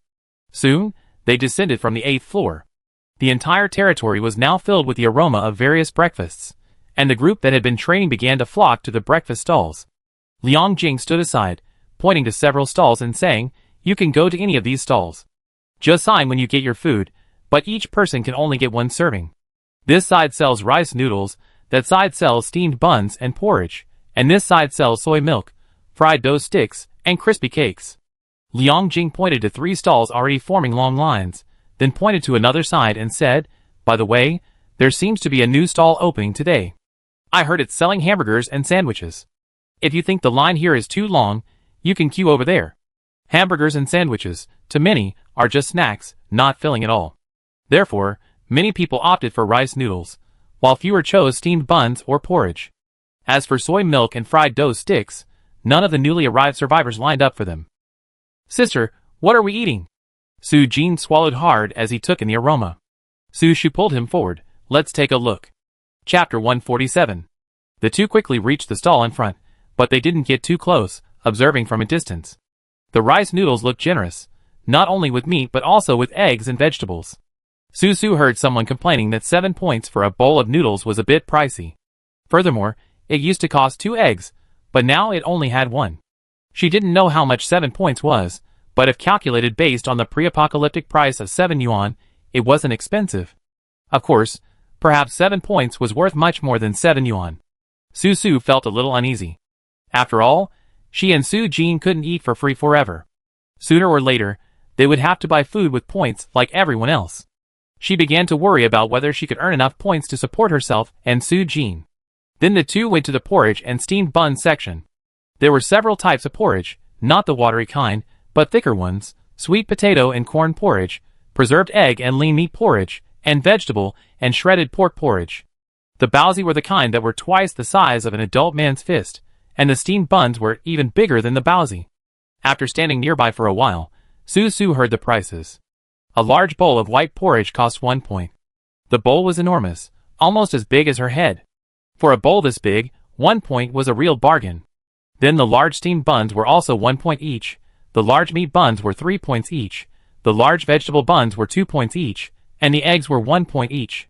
Preserved egg and lean pork porridge was 3 points. The celery and shredded pork porridge was also 3 points. The sweet potato and corn porridge was 2 points, and the side dishes were 1 point each. There wasn't a fixed point limit here, because some people only ordered the white porridge, the side dishes, and the meat buns, for a total of 5 points. Some people only wanted plain porridge and a side dish, giving only 2 points. Some simply bought 2 large steamed buns and a side dish, giving 3 points. Some wanted nothing but a few bowls of porridge. Perhaps the steamed bun and porridge section was more flexible. Susu looked over and saw that the line seemed longer there. Susu dragged Su-jin toward the soy milk and fried dough stick stall. The man at the stall was constantly frying dough sticks. Each one was enormous, probably twice the size of a pre-apocalyptic dough stick, and only cost 2 points. The line here was much shorter than the other two, but Susu quickly noticed that people were buying dozens or even hundreds of them at a time, and the same thing happened with shortbread too. Few people wanted soy milk, however. Susu stood there for a moment, then walked over to the other side. It was the new stall Liang Jing had told her about, and it had the fewest people there. Susu walked over and saw what was on the stall. It was indeed sandwiches. The palm-sized sandwiches were thick and generously filled with ingredients, with prices listed next to them. The prices were quite affordable, generally 2 points each, with the most expensive being only 5 or 6 points. In addition to the sandwiches, the stall also sold cupcakes, small cakes, and small cookies. A cupcake without cream was only 1 point each, while one with cream was 3 points. The cookies came in transparent bags, each containing about 10 cookies, also for 1 point each. There weren't many people here, but some were buying sandwiches, some cupcakes, and some cookies. Some people even bought a little of everything. Su-shu looked around for a while, then left with Su-jin, dragging him to the back of the line for steamed buns and porridge. Su-jin obediently followed Su-shu in line, but couldn't help but stare longingly at the mini cakes. Su-shu lowered her head and looked at him. "Do you want some?" Su-jin hurriedly shook his head. "Yes, it smells so good." The sweet aroma of cakes and biscuits wafted continuously from the stall over there, and Su-jin couldn't help swallowing his saliva. But he knew they wouldn't be able to fill up at the mini cake stall. Su-shu patted Su-jin's head and whispered, "It's okay. I buy you some when I make some money." Su-jin smiled with his eyes curved. "Yeah." Today was the first day that Tan Xian and the other 4 had set up their stall. The line on their side quickly disappeared. After all, here, you could just grab something and go, without having to wait. Today, he had used his non-staff card to collect points. There were no points on the non-staff card, so he could clearly see his earnings. Now, no one was at the stall. Tan Xian took a look at the points. Kong Lele leaned over and asked, "How much is it?" Tan Xian sighed, 211 points. That's only a few points. After deducting the cost of materials, it wasn't even enough to cover their labor costs. Tan Xian couldn't help but keep looking, but still no one came. "It's a good thing I didn't buy a big oven, otherwise I'd be at a loss," Tan Xian said dejectedly. Kong Lele put his arm around Tan Xian's shoulders. "Hey, don't be discouraged. This is just the beginning. It hasn't even been 2 hours since we set up the stall. It's already pretty good. Maybe someone will come buy something later?" Lu Weiduo sat on a small stool and said with a smile, "That's how business works. It takes time. We sell cookies and cakes, and they're not staple foods. Everyone must be having breakfast right now. Maybe they come over when they get hungry around noon." Jiangze nodded. "He's right. We know if it's viable by mid-afternoon." Tan Xian listened to their words, thought carefully, and then nodded. "Well, let's see." She had started baking the cookies yesterday. After they cooled, Jiangze and the others bagged them last night. The cake bases and toast were baked last night. The 4 of them worked all night to see if this business could succeed. If it did, they could buy a large oven from Su Jingxian, which wouldn't be as troublesome as using a small one at home. With her friend's comfort, Tan Xian finally perked up. "There's no one here right now. Jiangze, you and Lu Weiduo go back to bed. Lele and I can come back this afternoon," Tan Xian said. Jiangze shook his head. "You and Lele go back to bed. If sales are good, you have to work again this afternoon." Indeed, she was indispensable for everything from cookies to cakes to toast. Although she was worried that all the food she prepared yesterday wouldn't sell if she didn't rest, what if she sold out and couldn't keep up tomorrow? Tan Xian nodded. "Okay, Lele and I will go back first." After they left, Jiangze glanced at the bustling atmosphere at the other 2 stalls and let out a sigh of relief. Although he said that to Tan Xian, he wasn't sure. Lu Weiduo poked Jiangze. "What do you think? If we set up a Chuan Xiang stall, would business be good?" Jiangze, "I don't know in the future, but it's definitely not going to work now. For the busy people in the territory these days, Chuan Xiang simply didn't have the time to enjoy it. Or maybe it was only at night, but at night, many people wanted to go back to sleep and rest. Who would want to eat skewers? Of course, as everyone relaxed, someone would definitely be willing to eat. Not long after, the other 3 stalls closed. They must have hurried back to prepare lunch, leaving Jiang Zai's stall alone. After a while, someone came over. Perhaps they weren't full or something, but after looking at the price of the sandwiches, they bought 2 to go. Lu Weiduo was in charge of bringing them out, while Jiang Zai took out his non-staff card to collect points.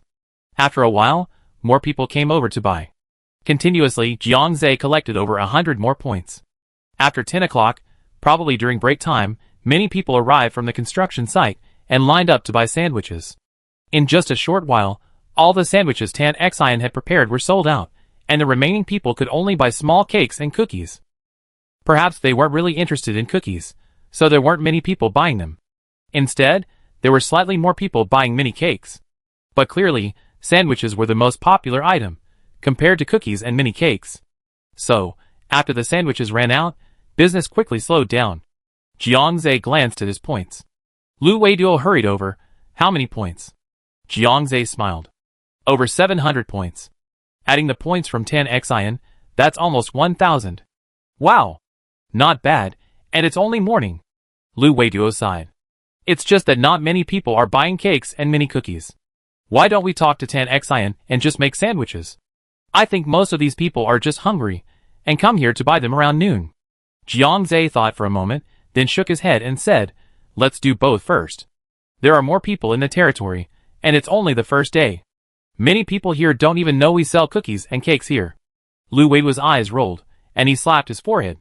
Yeah, then, what if we move the stall next to the territory mall? That way, the people in the territory will see the stall when they eat, and maybe they come over to buy some? The people in the territory are definitely more generous than those in the internment zone. They generally have more points, so they'd definitely be willing to buy cakes. Let's do it here for now. Besides whether that place is suitable for a stall, since they're just starting out, it's best not to abandon the business in the internment zone. After all, if the people in the territory want to buy, they can just come over directly, but if they move inside, they won't be able to get through to the internment zone. Besides, although the territory has expanded, everyone still eats in the cafeteria, so word of a cake stall here will spread quickly. Lu Weiduo frowned, his brow furrowed in thought, his brows knotted with worry. He still didn't want to give up. Suddenly, an idea struck him, and he smiled. Oh, actually, running a cake stand isn't that difficult. I can run it alone. Jiang Zai looked at him. What do you want to do? Lu Weiduo smiled and said, of course, I just go from street to street. Back when they were in school, hadn't they often encountered this kind of thing, when they occasionally visited nearby tourist attractions? Many of the vendors didn't set up their stalls on the spot. Instead, they held boards with their wares on them, and walked around shouting. Lu Weiduo thought this method was a good one. He might even sell out the cakes and cookies before Tan Xian and the others woke up. Jiang Zai paused. He had to admit, Lu Weiduo's idea wasn't bad. After a moment's thought, he nodded. Okay, then go find a board. Okay. Lu Weiduo dashed off. He took out his territory card and sent a message to a plant-type psychic he knew. Quickly, he spent 10 points and had the wood-type psychic bring him a wooden board. With the board in hand, Lu Weiduo returned to the stall, opened the cabinet door underneath, and took out the prepackaged cookies and placed them on the board. He arranged them neatly and beautifully, then added some miniature cream cakes to the side. The cakes were covered with clear plastic lids, so there was no need to worry about others finding them unhygienic. Lu Weiduo excitedly carried the board back to the territory. He was naturally outgoing and generous, and he wasn't shy. Once he reached the edge of the territory, he started shouting. At that moment, several girls were walking toward the mall. Hearing Lu Weiduo's calls, they looked over. Lu Weiduo noticed them, and immediately flashed a toothy smile. Miss, these are handmade cookies and cakes. Would you like to buy some to try? The girls leaned over to take a look. They smell so good. How much are they? Speaking of which, they hadn't had these cookies and cakes in ages since the apocalypse. While the territory mall had cookies, they were still different, and there were no cakes either. Lu Weiduo, cookies are 1 point per bag, and cream cakes are 3 points each. The cookies were about the size of a finger, and the cakes weren't big either. 2 or 3 girls could easily enjoy one. A girl hesitated for a moment, perhaps deciding it was still a bit pricey. It sounded cheap, but it wasn't much. After a while of hesitation, she finally said, then give me a small cake and a bag of cookies. Lu Weiduo's smile suddenly widened with joy. Okay, for points total. Our cake stand is over there, at the border of the territory and the internment area. If you like them, come and buy them. The girl couldn't help but laugh. I haven't even tried them yet, and you're already attracting customers? Lu Weiduo chuckled and opened a bag of cookies. I'm not exaggerating. Our cookies are really good. They have a rich, milky flavor. Ladies, try them and you see. The girl who had just bought something couldn't help but ask, can I try them too? Lu Weiduo nodded repeatedly. Several girls took a piece each. The cookies were too small, so he just tossed them into his mouth. The cookies were baked to perfection, crispy and fragrant, with a hint of milky sweetness and the aroma of the cookies filling his mouth. It's really delicious. The girl next to me chewed on it, her eyes lighting up. I want 10 bags of cookies. 10 bags too, and a small cake. 10 bags too. The girl who had previously bought a bag of cookies and a small cake also said so. The main problem was that a bag was only 10 yuan, and each cake was so small, it didn't seem like enough. Several girls gathered around to buy, quickly attracting passers-by. What are you doing? Lu Weiduo immediately smiled and greeted, purely handmade cookies and cakes, cheap and delicious. Would you like to try them, bro? The boy with glasses was stunned for a moment, then a cookie was thrust into his hand. He hesitated for a moment, then put it in his mouth and tasted it. Boys don't usually like sweets, but this cookie wasn't overly sweet, not cloying at all. Instead, it left a lingering aftertaste. Even someone like him, who doesn't like sweets, couldn't resist another. How many points? The boy with glasses asked. 1 point per bag, Lu Weiduo said with a smile. Then I take 20 bags. No, give me 30. Okay. We have a stall near the edge of our territory. You can come buy from us later. As soon as this order was sold, Lu Weiduo didn't forget to solicit the next one. By lunchtime, Lu Weiduo had sold out of all his cookies and cakes. He looked at the 200 points on his extracurricular card, smiled brightly, and hurried back to restock. As soon as he got back, he saw Jiangze packing up his stall. Lu Weiduo was stunned. Why are you closing up? Jiangze's lips curled up into a smile. Sold out? Lu Weiduo, surprise! After finishing their purchases, Jiangze was clearly delighted. I guess those people thought the food was delicious after they left, so they came back to buy more. They also encouraged a lot of people to line up. There are still quite a few people behind them who haven't gotten theirs. At this point, Jiangze felt a little regretful. If they hadn't sold out, they could have made quite a bit of money. Lu Weiduo hurried over. Quick, check. How many points are left? Jiangze pulled out his non-staff card. It was over 1,100 points. After all, most of the remaining points were small cookies, so they weren't as many as they had sold at noon. Lu Weiduo, I still have over 200 points. Add in the over 200 from 10 Xian, that's about 1,600 points. Seeing him getting a bit too excited, Jiangze couldn't help but remind him, this isn't pure profit, we still have to deduct the cost of materials. Lu Weiduo nodded. Yeah, I know, but it's a lot. You know, many people still haven't bought anything today. Come on, let's go back and tell 10 Xian. I think we can get a bigger oven. By the way, I'm afraid moving the big oven back isn't going to work. Jiangze, should we move into the first floor and use it as a shop? We can rent the first floor first. As for a shop, we can wait until the trading area in the shelter is finished. Jiangze thought for a moment and said. Lu Weiduo nodded. As for the four of us, Tant Xian and Kong Lele will take care of baking cookies and making sandwiches. You can guard the internment area, and I can rent a small stall in the cafeteria. It should be quite profitable. Jiangze paused, looking at Lu Weiduo, whose smile was almost raised to his ears. He couldn't help but smile and shook his head. Let's just get the job done first. Of course I think we get rich quick. Oh no, I have to cling to Sister Xian. Jiangze ignored the ecstatic Lu Weiduo, took out his resident card, and sent a message to Yang Jin. 7th floor of the territory building. Yang Jin heard the message and took out his resident card to check. The corners of his mouth curled up slightly. And Yiqing, seeing this, was busy as hell. She turned her head and felt a sense of imbalance. She was exhausted here, while Yang Jin was so relaxed. There are more and more things happening in the territory, and more documents and reports are coming to her hands. Even though these have been counted and summarized by the people below, there are still many things that she needs to read and understand carefully. Therefore, every day, and Yiqing spent the entire morning processing these documents. And Yiqing put down the documents, rubbed her brow, and sighed. Lord, what's wrong with you? Yang Jin asked, retrieving his resident card. And Iching casually signed the personnel dispatch document. Nothing, I just see you're too idle, and I'm feeling a bit upset. Yang Jin didn't know what to say for a moment. And Iching put down her pen and stood up to stretch her body. That's the downside of being a consciousness. All work all day, never even enjoying a meal. She sighed. Thankfully, her main body was enjoying itself. At this moment, and Iching's main body, in the domain, was setting up a grill and barbecuing. This wasn't her first time barbecuing here. She burned and scorched her food countless times before, but now she was finally getting the hang of the heat. Although her consciousness couldn't eat, she could sense the aroma of the barbecue from her main body. This time, her main body finally managed to get a proper barbecue. Savoring the delicious barbecue, the pent-up anxiety within the consciousness finally eased somewhat.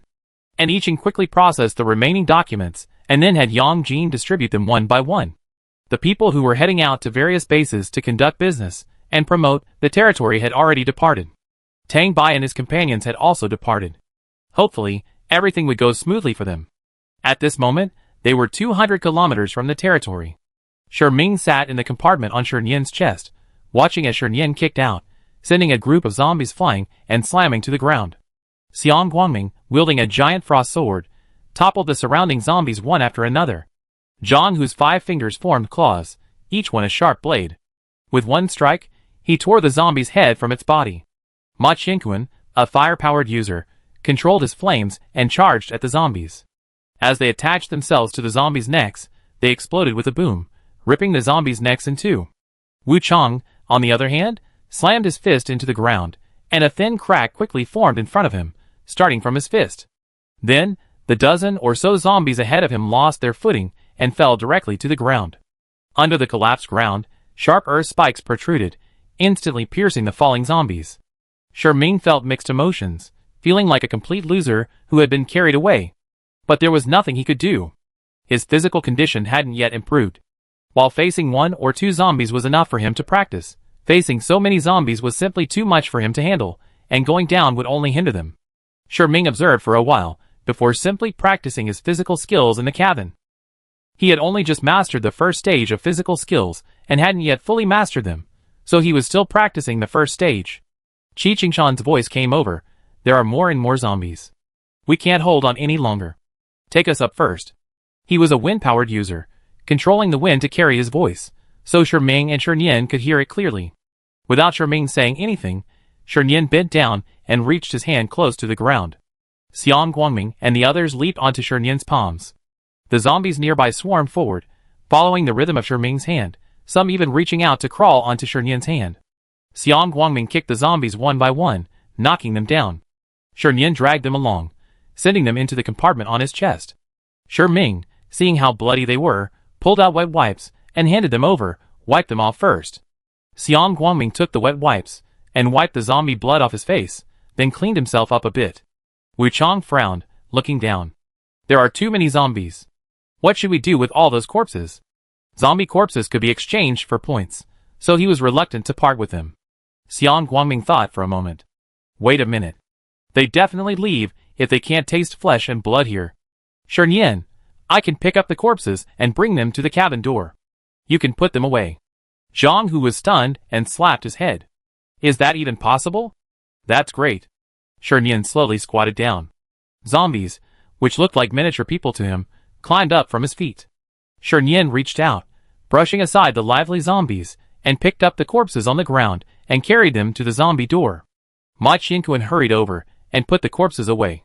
He watched Shi Nian snatch up one zombie after another and bring them up, when an idea suddenly struck him. Hey Shi Nian, can you just grab a zombie? Holding it in your hands, we can kill it right away. Shi Nian paused, his voice a little aggrieved. Not now. I try after I'm full. When he was starving, it was fine to remain motionless. The more he moved, the more energy he consumed. If he overexerted himself, he would be forced to shed his steel armor and return to his normal size. When he was protecting the people of Longxi Ancient Town, he had been able to hold out for so long because he remained in that same position. Xiang Guangming shook his head and said, there's no need for that. By the time he had to capture the living zombies, we have killed countless more. It's a waste of time and time. Ma Qianquan sighed. Okay, I wasn't thoughtful enough. Ming said, it's okay. If you have an idea, you should bring it up. Whether it's useful or not, you know after you say it. Nian quickly brought all the zombie corpses to the entrance of the cabin and had them collect them. Nian, starving, immediately began to run furiously towards a mountain, quickly climbing the slope and reaching the other side. What seemed like a small hill to Nian was a high, difficult mountain for these zombies to climb. After crossing the mountain and confirming that there were no zombies around, Nian released everyone from the cabin. He immediately shed his steel armor and transformed back. Then he pulled a meat pie from his extra person card and took a big bite, leaving a large hole in it. Ma Qianquan hissed, looks like he's really hungry. Ming handed Nian a bottle of water and nodded, well, using his supernatural powers will consume more energy, so he get hungry faster. Xiang Guangming stood at the foot of the mountain and looked in one direction. There seems to be a base over there. A base? Why didn't I see it before? Zhang Hu scratched his head and followed Xiang Guangming's gaze. Hey, there really is a base over there. Ming also looked over, confused, and asked, what's wrong with the base? Zhang Hu said, Brother Xiang is looking for someone, so if he comes across a base, he has to go in and take a look. We didn't seem to see it when we came here before, did we? Ming looked around. This isn't the direction we came from. Then let's go over there and take a look. Zhang Hu asked Xiang Guangming. Xiang Guangming nodded, then looked at Ming. Do you mind? If so, you can wait for us outside. Ming shook his head. No problem, we go together later. Nian devoured the meat pie in big mouthfuls, and the others sat down to eat. After they finished, they all headed towards the base. There weren't many zombies around, and the base wasn't far away, so Nian didn't turn into a giant. As they got closer to the base, Xiang Guangming squinted at the large words on the entrance. Tangchuan Base. Chapter 148. There were quite a few psychics at the Tangchuan Base, and since the base was originally built in a remote area, every house and tile here was built by psychics. This also allowed them to escape the sudden rain. The living conditions within the base were clearly polarized. The base also built houses for ordinary survivors without psychics, but these were mud houses built by Earth-based psychics. These houses were small, and each one resembled a mound of earth, so the survivors called them mudbag houses. For ordinary people, being able to live in a mudbag house was considered a great privilege. Those who could only move in after serving the psychics and gaining their favor could do so. Many ordinary people didn't even have a roof over their heads to shelter them from the wind and rain, and every night they had to sleep huddled together in the small areas the base had allocated for them. The winter was brutally cold, but there was no other way. Everyone huddled together for warmth, but every morning many woke up feeling stiff. During this period, however, these survivors, unable to even afford a place to live in a small mud house, grew even more fearful and uneasy. Because every day, several or even dozens of people were being called away. At first, they were delighted, believing that those above them were short-staffed, and they eagerly pushed their way forward, hoping to be chosen. After all, if they could please those above them, they might never have to huddle together for warmth again.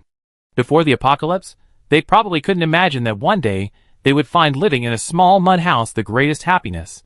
But as more and more people were taken away, and those who had been taken away never reappeared, and no new mud houses appeared in their place, everyone gradually began to feel uneasy. Especially since the day before yesterday, when several zombies suddenly broke into the base. Although they were quickly suppressed, some of them spotted a familiar face on one of them. That was clearly someone who had just been taken away. Now, these survivors were all worried, yet people were still being forcibly taken away every day. To the group above, those without even a house were clearly of no use at all, since the useful ones had all been given a hut to live in. At this moment, someone else was going over there to capture someone else. The sound of struggling and screaming could clearly be heard through the small hut. Those in the huts remained silent, no one daring to venture out to sea. In Tangchuan Base, the base commander was the one who enjoyed all the base's supplies, followed by his trusted confidants, and then the other psychics. No matter how poorly a psychic lived, they could still eat their fill, and those living in the huts could still manage to get half their fill. As for the remaining ordinary people, they were all struggling from meal to meal. Even if they were struggling to survive, they couldn't escape being dragged away. In a mud brick house. In the pitch-black house, a gray-haired elderly couple listened with open eyes to the sounds outside. Only when the sounds faded away did they breathe a sigh of relief. Lin Hiju released her hand from covering her grandson's mouth. After releasing it, surprisingly, her grandson, Zheng Shi, did not cry. Lin Haju suddenly became nervous and frantically reached out to touch Zhang Shi. Shibao, what's wrong with you? Nearby, the silent Zhang Guan also panicked and reached out to touch Zhang Shi. What's wrong? What's wrong with you, Shibao? Seeing his grandparents frightened, Zhang Shi hurriedly said, Grandma and Grandma, I'm fine. Are you really okay? Lin Haju asked, somewhat worriedly.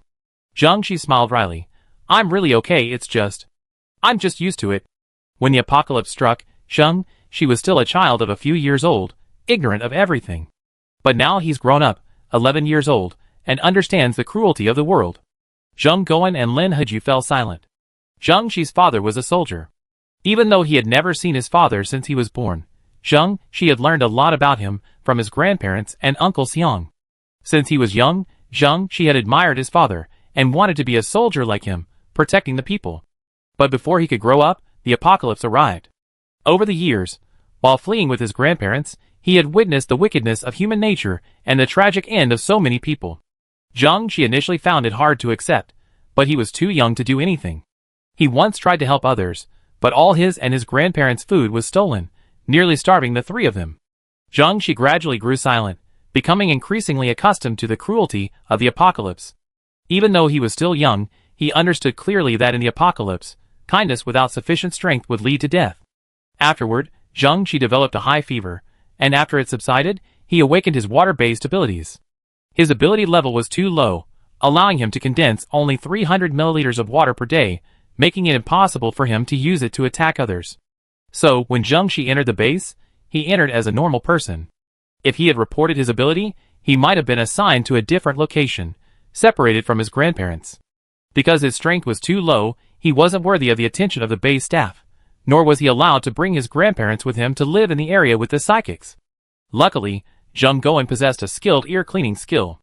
Whenever the psychics had time, they would ask Zhang Guan to come over and clean their ears.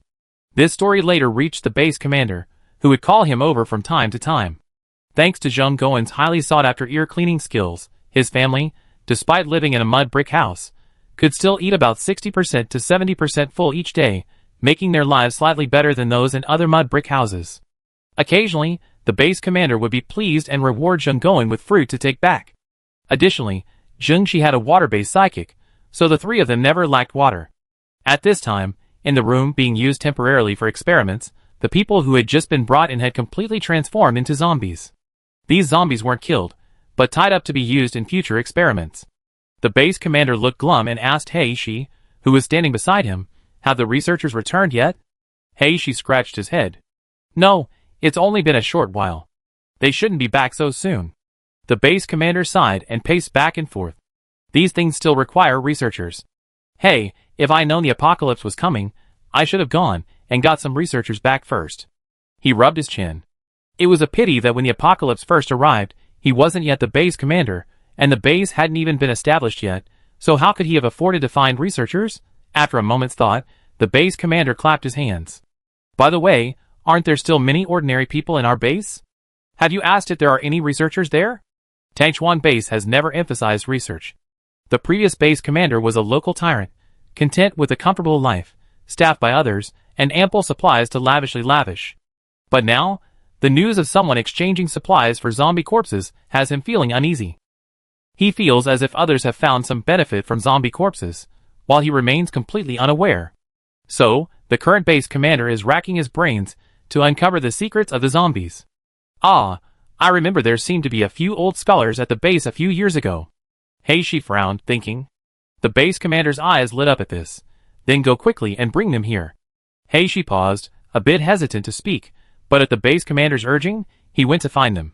While there were indeed people at the base a few years ago, there were very few ordinary survivors now, let alone researchers. Hei Shi felt that those who were well-educated tended to be a bit arrogant, let alone those with such extraordinary knowledge.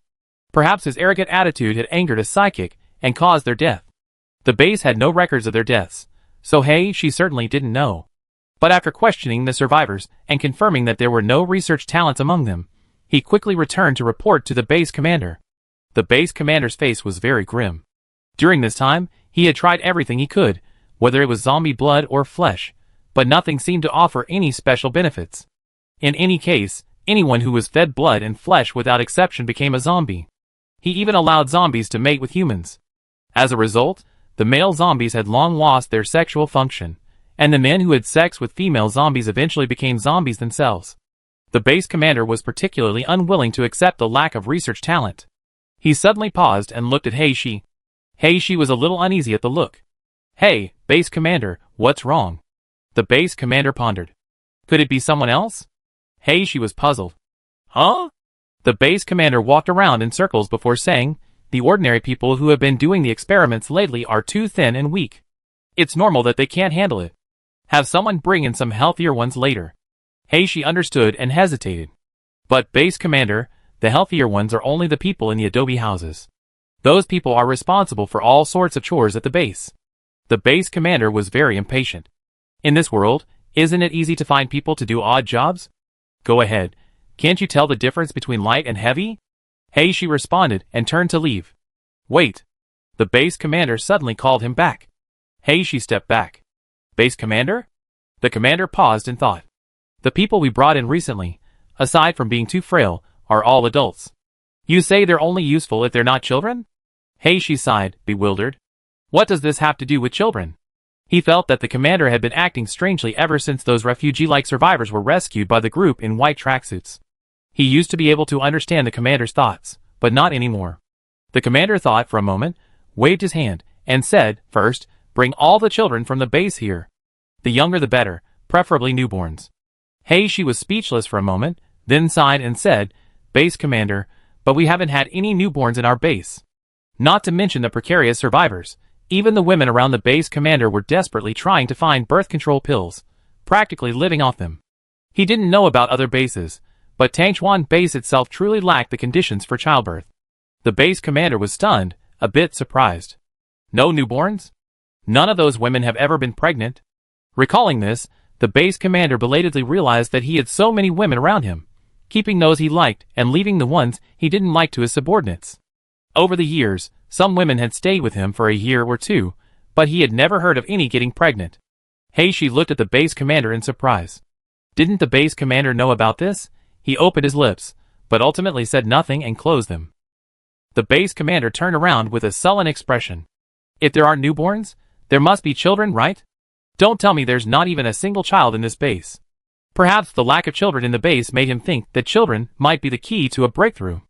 Heishi felt helpless, feeling the base commander's previously towering image crumbling before him.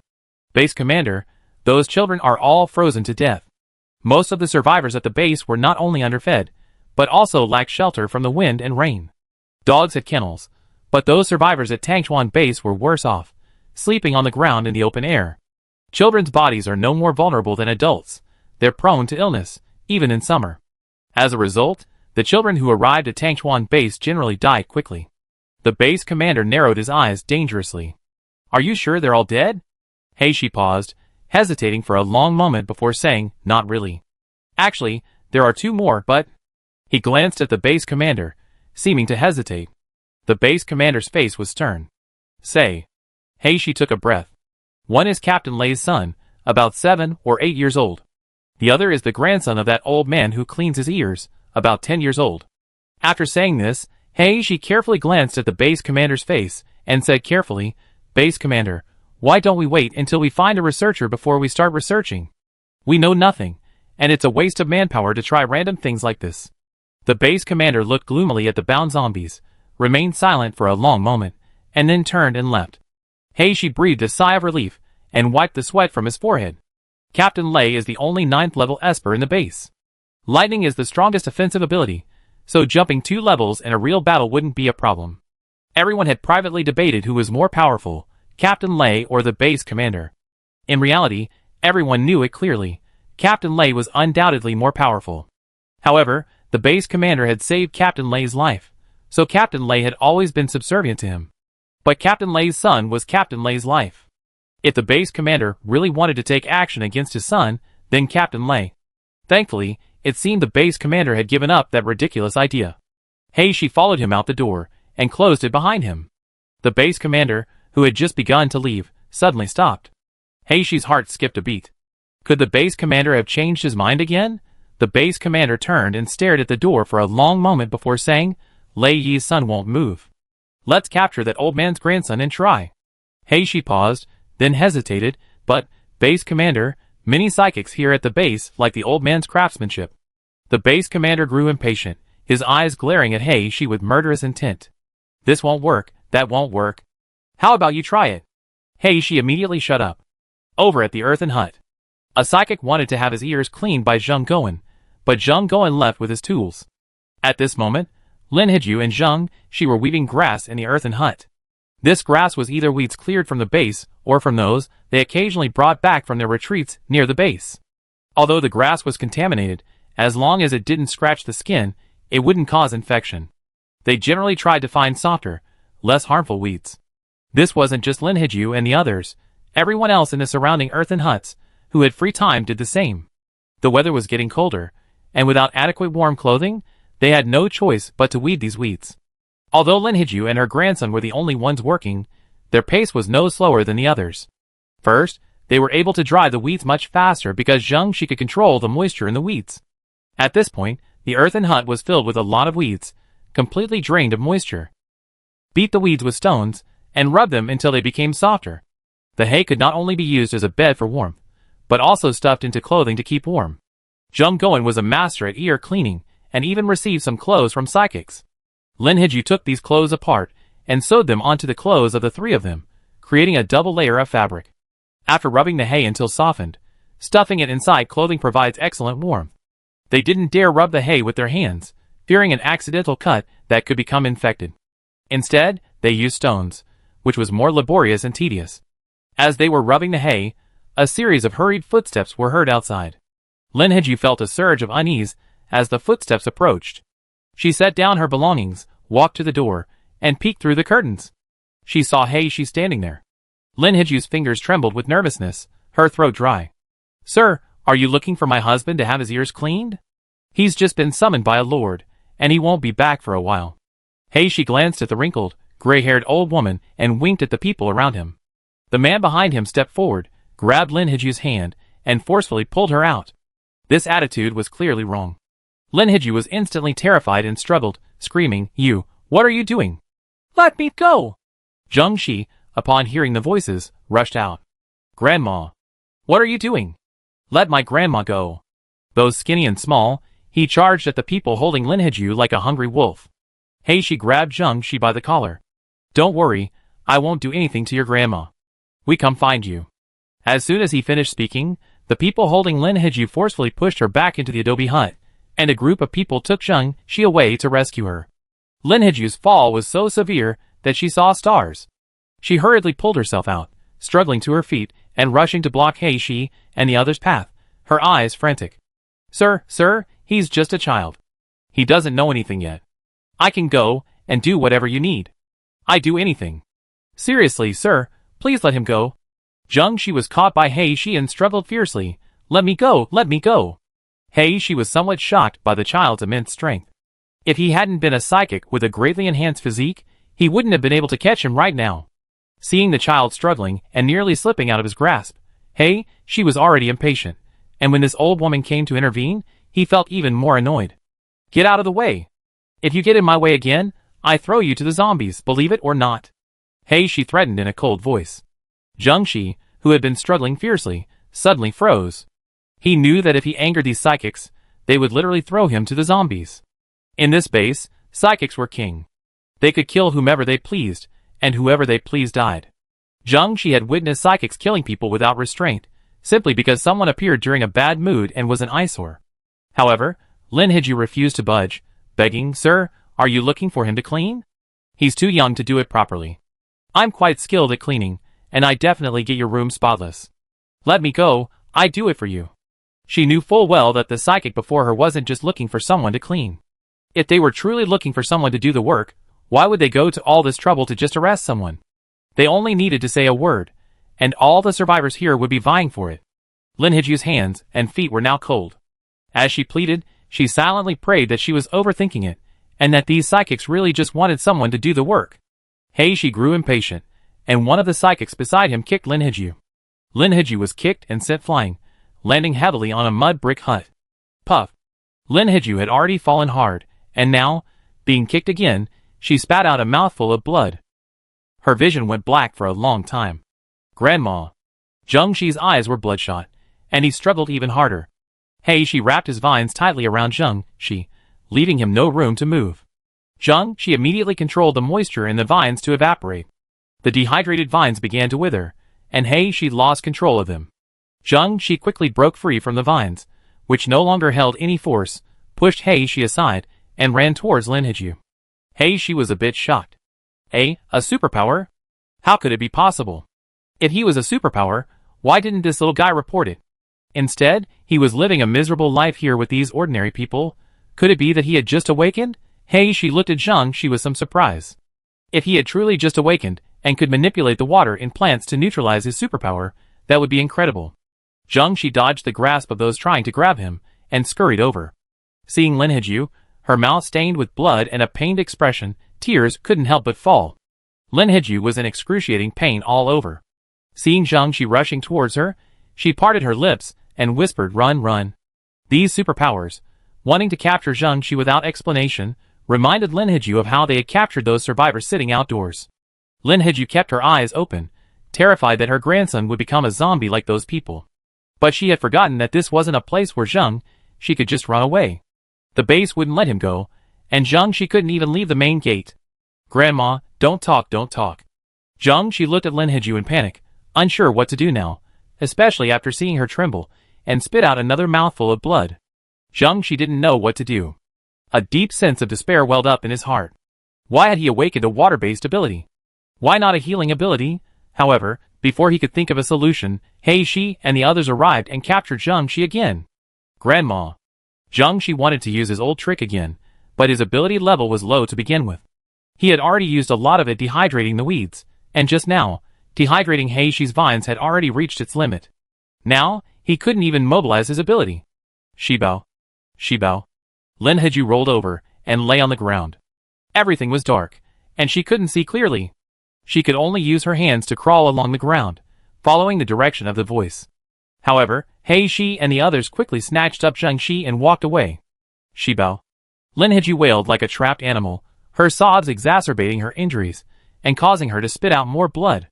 When Zheng Goen returned, he saw Lin Hiju sprawled on the ground, bloodied and motionless.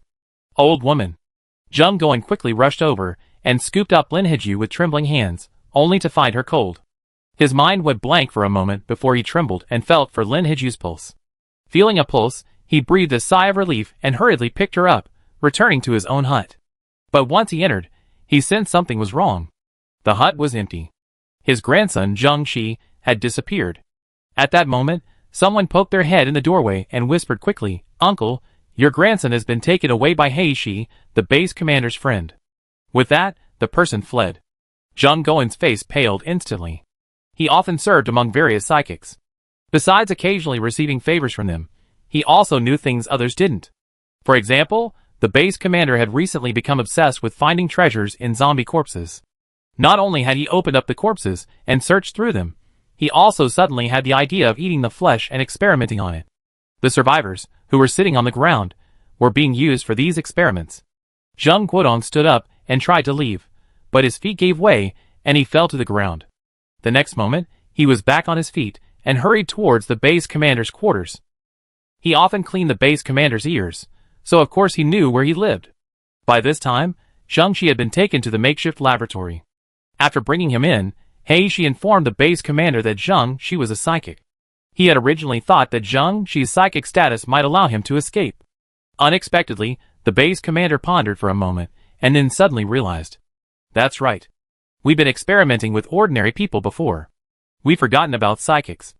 Shi paused, a chill running down his spine. Is the base commander truly insane?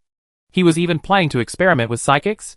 Shi swallowed, looking at the base commander with a hint of fear.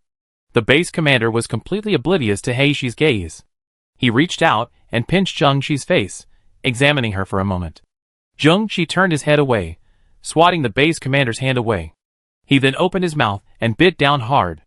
The base commander quickly withdrew his hand, half smiled, a bit fierce. "Hush, it feels a little too big. It would be better if it were a little smaller," he muttered, waving to Shi. You come here, try feeding him a piece of meat first. Don't give it too much, little by little. The base commander stared at Zhang Shi intently, with a hunch that this time, he would succeed. The base commander's name was Qiao Dong. After graduating from college, he had been unable to find a job, neither high nor low. He remained arrogant, believing that companies that didn't want him were looking down on him. However, he also looked down on other small companies and refused to settle. In the end, Qiao Dong had no choice but to return to his hometown and rely on his parents for support. Although he couldn't find a job and became a member of the NET, native parents, family, Qiao Dong still had lofty ambitions, believing that he was different from others and that he would one day achieve great things. Later, his parents, unable to tolerate him, kicked him out. Then, the world ended. Qiao Dong awakened his superpowers, established a base, and became its commander, wielding his power like a local tyrant.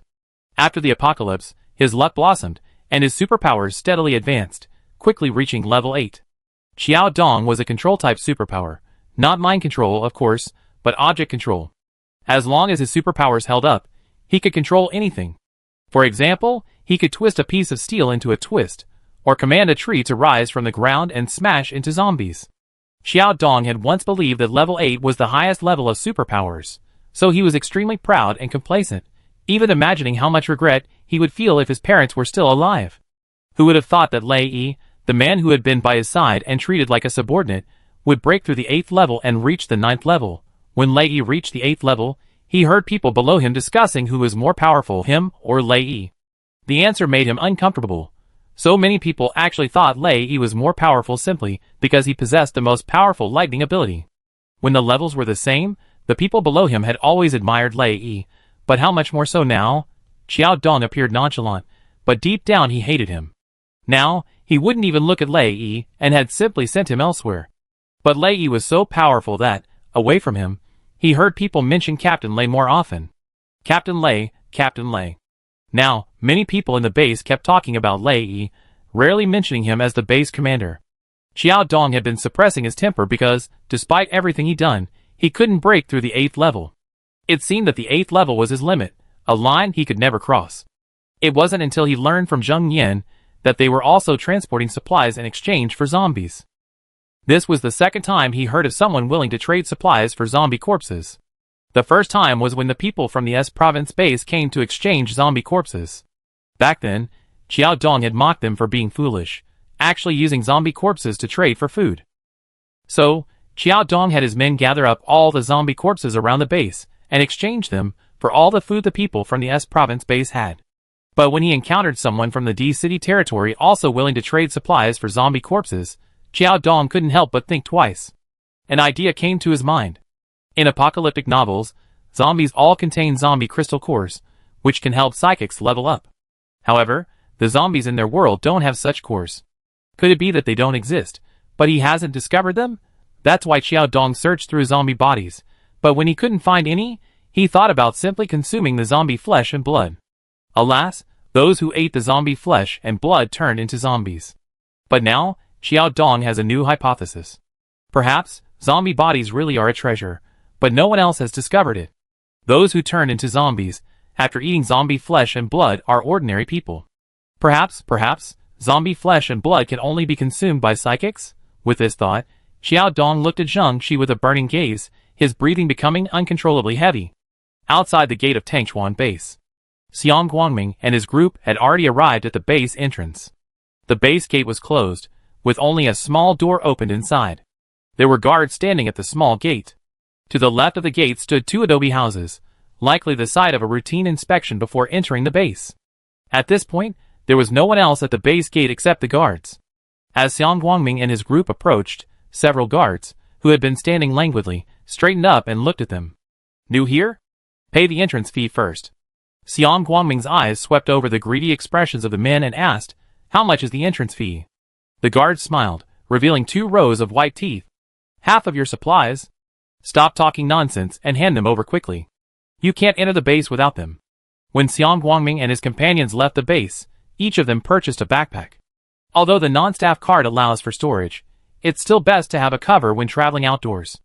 Otherwise, if someone sees that so many people have storage space, they might have some ulterior motives. No matter how powerful they They can't fight 2 against 4. If their non-staff card were stolen, the zombie corpses inside wouldn't be exchanged for points. So, each of them had a backpack, filled with some food and water.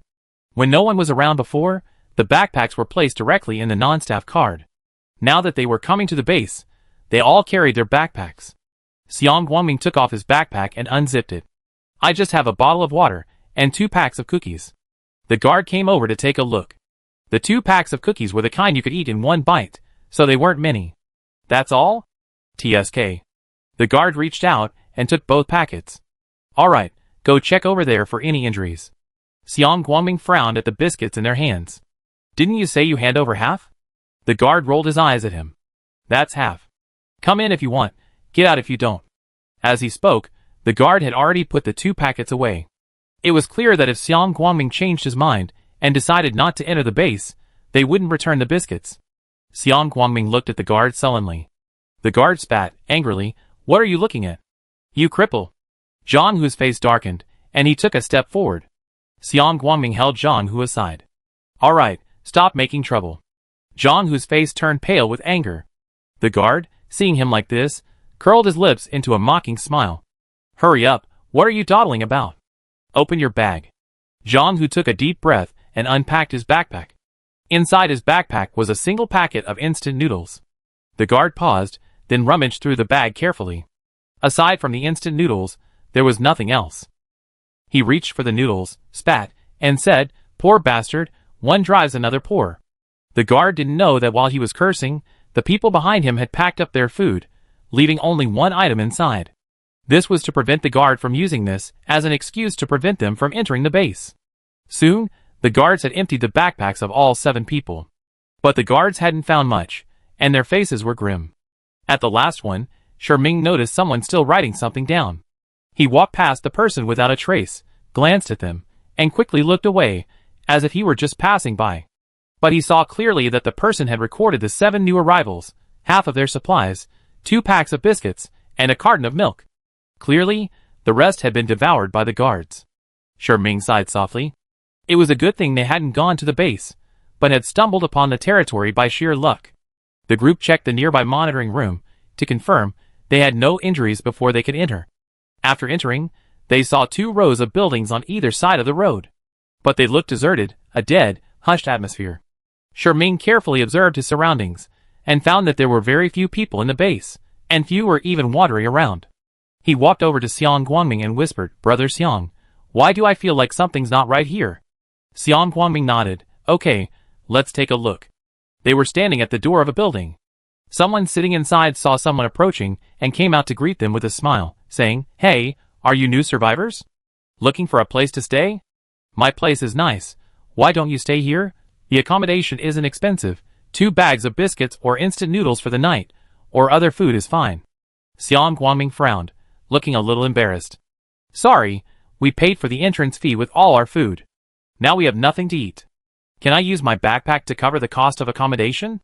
The owner, who had been smiling just a moment ago, rolled his eyes at Xiang Guangming. "What do I need your shabby bag for? Get out of here. If you don't have food, get out. Don't be an eyesore here." With that, the man turned and walked away. Xiang Guangming said, "Wait, boss." He walked over quickly and shoved the bottle of mineral water from his bag at the boss. "Boss, I'd like to ask, where can we stay if we don't have food?" The boss glanced at the bottle of mineral water in his hand. Although the base had water users supplying water, unless he himself was a water user, water was still scarce. After receiving the bottle of mineral water, the boss's expression brightened slightly. He smiled and said, "Without food, you have a hard time tonight. In our base, you won't be able to find a place to stay without food. But since you're so sensible, I show you a way." He lowered his voice and whispered, "If you have any skills, you can go in and recommend yourself to those high-level psychics. If you can please those masters, you might even be able to get a place to live in a yurt." Xiang Guangming's expression suddenly brightened. Seeing this, the boss hurriedly said, "Oh, don't get me wrong, I was talking about massage or something. You don't know, there's an old man in here who can clean ears. Just because he's so good at it, wow, he's a regular guy, and he lives a better life than us low-level psychics." Xiang Guangming finally realized he had misunderstood and cleared his throat. "I see. Thank you, boss. One more thing to ask. Does anyone know if there's a Zheng going in this base?" And there's also a Lin Hiju.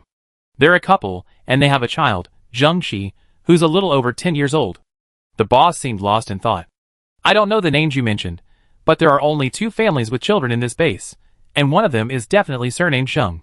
Xiang Guangming's mind struck him, and he quickly asked, Boss, do you know where they are? Could you please take me there? He pretended to feel around in his trouser pocket, then pulled out an egg, and slipped it into the boss's hand. The boss received an egg and immediately smiled. Oh, that's fine. I don't have much business here anyway. Come on, I take you there. Chapter 149.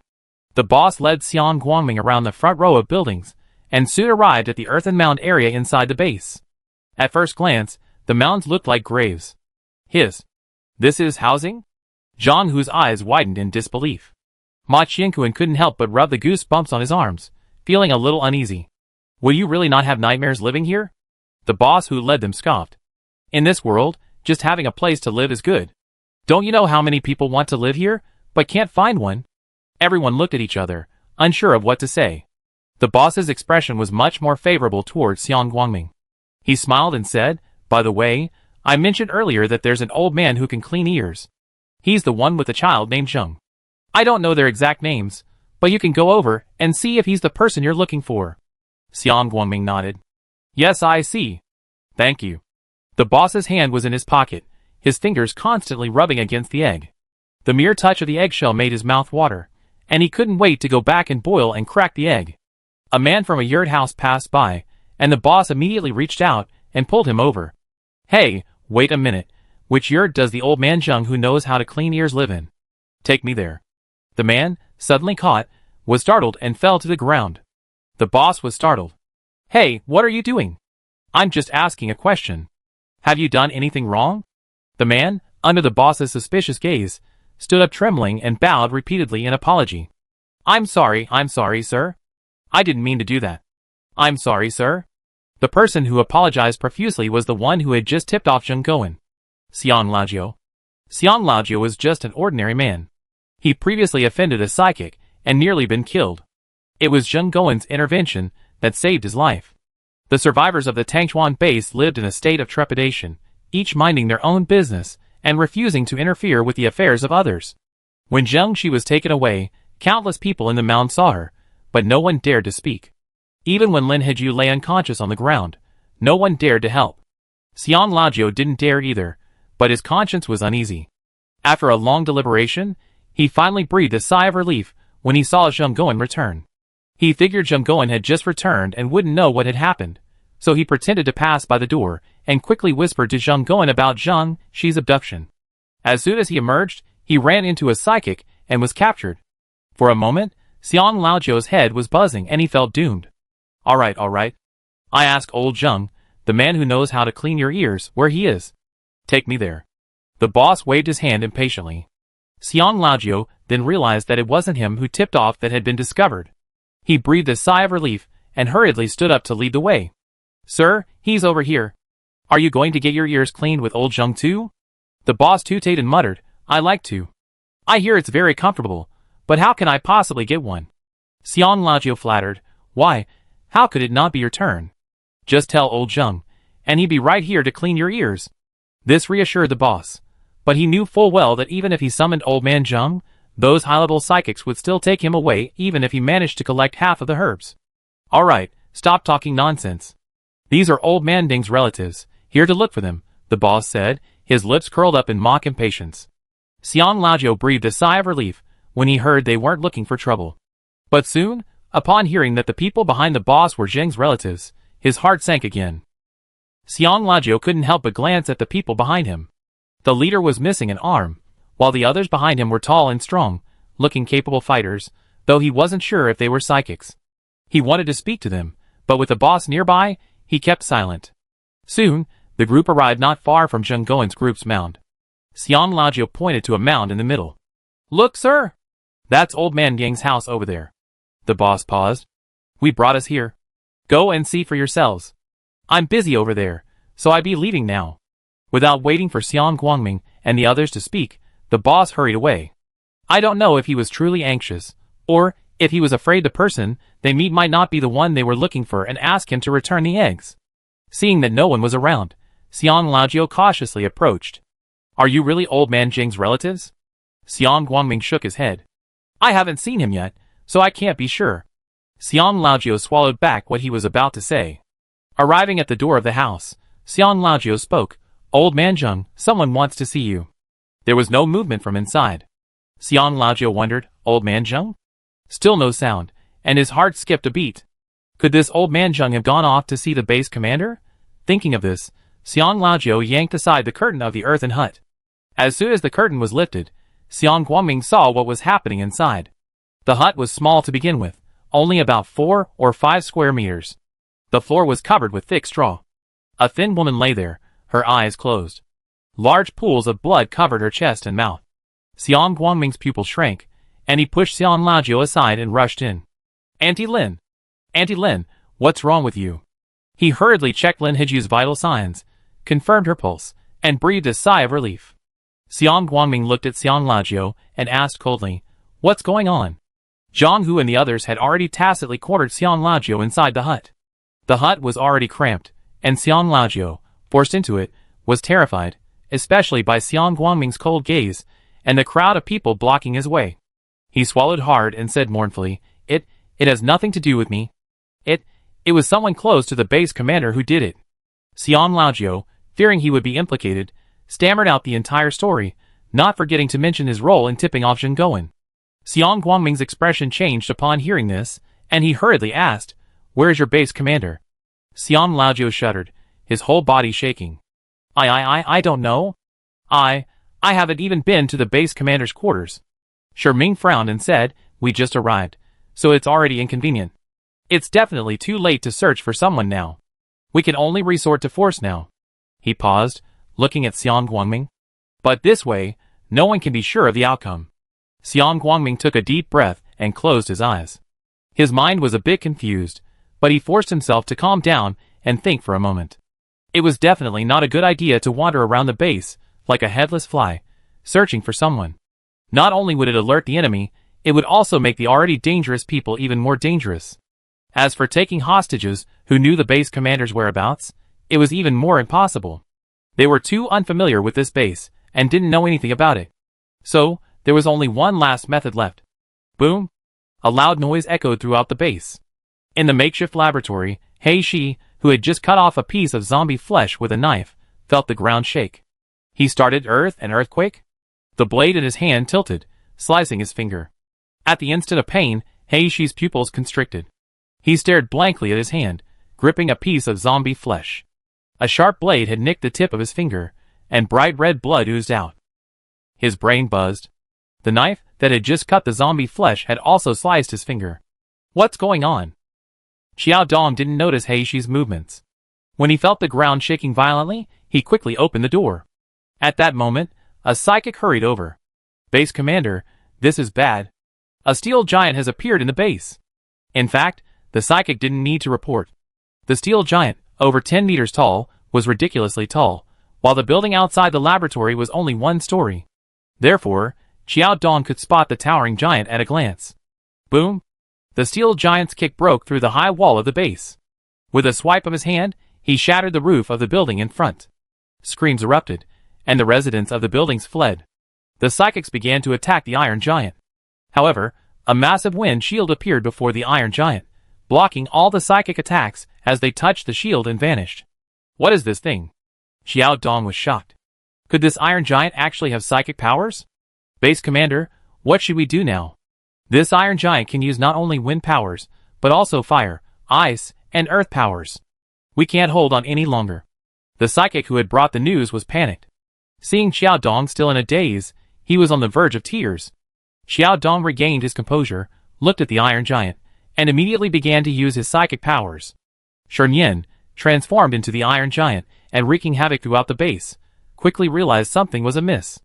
He tried to lift his foot, but found that his right foot seemed to be fixed in place, unable to lift it. Shernyan frowned and tried to lift his foot, but it wouldn't work. Brother, I can't lift my foot anymore, he said, somewhat aggrieved. At this moment, Xiang Guangming and Ming were all in the cabin. Hearing Shernyan's voice, Xiang Guangming frowned. What's going on? Why can't I move? Ming shook his head. I don't know. This hasn't happened to Xiao Nian before. Shi Nian's foot, which had been unable to lift, suddenly lifted. Hey, it's lifted. Before he finished speaking, Shi Nian's expression changed. Ah, brother, my foot is moving forward. Everyone in the cabin hurried to see what was happening below. Shi Nian's right foot lifted, but it was as if someone had grabbed it and twisted it forward. Shi Nian strained to control his leg and bend it backward, but a greater force twisted it in the opposite direction. If his leg were bent forward, it would be broken. Shi Nian was already beginning to feel pain. Xiang Guangming frowned, thinking for a moment. He reached out, and frost began to spread down his hand, quickly reaching Shi Nian's right leg. The frost grew thicker and thicker, soon freezing Shi Nian's leg into a thick ice sculpture. How do you feel now? Xiang Guangming asked. Shi Nian paused for a long moment before answering. The force just now is gone, and my leg doesn't hurt anymore. Before he finished speaking, Shi Nian felt his hand begin to lose control. Hands are starting to move too. Xiang Guangming, this base has a control ability that can control Shi Nian's limbs, but I suspect he can only control objects. If this person's ability is mind control, he wouldn't just be controlling Shi Nian's limbs, but directly controlling his mind. Shi Ming heard Shi Nian's screams and panicked. What should we do now? Xiang Guangming, the commotion has gotten out of hand. The base commander will definitely show up. Shi Nian should deactivate his ability first. Shi Ming was a little worried. Is deactivating his ability okay? Will it be? He was a little scared. The moment he deactivated his ability, Shi Nian's legs and feet were broken. Xiang Guangming, this person can probably only control physical objects now, not living things. Shi Nian's transformation into a steel giant just makes things easier for him. Shi Ming's heart tightened. He gritted his teeth and chose to listen to Xiang Guangming. Xiao Nian, deactivate your supernatural powers. Shi Nian immediately deactivated his powers. This time was different from his previous deactivations, perhaps because so many people were still in the cabin. The metal covering his body gradually receded, and his body shrank, both simultaneously. At the same time, the cabin vanished, and the 7 people inside plummeted to the ground. Qi Qingshan immediately manipulated the wind below to slow their descent. Soon, the group's descent slowed, and they finally landed safely. The moment they touched the ground, Shi Nian returned to his original form. Everyone who witnessed this was shocked. What kind of supernatural power was this? There was such a thing? Qiao Dong, who had nearly broken Shi Nian's arm, had a gloomy expression. He had expended a considerable amount of supernatural power just now against Shi Nian. After all, he was a giant of steel, and breaking his legs and feet would have required a significant expenditure of supernatural power. Therefore, the thick layer of hard ice covering Shi Nian's legs made it more difficult to break them, so Qiao Dong had to resort to breaking Shi Nian's arms. Unexpectedly, he couldn't break the arm either. Captain! The psychic nearby trembled with fear. Qiao Dong angrily shouted, Where's Lei Yi? Where did he go? Do I need to go get him? He Shi also emerged, his left hand clenched into a fist to avoid anyone noticing his injured finger. Captain Lei's out looking for a researcher. Qiao Dong then remembered that he had sent Lei Yi out earlier, and he hadn't returned yet. In the corner, Zheng Guoan inched forward. These normally perceptive psychics failed to notice him this time, allowing him to slip past them. Zheng Guoan cautiously pushed the back window of the makeshift laboratory open, revealing the bound Zheng Shi. Zheng Shi was tied to a chair in the room, his hands bound behind his back. Relieved to see Zheng Shi was still alive, Zheng Guoan placed his hands on the window, preparing to climb inside. Zheng Shi turned and met his gaze. Zheng Shi immediately gave him a slight shake of the head. Zheng Guoan frowned, but stopped trying. At this moment, Zheng Shi used his psychic powers to cause the plants binding him to wither. Feeling a sense of relief, his tightly bound hands loosened, he quickly removed the vines. Zheng Guoan's heart raced with anxiety. He was wary of Qiao Dong and He Shi outside, fearing they might suddenly turn and see Zheng Shi flee. However, due to the psychic's keen senses, he feared they would notice him if he stared too closely. Zheng Shi quietly climbed down from his chair and strode slowly toward the window. He grabbed the window frame and, with a powerful push, leaped onto it. Zheng Guoan hurriedly reached out, picked up Zheng Shi, and squatted down with him. After a moment, he cautiously emerged to see what was happening inside. The laboratory door was open, so he had a clear view of the several psychics standing outside. Zheng Guoan sighed softly, not daring to speak. He pulled Zheng Shi along, and together they cautiously circled the laboratory building toward the other side. When they were far away, Zheng Guoan grabbed Zheng Shi and ran. Hurry, go back and find your grandma first. We can use this opportunity to escape. Zhang nodded vigorously. Grandpa, you go find Grandma. I go to the garage and drive out. The Tangchuan base had a car. Of course, it wasn't a pre-apocalyptic car, but one crafted by the psychics within the base. It was somewhat similar to a van, with only 2 gears, one for forward movement and one for reverse. Of course, it still ran on gasoline. Zhang Guan shook his head. No, let's go pick up your grandma together, and then go to the garage together. He was truly worried about letting Zhang act alone. In fact, acting separately would be the fastest, but Zhang could see his grandfather's concern. He thought for a moment. It was a chaotic situation outside, and he was also somewhat worried about his grandma still in the hut. Okay, Grandpa, let's hurry. At this point, Xiang Guangming and his group had completely absorbed the entire base's firepower. Even if the psychic spotted the two, they paid no attention. So, Zhang Guan and his grandson quickly reached the hut. When they reached the hut, their eyes widened. The hut was gone. Such a vast expanse of huts, completely flattened. Zhang stared blankly at the mounds of earth that had once bulged, now completely gone. Grandma. Tears welled up in Zhang's eyes. Zhang Guan, on the other hand, slumped to the ground. My fault, my fault. How could I have left her there alone? As he spoke, Zhang Guan slapped himself hard. He should have taken her with him. How could he have left her alone? Old Zhang. Old Zhang. A voice echoed through the rumbling of battle. Zhang Guan looked around in confusion, then slowly lowered his head to see a head emerging from the ground. It was underground, right next to the base's wall. Xiang Laojiu looked at Zhang Guan and Zhang, who seemed to be in despair. They had clearly seen him, but hadn't reacted. Frantic, he could only crawl out of the cave and ran over. Hurry, let's get out first. Zhang Guan, however, broke free from his grip and staggered back toward the hut. I won't leave. I have to stay with my wife. She'd be scared alone. She's always been timid. I can't leave her here alone. Zhang, hurriedly supported Zhang Guan, who nearly fell. Grandpa, let's go together. We're all here to stay with Grandma. Xiang Laojiu was stunned, then slapped his forehead. Oh, old Zhang, your wife is hiding in there with us. If you don't believe me, come and see for yourself. Are you serious? Zhang looked at Xiang Laojiu, as if trying to confirm whether he was lying. Xiang Laojiu slapped his thigh. Why would I lie to you? Do you have a relative with the same surname as me? He came looking for us and dug a tunnel for us to hide in. The chaos in the base is also caused by them, just to find you too. Surname Xiang? Zhang Guan immediately realized, you mean Xiang Guangming? Xiang Laojiu mumbled, oh okay, I think that's the name. Oh come on, it's too dangerous here. Let's hide first. Zhang Guan and Zhang, following Xiang Laojiu, quickly reached the base wall. Nian's kick had knocked them down, and the wall had collapsed, creating a perfect cover. The three of them quickly slipped into the tunnel beneath it. Huh? After entering the tunnel, Xiang Laojiu wiped his sweat and breathed a sigh of relief. Let's go, hurry up, let's go in first. Zhang paused. Grandpa, you and Grandpa Xiang go in first. I watch at the entrance. If I see Uncle Xiang, I can tell him. Xiang Laojiu waved his hand. No, the entrance is too dangerous. Your Uncle Xiang told me that if I see you, I take you inside to avoid any accidents. If they don't find you at the base, they come looking for you soon. Zhang Guan waved his hand. Come on, let's go in and wait for Uncle Xiang. Zhang followed him in. The entrance to the tunnel was small, but it widened as they walked inside, soon reaching a spacious area with several candles burning. The candlelight illuminated the area, and Zhang immediately spotted Lin Hiju lying on a bed of hay. Grandma? Zhang ran over. Your grandmother hasn't woken up yet.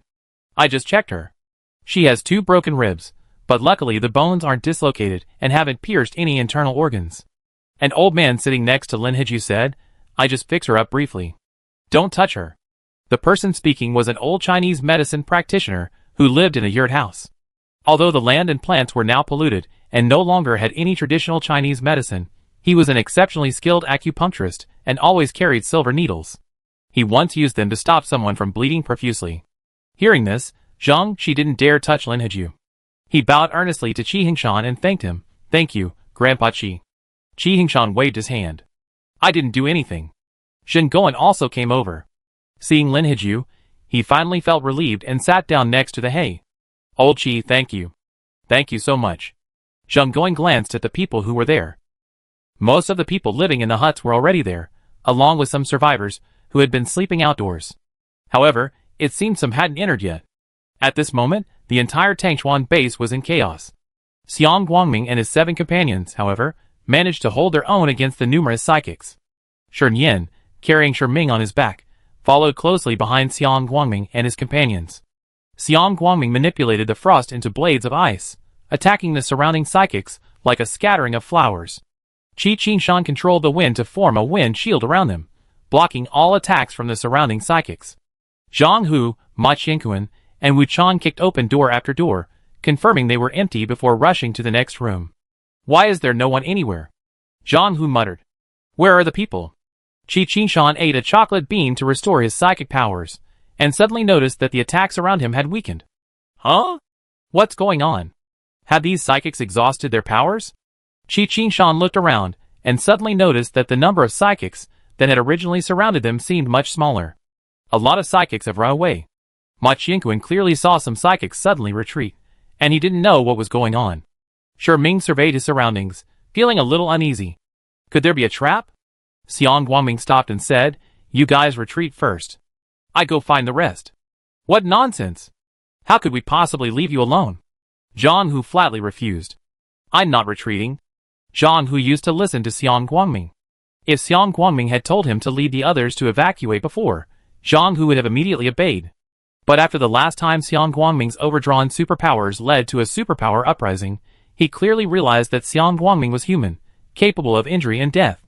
Brother Xiang, we won't retreat either. Yes, we retreat together. If you want to find someone, we do it with you. Ma Qianquan and the others also spoke firmly. Xiang Guangming felt a warm feeling in his heart. He looked at Shi Ming and his brother. Then you should retreat first. I'm sorry for getting you into trouble. This time, I give you half of my points as compensation. Shen Yan immediately looked at Shi Ming. Shi Ming shook his head. No need. You asked us before coming in. I chose to come with you. If we encounter danger, we must share it. As they spoke, the number of superpowers surrounding them dwindled.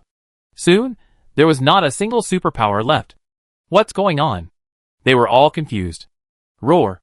The roar of a zombie echoed. Everyone looked in the direction of the sound and saw 2 zombies approaching. With every step, their bodies transformed. The pale skin slowly returned to its normal human color as they moved, and their blood-red pupils, which had initially appeared, darkened as they approached, eventually turning black. Wu Chang swallowed, his voice stammering. Zombie King? Qi Qingshan's forehead was sweating. 2 of them. How could there be a zombie king here? What should we do now? Run? Ma Qianquan tensed, eyeing the 2 zombies warily. Just as they were on full alert, the 2 zombies simultaneously stopped. Xiang Guangming was on full alert. Zombie kings, and 2 of them. If it were just one, they might have a chance of defeating them together, but with 2, they stood no chance. Xiang Guangming lowered his voice. I hold them off for a while, you leave immediately. Zhang Hu was startled, Brother Xiang. Stop talking. 2 zombie kings. If you don't flee, we all die. It's a shame to die here. If I die, I beg you to take good care of Uncle Zheng and Aunt Lin. Zhang Hu's words were instantly choked by Xiang Guangming's throat. For a moment, the atmosphere between them was heavy. Wu Chang wiped away a tear and gritted his teeth. Brother Xiang, don't worry. I take good care of them from now on. Shi Ming spoke, breaking the heavy atmosphere. All right, stop entrusting them to others. It seems those 2 zombies are fighting among themselves. Everyone looked up. Sure enough, the hatred of the 2 zombies that had stopped seemed to shift. They stopped moving toward them, and instead stared at each other. Then, a thick vine suddenly surged toward the other zombie, attempting to strangle it like a giant python. The other zombie raised his hand, and the door of the adjacent room was instantly flattened into a sharp iron sheet. The huge iron sheet spun rapidly, instantly severing the vine into countless pieces. The iron sheet then spun at a rapid speed towards the zombie controlling the vine. The plant-type zombie nimbly retreated, dodging the attack. The broken vines then rapidly grew again, attacking the zombie controlling the iron sheet and the iron sheet itself. Xiang Guangming and his group seemed to be ignored. The 2 zombies immediately engaged in a fight, each seeking to kill the other. Hurry, hurry, Brother Xiang, while they're fighting, let's run. Zhang Hu suddenly became excited and hurried. Xiang Guangming's gaze paused at the zombie controlling the door panel, then nodded. Let's go! The surrounding stone slabs began to vibrate. Xiang Guangming turned back warily, only to see that the flying stone slabs were not aimed at them, but at the plant-type zombies. The group quickly reached the cave entrance at the base of the city wall. At this point, the entrance was blocked by a piece of wall that had fallen off. Wu Chang quickly moved the wall to reveal the tunnel entrance below. "You all go in, I look for someone." Before Xiang Guangming finished his words, he saw a man emerging from the newly opened tunnel entrance. Zheng Xi's eyes lit up when he saw Xiang Guangming. "Uncle Xiang." Xiang Guangming was startled, then looked behind him. "Shibao, where's your grandfather?" Zheng Xi pointed inside. "He's in there." The people they were looking for were already here, so Xiang Guangming didn't have to go back to look for them. He breathed a sigh of relief, and they all entered the tunnel one by one. Wu Chang was the last one in line. Once inside, he blocked the entrance behind him and sealed it. After meeting up with the others in the tunnel, Wu Chang led the way, clearing the way. By the time they emerged, they were already quite a distance from the Tangchuan base. After all this time, we still haven't seen who the commander of this base is. Zhang Hu looked back at the Tangchuan base, now quite far away. Even from this distance, he could still hear the sounds of two zombies fighting inside. Xiang Guangming also looked over, then shook his head. "We've seen it before." Zhang Hu looked over, bewildered. "Huh? When? How come I didn't know?" Ming raised his chin and gestured towards the Tangchuan base. The escape of those psychics earlier was clearly chaotic and disorganized, proving it wasn't an organized evacuation, but rather a spontaneous escape. Ma Qianquan was a little confused. "Oh, is that so? Then we didn't see the base commander, did we?" Xiang Guangming smiled. "We did see the two zombies that appeared after the psychics fled." Ma Qianquan looked stunned. "Wait, so the base commander of Tangchuan base is actually a zombie?" Xiang Guangming shook his head. "Maybe he just became a zombie." After all, the zombie that was approaching them was initially a very low-level zombie, but as it slowly approached, its level increased at an extraordinary rate. This proves that they must have all recently transformed into zombies, but because their psychic levels were already high enough in their human form, they were able to rapidly level up in such a short period of time. Also, the control-type psychic who previously attempted to break Shinian's legs must be the base commander, because the other psychics clearly weren't as high level as the control-type psychic. And in a place like Tangchuan base, where strength reigns supreme and the law of the jungle prevails, the base commander is undoubtedly the strongest. It's likely that these two zombies harbored some kind of covetousness and resentment before they became zombies, and after regaining their memories as zombies, they were affected by their previous hatred, leading to their attacks on each other. Xiang Guangming had guessed correctly. Xiao Dong had always believed she was only a 6th level plant-based psychic, but in reality, she had already broken through to the 8th level. He was only hiding his true level, because he knew Xiao Dong was deeply wary of Lei Yi. She had always been in awe of Xiao Dong, but this awe was based on Xiao Dong's strength. But after Lei Yi was dismissed by Xiao Dong, and she became his regular companion, Shi's initial filter, and awe for Xiao Dong gradually eroded. Especially with the recent experiment with zombie corpses, she saw Xiao Dong's actions as truly insane. Furthermore, he realized that Xiao Dong had absolutely no knowledge of the entire base. He didn't even know there had been no newborns. Perhaps, he didn't even know his own woman was taking birth control pills. This made Shi feel that Xiao Dong was a complete fool, an easily fooled fool, not at all the shrewd and strong man he had previously believed. But before she could decide how to deal with Xiao Dong, he accidentally cut his finger while cutting zombie flesh on Xiao Dong's orders. At that moment, Shi's heart was filled with endless resentment. If Xiao Dong hadn't been obsessed with studying zombie corpses, why would he have used a knife to cut zombie flesh? And why would he have cut his finger with the same knife that had been used to cut zombie flesh? After clearly feeling the gradual changes in his body, Shi's hatred for Xiao Dong reached its peak. He was going to die. He was going to become a zombie. How could the culprit, who caused him to become a zombie, be so unharmed? Shi, holding the knife he used to slicing zombie flesh, hit his injured finger and stepped closer to Xiao Dong. As if accustomed to having people around him, Xiao Dong didn't notice Shi getting too close. Then, Shi raised his knife and swung it towards Xiao Dong. Xiao Dong, sensing something was wrong, immediately dodged, using his supernatural powers to control the knife in Shi's hand. Then, a thorn scraped Xiao Dong's arm, and the zombie flesh she had previously cut clung to the wound. Xiao Dong didn't react at first, staring angrily at Shi and shouting, "Are you crazy? How dare you commit treason?" Shi spat at him fiercely, You're committing treason? Do you really think you're the emperor? Ridiculous.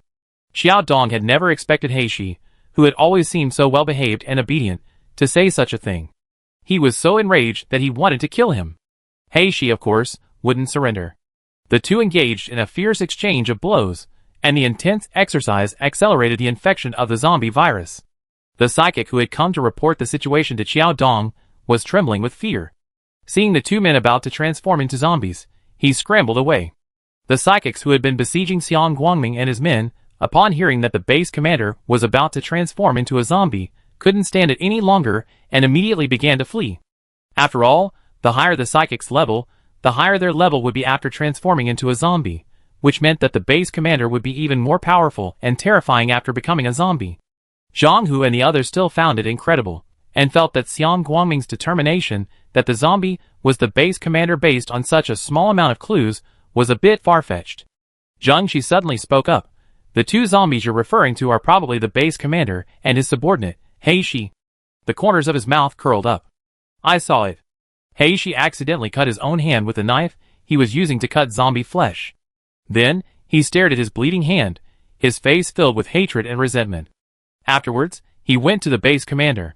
It was obvious that he must have hated the base commander and wanted revenge. So the clues matched. Is the zombie king more valuable? Shernyan licked his lips, his eyes sparkling. He smiled at Guangming. You're overthinking it. The points are the same regardless of the zombie's level. Shernyan was immediately disappointed. Sherming patted his head. Okay, let's eat something first. Once we're full, we prepare to return to the territory. Oh! Shernyan took out a white flour bun and began to nibble on it. The meat patty was gone, leaving only the white bun. But Shernyan devoured the white bun with great relish, causing the survivors who had followed him to gulp. The surrounding gazes didn't put the slightest pressure on Shernyan. He could devour a large steamed bun in just 2 or 3 bites, and then one after another, quickly finishing 20. Soon, Shernyan transformed himself into a steel giant again, loaded everyone into his chest compartment, and sprinted towards the territory. Xiao Xiang, where are we going now? Zheng Guan sat on the ground, holding Lin Hiju, trying to mitigate the vibrations caused by Shernyan's running. Xiang Guangming walked over, sat across from Zheng Guan, and said with a smile, I take you back to the territory. It's a great place. You live there safely and happily from now on. Zheng Guan looked at him for a long moment and nodded. A long silence followed, before Zheng Guan sighed, Xiao Xiang, that's enough. That's enough. Xiang Guangming was stunned. Zheng Guan smiled at him, a mist in his eyes. I know you haven't let it go after all these years, but you've done enough. Truly enough. From now on, live your life well, and take good care of yourself. Zheng Guan had wanted to say this to Xiang Guangming a long time ago, but he had never been able to. Now, he finally said it. Chapter 150. And Yiqing opened the window, and a variety of aromas wafted in. Ever since Tan Xian and her team's dessert business took off, more and more people in the territory have become active. During this period, all kinds of snacks have sprung up like mushrooms after rain. Sellers of hot jelly, roasted pears, and barbecue have all appeared. In the middle of winter, since these things are not expensive, anyone who doesn't have a lot of points on their card will be happy to eat something warm in the cold weather. In addition, those who have bought land have also started setting up stalls to sell vegetables. Before An Yiqing's original body entered the domain, she had added a lot of inventory to the mall, and currently, less than 1/5 of that inventory has been used. Especially after the territory became self-sufficient in supplies, and could even supply the S province base, fewer and fewer people bought food from the territory mall. After all, the food prices in the mall were higher than those in the territory. And Yiqing had no intention of lowering the prices. After all, as long as the food in the mall hadn't been taken out of the vending machine, it was always fresh and wouldn't spoil or expire. The aroma of barbecue and the aroma of hot pot and malkai filled the air, and she was truly craving it. Unfortunately, her original form wasn't there, so even if she wanted to eat, she couldn't. And Yiqing closed the window, and immediately had her original form start cooking hot pot in her realm. And Yiqing's original form sat on the beach created by her realm, enjoying the sea breeze. With a thought, a bubbling hot pot appeared before her, and on the table lay all the ingredients she desired. After preparing a bowl of dipping sauce for herself, she picked up her chopsticks and poured a plate of 1,000-layer tripe into the pot. In this realm, An Yiqing had a vague illusion that she was omnipotent, like a god. But the moment this thought occurred to her, she smiled and shook her head. And Iching opened the system panel and pulled out all the cards from the card box. Her card draw count had been steadily increasing, and Iching had accumulated a considerable amount of territory purification and territory expansion cards. Currently, she had 100 upgrade territory expansion cards and 100 upgrade purification cards. But these cards couldn't be used for the time being, so she could only continue to accumulate them. Medical cards. 1,000 boxes of zombie virus serum, 100,000 cellular activation sprays, 1,000 limb regeneration agents. She had first drawn limb regeneration agents during that religious draw. But because she had never used them, she had forgotten about them. Perhaps she should take some time to at least give away her hoard, especially the limb regeneration agents. They could be sent to the hospital and given to those with disabilities a purpose to strive for. In addition, the medical card also contained 10 medical tanks and 100,000L of repair fluid. While reviewing the cards, Iching suddenly spotted the resource card. Her eyes fell on the pollution-free iron ore. Because she hadn't specifically drawn a resource card, she now only had two. One pollution-free iron ore, one Salt Lake card. Iching still remembers the shock she felt upon seeing the required purification area for the pollution-free iron ore. After all, it was 10 million square kilometers. The entire land area of Hylon country isn't even that much. If you add the water area, it's probably about the same size. Previously, Iching couldn't communicate with the system, so even if the purification area was ridiculously high, she couldn't do anything. Although she was able to communicate with Tiandao later, she was so busy that she gradually forgot about it. Now, turning to the resource card, she couldn't help but ask, Tiandao, are the purification area requirements for this resource card serious? Although it's called iron or pollution-free iron or is different from the iron you know. It requires a very large area to be cultivated. That doesn't need to be 10 million square kilometers, right? How much larger can the area of pollution-free iron ore be? Can it directly cover 10 million square kilometers? No, the area of iron ore is about 50 square kilometers. 50 square kilometers, and you're asking for a purification area of 10 million square kilometers. Don't you think that's a bit outrageous? For a moment, Tiandao didn't respond. Tiandao? Sorry. I made a mistake when setting the card requirements. Iching was silent for a moment. After a long moment, she asked, so what was the original evolution area? It was originally 1,000 square kilometers. Iching sneered. So you made a mistake and ended up with an extra 10,000? Sorry. Then the 5 million square kilometers of the salt mine, wasn't that an extra 10,000 as well? Yes. Iching was silent. After a while, she asked with difficulty, there should be other resource cards in the card pool, right? How many square kilometers of purification area are there? No, the other resource cards were set up correctly, only the mine resource settings had a problem. Iching took a deep breath, feeling a headache. But after looking at it, she realized that even the request for 1,000 square kilometers was far too far for her. She only had 100 territory purification cards, which could purify an area of only 10 million square meters, or 10 square kilometers. Even including the territory that has already been purified, it's still less than 20 square kilometers. However, Iching still asked, since it was a mistake, can it be corrected? I'm sorry. Unless you can, like the gods, grant me more divine power, I can change the original settings of these cards. Iching narrowed her eyes. Oh, so how much divine power should I give you? Seemingly sensing the danger in Iching's tone, Tiandao took a long moment to speak. I'm not coveting your divine power. Iching, yes. In fact, even if you gave me all your current divine power, I'm afraid it wouldn't change the card settings. Although you absorbed many crystal cores recently and absorbed some polluted divine power from the air every day, most of this divine power is needed to draw cards, and you don't have any divine power yourself. Iching is human, not a god. The divine power of gods regenerates, but Iching doesn't. Iching fell silent. The hot pot simmered as she came to her senses and plucked out a piece of tripe. It had been cooked for too long, completely overcooked. It had lost its springy, crisp texture and was instead mushy and unbreakable. Iching, She instantly lost interest in the hot pot. She put down her bowl and chopsticks and said gravely, so, even if I fully mastered divine power, I wouldn't be able to defeat the evil god, right? Why? Were you always making promises to me? Tiandao heard Iching's tone and hurried to explain. No, I wasn't making promises. Your growth truly has no limit, and you do possess the power to kill gods. Therefore, I suggest that from now on, stop wasting divine power exchanging items from the system and conserve your strength for when the evil god awakens. And I Ching frowned. Is the evil god about to awaken? I'm not sure, but things have been too peaceful lately. Yes, the evil god has always wanted to eliminate her, but lately, things have been too peaceful, and this peace has actually made her feel uneasy. Calm indeed. I still don't know what that dust that penetrated my body was. Tian Dao had said before that it was akin to a blessing from the gods. And I Ching sighed. Forget it. Staying in the domain won't help. It's a waste of time. You're right. I should quickly build up my strength. Are you determined to leave? And I Ching, yes, but before that, I need a refining furnace. How long will it take? She still remembered Tian Dao's words that the refining furnace acquired its purifying power after being nurtured within her sea of consciousness. One day would be enough. And I Ching nodded. Okay, I leave in a day. Of course, given the uncertainty surrounding her true form, she had no intention of remaining within the territory after leaving it. By the way, can the territory summons be turned off? And I Ching suddenly remembered that after leaving the territory, the people within the territory could summon her. It would be disastrous if she happened to experience any abnormalities at that time. Yes. The next evening.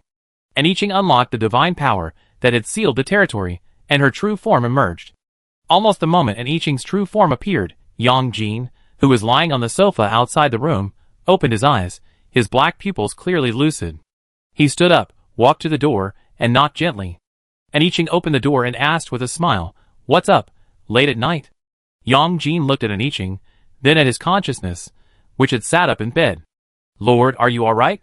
He had been there when I Ching had sealed her true form within the domain. And I Ching shook her head. "I'm not sure, but I've been in the domain for so long and nothing's happened, so I'm planning to leave for a while." Yang Jin was stunned. He opened his mouth, then closed it again. "Why? Just tell me what's going on."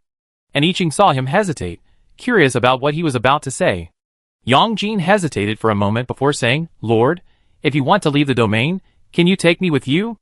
And I Ching hadn't expected Yang Jin to ask this, but considering Yang Jin's identity, she knew she carried the same significant risks as her true form.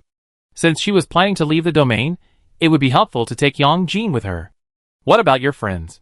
And I Ching looked at him questioningly. Yang Jin shook her head. "No need to bring them along. They're living well in the territory now, and I have nothing to worry about." "Okay, wait a minute," we set off shortly. She first disabled the summoning functions of the subjects, who possessed Lord Summoning cards, then used the 100 territory expansion and purification cards she had drawn earlier. The territory expanded toward Rongan County, but the border didn't reach Rongan County yet, just past the former Anha funeral home. Now, the entire territory covered 18 square kilometers. 18 square kilometers was spacious enough for the territory, and more than enough to accommodate even a few 100,000 subjects. She checked the inventory in the territory mall. There was still plenty of cell activation spray and zombie virus serum. She was out of town, so she could restock them if the mall ran low, so she didn't take out the items she had. Of the 1,000 limb regeneration agents, and I Ching took 900 and placed them on the conference room table. She would have Zhou Tongxi take them to the hospital, and she would keep 100 for herself. After some thought, and I Ching purchased a large number of both local and non-local cards. She placed all the local cards on the conference room table and divided the non-local cards into two parts, one to stay in the territory and one to take with her. "Okay, let's go." Chapter 151. Tonight, there was no moon. The sky was pitch black. A space vehicle quietly left the territory, unnoticed. The sky gradually brightened. As everyone in the territory rose for training, a towering steel giant inched toward the containment area. Zheng Shi leaned against the window of his cabin, staring out, and couldn't help pinching himself. It hurts. I'm not dreaming. He gazed at the territory in a daze, never imagining that a city could appear after the apocalypse. Yes, to Shangxi, this was a city, exactly like the cities he had seen as a child. Zheng Guan also stood nearby, squinting at the territory. When Xiang Guangming had told him about it before, he hadn't believed it, and even now, seeing it, it still seemed incredible. Is this real? The whispers of the people around him echoed. Some were excited, some were skeptical. Could it be a projection? Probably not. It looks quite real. Look, there are so many people over there. Is that military training? The place they were staring at was the territory's training camp. Ever since Jiang Shao joined the camp, The training had expanded beyond physical skills, swordsmanship, and formations. Half of the training grounds had been transformed into a military physical training ground similar to the one used before the apocalypse. Someone was crawling across a low-pile net at a breakneck speed. The low-pile net was the same height as the pre-apocalypse training, but the distance required to traverse it had increased several times. The high walls were also more challenging to climb than before the apocalypse. Climbing them required a combination of explosive power, leg strength, and arm strength. Then came the high-altitude soft nets, elevated rappelling, and diagonal rope ferries. All of these were established at the training camp. It must be said that these trainings truly strengthen one's reflexes and coordination, pushing the limits of physical fitness. This type of training is completely different from physical training. In addition to these trainings, Jiang Shao personally experimented with various pre-apocalyptic trainings, selecting several suitable even for psychics, followed by training in coordinated combat and strengthening team spirit. Of course, other territory residents were not required to participate in these trainings. After all, if they did, they wouldn't have anything else to do after a full day of training. The participants in these trainings were from the Territory Security Department and the Search and Rescue Department. Both departments worked in shifts, so they were pulled here to train during their off-duty hours. When Zheng Shi heard the word military training, his eyes instantly flickered over. They were still a bit far away, their vision unclear, but they could still make out the trainees like cheetahs, swift and explosive, zipping through the training equipment one after another. Zheng Shi's eyes widened. Wow, so fast! Xiang Guangming, standing beside him, smiled and said, yes, very quickly. Each of them has surpassed their pre-apocalyptic limits in strength and explosiveness. And at this rate, they're even using weights. Zheng Shi looked up in surprise. And, even with weights? Xiang Guangming nodded.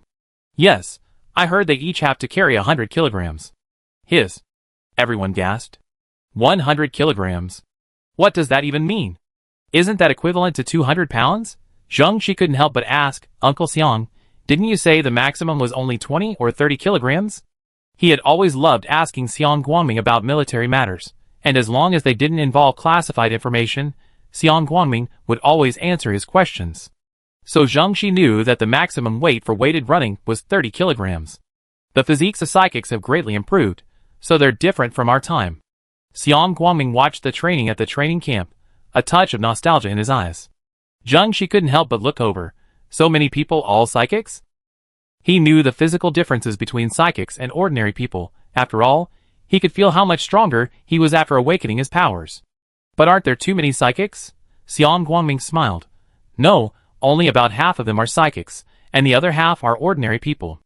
At the mention of ordinary people, everyone around couldn't help but prick up their ears. After all, they were ordinary people, and rather than marvel at the prowess of psychics, they cared more about ordinary people. Someone muttered, ordinary people, even without the weight, are already impressive. Especially considering the towering wall, so high, probably 6 or 7 meters. And then this person rushed over and leaped up, his feet stomping on the wall like a flying wall, his steps so fast that it was terrifying to watch, afraid he would fall in the next moment. Instead, he leaped upward, stretched out his arms, firmly grasped the top of the wall, and nimbly clambered over it. Indeed, if there truly were ordinary people, even if they weren't carrying any weight, it would be impressive to be able to do this. Xiang Guangming laughed at this. No, ordinary people also carried weights, also 100 kilograms. How is that possible? Someone exclaimed, stunned, their eyes filled with disbelief. He had previously said that a psychic could carry 100 kilograms, and they thought it was normal. But ordinary people? Would an ordinary person collapse with a 100 kilogram load? Let alone run? Xiang Guangming said, it's not impossible. The territory lord has a set of physical techniques that improves one's physique. Those who reach the 5th stage have a physique comparable to that of a psychic. This is why ordinary people in the territory can crush some psychics in a fight. After all, if their physiques are similar, a psychic's combat awareness isn't necessarily superior to those of trained individuals. Unless the psychic is too high level, able to directly crush them with their powers. Seeing them speechless with shock, Xiang Guangming smiled and said, you find out once we enter the internment zone. Internment zone? Zheng Guan asked, puzzled, isn't that the territory? Xiang Guangming shook his head.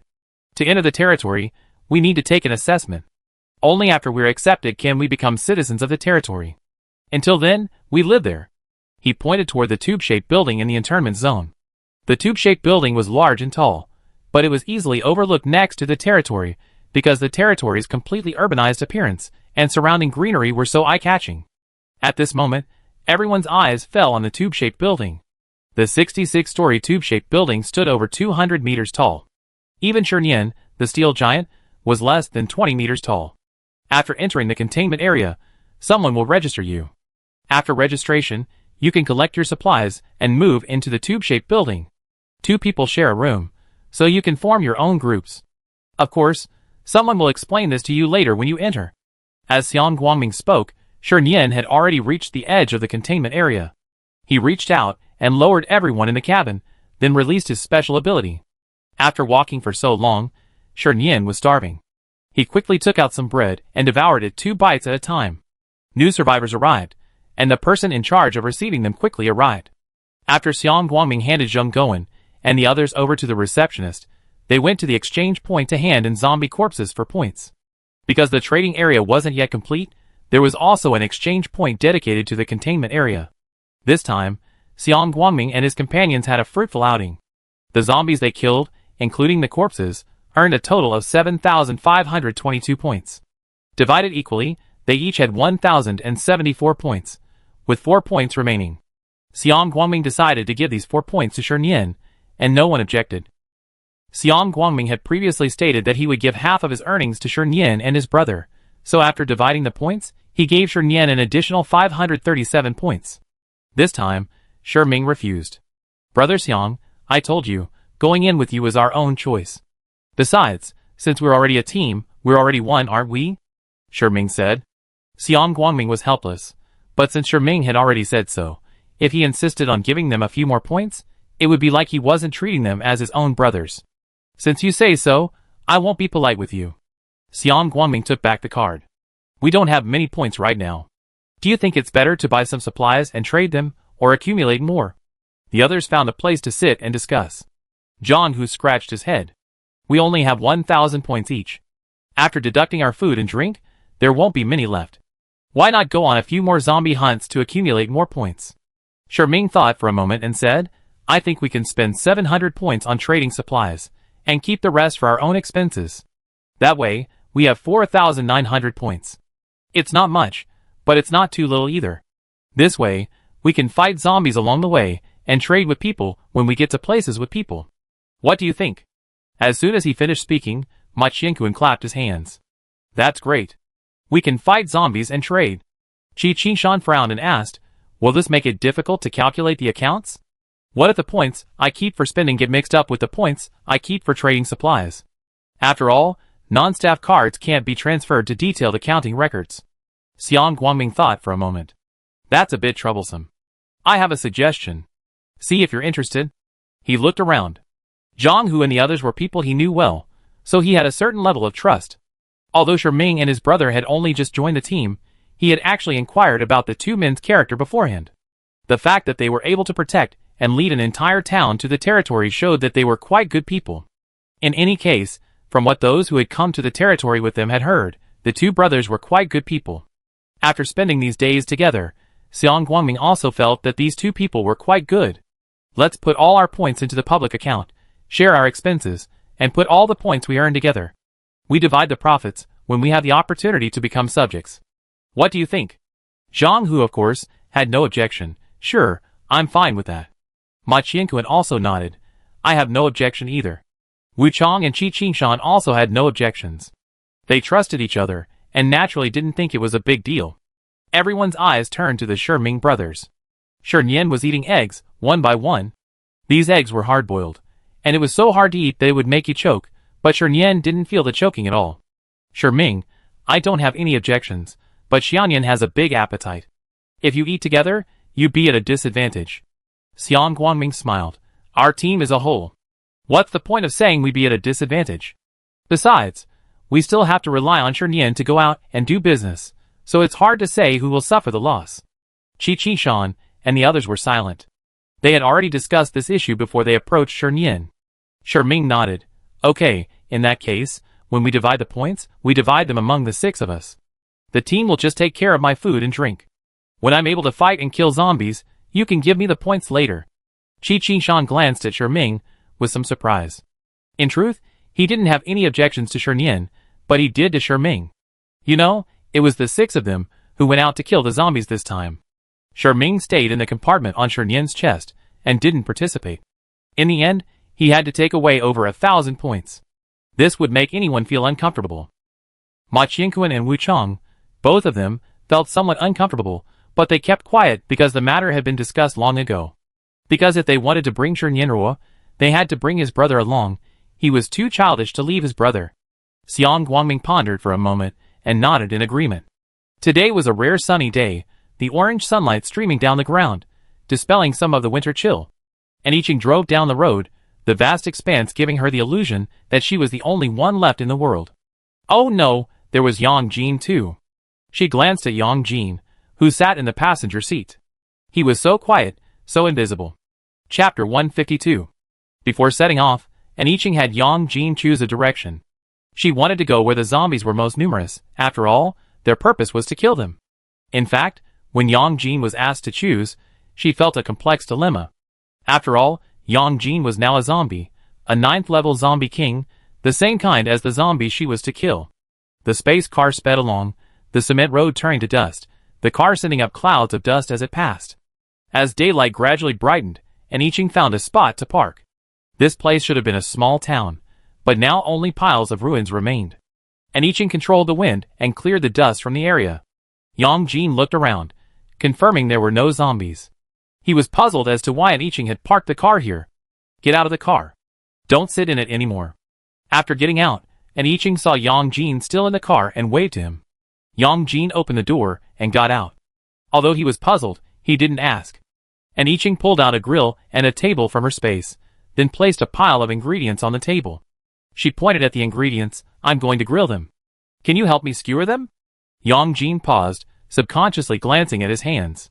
His nails were like normal human nails, round and plump. As long as he didn't deliberately alter them, they wouldn't become sharp and poisonous. Yang Jin walked over. Yiqing produced 2 more buckets of water. Remember to wash your hands. Yang Jin nodded and obediently washed his hands.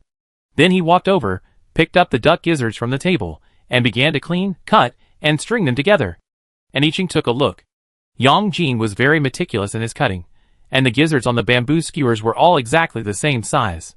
Seeing this, she averted her gaze and controlled the fire to fully ignite the charcoal in the grill. Then she added oil, chili powder, cumin, Sichuan peppercorns, pepper, salt, and a series of other seasonings. She didn't like to mix all the seasonings together. She preferred to sprinkle them on the ingredients one by one. By the time she had everything ready, Yang Jin had already skewered duck gizzards, pork belly, chicken wings, sausages, and lamb. Yiqing grabbed a handful of lamb to grill first. Back in the field, she had honed her grilling skills, especially lamb, which was crispy on the outside and tender on the inside, paired with chili and cumin, and was incredibly fragrant. Yang Jin's lamb skewers were a perfect blend of fat and lean, evenly sized, and looked incredibly appetizing. Yiqing was curious, you know how to grill? After all, this one was incredibly good. Yang Jin hummed, I used to work at Yi Beer Barbecue. Back then, he was responsible for skewering skewers. Occasionally, when the boss was too busy, he helped out with the grilling. He was an orphan, and although his education was subsidized by the government, the money wasn't much, so he often worked odd jobs, doing a lot of different things. It wasn't until his 2nd year of high school that he became a hand model, and that's when he stopped working. Yiqing nodded. No wonder he was so good at skewering. She brushed a layer of oil on the lamb skewers, and soon they began to sizzle and bubble. Yiqing poked them with her signature to confirm they were still cooked through before continuing to grill. A burning smell wafted out. She quickly picked up the lamb skewers. Sure enough, they were already charred in places. How is this possible? Yiqing was certain she had become quite proficient at grilling in her domain, especially these lamb skewers, which she always cooked to perfection. Now, the lamb skewers weren't cooked through on the inside, but were already burnt on the outside. Yang Jin also smelled the burnt smell and looked up. Yiqing, She picked up a pair of scissors and quickly trimmed off the burnt area, then put the lamb skewers back on the grill. Yang Jin glanced at the grill and couldn't help but warn, Lord, the fire's too high. Yiqing was silent for a moment, then she controlled the fire to slow down the charcoal. Soon, the aroma of the lamb skewers wafted out. She sprinkled them with seasoning and grilled them for a while longer, then added a handful of chopped green onions and tasted them. It wasn't nearly as good as the ones she grilled in her domain. In the domain, the lamb skewers she grilled were crispy on the outside, tender on the inside, and fragrant and delicious. But after leaving the domain, they became like old beef, tough and tough. After eating one skewer, Aniching didn't want to eat any more, and she lost interest in barbecuing. Yang Jin glanced at the ingredients he had skewered. Lord, how about I grill them? Aniching looked at him, thought for a moment, and nodded. Okay. She was a little shocked. After spending so much time in the domain, she really thought her cooking skills were perfect. Besides barbecuing, she also practiced stewing, stir-frying, and cooking in the domain, following recipes she had read before. Could it be that the skills she mastered in the domain were useless in the real world? Aniching sat in a chair and looked at the sky. The sky was still clear today, a brilliant blue, cloudless sky.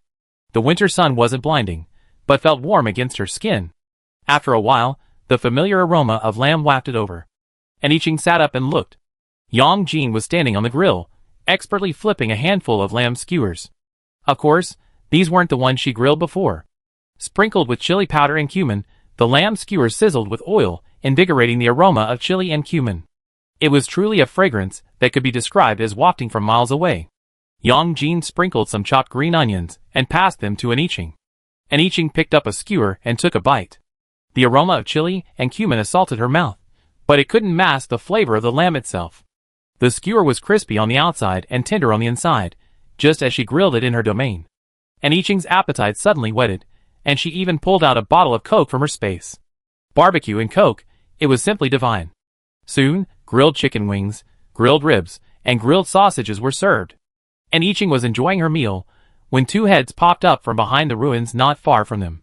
Smells so good, someone's actually barbecuing here. One man swallowed in shock, his eyes fixed on the direction of the smoke. Barbecuing means they're not short of food. The man next to him had his eyes twinkling.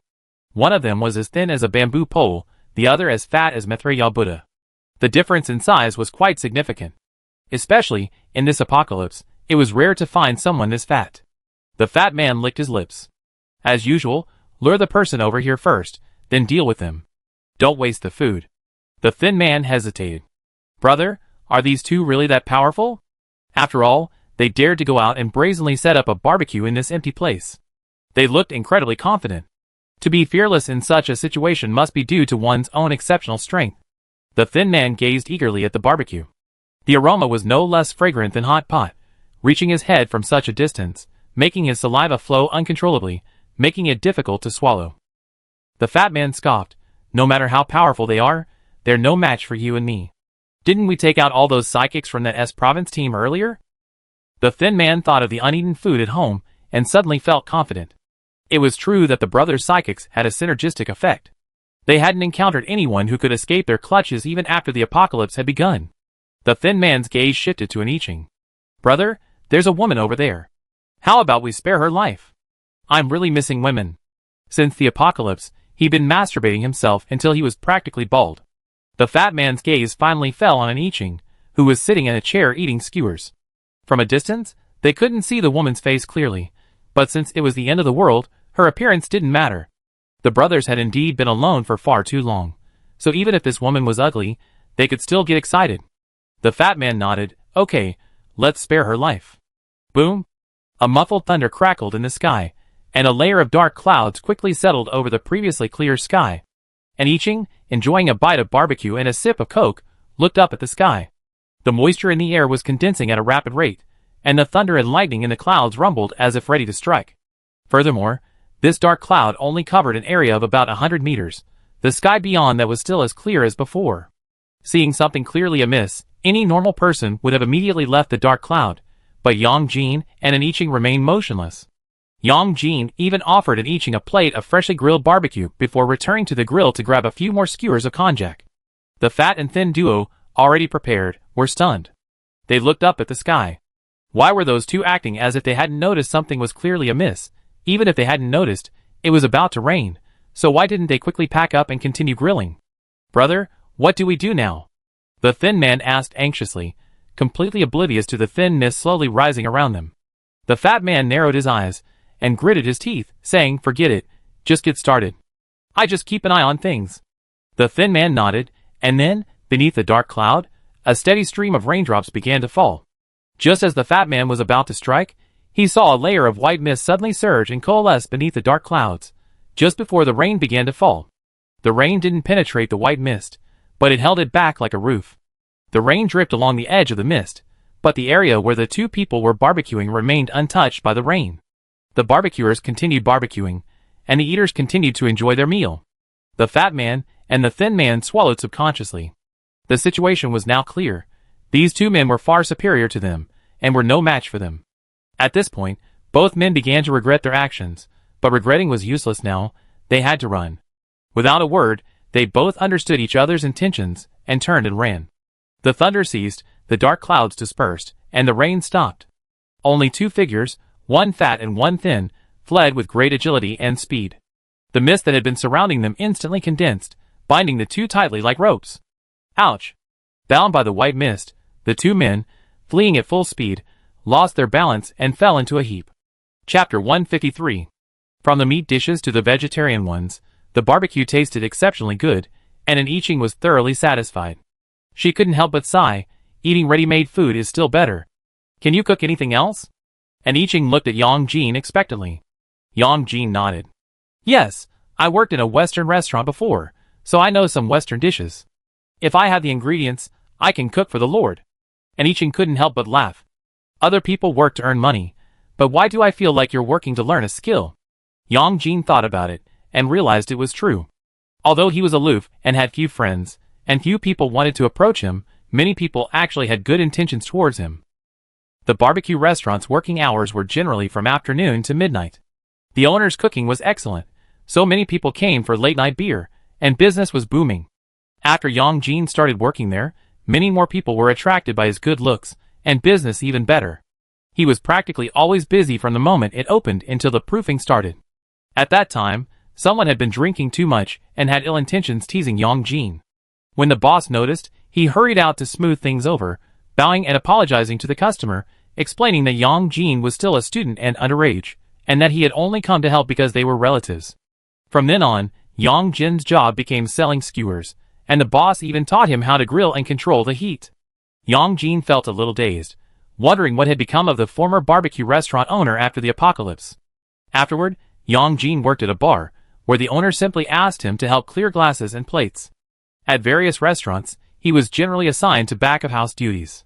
Of course, the restaurant owners likely assigned him this because he was still a minor at the time and felt sorry for him, but were also afraid of complaints about child labor. But he was very smart, able to learn and master certain things simply by looking at them. Moreover, the chefs at those restaurants all liked him very much and enjoyed coaching him on his knife skills and cooking whenever they had free time.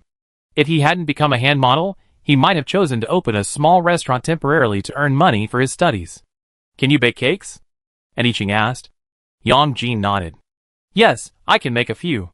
I can make cheesecakes, tiramisu, yogurt jam, and caramel pudding. Because he had tasted the desserts made by the chefs at the Western restaurants and could make them himself, he knew that while An-Ixion's skills weren't as good as those of the chefs, they were far superior to those of some pre-apocalyptic bakeries.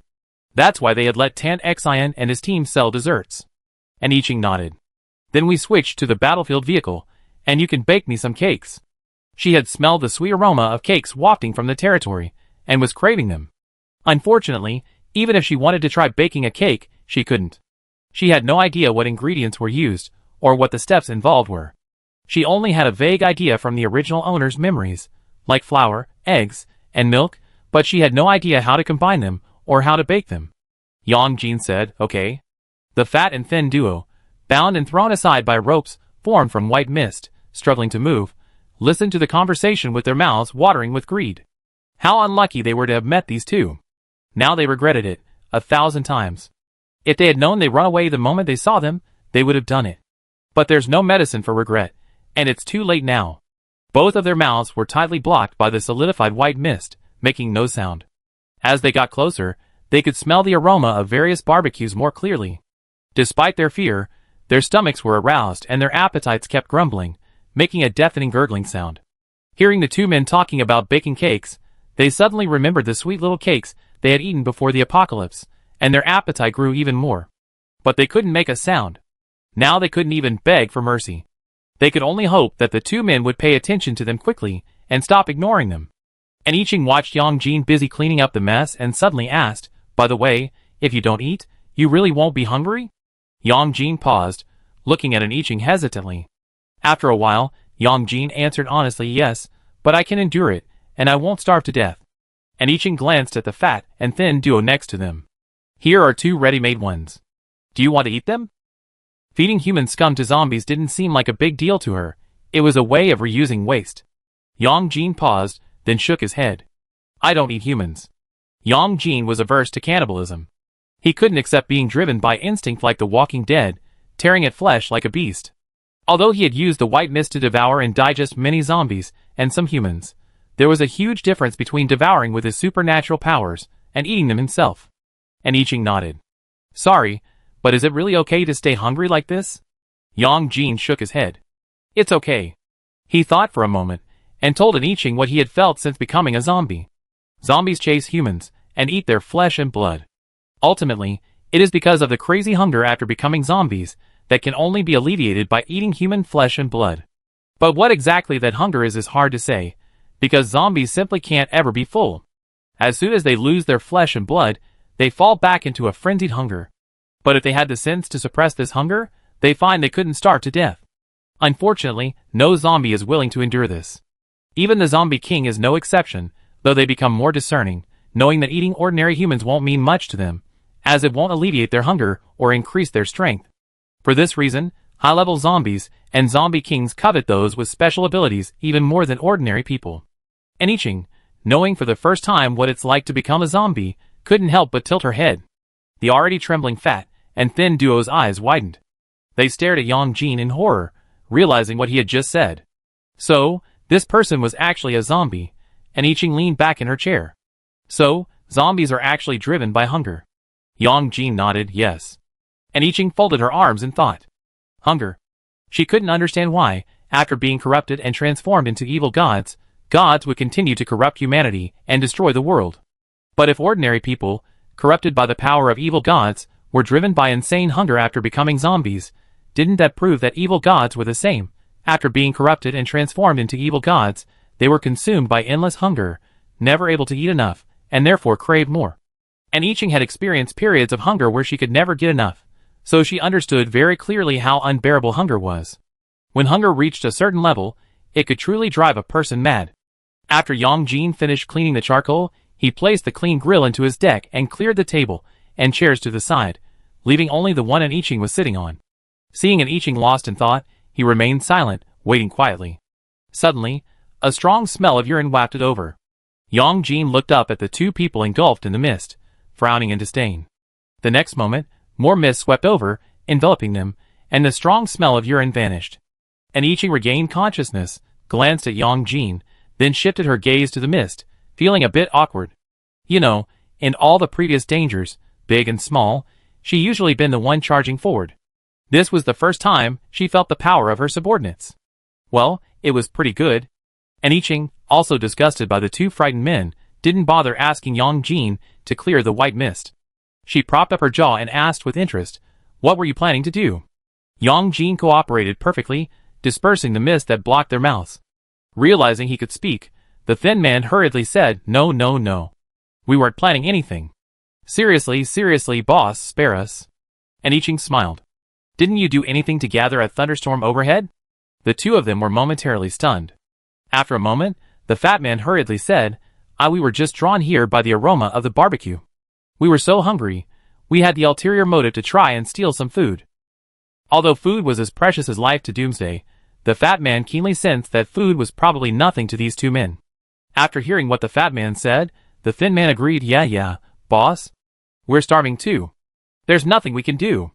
We're just too hungry. Sorry, we won't do it again."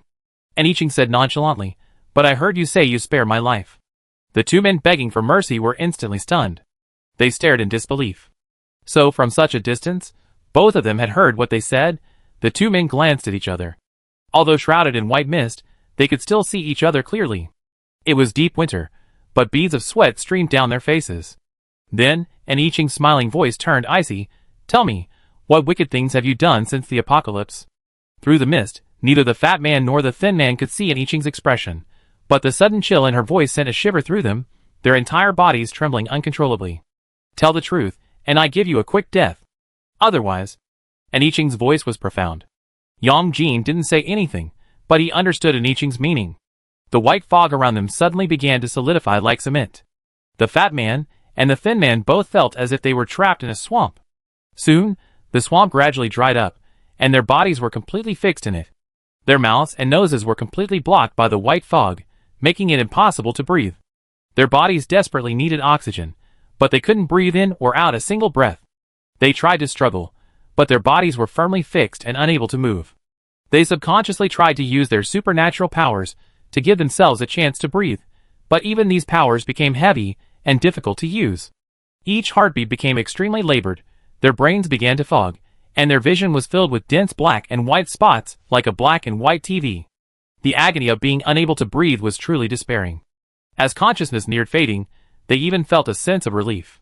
Finally, they were going to die. Then, the heaviness around them suddenly lifted, and fresh air rushed in.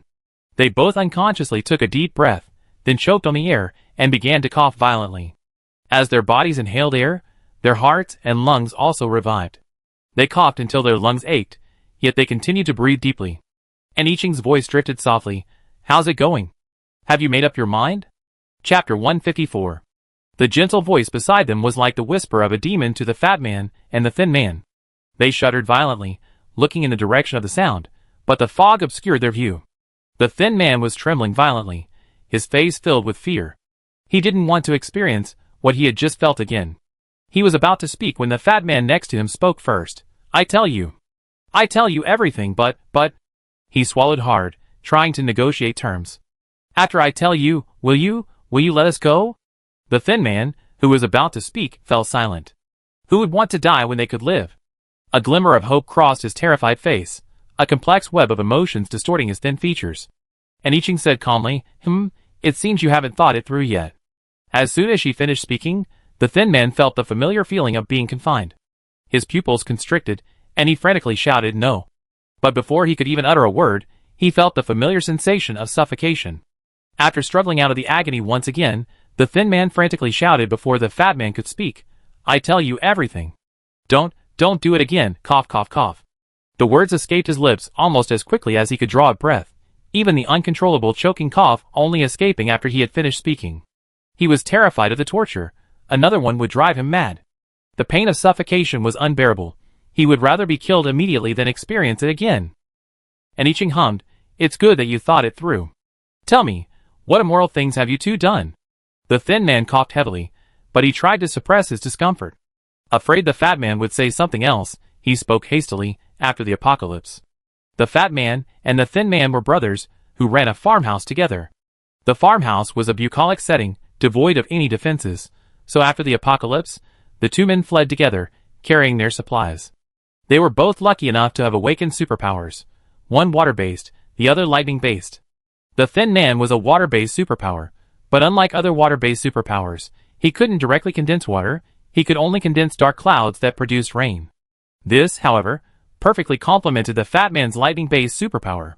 They had only recently awakened their powers, and with their thunderstorm power, they had already electrocuted a large area of zombies. Then, when the zombies were incapacitated by the shock, they quickly dispatched them one by one. Initially, the two's goal was to reach the base. However, after safely arriving, they discovered that even those with special abilities struggled to get enough to eat there, and that they were required to hand over a portion of their supplies after foraging. At this point, the two men developed a sinister plan and left the base. They chose a cave to live in, relying on robbery to survive. Because their combined special abilities were truly powerful, and they always acted in secret, many people simply felt struck by lightning and died without knowing what the coolest villain looked like. After leaving the base and making their own living, they lived comfortably and rarely went hungry. However, after they had this idea, they discovered that none of the people they robbed were women. And I Ching was the first woman they met in a while, and who knew they stumbled right here? The thin man spoke hurriedly, stumbling over his words and biting his tongue several times. The more I Ching listened, the more baffled she found his words. So, your two combined powers should easily take out the zombies. Why don't you just go gather supplies yourself instead of stealing others? The usually reticent Yang Jin scoffed. You're just afraid of death, so you just want to reap the rewards without any effort. The thin man and the fat man's mentality was understandable. After all, even if their combined powers were powerful, they weren't infinitely available. Collecting supplies was still very dangerous. It would be much safer and less laborious for them to secretly kill anyone who found the supplies along the way and then rob them. When the thin man heard Yang Jin's voice, his heart skipped a beat. He immediately knelt on the ground and slapped himself. Yes, I'm a worthless person, unworthy of being a human. I know I was wrong. Now I only pray for death. In my next life, I never dare to do it again. And Iching said nothing, but raised her hand and waved gently. Yang Jin removed the white mist that enveloped the two of them. And Iching controlled the wind's direction, preventing the scent of the fat man and the others from drifting over. She looked at them calmly. Look up, look at me. The fat man, who had been silent, shuddered and glanced up. A flash of surprise flashed in his eyes, and for a moment, he seemed to forget the danger before him and stared at an Iching with a sort of infatuation. An Iching's short hair had long since grown long. It was loosely tied in a ponytail at the back, with a few strands of hair around her ears, framing her already delicate face even more softly. The thin man next to them also stared intently at an Iching the moment the white mist dissipated, his previous fear seemingly vanishing. Yang Jin frowned and instinctively stepped forward, blocking their view. And Iching smiled and gently waved her hand. It's okay. As she spoke, she had already used the deprivation card on the two men.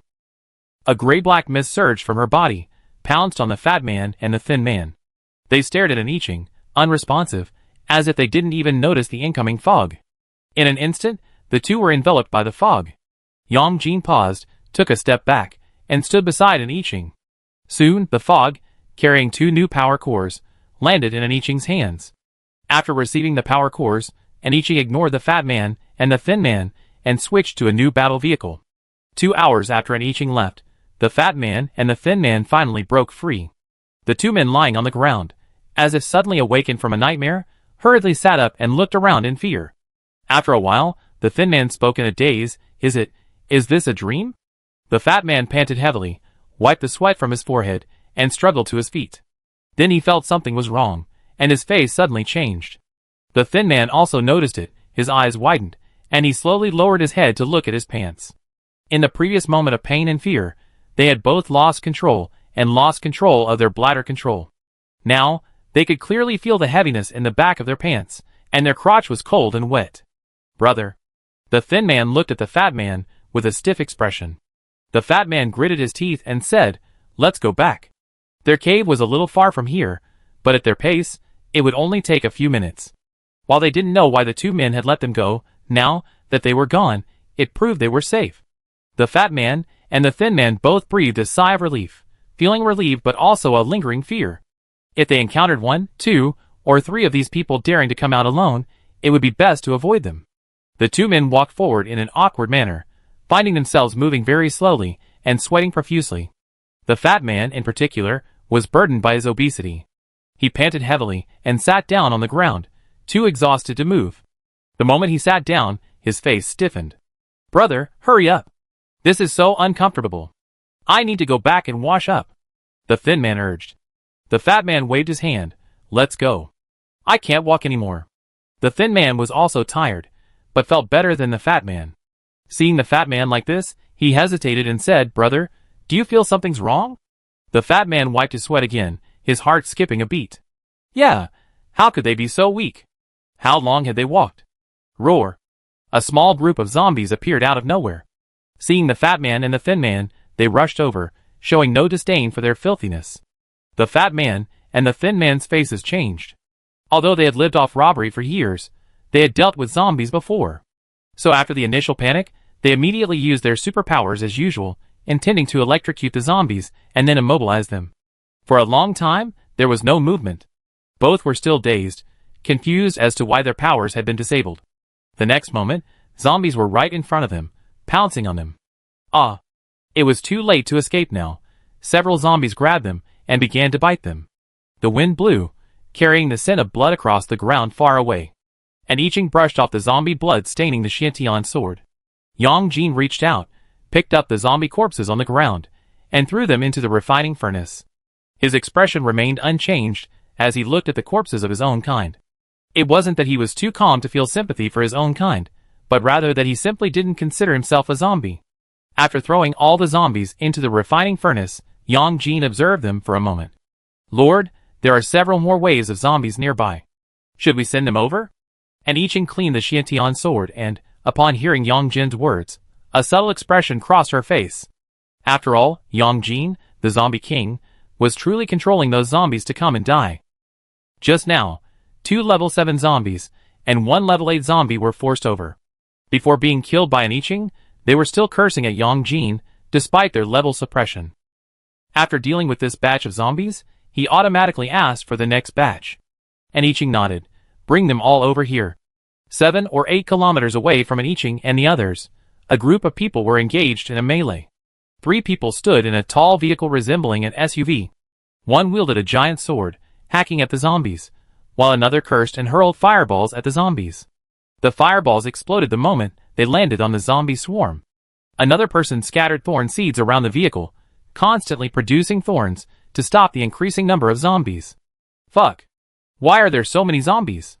It was clear that the group was almost at their limit, their faces paler than the last, their powers nearing exhaustion. It's over. We're really going to die here this time. I should have stopped listening to all the gossip. The woman controlling the thorn bushes wielded a long vine whip. With quick eyes and hands, she quickly snatched up the zombies that were about to climb over the thorn bushes and flung them away. They heard there was an unpolluted territory near D City, Province S, and that's why they come here. The journey was filled with danger. They finally made it into Province S, figuring D City wasn't far away, only to encounter such a large swarm of zombies. "Daijiao, get out. Just drive. Let's charge." The burly man wielding the giant sword shouted through gritted teeth.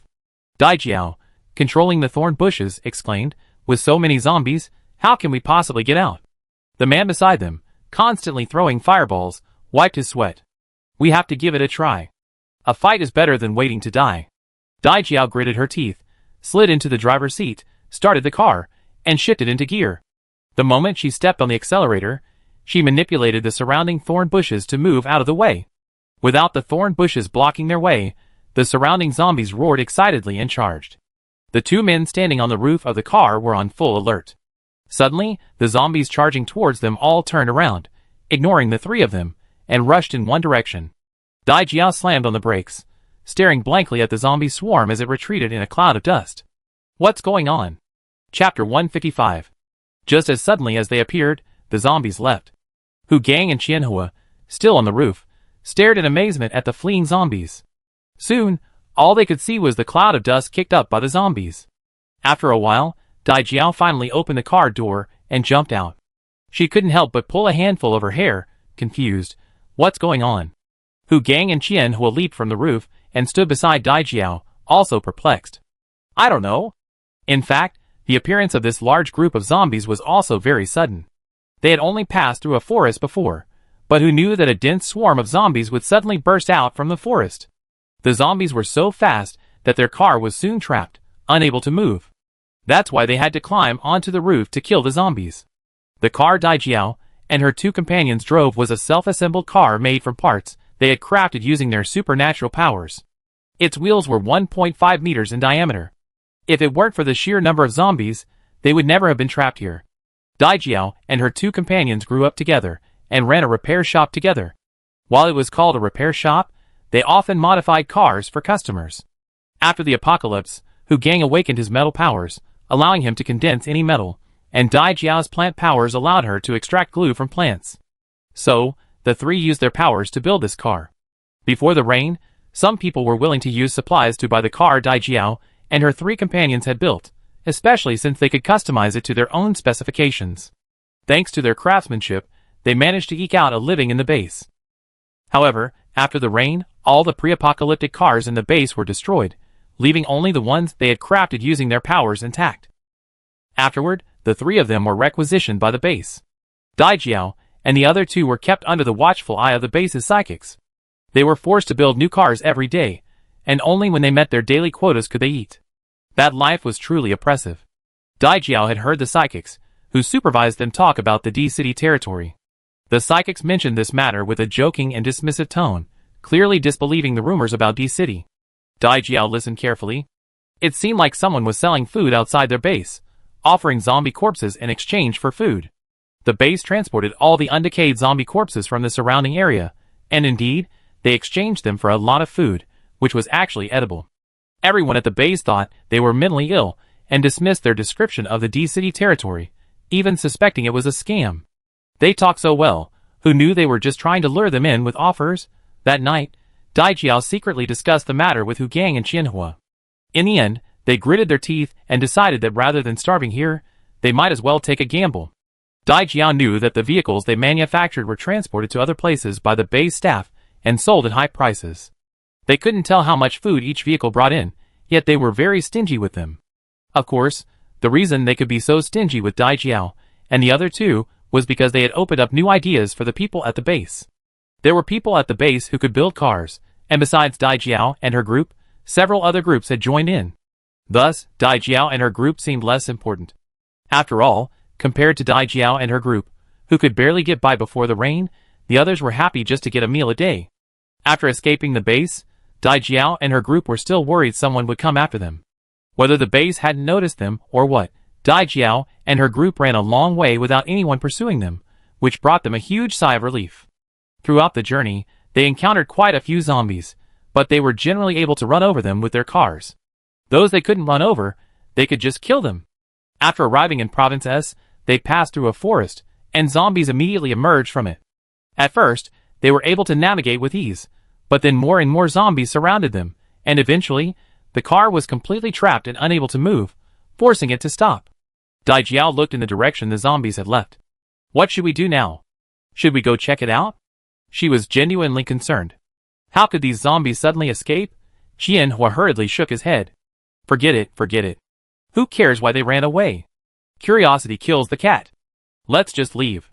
Hu Gang nodded. Let's go. With so many zombies, if anything were to happen, the three of us would be finished today. I also want to see if City D is really that good.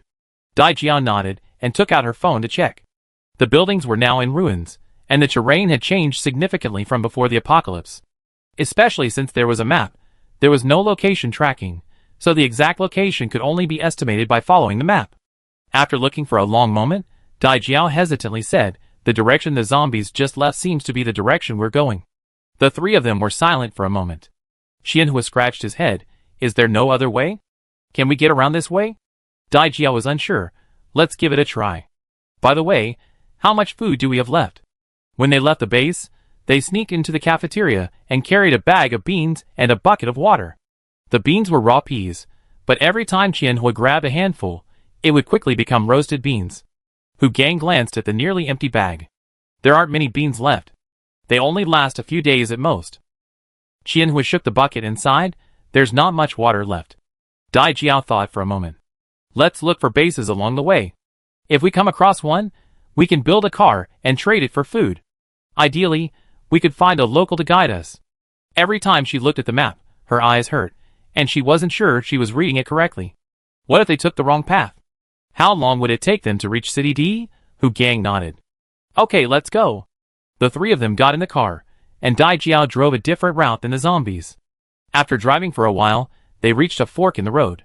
Dai Jiao turned and headed towards City D, otherwise they would be getting further and further away. After going up a hill, Dai Jiao slammed on the brakes. The two defenseless people at the back were pushed forward by inertia. Fortunately, they reacted quickly and immediately supported the backrest of the seat in front of them, thus avoiding collision. What's wrong, Dai Jiao? Hu Gang asked. At this moment, the three of them were at the top of the slope, and since the car was already high, they had a very clear view of the ground below. On the flat ground below the winding slope, a pure black bus was parked. At this moment, a dense swarm of zombies surrounded the bus. Amidst the horde of tens of thousands of zombies, a woman in white casual clothes wielded a dark black sword, moving nimbly through the zombie swarm. The dazzling white stood out against the dense swarm of zombies. Where her sword passed, zombie heads rolled to the ground. Wherever she passed, a cluster of fallen zombies appeared, creating a brief vacuum. More importantly, the woman's clothes were unstained by any zombie blood, remaining pristinely white. Hiss, are the people in Province S so powerful? Qianhua gasped, his eyes widening as he watched the situation below. Hu Gang was also astonished. He was a gold-type psychic, able to manipulate weapons as if they were his own hands, but honestly, he knew he couldn't possibly achieve that level of skill right now. Dai Jiao held her breath. Wow, that's amazing. Hu Gang's gaze shifted, and he saw the black bus. It was very wide and tall, its tires probably even wider than theirs. Next to the bus stood a figure in white sportswear. Although they were a bit far away, he looked like a man. Though the man didn't attack, he stood there motionless, and none of the zombies around him approached. After a while, Hu Gang saw the man move. He walked into the zombie swarm, but the zombies still didn't attack him. He bent down, unsure of what to do. After a while, he straightened up, and Hu Gang could see clearly that he had been picking up the zombie corpse from the ground. Huh? Hu Gang rubbed his eyes subconsciously. Sure enough, he saw the man dragging the zombie corpse to a tall furnace that looked like an alchemy furnace, and throwing the zombie into it. What is this man doing? Why do I see fire inside? Is he cremating the zombie corpse? Qian was scratched his head, watching Yang Jin's actions with some confusion. You know what? Burning the zombie corpse directly is better than just digging a hole and burying it. In just a few moments, the few people realized that all the zombies had been beheaded and lying on the ground. Dai Jiao looked at Hu Gang and Qian with a complicated expression. Are these zombies the same ones that just left us? Hu Gang shook his head. I don't know. Zombies all look the same, so how could he remember what the previous group looked like? Qian said they should be. I just saw a zombie with a severed arm, the same one whose arm I blew off with my fireball. So these zombies just left, just in a hurry to get killed? Oh no, the head is coming? Dai Jiao found it unbelievable, but it was the reality. After all, the zombie horde that the three of them couldn't handle was completely taken care of by that person alone. Hu Gang pondered for a moment. Is he being controlled? Qian rubbed his chin. Could it be that the man standing over there has psychic powers? But can psychics control zombies? None of them knew whether psychics could control zombies, but even if they could, controlling so many zombies would require extraordinary skill, something beyond the reach of the three of them. Dai Jiao thought for a moment. Let's go meet the boss and ask for directions. Hu Gang and Qian both agreed. So, after killing a group of zombies, and Iching, resting, saw a stylish SUV coming down the winding slope, and soon stopping not far from them. Yang Jin bent down, picked up the zombie corpse, and tossed it into the refining furnace. Even from a distance, he could throw it accurately. He didn't even glance at the approaching car. The car door opened, and Dai Jiao and the other two got out. They glanced at Yang Jin, then their eyes all fell on an Iching. And Iching looked over and smiled at them. Dai Jiao bravely walked over. A flash of surprise crossed her eyes when she saw an Iching. She then cleared her throat. Hey, hello, boss. Thank you for saving us. And Iching raised her eyebrows slightly, a little surprised. What? Yang Jin quickly dumped all the zombie corpses into the refining furnace and walked over, saying they were being trapped before these zombies arrived. And Iching immediately understood, but she was still a little curious. What did you do? How did you attract so many zombies? You have to remember that while these zombies were numerous, they were all low level. Normally, it would be difficult to gather so many unless there were high-level zombies controlling them. We came from H province, and didn't do anything on the way. Dai Jiao was also very confused. But when we passed through a forest, these zombies suddenly appeared. We don't know what happened. And Iching paused. Forest? Dai Jiao nodded and pointed in a direction. That way. There are a lot of mountains over there, and the forest is very dense. And Iching looked in the direction Dai Jiao pointed, and then narrowed her eyes. If she remembered correctly, that seemed to be the direction of Fire Phoenix Mountain? Chapter 156. And Iching pondered for a moment, remembering that the general direction was correct. However, after the rain, the houses collapsed, the concrete ground shattered, and even the original road signs disappeared. So she wasn't entirely sure if the place Dai Jiao and the others had passed was Fire Phoenix Mountain. But when Dai Jiao pointed in that direction, her first instinct was Fire Phoenix Mountain.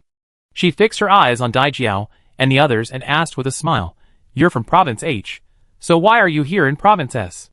Dai Jiao grabbed a handful of her short hair, feeling a little embarrassed by an Iching's gentle question. We heard there's an uncontaminated territory in D City, Province S, so we wanted to check it out. And Iching raised an eyebrow in surprise. Take a look? Dai Jiao nodded, looking at an Iching hopefully. Boss, do you know about the territory in City D? Is there really such a place?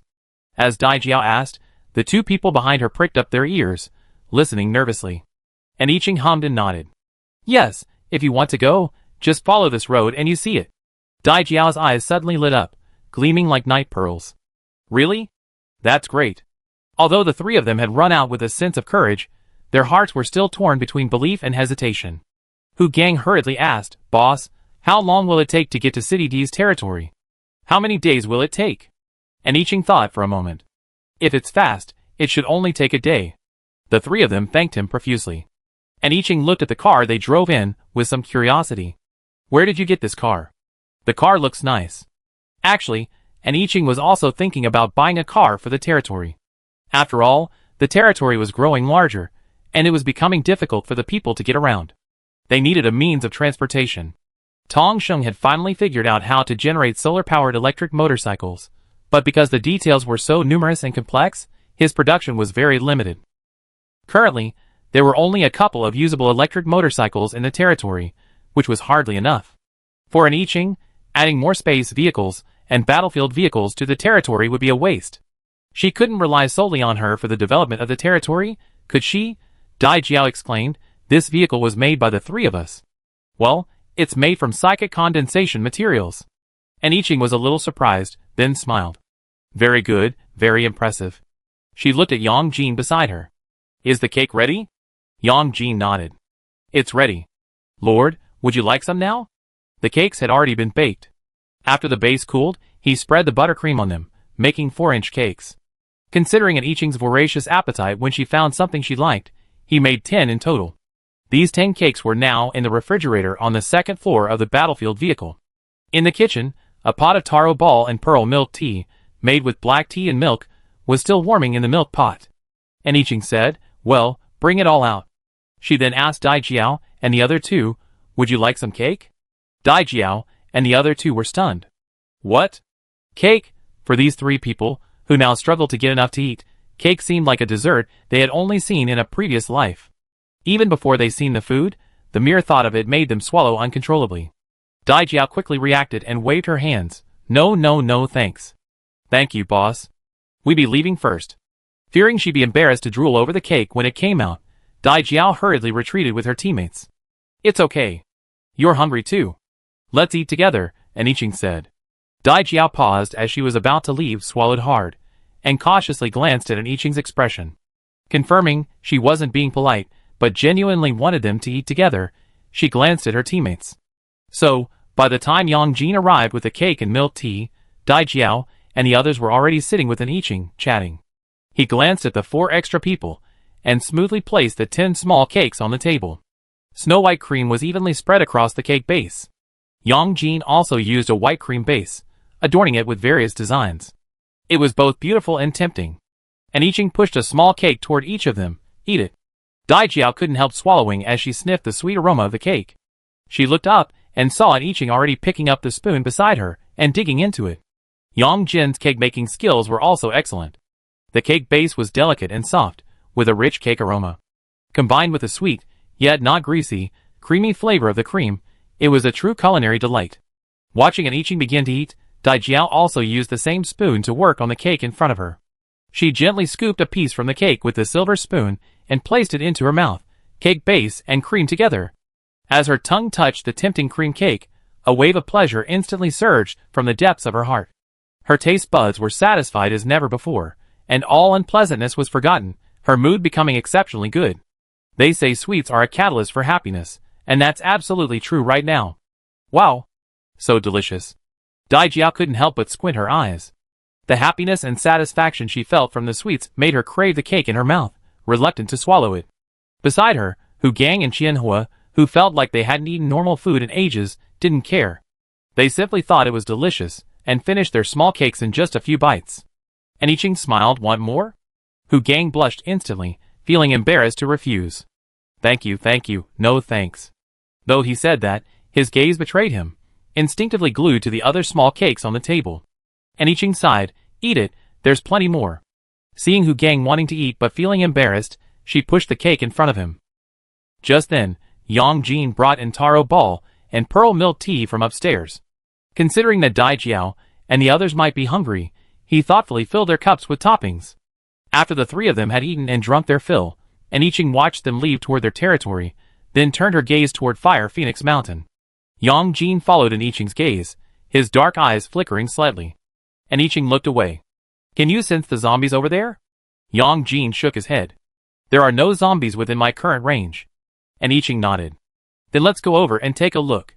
It was unknown whether the houses in the Holy Land had survived the rain, nor the women who had stayed there. At the edge of a large forest at the junction of Fire Phoenix Mountain and Green Pine Mountain. This place was quite different from its former appearance. The road leading deep into the forest had long since disappeared, replaced by dense trees. The dense trees were so dense that the forest was completely dark, and nothing could be seen. And Iching and Yang Jin reached the edge of the forest, dismounted from their battle vehicles, folded them up, and walked into the pitch-black woods, one in front of the other. As soon as they entered the woods, they were completely surrounded by towering trees. Left, right, front, and back were all identical, towering trees, making it impossible to tell which way was which, like being trapped in a maze. The white mist spread silently, covering the entire forest. The spreading white mist was Yang Jin's eyes and ears, expanding his range of perception. After a while, Yang Jin said, "Lord, there are no zombies in the forest." And Iching nodded yes. She continued walking, following her memory. As the sky gradually darkened outside, she and Yang Jin emerged from the woods together. The moment they emerged, the dense white mist that had enveloped the forest instantly lifted. What they saw was a vast expanse of plains. The houses and palaces that once stood there were gone.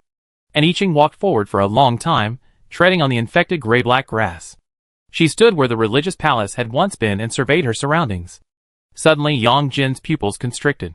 "Lord, be careful." With that, a white mist swept towards an Iching, instantly enveloping her and materializing. Instantly, a twisted tentacle burst from the ground and fiercely attacked an Iching. The sharp end of the tentacle thrust forward, but was blocked by the solidified white mist, preventing it from piercing an Iching's body. An Iching reached out and touched the white mist enveloping her, whispering, "Yang Jin, let me go." Yang Jin quickly moved to an Iching's side, wary of the tentacle that had retreated after its failed strike, seemingly motionless.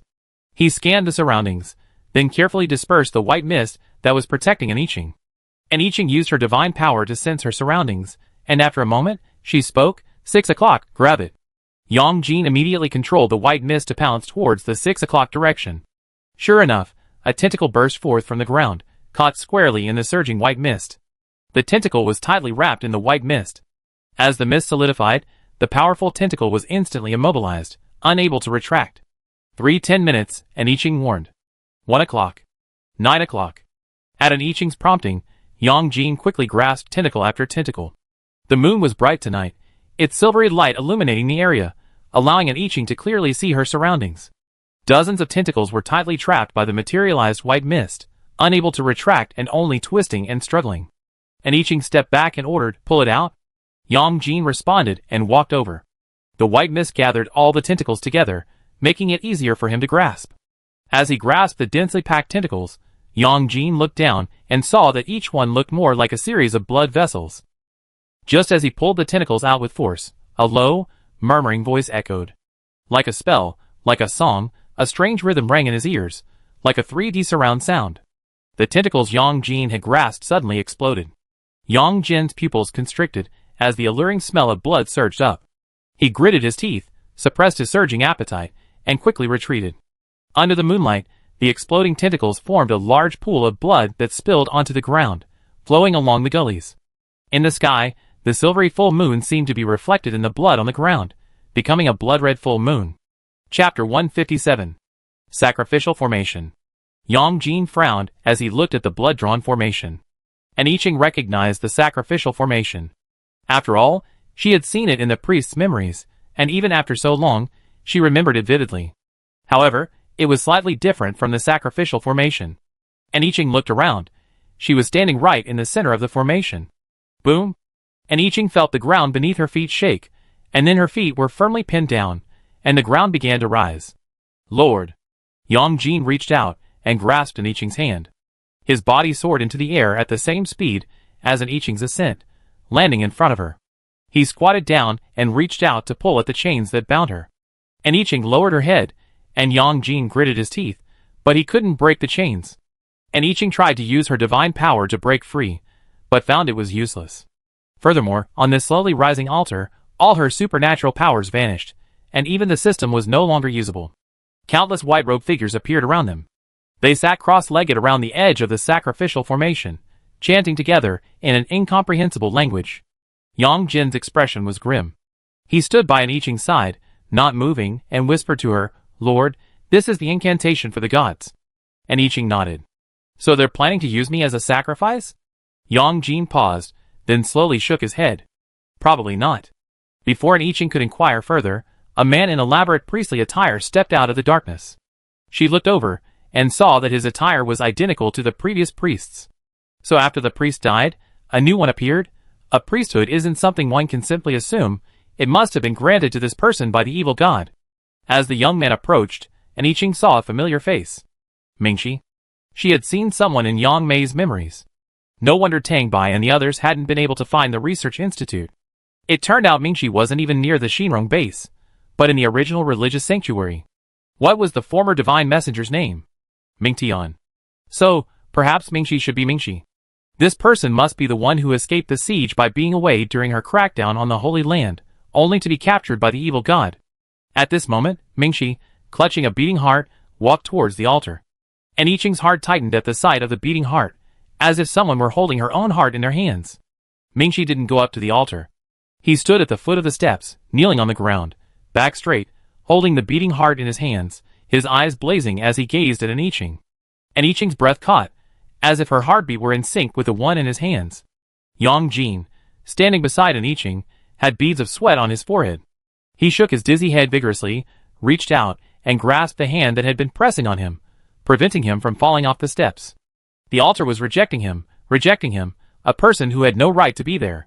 And I Ching glanced at Yang Jin, "Go down first. I really want to see what they're planning to do." Yang Jin shook his head solemnly, and opened his mouth as if to speak, but the repulsive force of the altar suddenly increased, and Yang Jin fell directly off the platform. The moment he fell, Yang Jin's body transformed into a white mist, returning to an I Ching and surrounding her. An I Ching, eh? She looked at Mingxi, who was standing at the steps of the altar. He held his heart high in his hands, then prostrated himself on the ground, his voice high and clear. "Supply the Lord of Supply. Welcome the Lord of Supply." The white-robed people around them suddenly changed from cross-legged to kneeling, chanting in unison. The cries of welcome, the Lord of Supply surged towards her like waves. And I Ching stared intently at the heart in Mingxi's hand. It exploded with a bang, surging towards her in a blood-red cloud. The white mist surrounding an I Ching immediately solidified, blocking the incoming red mist.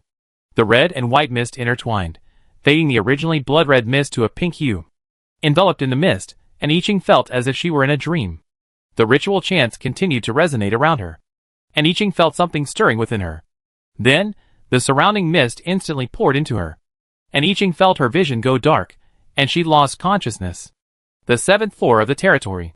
And I Ching stood up, and said to Zhou Tongqi beside her, "You take over the territory affairs. I have something to do, and need to be away for a while." Zhou Tongqi was stunned. Before he could utter a word, and I Ching vanished from his presence. He frowned, unsure of what had happened, but a sense of unease welled up in his heart. On the altar of the Holy Land, and I Ching's body lay peacefully within. The blood around her began to climb toward the altar, streaking up the altar, pouring into her body, seeping into every pore. Within her sea of consciousness, a blanketing red mist was descending, inching closer to an I Ching's. And I Ching's consciousness stood within her sea of consciousness, looking up at the vibrant, luminous crimson mist. The red mist blanketed the sky, carrying a terrifying pressure. Standing beneath it, and I Ching felt a deep, visceral fear. Bound by fear, she could barely move. This feeling reminded an I Ching of facing the corrupted in Yao. She took a deep breath. As the red mist descended to within her reach, it slowly crystallized before her. A figure with familiar features stood before her. "Finally, we meet, a person from another world." A deep, deep voice echoed in her ears. And I Ching looked up at the man staring down at her. He was dressed in an elaborate attire, as dazzling and magnificent as the Milky Way, yet exuding an indescribable solemnity. He had features familiar to an I Ching, for An Yao was his closest and most like him. Yet An Yao's appearance wasn't even 1/10 of this man's. He was beautiful, a beauty beyond gender, beyond perception, a beauty that would disorient one at a glance. And I Ching stared blankly at the figure before her, or rather, the god. He gazed at her with pity, his petal-like lips parted. Thank you for your hard work, otherworldly being. I'm sorry to have dragged you into this world's strife. Are you tired? I returned, and you can rest now. And I Ching met those incredibly beautiful, compassionate eyes, and felt a wave of exhaustion wash over her. Yes, so tired. She shouldn't have been this tired. It was simply because she had come to a world that didn't belong to her, shouldering responsibilities that weren't hers, that her journey was so arduous, so exhausting. Now someone could take over her burden, so fortunately, she could finally rest. Go to sleep, child. A good night's sleep will be all right. The deep, deep voice, like a lullaby, made I Ching's eyes grow increasingly tired, and then they slowly closed. With a look of pity, the corners of his mouth gradually curled up, revealing a completely different, wicked smile. The corners of his mouth cracked, widening, and then he opened his mouth, swallowing I Ching whole. The moment he swallowed I Ching, he suddenly felt his body, standing on the sea of consciousness, grow incredibly heavy. With a plop, he was pulled into the vast sea of consciousness, sinking all the way down. From the pitch-black depths of his sea of consciousness, something shot out with a whoosh, encircling his hands and feet, and pinning him down beneath it. He frowned slightly, preparing to break free and claim I Ching's sea of consciousness for himself, when his expression suddenly changed. Beneath his sea of consciousness, a divinely carved divine trap suddenly glowed with golden light. The trapped god turned with a sinister look, watching the person he had already devoured approach him from the far end of his sea of consciousness. Lord Evil God, nice to meet you. I wonder if you are satisfied with the gift I have prepared for you. And I Ching smiled, her lips curled up as she looked at him. Divine trap, how did you know about it? He emanated a black aura, still trying to escape. Unfortunately, the moment he entered her body, he had already lost.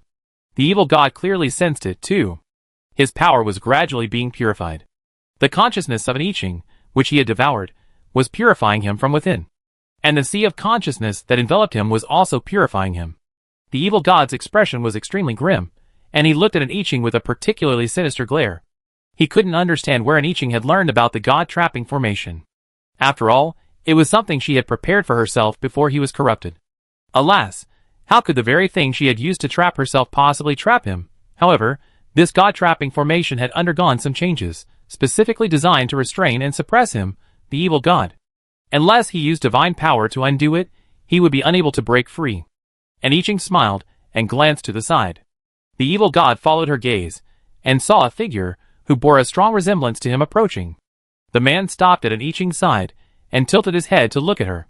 Lord. The evil god's pupils shrank when he saw Yang Jin appear. How is that possible? And I Ching sighed. Facts have proven it's indeed possible. Who could have imagined that the weapon she once obtained from the god's priest, the soul whip, was actually the god's divine nature? No wonder even the heavenly Tao didn't know the specific purpose of this soul whip, so it remained within I Ching, gathering dust. Until Anyao was devoured by her. The evil god's body twisted, as if he wanted to pounce and devour Yang Jin. However, he was pinned down, unable to move, and could only grit his teeth and stare at Yang Jin.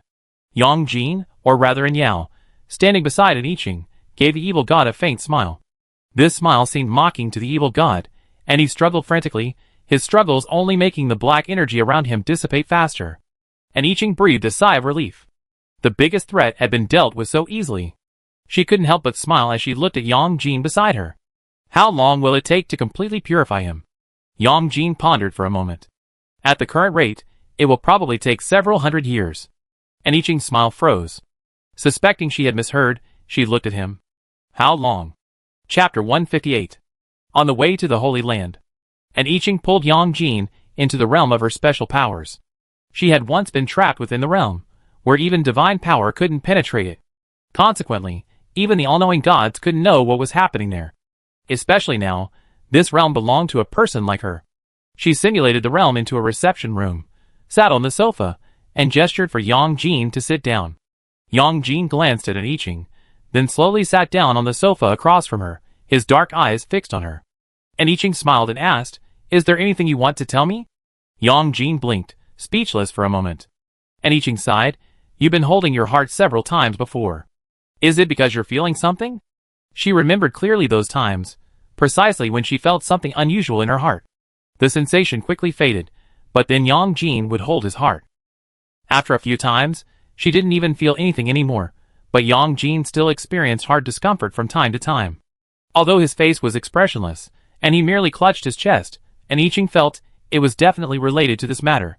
However, she couldn't understand how Yang Jin was implicated in this matter.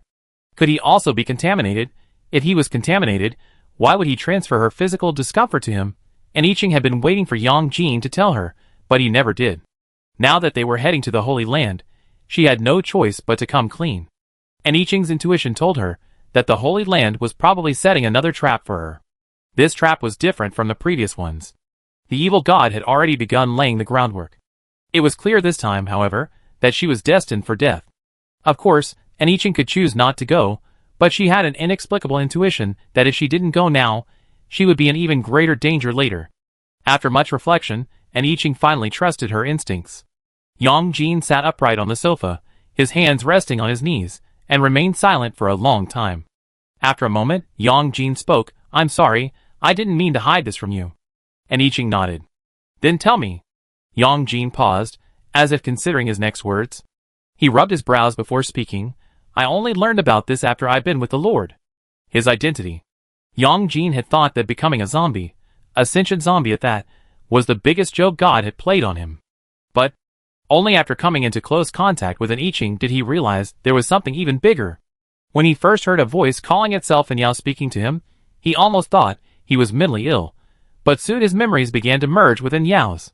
When Yao was devoured by an I Ching, he hadn't been completely contaminated. A small fragment of his consciousness still clung to that glimmer of clarity. However, that tiny fragment of consciousness was completely insufficient to wrestle the body from the contaminated one. Instead, after being devoured, the contaminated portion was absorbed and purified by an I Ching, and the remaining fragment resonated with the soul whip. Before an I Ching completely absorbed it, the uncontaminated portion was absorbed into the soul whip. The soul whip is actually the god's divine nature. Before the god fell into slumber, he chose to sever his divine nature, transforming it into a weapon, a soul whip, and handing it over to his most trusted priest. This was also the limitation the god imposed on himself. Without the divine nature, the power of the god would be greatly weakened. Of course, this memory of the divine nature was also stripped away and stored in his soul whip. So, Yao only regained his full memory after being absorbed into the divine nature, but his consciousness was too weak to communicate with an I Ching. Perhaps because of an I Ching, the fusion of Yang Jin and Yao's memories was slow, and during this time, Yang Jin had doubted Yao countless times. After all, anyone would find it inconceivable and skeptical to be told one day that they were the reincarnation of a god. Even now, Yang Jin hasn't fully recovered his memory. Facing I Ching's questioning, he pondered for a while before finally revealing everything. The thing that had previously penetrated in I Ching's body was actually the seeds of the evil god. And Yao speculated that the evil god was trying to use these seeds to corrupt and control an I Ching. After all, her purifying powers weren't omnipotent. As long as the seeds were planted within her, and she continued to use them to create pollution, an I Ching would easily be swept away by the pollution, even losing her purifying powers. Of course, once these seeds entered an I Ching's body, they were absorbed by Yao. Realizing that Yao was still alive, an I Ching felt a daze, and a complex, indescribable emotion welled up within her. She felt a little depressed, and couldn't help but stand up, walk to the window, and open it. The gentle, cool breeze from outside made her feel a little better. Yang Jin looked at an I Ching's back, sensing guilt and distress. It didn't take much for Yang Jin to understand why she felt so bad. After all, Yao had once relied on her so much.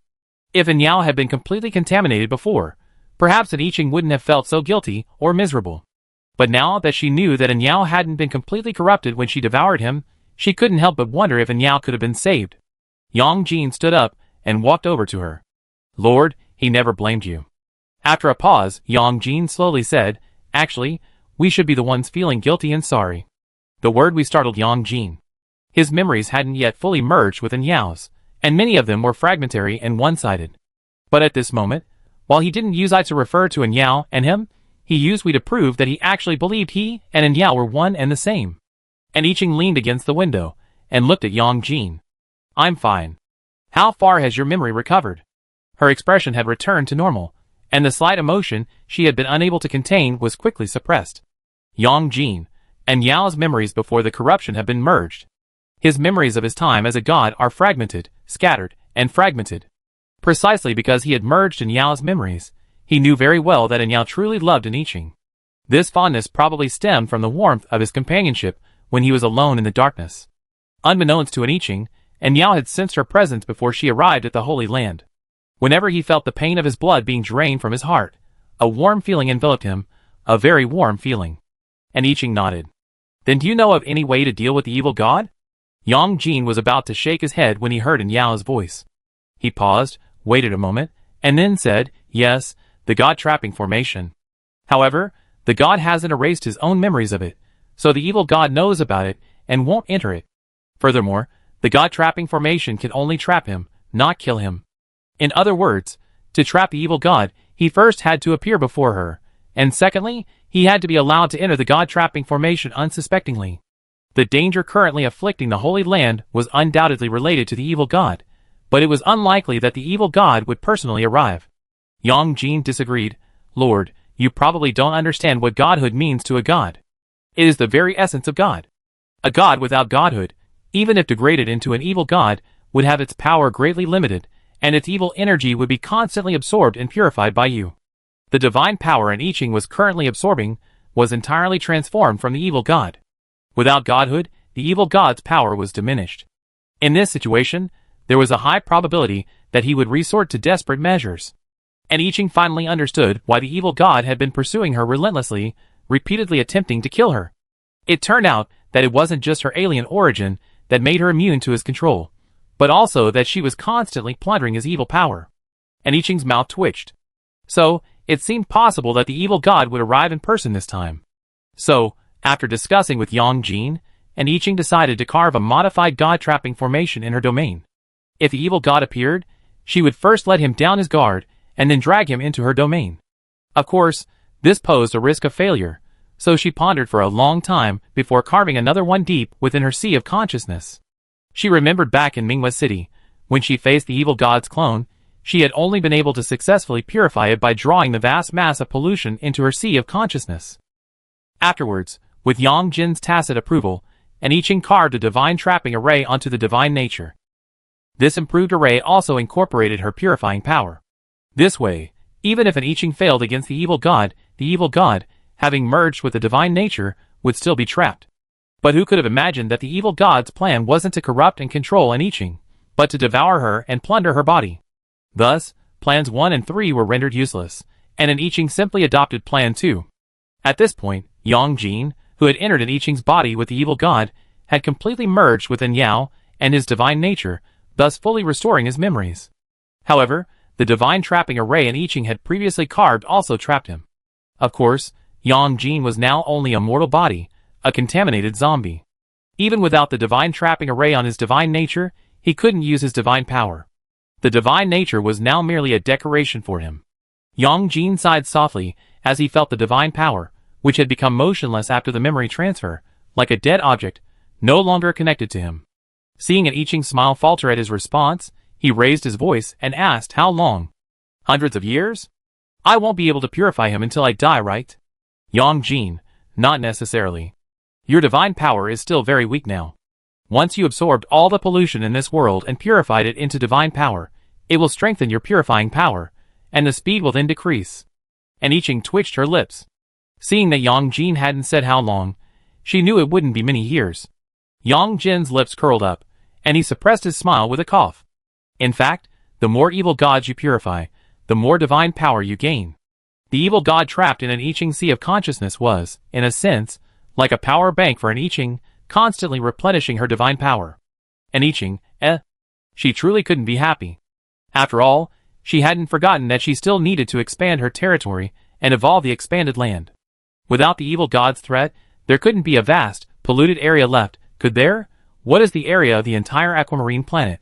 Unable to find the answer in the original owner's memories, she simply asked Yang Jin.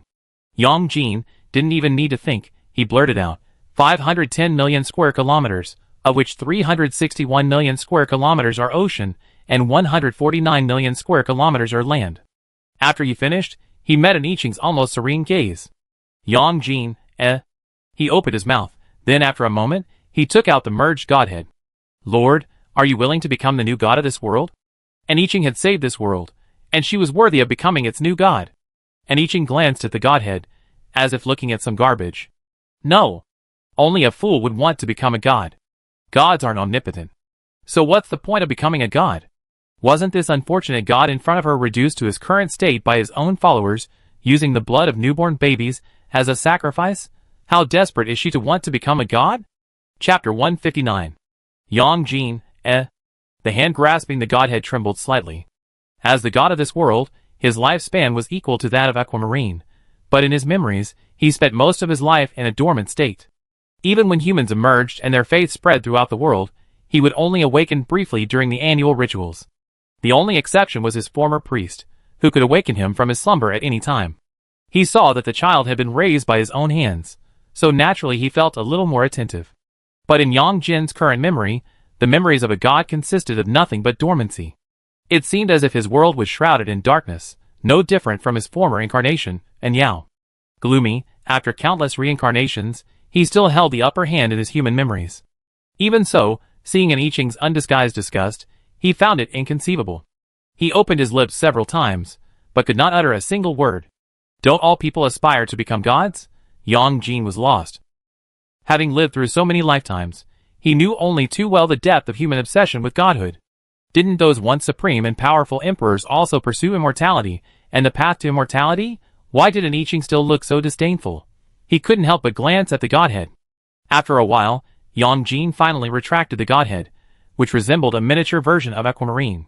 If you possess the godhead and become a god of this world, your purifying power will also increase, allowing you to purify evil gods more quickly. After retracting the godhead, Yang Jin said this with reluctance. And I Ching looked at Yang Jin. Why do you seem to want to get rid of this thing? Yang Jin, He fell silent. And I Ching suddenly remembered something. Oh, I almost forgot. There's a god-binding array on your godhead. Let me help you remove it first. A god with godhead but no divine power, a human with divine power but no godhead. Their current state was indeed somewhat strange. Yang Jin thought for a moment, then took out his godhead and asked an I Ching to remove the god-binding array. He withdrew his godhead again. As expected, even without the god-binding array's restraints, the godhead, returning to his sea of consciousness, remained unresponsive. In the Holy Land, Mingxi, chanting the sacrificial incantation, suddenly felt a pause. He frowned and looked at the person on the altar. On the altar, the person, who had been motionless for a long time, twitched his fingers slightly. Then, the person sat up from the altar. At that moment, a frenzied joy surged in Mingxi's heart. She gazed intently at the person standing up, gazing at him with adoration and respect, and shouted, "Welcome to the Divine Lord." In Mingxi's opinion, no matter how powerful an I Ching was, he was no match for his Divine Lord. Since the Divine Lord had personally taken action, the one awakening must have been the Divine Lord.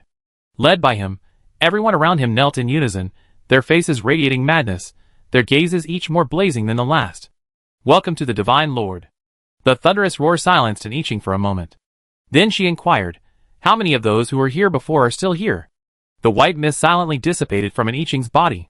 Because it was dark, and the mist was thin, Mingxi didn't even notice it. Upon hearing her question, Mingxi quickly realized the Lord was asking about the offerings. Mingxi immediately replied respectfully, "Lord, the offerings are gone. Don't worry, I will find you a new one soon." And I Ching lowered her eyes, feeling a tightness and a sense of oppression in her chest. She knew full well that the women who had stayed here, unwilling to leave with her, had all become offerings to the evil god. Those 3 words vanished lightly, yet they were lives lost. She took a deep breath. Since the people were gone, she didn't need to be polite to them. The gray fog surged, instantly covering the sky and forcibly pushing out the white mist that had been lingering around. Yang Jin, Reluctantly, Yang Jin could only gather the white mist and land beside an I Ching. The gray fog opened its maw and instantly swallowed Mingxi and everyone around it. Mingxi only had time to show a look of shock. Before she could utter a word, she was swallowed by the gray fog. The Holy Land was once again empty, leaving only the winding formation pattern on the ground and the rising altar. After a while, an I Ching raised her foot and gently stomped the altar, causing it to collapse and shatter. The cracks spread along its edges in all directions, and soon, the formation patterns on the ground were completely destroyed. After leaving the Holy Land, an I Ching retrieved her battle vehicle. Yang Jin followed her in. "Lord, are we returning to the territory now?" An I Ching sat in a chair, leaning back lazily, lost in thought. She had indeed come out to deal with the evil god in the first place. Who knew the evil god would be so easy to deal with? Although she hadn't yet completely purified the evil god, trapped in the divine formation and requiring only her gradual purification, the evil god no longer posed a threat to her, and she could now return. However, since they were already out, there was no need to rush back. She opened the system panel and checked the locations of Tang Bai, Xiao Yunan, and Tan Xiang's 3 teams. Only then did an I Ching realize that Tang Bai and Xiao Yunan's names were both disconnected, while only Tan Xiang was still active. And I Ching took out her territory card and called Zhou Tongxi. Several days had passed since an I Ching's sudden disappearance. Zhou Tongxi continued to handle matters in the territory as usual, but he felt a sense of unease. When he received an I Ching's call, he immediately answered, "Lord?" An I Ching, well, when did Tang Bai and Xiao Yunan lose contact? Zhou Tongxi. They left communication range the day before yesterday. Many bases were destroyed by the heavy rain, so they haven't seen any decent bases in the direction their 2 teams are heading, let alone researchers. So, they left Province S and planned to explore further afield. And I Ching nodded, asked about their directions, and then inquired about the situation in the territory. Because the territory was becoming increasingly prosperous, and with more and more people seeking to do business, and I Ching had previously held a meeting to address this matter. It wouldn't be good to let those people set up stalls at will. It would be too chaotic, so they decided to create a food street in the territory.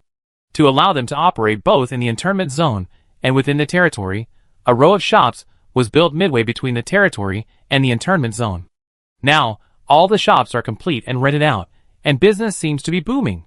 The trading area has also been completed, and the original exchange center has been moved there.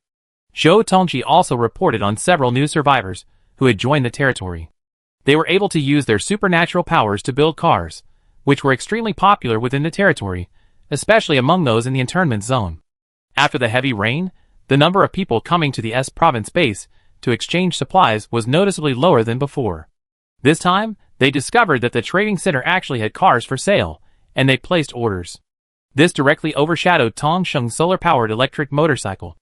As soon as an I Ching heard who Zhou Tongxi was talking about, she smiled softly. Is the territory still large enough?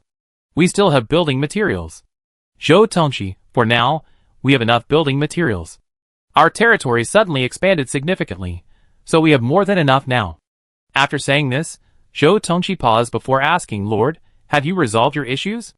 And I Ching, yes, they have. Zhou Tongxi instantly relaxed, exhaled softly, and a smile played on his face. Then, Lord, can you come back? And I Ching hummed. You manage the territory for now. It might take a while for me to come back. Zhou Tongxi was immediately disappointed. I understand. After hanging up, an I Ching felt a little strange. Shouldn't Zhou Tongxi be happy that she wasn't going back and could take over the reins? Why did he sound so disappointed? Soon, she stopped thinking about it. A rich aroma wafted over, and an I Ching, who hadn't eaten in days, suddenly felt hungry. She looked up and saw Yang Jin walking towards her holding a small brown casserole. Steam was still coming out of the edge of the casserole, and she could even hear the bubbling sound inside. What is this? And I Ching took a deep breath, sniffing the indescribable aroma. Yang Jin placed a soft dishcloth on the table before placing the casserole on top. This is canned beef. Lord, wait a moment. I go get the beef. With that, Yang Jin turned and went upstairs. He soon returned with a tray containing a plate of thinly sliced, bright red beef. There were more than one kind of beef, top rib, eye rib, and tenderloin. Next to the beef was a stack of prepared dipping sauces. And I Ching blinked. Just eat it like this? She knew that many people in this world before the apocalypse enjoyed eating raw beef, and the quality of the meat produced by the system was absolutely guaranteed. It was definitely safe to eat raw. But she glanced at the casserole next to her. It didn't look like it was meant to be eaten raw. Yang Jin smiled and opened the lid of the casserole, revealing the thick white broth inside. The bubbling broth was particularly enticing, and coupled with the aroma, and I Ching really wanted to try it. Yang Jin placed the slices of meat from the plate into the bubbling broth one by one. The slices changed color almost as they entered the broth. He picked up the slices the instant they changed color and placed them in the broth. And I Ching offered the dipping bowl. She couldn't tell what sauce was in it, but it seemed to contain raw egg yolk. She swished the slices of meat in the bowl, then added them to her mouth. There was indeed raw egg yolk in it, very smooth and refreshing, without the fishy smell of the egg, but rather a refreshing sweetness. Then, there was the tenderness of the beef.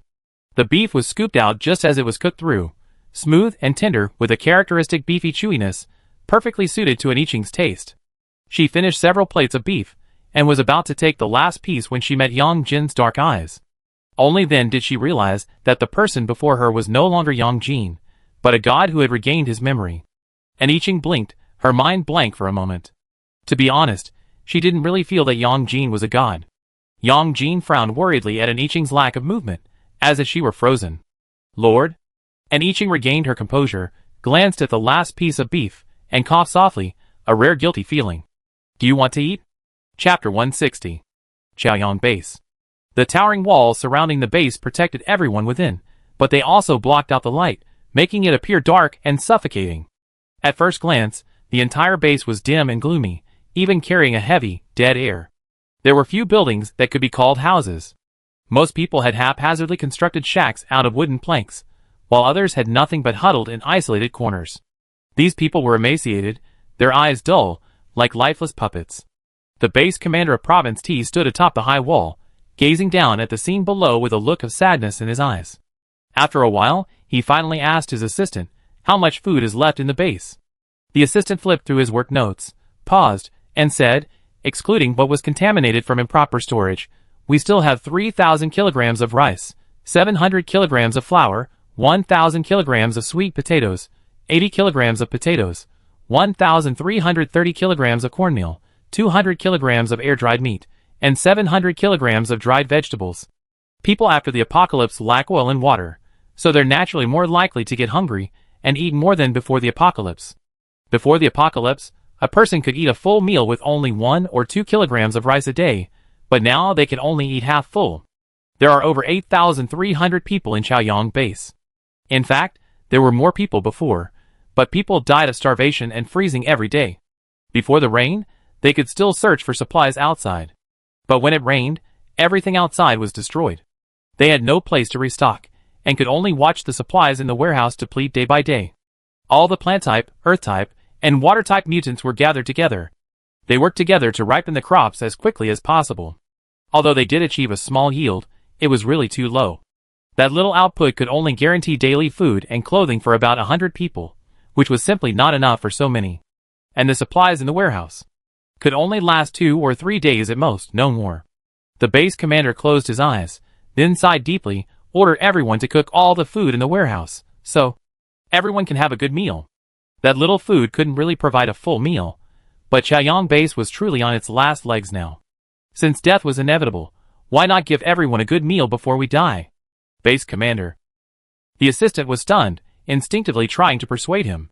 The base commander raised his hand to stop him, giving him a wry smile. With that little, no matter how stingy you are, you won't be able to save anything.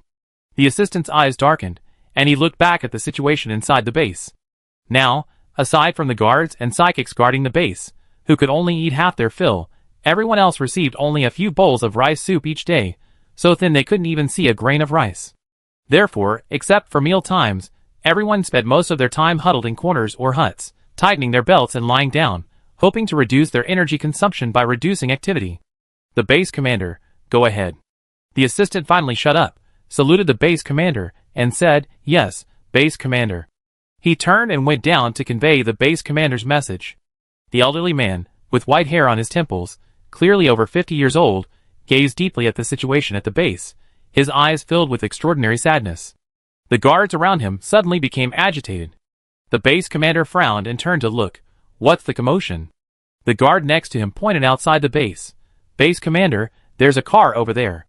The base commander was stunned. Their base had had cars before, but after the rain, they had all rusted to dust, as if hundreds of years had passed overnight. Even a psychic couldn't restore them. He walked to the edge of the wall and squinted. Soon, he saw the approaching car. It was a vehicle somewhat similar to a bus, but much larger, like a pitch-black brick. If it hadn't been moving rapidly toward them, the base commander wouldn't have believed it was a car. The base commander said, be on guard. No one could be sure if this thing was a car, nor whether it contained people or something else. Although the base commander had given up fighting and had the mess hall cook all the food, he still had to resist. At the very least, he had to let everyone have this last meal. The guards immediately passed on the base commander's message, and soon everyone was on alert. The guards at the base gate entered the base, and the gate slowly closed. Amidst everyone's breathless vigilance, the black car slowly stopped at the base's entrance. Soon, the car door opened, and a woman with a high ponytail jumped out. Following them, one woman after another followed. They were wearing white clothing that resembled tracksuits, yet was even more form-fitting. Base commander, it looks human. The guard nearby observed for a long moment before reporting to the base commander. The base commander said, "Let's take another look." The base had once seen a high-level zombie that looked indistinguishable from a human, presumably a zombie king. It looked just like a human, and could laugh and talk. All of Chaoyang Base's high-level psychics were wiped out because of that zombie. Although that zombie was killed, Chaoyang Base was clearly severely weakened by the loss of so many high-level psychics. At this point, the highest-level psychics in the base were only level 5. Thus, even though the person exiting that strange vehicle looked human, the base commander was wary. Even though a single zombie king had already wiped out all of their base's high-level psychics, if another one arrived, Chaoyang Base might not even see the sun tomorrow. Outside the base, Tan Xiang stood beside the battle vehicle, looking up at the towering base wall. She could see many people watching them warily from the wall. "Captain, why did they close the door?" Xiaorui asked.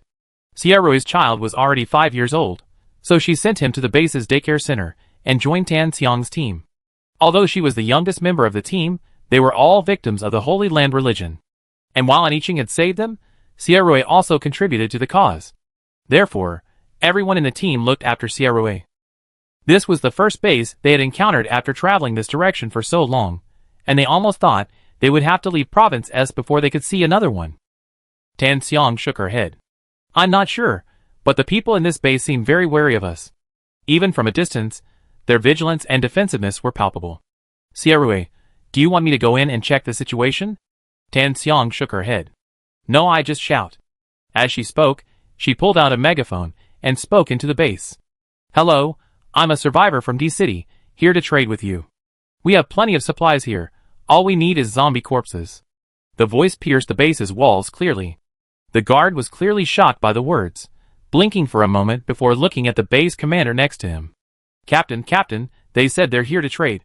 The guard's voice was a little weak and disoriented. He clearly didn't believe it. After all, these days, if someone had supplies, they kept them securely. Who would trade them? Not to mention, this person was talking about trading zombie corpses. It must be fake. It must be fake. These people must be zombies, deliberately tricking us into opening the door. That's so fake. Who would believe that? The guards around him murmured softly. The Chaoyang base commander frowned deeply, saying nothing. Tan Xiang didn't shout anymore. After making her point, she set up a stove at the base's main entrance. Soon, they began to cook rice porridge at the gate. The flames roared, and the water in the pot slowly began to boil. Steam wafted out, carrying the aroma of cooked rice with it into Chaoyang base. The guards, who had been chatting away, swallowed instinctively and fell silent for a moment. Their hungry, wolf-green eyes stared intently, their Adam's apples rolling. Someone drooled and inhaled instinctively. Not only the guards, but even the base commander wiped his mouth. Although he was the base commander, he received no special privileges. Like everyone else, he could only eat 2 or 3 times a day. His hungry stomachs protested loudly, their growls resounding loudly. The guards on the wall were agitated, even though they believed the outside world was fake, a deception. But hunger could easily destroy one's will. Their eyes blazed as they gazed at the steaming rice porridge below, like wild beasts on the verge of losing their minds, their only thought being to rush over and stuff the pot of rice to fill their stomachs. The aroma wafted over the base walls and quickly lingered within. Those starving to the bone were acutely aware of the slightest aroma of food, especially since someone was already cooking porridge outside their base. Instantly, those lying motionless, their belts cinched, scrambled to their feet. They gasped for air. What a nice smell. What's that smell? Gulp, it smells like rice. Where does that smell come from? I smell it over there. At this moment, the base commander's assistant had just delivered the commander's order. The mess staff had just gone to the warehouse to move food, and they hadn't even put it into the pots yet. As the assistant passed by, he also caught a whiff of the rich aroma of rice. He swallowed subconsciously, then sensed something was wrong. Thousands of starving people, emaciated by hunger, stood up, staggering like zombies and heading towards the base gate, following the scent. Their pace grew faster and faster, and some even broke into a run. The assistant immediately spotted the closed gate. To allow survivors stranded outside to enter the base for a respite, the base gates were always open, making it easy for them to enter. The gates were only closed when there was a possibility of danger. Now that the gates were closed, something must have happened outside, perhaps even related to the aroma of food. The survivors had already rushed to the gates. "Why are you closing the gates? Let me out. I want to eat, let me out. Get out of here. Open the door for me." These people, starving to the point of being skeletons, had bloodshot eyes and clenched fists, as if they were ready to charge and fight the guards if they refused to open the gates. The assistant quickly squeezed to the front and shouted, "Calm down. There's danger outside. This aroma is definitely a trap. Don't be fooled. The base commander has already ordered the mess hall to start cooking. Everyone will be eating soon. Don't be impulsive now. Everyone go back and wait. It will be ready soon. I don't care. I want to eat. Open the door quickly. Open the door. Open the door quickly." The starving survivors, their eyes reddened, gradually losing their minds. They didn't care if it was a trap. All they knew was that they smelled the food outside, and they just wanted to eat. Chapter 161. The commotion inside the base was so loud that Tan Xiang and the others outside heard it. Xian Xiao frowned. "Captain, something's amiss in there." Tan Xiang listened carefully and frowned as well. Then, looking at the pot of rice porridge in front of her, which was almost done, she said, "They might have been out of food for a while. Even if they weren't out of food, it was probably no better than being out of food. They had brought a lot of supplies this time. After all, their original plan was to trade supplies and establish contact with the base commanders of various bases along the way. Since they hadn't encountered any other bases along the way, they still had plenty of supplies." At Tan Xiang's guess, everyone became alert. Out of food meant they were probably starving beyond reason. In that case, seeing rice porridge cooking here, they might pounce on it, slurping it up, regardless of the boiling water. Tan Xiang immediately summoned a few people to return to the battlefield vehicle to continue cooking porridge. She then had the earth and gold element psychics in her team raise a protective circle around the pot of rice porridge, leaving only a window through which to pass the bowls out. 2 earthen walls were erected on either side of the window, so that those who emerged from the base could only do so one at a time, rather than rushing in all at once. Of course, the remaining personnel would be needed to help maintain order. Tan Xiang and her team worked in an orderly manner, all observed by the base commander standing on the wall. The porridge cooking area now resembled a lollipop, with a hole wide enough for one person to pass through where the lollipop joined the stick. The base commander understood it almost immediately. One had to get the rice porridge by reaching the end of the lollipop stick and reaching the edge. Then, they could simply leave from the edge, leaving the others behind them to collect. "Base commander, this is bad. The survivors are fighting at the base gate." The assistant, sweating profusely, rushed over. The base commander sighed. "Never mind, open the gate." The assistant was stunned. Open the gate?" The base commander turned and descended the wall, descending the steps. In fact, after seeing the people outside creating a lollipop-like earthen wall, he had concluded that these people weren't zombies. After all, if zombies wanted to sneak in, they could just pretend to be ordinary people, just like the zombie king before. Why would they need to go to so much trouble? What's more, with so many people getting off the car, who looked indistinguishable from humans, if they were all zombie kings, it wouldn't matter whether their base gate was open or not. If they didn't, the already starving people inside the base would likely charge in wave after wave, ready to fight the guards. At this point, chaos reigned at the base's main gate. The guards formed a human wall to block the survivors, who tried to escape. Those survivors, like mad, attacked the guards with fury. Many guards' faces were swollen, others had deep scratches on their faces and necks, and some had their arms severely torn. Just as the guards were about to fight, their patience shattered, the base commander approached. "Stop!" The powerful sound waves spread, shocking the already frantic people, causing them to freeze. This was the Chaoyang base commander's special ability. Through sound, he could cause anyone who heard him to freeze in a standoff with the zombies. The duration of this standoff varied depending on each person's ability level. But it was particularly effective against this group of ordinary people. Everyone remained in their previous position, motionless, with only their eyes still able to move. The guards blocking the group ahead also froze for a moment, but quickly recovered. "Base commander." The guard saluted him. The base commander waved his hand, then stood in front of the guards, looking at the huddled crowd. "I know you all suffered during this time." He bowed deeply to them. The angry eyes of the people in the standoff froze for a moment, then a look of sorrow took hold. Before the apocalypse, Chaoyang base commander Lu Minjin had been the mayor of Chaoyang district. Chaoyang was originally a remote impoverished county. Lu Mingyan emerged from this impoverished Chaoyang County. As a young man, he was drafted into the army and participated in numerous battles, both large and small. After his discharge, he rejected a promising job in a big city and returned to his hometown to serve as county magistrate. He led the county in developing agricultural income, encouraging young people to start businesses, and using his power to offer as many preferential policies as possible to attract investors to open factories in Chaoyang County. Under Lu Mingyan's leadership, Chaoyang County gradually grew from a remote, impoverished county into a prosperous city. When Chaoyang County was later upgraded to a district, it was a time of great pride and joy for the entire county. The people of Chaoyang County knew full well that they had made it this far thanks to Lu Mingyan. They were grateful and loved him. Lu Mingyan's face was known throughout Chaoyang County. The once energetic Chaoyang district chief was now emaciated by hunger. In the depths of winter, he wore only a thin shirt whose original color was barely discernible. The wind blew the shirt, revealing the emaciated figure beneath it. His cheeks were sunken, his eye sockets sunken. If they hadn't seen him daily, they would have never imagined that this was the district chief they once loved and were most proud of. Everyone was still unable to move, but tears welled up in their eyes and slowly trickled down their cheeks. Someone choked up a sob. They starved every day, but Lu Mingyan starved with them.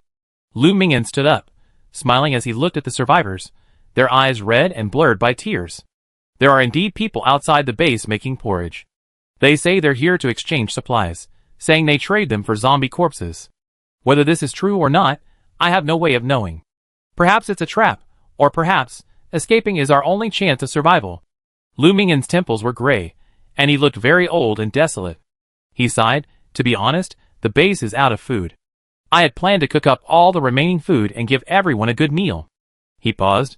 But everyone knew in their hearts that after this meal, they would truly be waiting for death. Lu Mingyan's eyes were blurry.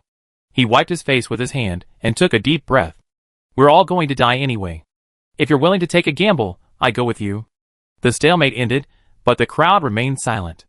After a while, a choking sob could be heard, growing louder and louder until it finally turned into a wailing. Lu Mingyan closed his eyes, suppressing the tears, turned around, and waved to the guards. The guards glanced at each other, then walked to the base's main gate, unbolted it, and slowly pulled the heavy door open. It was still noon, but the base, surrounded by high walls, seemed especially dim inside. The door slowly opened, and sunlight from outside streamed in through the growing gap, bathing everyone in it. The winter sun didn't scorch the skin, but instead radiated warmth. Lu Mingyan was the first to leave. The weeping crowd stared at his back. After a while, someone followed him. 1, 2, 3. The previous frenzy faded. As if by agreement, everyone began to follow the rules, one after another, following Lu Mingyan in a long line. No one scrambled, no one crowded. Everyone walked out of the base gate in silence and quiet. Tan Xiang and her group had been bracing themselves for battle, but when they saw the long, orderly line of people emerging, they were stunned and somewhat surprised. After all, the chaotic shouting and clamoring inside the base had been so loud and frantic. They expected the gate to open and reveal a horde of zombie-like people charging in. But clearly, the current situation was the best it could be, and it wouldn't make things difficult for Tan Xiang and her group. Immediately, someone directed, line up this way, one by one. The rice porridge takes a while to cook, but we already started cooking in the car, so everyone should have a small cup first. Afterwards, take your own cup and continue to line up at the end of the line to get your next cup. Although the situation was different from what they had imagined, seeing these people, who looked like skeletons, as if they could be blown away by the wind, Tan Xiang and the others chose not to immediately start their business.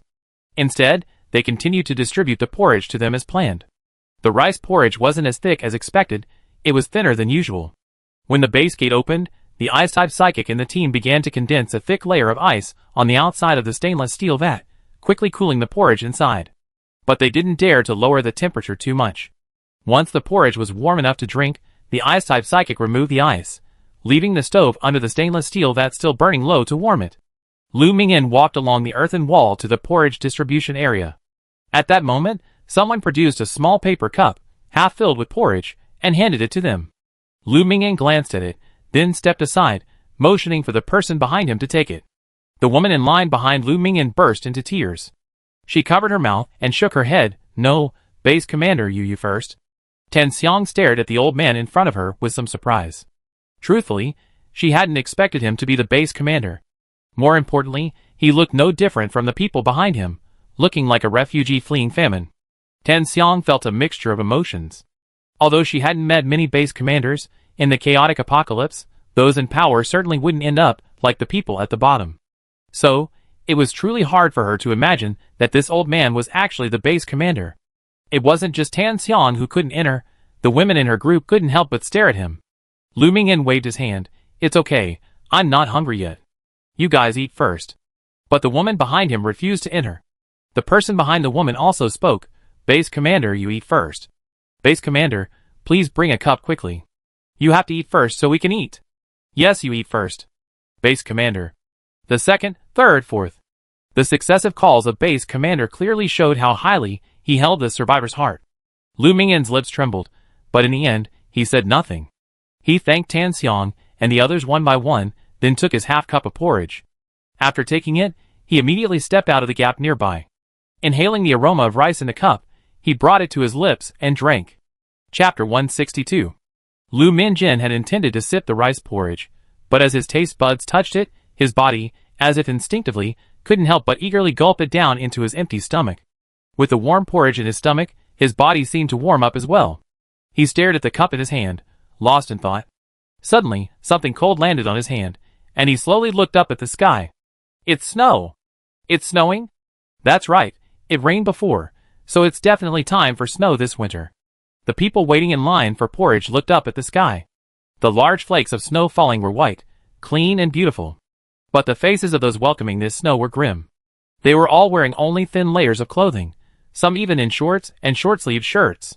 It couldn't be helped, their clothes, having been exposed to the rain, quickly became worn out. The clothes they were wearing were the ones issued by the base. The entire base couldn't muster a single pair of intact, thick clothing. In winter, they relied on weaving grass into quilts, stuffing their rotten clothes inside, and then crawling inside to keep warm. Winter was already tough enough for them, and now it was snowing. Even the porridge they received didn't brighten their moods. "Those of you who finished, go to the back of the line. There'll be more later."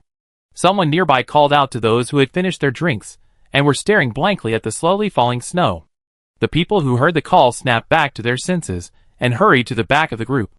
Lu Mingyan also came to his senses. He looked carefully at the group, his gaze finally landing on Tan Xiang. This man must be the leader of this group. He walked over and bowed deeply to Tan Xiang to express his sincere gratitude. His voice was a little hoarse. "Thank you. Thank you for your willingness to help these survivors." Tan Xiang was startled by him, and quickly reached out to help the old man up. "Don't be polite with me. Our Lord said that with the apocalypse approaching, human life is already difficult. We should help each other, and work together to move forward." Lu Mingyan wanted to laugh. Helping each other, working together, such beautiful words, but in the apocalyptic world, they seemed particularly luxurious. If it were any other time, hearing this, he would have thought it was uttered by an idealist. After all, in the apocalypse, achieving this position is truly difficult. You might be able to do it yourself, but you can't help others do the same. But how limited is the power of one person? And how much can one achieve? But the Lord Tan Xiang was talking about must have achieved it. Not only did he achieve it, but those around him also inherited his will, and were doing the same. Lu Mingyan felt a sting in his eyes. He looked at the young but remarkably resolute woman before him, and suddenly became curious about the person she was referring to. "Lord?" He murmured the title softly, feeling a little strange. In this world today, anyone who can establish a base or shelter generally calls themselves a base or base commander. Chaoyang was once just a shelter, but everyone gradually got used to calling it a base, so he inexplicably became known as the base commander. Tan Xiang nodded. "Well, as I said before, I'm a survivor of the D City territory and a resident there. I come out this time to make a deal." She paused. "But right now doesn't count. Everyone's starving. I see a lot of people walking around feeling dazed. Let's get everyone fed first, and then we can talk about what's next." Lu Mingyan nodded, looking at the long line. He didn't join the queue at the back, but a hint of worry crossed his eyes. "We have a lot of people in our base. Your supplies?" Tan Xiang smiled. "Don't worry, we have plenty." In the apocalypse, a base commander who still commands the affection of ordinary survivors is undoubtedly a good person in every sense of the word, so Tan Xiang deeply respects him. In particular, she glanced up at the guards on the wall. They stood motionless, even with so many people queuing for porridge, they didn't riot. Tan Xiang thought for a moment and said, "We brought 100,000 jin of rice this time, so there's really no need to worry about running low." Even Lu Minjin was stunned, almost thinking he misheard. "How much?" Tan Xiang patiently said, 100,000 jin. In fact, it was more than that. 100,000 jin of rice equaled 50 tons, which could fit in 50 cubic meters of space. There were 30 people in their team. In addition to their resident cards, each person also had a non-resident card. Each non-resident card held 10 cubic meters, so for all 30 of them, that was 30 cubic meters. This time, they filled up all 10 of their non-resident cards, for a total of 200,000 jin of rice. In addition, they brought 100,000 jin of flour, which they purchased in bags from the territory's mall, so they could deposit it directly into their resident cards. Then, there was pork. For freshness, they also bought it from the mall, so that whenever they took it out of their resident cards, it would always be fresh. For convenience, they all took the meat and not the bones. There were also various vegetables. After all, people still needed vitamins. Lu Mingyan didn't know this. The sheer number of 100,000 kilograms of grain was enough to astound him. 100,000 kilograms of grain, assuming 2 kilograms of rice per person per day, was enough to feed 50,000 people a day. The total number of people in their territory was less than 10,000, so there was really no need to worry. But Lu Mingyan also knew that the food was being used for trade, and even if he was out to help them, he couldn't really give them all the food. But he also sent someone to notify the guards and soldiers on the city walls and elsewhere to line up, so they could at least get some food.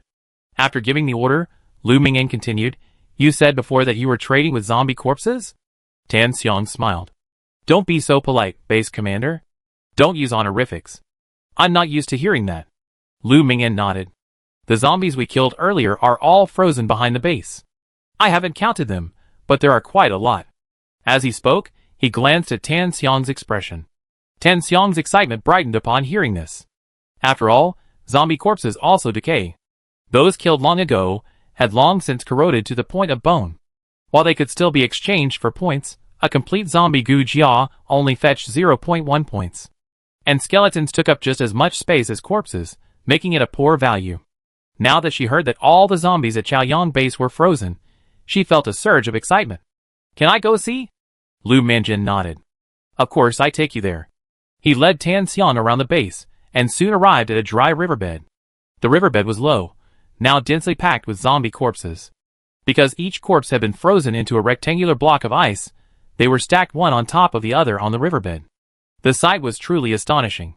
Tan Xiang took a look and couldn't help but say, "Your base is quite creative." She hadn't expected anyone to freeze zombies like this and arrange them so neatly. Before they knew zombie corpses were useful, no one would have undertaken such a thankless task. Tan Xiang felt a little complicated and couldn't help but glance at Lu Mingyan with a strange look. Lu Mingyan walked to the riverbed, looking at the zombies frozen in the ice sculptures, and sighed softly. They were once human, and they didn't want to be like this. So I had the ice-powered people freeze them here, as a kind of grave for them. Originally, he had planned to cremate them, but he was worried that the toxins in the zombies would evaporate into the air after cremation. What if the entire base was infected? But burying the zombie corpses directly was also a concern, as it would further contaminate the soil. Before the rain, their base also had a research institute, and they were working on a solution to the soil pollution problem, so they naturally didn't want to further pollute the soil. After much deliberation, they finally froze the zombie corpses here. The ice formed by the psychics isn't easy to melt, so they only need to maintain the ice sculptures by the riverbed every summer to prevent them from melting. Tan Xiang, She couldn't understand Lu Mingyan's decision to build a grave for the zombie corpses, but even if she didn't understand, she chose to respect it. So, she asked hesitantly, "Then, are you willing to exchange these corpses for supplies?" Lu Minjin smiled wryly. "Zombie corpses can be exchanged for supplies. It's such a good thing. How could I not want to?" As for the previous idea of building graves for these zombies, now that the living are starving to death, they can't even take care of their own affairs. So how can they care about these zombies? Tan Xiang immediately called her subordinates and summoned two to come and count the zombies. In Lu Mingyan's eyes, Tan Xiang was just mumbling to herself. Although curious, he didn't pursue the matter. Perhaps this was her special ability. Tan Xiang smiled and said, "According to the rules of our territory, each zombie is worth 1 point. The base commander can also call someone to help count." Lu Mingyan shook his head. "No need. Just count them. It wasn't that he was being generous, but they had already given everyone in their base a free meal. With so many people, even if everyone ate only half full, it would still cost a lot. To be fussy about it now would be heartless. Soon, 2 men arrived and began counting the zombies. There were indeed a lot of zombies, and even for a special ability user, it would take quite a while. Tan Xiang took out her own non-staff card and said to Lu Mingyan, "Base Commander, this is our territory's non-staff card. It can be used to receive and spend points, and it also has 10 cubic meters of storage space. All you need to do is drop blood to bind it." She demonstrated by putting a nearby stone into it, then took it out. After binding the non-staff card, if you're able to kill zombies, you earn 1 point for each zombie you kill, and you can redeem another point for each zombie corpse. Our territory can initially give your base 1,000 non-staff cards for free. After that, you need to purchase them from the territory. Lu Mingyan fell silent after hearing this. This so-called non-staff card is like a pre-apocalyptic mobile phone. It can receive and pay for things, and it even functions as an ID card. After all, the non-staff card is directly linked to the person. And the non-staff card also has storage space, so anyone would be happy to bind it. Lu Mingyan, having participated in battles large and small, and having served as county and district governor for many years, understood exactly what this meant. As the extracurricular card spreads, it's likely that the entire country will gradually fall under the rule of the Lord Tan Xiang described. This ruler will be supreme, perhaps even more powerful than the emperor of ancient times.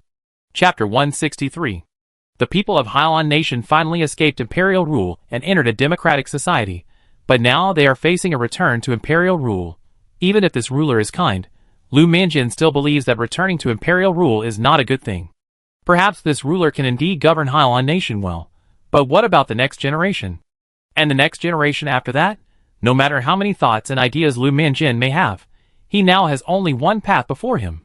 When all other paths have run out, and this one remains, it is his only option. Tan Xiang looked at Lu Mingyan, "Base Commander?" Lu Mingyan came back to his senses, smiled at Tan Xiang, and nodded, "Okay, thank you and the Lord for the gift." Tan Xiang looked at Lu Mingyan with a puzzled look.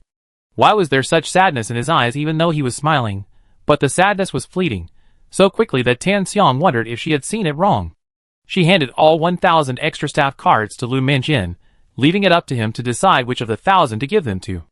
Soon, the person counting the bodies arrived.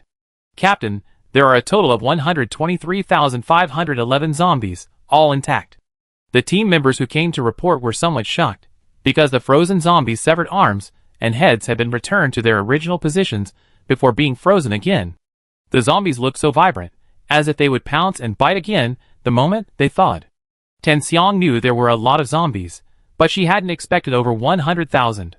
Even if all the extra staff cards in the team were used to store the corpses, they could only hold about 30,000 zombies, not to mention the supplies they still had in the extra staff cards, so there was no way they could empty them all. Even if they used a battle vehicle to carry them, they wouldn't be able to hold much, even with the space device. There was a space-based psychic in the team, but her space was only 200 square meters. Even if they squeezed in, they could probably only fit a little over 4,000 zombies. Thinking internally, Tan Xiang didn't show it on her face. She nodded. "Base Commander, 123,511 zombies convert to points, which is 123,511 points. We're carrying rice and flour. Rice is 5 points per pound, and flour is 8 points per pound. How much do you plan to exchange for first?" The price was completely based on the local price. Of course, it wasn't because she felt sorry for the people at Chaoyang Base. This trade was considered a mission, and the points used to purchase supplies were reimbursed by the territory. So, she sold the goods at the local price. Of course, it wasn't because she was being generous and willing to go out for nothing.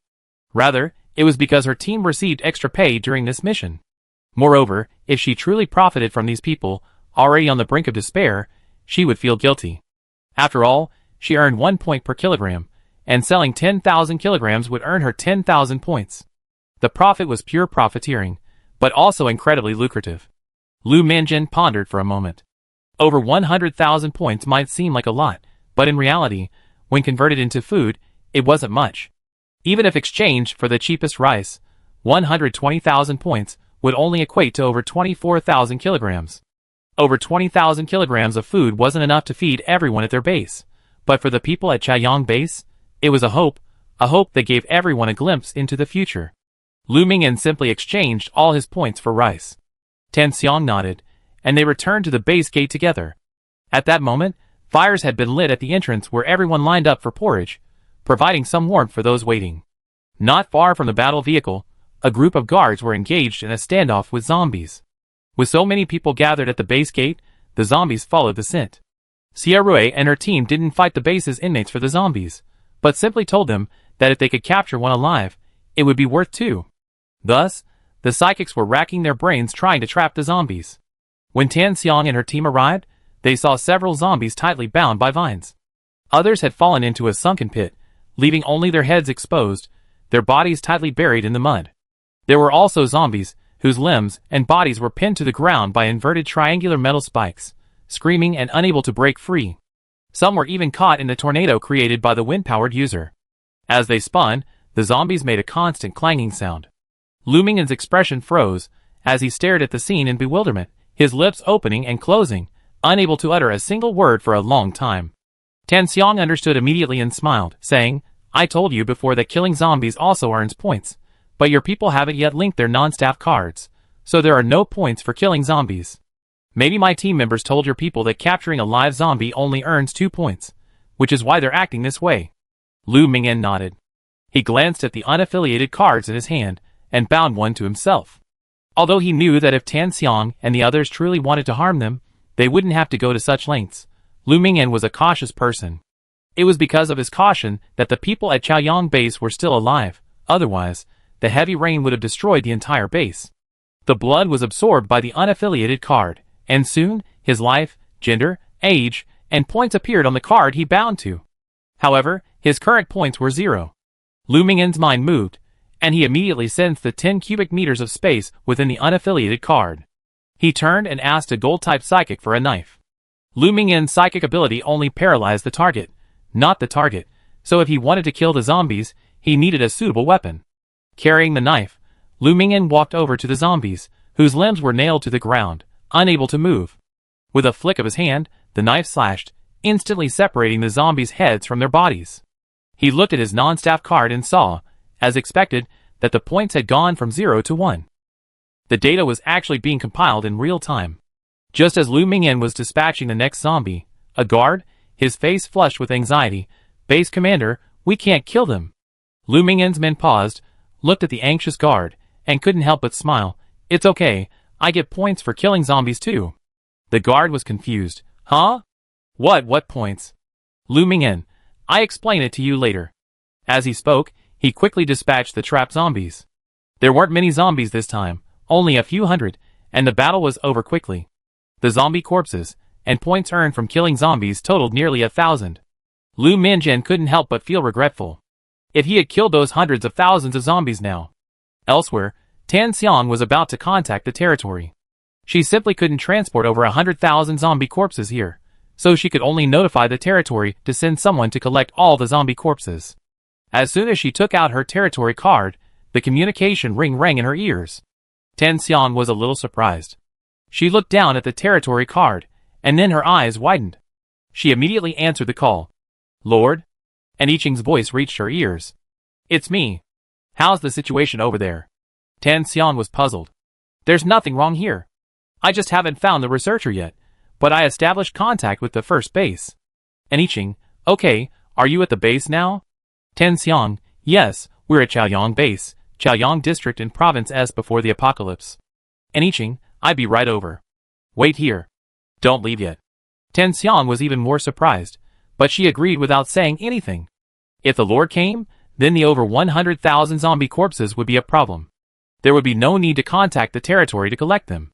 Even then, and I Ching checked Tan Xiang's location on the system interface. It was already at the edge of the communication range, so she called Tan Xiang to let her know. As for expanding the communication range, and I Ching didn't intend to waste her divine power on it any further. In order to develop the territory, in addition to scientific research talents, various metal mines are also indispensable. If she wants these metal mines, she must expand the territory as soon as possible. Under normal circumstances, and I Ching would have sent her consciousness back to her territory to absorb the crystal cores. But suppressing an evil god, even one without divine authority, is no easy task. She needed to maintain sufficient divine power to allow the god-trapping formation to exert its full strength and suppress the evil god. If her divine power was too weak, the formation's effectiveness would be diminished. Thus, an I Ching couldn't separate her consciousness and allow it to act independently. Suppressing the evil god required divine power, and expanding her territory required divine power. And I Ching felt deeply that the divine power she had absorbed was truly insufficient. Yang Jin was driving. Seeing an I Ching sigh after contacting Tin Xiang, she said, "Lord, don't stress yourself out. Just take your time." This made an I Ching feel like he was being too self-conscious, especially since Yang Jin was the god who had been betrayed by his own priests. After all, she was now essentially cleaning up his mess. For a moment, an I Ching's eyes grew dark. Yang Jin keenly sensed an I Ching's gaze, tightening his grip on the steering wheel. He then asked, "Lord, what would you like to eat tonight? It's still early, so why don't you drive? I make you some Buddha jumps over the wall. I have the ingredients in the fridge." Since Yang Jin was in charge of the cooking, an I Ching brought out a lot of ingredients and filled the fridge directly. An I Ching ate a mouthful of food. From the original owner's memory, Buddha jumps over the wall seemed like a royal dish. Although Lian Yu, the heir to the imperial chef, was in the territory, she had never tasted Buddha jumps over the wall. It was said to be incredibly delicious. Thinking of this, an I Ching felt a little craving for it. It wasn't that she was greedy, but Yang Jin's cooking skills were truly excellent. He was probably on par with Lian Yu's. It was hard to imagine he had only learned a little while working part-time at various restaurants. "I also like a chopped pepper fish head and garlic baby cabbage." He unceremoniously ordered 2 more items. Yang Jin's lips curled up slightly, and he raised his hand to cover his mouth with a subtle smile. Okay. Of course, his current cooking skills weren't just due to the little he learned while working. It was mainly because all his memories had been restored, naturally including those from his reincarnation period. In one of his past lives, he had been the head chef of an emperor's imperial kitchen, proficient in every cuisine. Chapter 164. As darkness gradually darkened, an I Ching parked the battle vehicle by the roadside, turned off the engine, and went upstairs. The second floor was brightly lit, and Yang Jin, wearing an apron, was still busy in the kitchen. Yang Jin looked up at an I Ching. "Lord, it will take a while. The preparation of Buddha jumps over the wall is complex and time-consuming, and now it's the final step." He placed the cooked ingredients into a clay pot, sealed it, and steamed it in a steamer. And I Ching hummed and sat at a table near the kitchen, gazing at Yang Jin in the kitchen with her chin propped up. As Buddha jumps over the wall steamed in the pot, Yang Jin began to prepare the fish. For chopped pepper fish head, the best choice is, of course, silver carp head, as the meat is the most tender. And I Ching watched as Yang Jin's slender, white, bony hands grasped the silver carp and used the knife to quickly and smoothly gut the fish. Every movement was just right, without a single unnecessary movement. "Lord, can I make you some boiled fish fillets with the fish body?" Yang Jin asked. And I Ching nodded, "Sure." She could eat as much as she wanted anyway, so there was no need to worry about waste. Yang Jin quickly cleaned the fish scales, then separated the head from the body. After marinating the head in a few seconds, he began filleting the fish. His every move was so beautiful, watching him cook was a real pleasure. And I Ching waited until he had marinated the fillets before asking, "Do you think I can survive until the day the evil god is purified?" Yang Jin paused, looking up at an I Ching. "Of course I can. Even if you're unwilling to accept the godhood, you can wait until you absorb enough divine power." And I Ching propped up her chin, a somewhat lazy expression on her face. "What about you? After the evil god is purified, will you return to your place as a god?" Yang Jin smiled and lowered his eyes. "No, ever since I abandoned my true body and entered the cycle of reincarnation, I can't go back. It's better to say he was once a small part of a god's soul than to say he was a god. After entering the cycle of reincarnation, he and the god were completely separated. If the god's true body hadn't been completely corrupted, he could still return to his true form, but if it had been thoroughly corrupted, he couldn't return. And with each reincarnation, his divinity was gradually eroded, and he took on the human nature of a human. Perhaps this is why, while he can access past memories from his godhood, he can't fully integrate with it, can't resonate with it. Of course, recalling his days as a god, he felt that being human was preferable. A god's life is too long and too lonely. Now, he probably couldn't endure such loneliness. Those in darkness cannot imagine light, and those who have seen light can no longer tolerate darkness. Once a high and mighty god, He now felt like a prisoner imprisoned within the divine realm. And I Ching, however, pondered the true form he spoke of, her brow furrowed. So you still have a true form? Yang Jin was stunned, then realized he had forgotten something. He frowned, pondering for a moment, then nodded. Yes, I do have a true form, but it has now become the true form of the heretic god. Yang Jin saw I Ching's expression darken, and soothingly said, but don't worry. The true form of the heretic god cannot leave the divine realm. The realm inhabited by gods is called the divine realm. While the god's consciousness can enter and exit the divine realm at will, their true form cannot. To leave the divine realm, their true form must completely open it with their divine nature. If the former god hadn't hidden his divine nature, the now tainted evil god could have directly opened the divine realm and descended into this world in his divine body, leaving this world without even a chance of resistance. And I Ching understood, hence the evil god's desire to possess her body. But could a portion of the evil god's soul still remain within his divine body? And I Ching looked at Yang Jin. Yang Jin shook his head. I have lost any connection to my divine body, so I can't sense what's happening within the divine realm. At this point, Yang Jin frowned. However, judging by the state of the evil god's soul before, it seems he's already deployed almost his entire soul. Of course, it's possible he has a backup plan, but even if he does, it's unlikely to be much. As long as you can firmly control the portion trapped in your sea of consciousness, the rest shouldn't be a concern. Despite Yang Jin's assurances, and I Ching wasn't so optimistic. Then can you open the divine realm now? Perhaps she should head to the divine realm to slay the god. At least the god's body must be dealt with. Yang Jin, I can't use my divine nature right now, nor can I open the divine realm. At this point, he brought up the past again. Perhaps, Lord, you can merge with the divine nature and thus open the divine realm. And I Ching's eyes suddenly narrowed. Why did she feel like he was trying to shirk his responsibility? Perhaps it wasn't an illusion. Now that she thought about it, Yang Jin had clearly recovered his memories, but he hadn't considered himself a god at all, nor had he taken on the task of saving the world. Instead, he acted as a supporting figure. And I Ching curled her lips, and then become a god? Forget it, I don't want to be a god. Yang Jin fell silent. Soon, the chopped pepper fish head, garlic baby cabbage, and boiled fish fillets were all ready.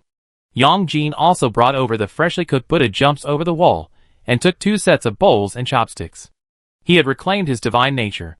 Even though it no longer resonated with him, and he couldn't use it, it had helped him expel the impurities from this body and reshape it. Now, Yang Jin had completely returned to his human form. It was only when I Ching asked him if he wanted some canned beef that Yang Jin realized this. Mainly because he had become accustomed to hunger, he didn't react to the initial reshaping of his body. And I Ching looked at the delicious dishes before her, and her somewhat depressed mood suddenly lifted. She now found Yang Jin much more pleasing to the eye. She picked up an egg-sized abalone, and gently bit into it. The rich broth coated the chewy abalone, bringing a profound delight to her taste buds. Regardless of Yang Jin's dedication, his cooking skills were truly remarkable. Yang Jin, chopsticks in hand, watched I Ching's eyes narrow as she ate with delight, and couldn't help but smile. The next day, the two continued their journey. On the way to Chiang Base, they occasionally encountered small groups of zombies. Without his status as the zombie king, Yang Jin could no longer control the zombies, even if his powers remained. Unable to summon zombies in large numbers, and I Ching could only deal with as many as she could find, clearing them out as they came across her. With so few zombies, and I Ching barely had to do anything, Yang Jin could handle them all by herself. He himself didn't even act like a god, and I Ching quickly forgot his status, and commanded her men without mercy. 2 days later, and I Ching finally arrived at Chaoyang Base. It was early morning when she arrived at the Chaoyang Base. The heavy snow had stopped, and the walls, the ground, and the polluted trees and grass were all covered in a thick layer of white snow. The clean, beautiful white snow concealed all traces of the unpleasantness, making one feel as if they had returned to a time before the apocalypse. Tan Xiang had been waiting outside the base long before, watching the battle vehicles approach from afar as they trod quickly through the snow, leaving behind a trail of footprints. The battle vehicles stopped, and I Ching dismounted. Lord! Tan Xiang was delighted to see I Ching, her lips curling up uncontrollably. I Ching nodded, then noticed Xia Rui standing beside her and smiled. Xia Rui's cheeks flushed slightly, and she was also very excited. She asked cautiously, Lord, will you be leaving with us later? I Ching, yes, I came here just to explore some other places with you. Xia Rui's eyes curved with a smile. And I Ching was a little amused, not understanding why she was so happy. Tan Xiang glanced at the base. Lord, I didn't tell the people at Chaoyang Base about your coming. Are you going to meet the commander of Chaoyang Base? And Yiqing shook her head.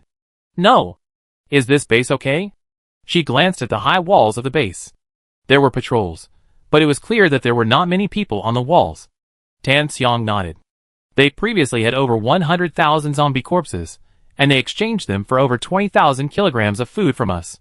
Those who have been assigned to the extracurricular cards have been actively searching for zombies these past 2 days, and they made quite a good return.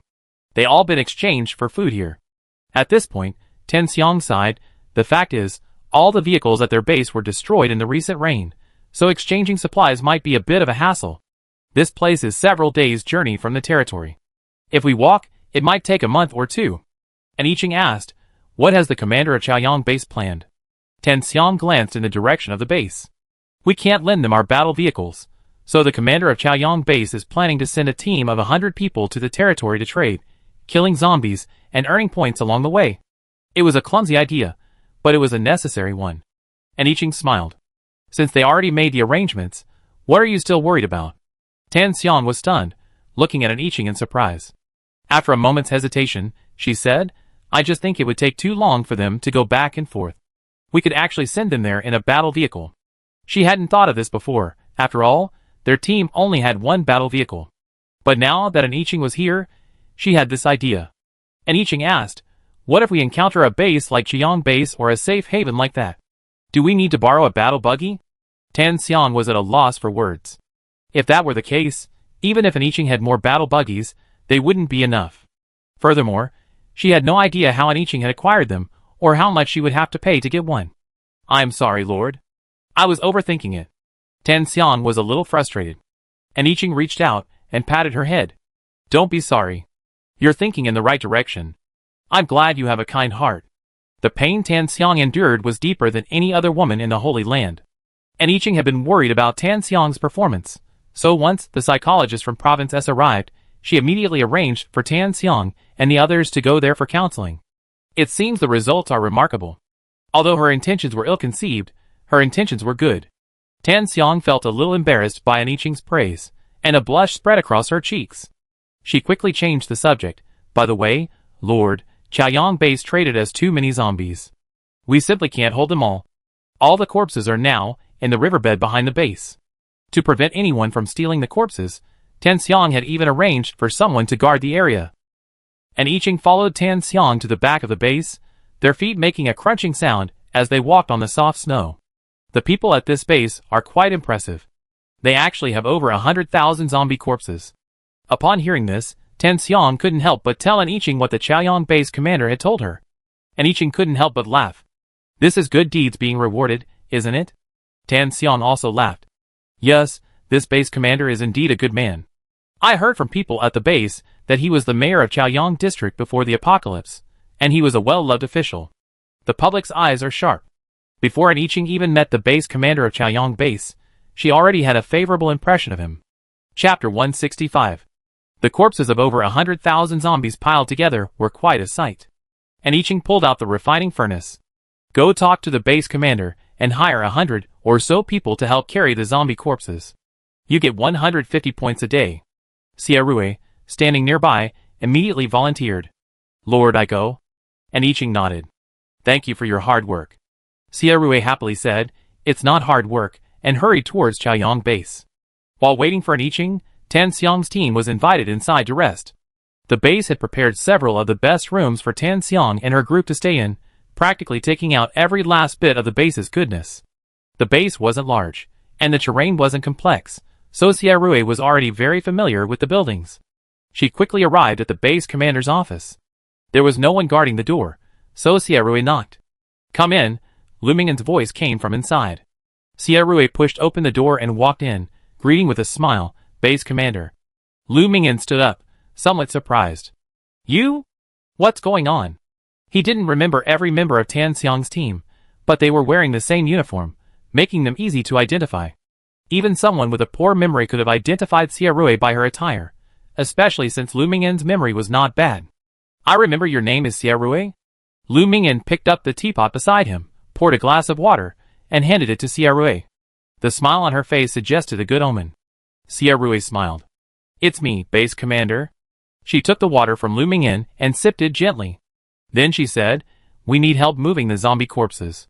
They don't have to be carried too far, just to the furnace. We need about 100 people. We pay 150 points a day. Base Commander, please help us find some capable people."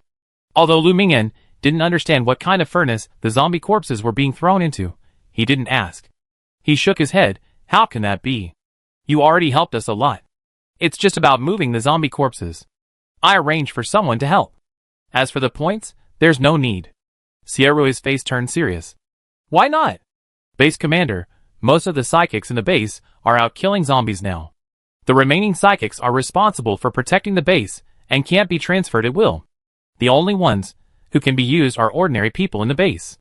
Are you going to make them work for free? Even if you want to, we wouldn't be happy to exploit you like this. Let's be fair. If someone comes to help us, we definitely pay them points." Lu Mingyan was stunned by Sierra's words. Over 100,000 zombies, while seemingly a lot, were actually nothing to Sierra and the others, especially since they had extracurricular cards. Wouldn't it be faster to just use them to collect the zombie corpses and transfer them to their so-called furnaces? It wasn't so much that they needed help, but rather that they were trying to find a way to help their base. Lu Mingyan was touched. He bowed deeply and respectfully to Sierra. "I understand. Thank you for helping all the survivors in our base. We will always remember your kindness and the kindness of the territory." Sierra quickly dodged his bow and reached out to help the man up. "Base Commander, please don't be like this. You're making me feel embarrassed." Here she paused. Lu Mingyan looked at her, puzzled. Sierra thought for a moment and said, "Base Commander, your area is too far from the territory. If possible, you better move towards the territory." Lu Mingyan was stunned. "Migrate? Why?" There were still thousands of ordinary people in the base moving elsewhere. They would undoubtedly encounter many dangers along the way, and ordinary people were the least able to protect themselves. There would undoubtedly be heavy casualties. But Lu Mingyan had a feeling that Sierra wouldn't bring up the idea of relocation for no reason. "Sierra, our Lord has cleansed the territory from pollution, growing abundant crops and raising a wealth of poultry and livestock." Lu Mingyan remained silent for a moment. Although Sierra and her companions had stayed at the base for a few days, out of respect, he hadn't asked anyone to inquire about their territory. So, he was genuinely surprised that the Lord could actually cleanse the territory. Seeing this, Sierra stood up and said, "Of course, if the base commander has any doubts, you can see for yourself when your base goes to the territory to purchase supplies." Lu Mingyan sighed, "Of course I don't doubt it, but Chaoyang is so far from City D, and we don't have a car right now, so moving so many people is difficult.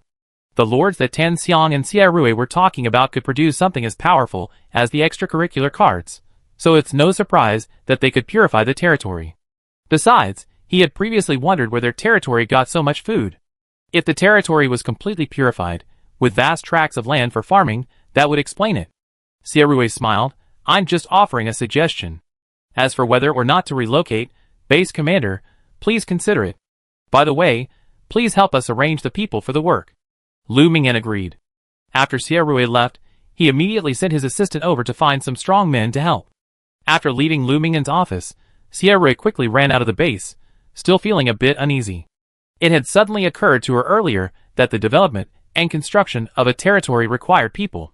Simply put, the more people in the territory, the better. Lu Mingyan was a good man. The psychics he led, as well as ordinary people, were responsible and conscientious. Having such a group of people joining the territory was definitely a good thing for the Lord. So she had said that. Now, she was worried she made a mistake. As Sierra walked out of the base gate, she saw a team member waving at her. She immediately went over. "What's wrong?" The team member pointed at the battle bus and whispered, "The Lord has returned to the battle bus." After thanking the team member, Sierra walked over to the battle bus and reported to an Iching about her previous conversation with the Chaoyang base commander, not hiding the advice she had given him. An Iching looked at Sierra, who seemed unaccountably nervous, with amusement. "You don't have to suggest this. Once the people from their base arrive in the territory and see the situation firsthand, they report back to the base commander. Once the true situation in the territory is known, unless the base commander is a fool, he definitely choose to relocate the people from the base to City D." Sierra nodded. "Yes, but I think that's too slow. I wonder how long it would take to go back and forth. And Iching patted her head. You mean well, and you haven't done anything wrong. There's no need to be so nervous. Sierrui's cheeks flushed, a little embarrassed, but also happy to be praised. And Iching smiled and said, but from now on, let them see it for themselves and make their own decision. Sierrui tilted her head, somewhat confused. Why, Lord? And Iching smiled and said, every base commander has a different personality. They're not all good people. Some are paranoid, some are power-hungry, and some are selfish.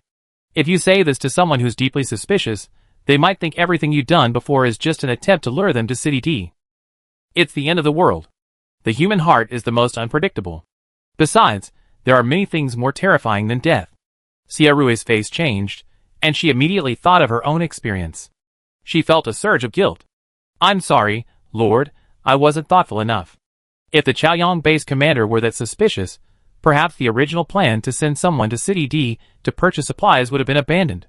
Without their supplies, Chaoyang base would only hold out a little longer than before, and would eventually face its end. Soon, the base commander's assistant brought 100 men and handed them over to Tan Xiang. Tan Xiang immediately put them to work. The ice-powered user had already caused the ice surrounding the zombies to melt. All the other people had to do was carry the corpses to the side of the refining furnace and toss them in. A wall had been built around the refining furnace, with several steps built along the edge so the people could carry the zombies to the refining port and drop them in. However, because of the surrounding earthen wall, the people could not see the crystal cores that fell into the refining furnace after the zombies were refined. And Iching hadn't made any special instructions about this, as there was no need to hide it. After all, no one besides her and Yang Jin could absorb the crystal cores. In other words, it was useless for others to possess the crystal core. As for someone stealing the crystal core for research, and Iching felt that if researchers couldn't even develop a zombie virus serum, it was even more unlikely they would be able to develop a crystal core containing divine power. Speaking of which, she had previously considered giving Yang Jin some crystal cores to boost his strength. Who knew that with divine power, he could establish a connection with the Godhead, and Yao had already been able to absorb the divine power within the crystal cores, so there was no reason Yang Jin wouldn't believe it. Although one was an incarnation, and the other a reincarnation, they were still essentially the same god. But Yang Jin refused. This further confirmed for an Iching that he had no desire to establish a connection with the Godhead, and was intent on pushing it onto her. Smoke rose from the battle vehicle. Tan Xiang and her group were all women, and many of them could cook. Their cooking skills weren't particularly impressive, but they were still decent, home-cooked meals. On the riverbank, the 100 people assigned were all men. Though they were starving and freezing, and emaciated, men were still stronger than women, especially since none of them possessed special abilities. These men were also chosen from the healthiest and strongest individuals. At this moment, they carried piles of corpses one after another, but in the entire morning, they hadn't managed to move much. They were panting with exhaustion, their breaths puffing out thick clouds of white mist. In the freezing weather, carrying corpses had made them sweat. They had been shivering with cold, but now they felt warm, their blood rushing. Although they were a little tired, they weren't afraid of the effort. Instead, they relished it. The base commander had said they could earn 150 points a day, and he had promised that the base would take only 50 points, and the remaining 100 would be theirs. Because they didn't have extraneous cards, they could be given food directly in exchange. Of course, this presupposed that they worked diligently, and couldn't deliberately delay just because Tan Xiang and her team were paying points daily. So, even though everyone was exhausted, no one uttered a word, not even taking a break. They toiled away like tireless oxen. Suddenly, a rich aroma of food wafted over. The 100 people looked up simultaneously, swallowing unconsciously. Dong, dong, dong. A member of Tan Xiang's team rapped a stainless steel spoon against the basin a few times, then shouted, "It's time for dinner. Everyone, get in line." The group froze, and for a moment, no one moved. The team members couldn't help but laugh at the stunned expressions on their faces. "What are you standing there for? I told you to come and line up for food, and you're not hungry?" At that moment, someone finally reacted, staring blankly at her, stammering in disbelief. "And, we're even provided with food?" They thought a daily salary of 150 points was a great deal, but they hadn't expected to actually get food. Gulp. Everyone swallowed. The team members nodded. "Of course we are. We're supposed to work, so how could we not provide food? If you run out of energy, you won't be able to work anymore. Hurry, get in line, or the food will get cold." Everyone, who had been stunned, suddenly rushed over. Line up, line up. Don't push. Those who don't line up won't get food. The team member shouted. Chapter 166. The 100 people quickly formed a long line. The team member didn't serve them their food directly. Instead, they pointed to a makeshift mud house on the riverbank and said, "We built a shelter for you over there. Once you got your food, go there and eat. It'd be warmer." Although it wasn't snowing, the wind was still bitingly cold. The mud house wasn't big, so it would probably be a bit crowded for the 100 people inside. But in such cold weather, huddling together would keep them warmer. After making sure everyone had heard, the team member served them their food. Today's meal wasn't the rice porridge they'd been given, but rather plump, white rice. Looking at the fragrant dry rice, the people at the front of the line swallowed even louder, their Adam's apples bobbing as they struggled to swallow the saliva. The team member served them a large spoonful of white rice, then a spoonful of mincemeat and cabbage, and finally placed a pancake on top of the rice. Okay, next. The first person carrying the food sniffed the aroma of mincemeat and cabbage, swallowed his saliva frantically, and quickly stuffed the bread into his pocket before sprinting towards the mud house. One after another, those who came to get their food all pocketed their bread. Soon, everyone was carrying their food inside to eat. Some stopped eating halfway through, finishing the whole dish. Then, they rolled the rice in their bowls into small balls, then covered them with a handful of clean snow. After letting the balls cool and harden, they scraped off the snow and pocketed them. After finishing their meal, they didn't rest, they all got up and ran out to work. After a packed lunch, they were clearly even more energetic than they had been that morning. Each of them worked tirelessly to load the corpses into the refining furnace, seemingly unaware of fatigue. At the end of the day, the 100 men had carried nearly 40,000 zombie corpses. Although the refining furnace was relatively close, after a period of calm, each man had carried nearly 400 zombies. Remember, they were all ordinary people, emaciated and practically skinny. Even an Iching was a little surprised by the pace. After finishing their work, each of the 100 men received 4 steamed buns. They couldn't claim points, they had to wait until the work was over to collect their rations directly from the base commander. In the crowd, Shinhui rubbed his hands clean with snow before reaching for the steamed buns. After receiving the buns, he didn't eat them. Instead, he found a place to wrap them in snow to cool them down. After making sure the smell was gone, he carefully tucked them into his clothes. Back at the base, Shinhui quickly ran back to the wooden hut he had built. Inside, his mother, cradling her son, huddled on a straw mattress, shivering from the cold. As he drew aside the curtain, the cold wind from outside rushed in. The old woman shuddered, bracing herself to look over. Shinhui squeezed into the hut and whispered, "Mom." The old woman looked at Shinhui with concern. "Come in, snuggle up next to me. It's warm here." She moved her grandson over with her. The child poked his head out to look at Shinhui. "Dad, are you cold? Come in and warm up." Shinhui carefully took off his coat and followed him inside. He then took out the biscuits he hadn't eaten that day, along with the 2 rice balls he had made and the 4 steamed buns he had just received. "Mom, son, eat quickly. Hide the rest for later." Shinhui smiled brightly. "They're so kind. I didn't expect they even provide meals." He spoke softly, not daring to let anyone know. If anyone knew about this, there would definitely be a commotion. After all, 150 points a day, which translates to 30 kilograms of rice. Even if the base deducted 50 points, that still left 20 kilograms of rice. Not to mention, they provided lunch and dinner, and they weren't just sloppy meals, but solid, filling meals. He thought of the mincemeat and cabbage he had for lunch today. The meat was chopped very finely, but you could still taste the meat and some oil. It was a pity that it wasn't easy to carry, otherwise he would definitely bring some back for his mother and son. The old lady put away the steamed buns and pancakes, and gave the rice balls to her grandson, but she didn't eat any herself, constantly urging him to eat quickly. Shinhui hurriedly said, "Mom, you eat too. You should take care of yourself too." His son was very sensible and offered his rice ball to the old lady. "Grandma, eat it. If you don't, I won't eat it either." The old lady was so moved that tears welled up in her eyes. She nodded repeatedly, saying yes, and ate the rice ball, calling him good grandson. Shinhui curled up in bed for a while, feeling the chill he felt since returning ease. Then he got up and searched the house. The old lady looked over in confusion. "What are you looking for?" "Shinhui, where's your lunchbox?" "Mom, where did you put it?" Each family had a small lunchbox issued by the base, one for each person. They used it whenever they went to get their meals from the base. The lunchbox was made of metal by a psychic. With the lunchbox, he could bring back some food tomorrow, so his mother and son could have some meat too. He wasn't the only one with this idea, others were planning the same thing. The old lady found the lunchbox and gave it to Shenhui.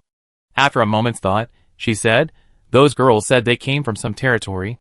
Do you know where their territory is? How could they have so much food?"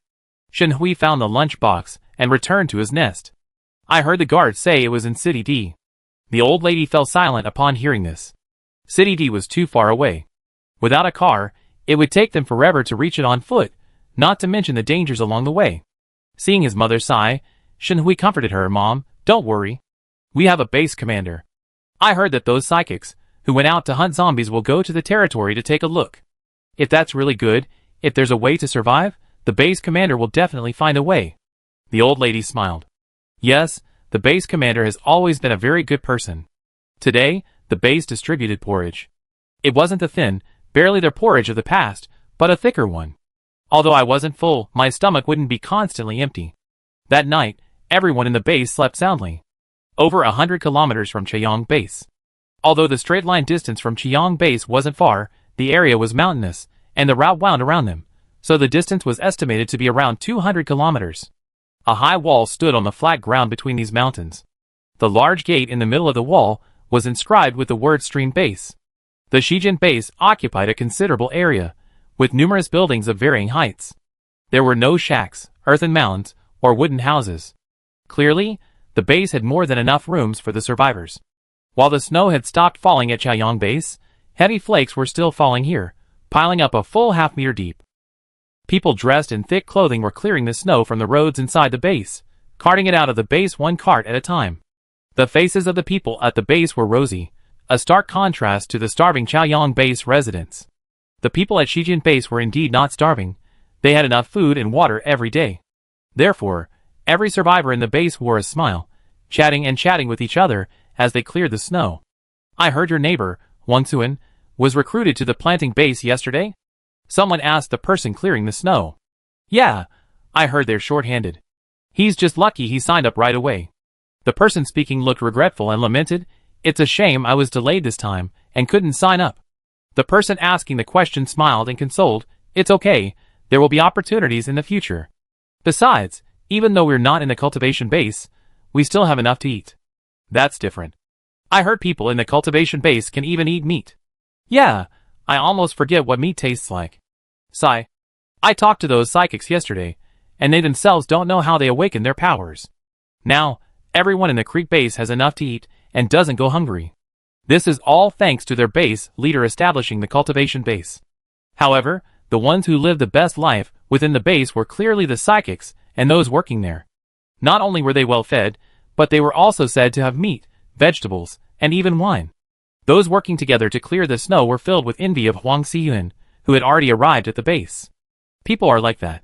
When they're starving, they crave food, and once they're full, they crave a good meal.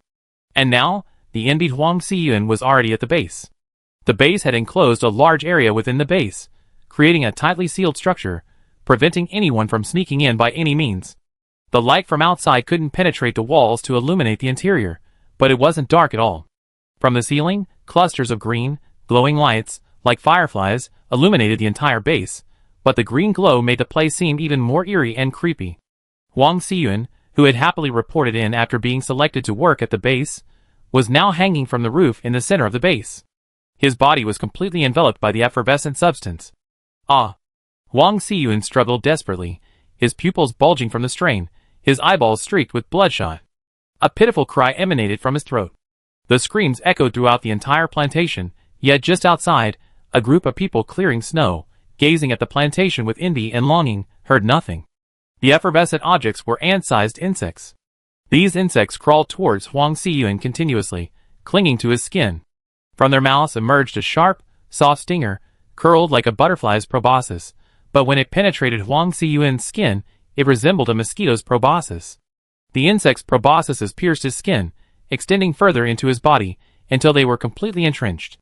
Then, the insect's original emerald green light gradually turned red, its body began to swell, and the red light it emitted grew increasingly intense.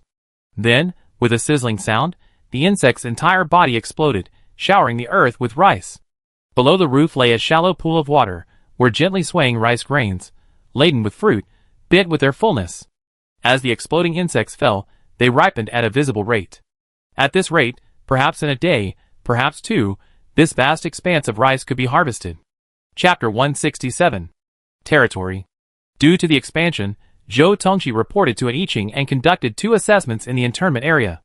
Except for those who had previously been stripped of their citizen cards and returned to the internment area, and those who had shirked their duties during the previous battle, all the survivors of these 2 assessments joined the territory. Of course, adding so many citizens to the territory at once meant that there wasn't enough living space within the territory, so some people, despite becoming citizens, continued to live in the internment area. But they could enter and exit the territory unimpeded and rent the territory's battle vehicles and space vehicles. As long as they didn't use crystal cores, almost everyone had enough points to rent a vehicle. At that moment, outside the hospital's treatment room, several people sat or stood, looking at the treatment room door, anxiously waiting. Zhang, who couldn't help himself, pacing back and forth at the treatment room door, his face etched with nervousness. Anyone could see his anxiety and uneasiness, and anyone who didn't know would think his wife was giving birth inside. Wu Chang endured it, but his eyes still hurt from the shaking. "Can you please not leave? You're making me panic." Zhang, who paused and glanced at the closed treatment room door. "Oh, I don't want to, but I can't help it." Ma Qianquan frowned. "Actually, I'm a little worried too. The hospital announced they had a potion to regenerate severed limbs, but so far, no one has tried it. Brother Xiang is the first." Zhang, who nodded repeatedly. "That's right, that's why I can't help but worry." Sherming soothed, "Don't worry too much. I heard the potion was left by the Lord. There's no doubt that anything the Lord gives you will be fine." Under Zhou Tongqi's guidance, everyone in the territory had a blind faith in an I Ching. Even Sherming, who always prided himself on being calm and rational, was no exception. Of course, this was also based on the premise that an I Ching had purified the territory and provided a host of magical yet useful items, such as zombie virus serum and cell activation spray. Otherwise, Zhou Tongqi's guidance alone wouldn't have yielded such impressive results. Through Sherming's diligent training, his physical skills had reached the 3rd stage. While he couldn't yet compare to psychics like Zhang Hu, he was already holding his own. Furthermore, he excelled at analysis, and each time he hunted zombies, his combat effectiveness, according to his strategy, could double that of their own. So, even if their combat effectiveness was limited to holding their own, now that they could rent battle vehicles, Sherming and Shernian had become integral to the team. During this period, in addition to transporting supplies to small bases within the refuge for trading, they also deliberately used the scent of blood to lure zombies toward them in secluded locations, where they wouldn't be implicated. It's true, given sufficient combat power, killing zombies this way is incredibly fast. As a result, Xiang Guangming not only repaid the points he owed the hospital, but was also able to purchase a limb regeneration potion to heal his broken arm.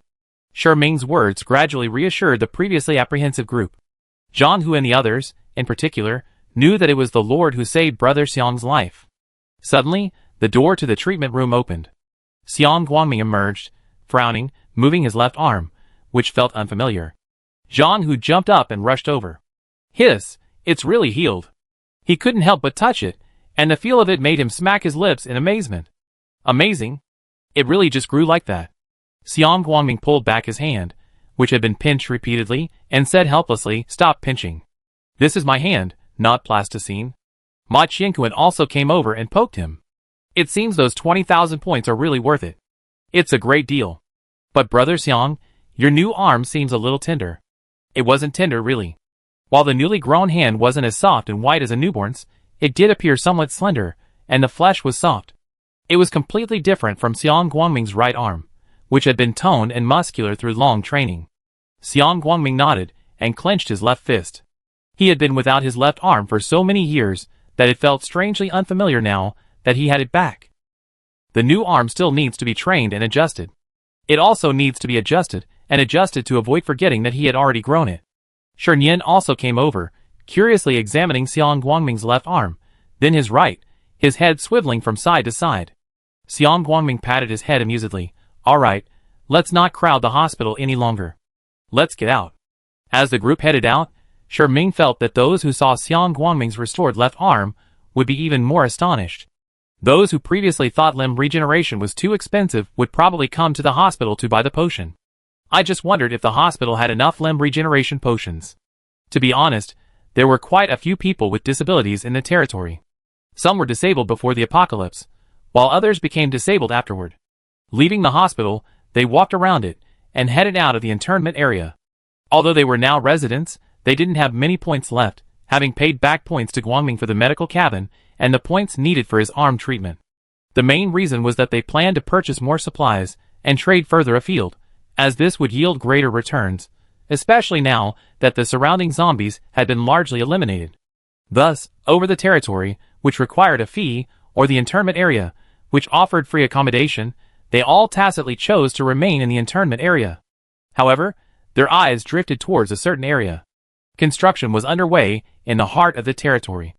Rumors suggested they were going to build a lord's mansion, and the work was bustling with activity.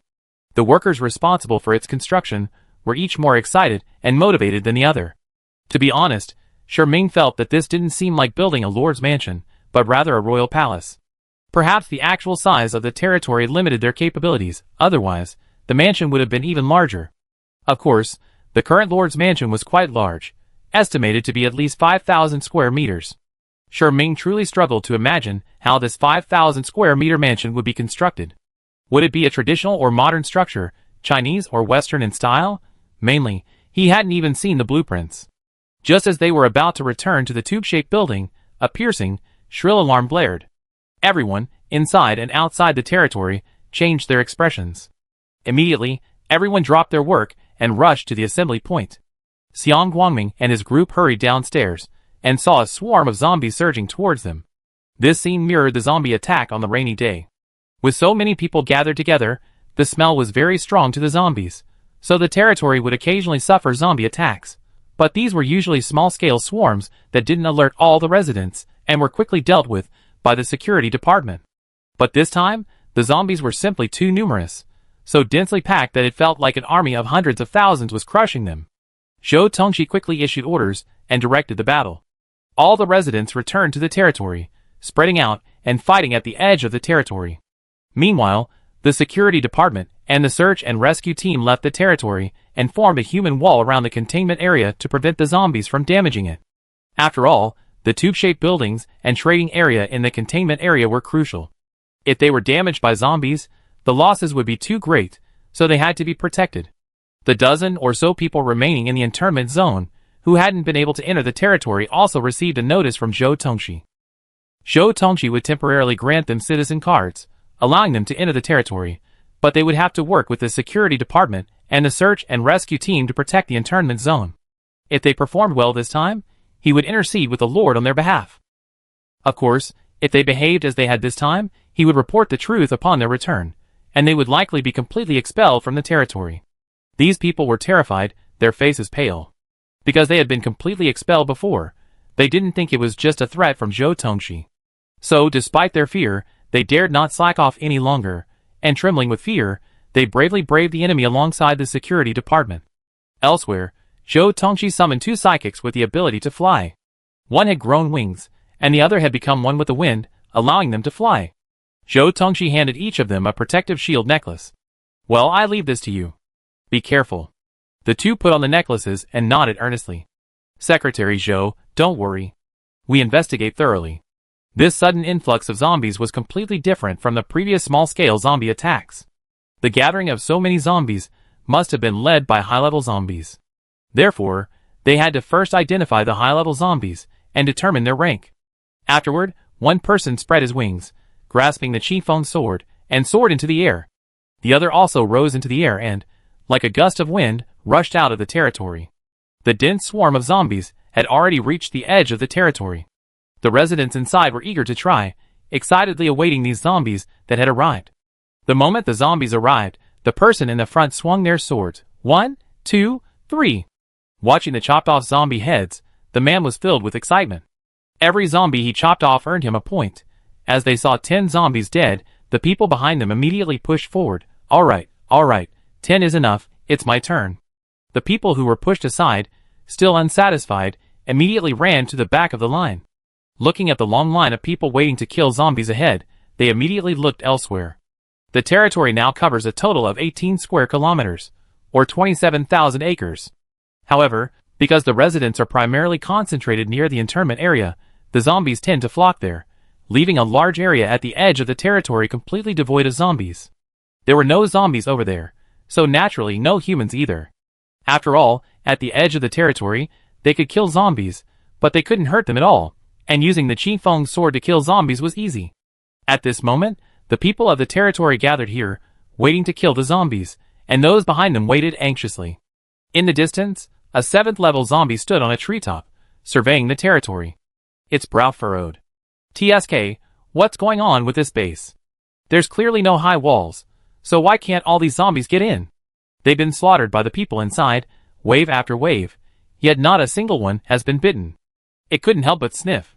This base was home to more ordinary people than psychics, and the sweet aroma made it eager to rush out right now. But there was something truly strange about this base, so it held back, deciding to wait and see what was going on. Soon, it discovered a large area over there, seemingly blocked by an invisible barrier that blocked the oncoming zombies. These zombies were held back outside, while the weapons of the people inside could easily penetrate this barrier and kill them. The 7th-level zombie's face darkened, and he gritted his teeth, cutting human, what the hell is this? Then, his gaze turned to the containment area. The humans here were almost all psychics, and there seemed to be no barrier. The 7th-level zombie's eyes swirled, then he spotted 2 humans flying in the sky. They were clearly searching for him. The 7th-level zombie closed his eyes, then opened them again, his purple pupils turning the red of lower-level zombies. He had long since discovered that humans used the color of their pupils to identify their rank. Coincidentally, one of his psychic powers was camouflage. While he couldn't yet change his pupils to black to disguise humans, he could change them to red to disguise lower-level zombies. Chapter 168.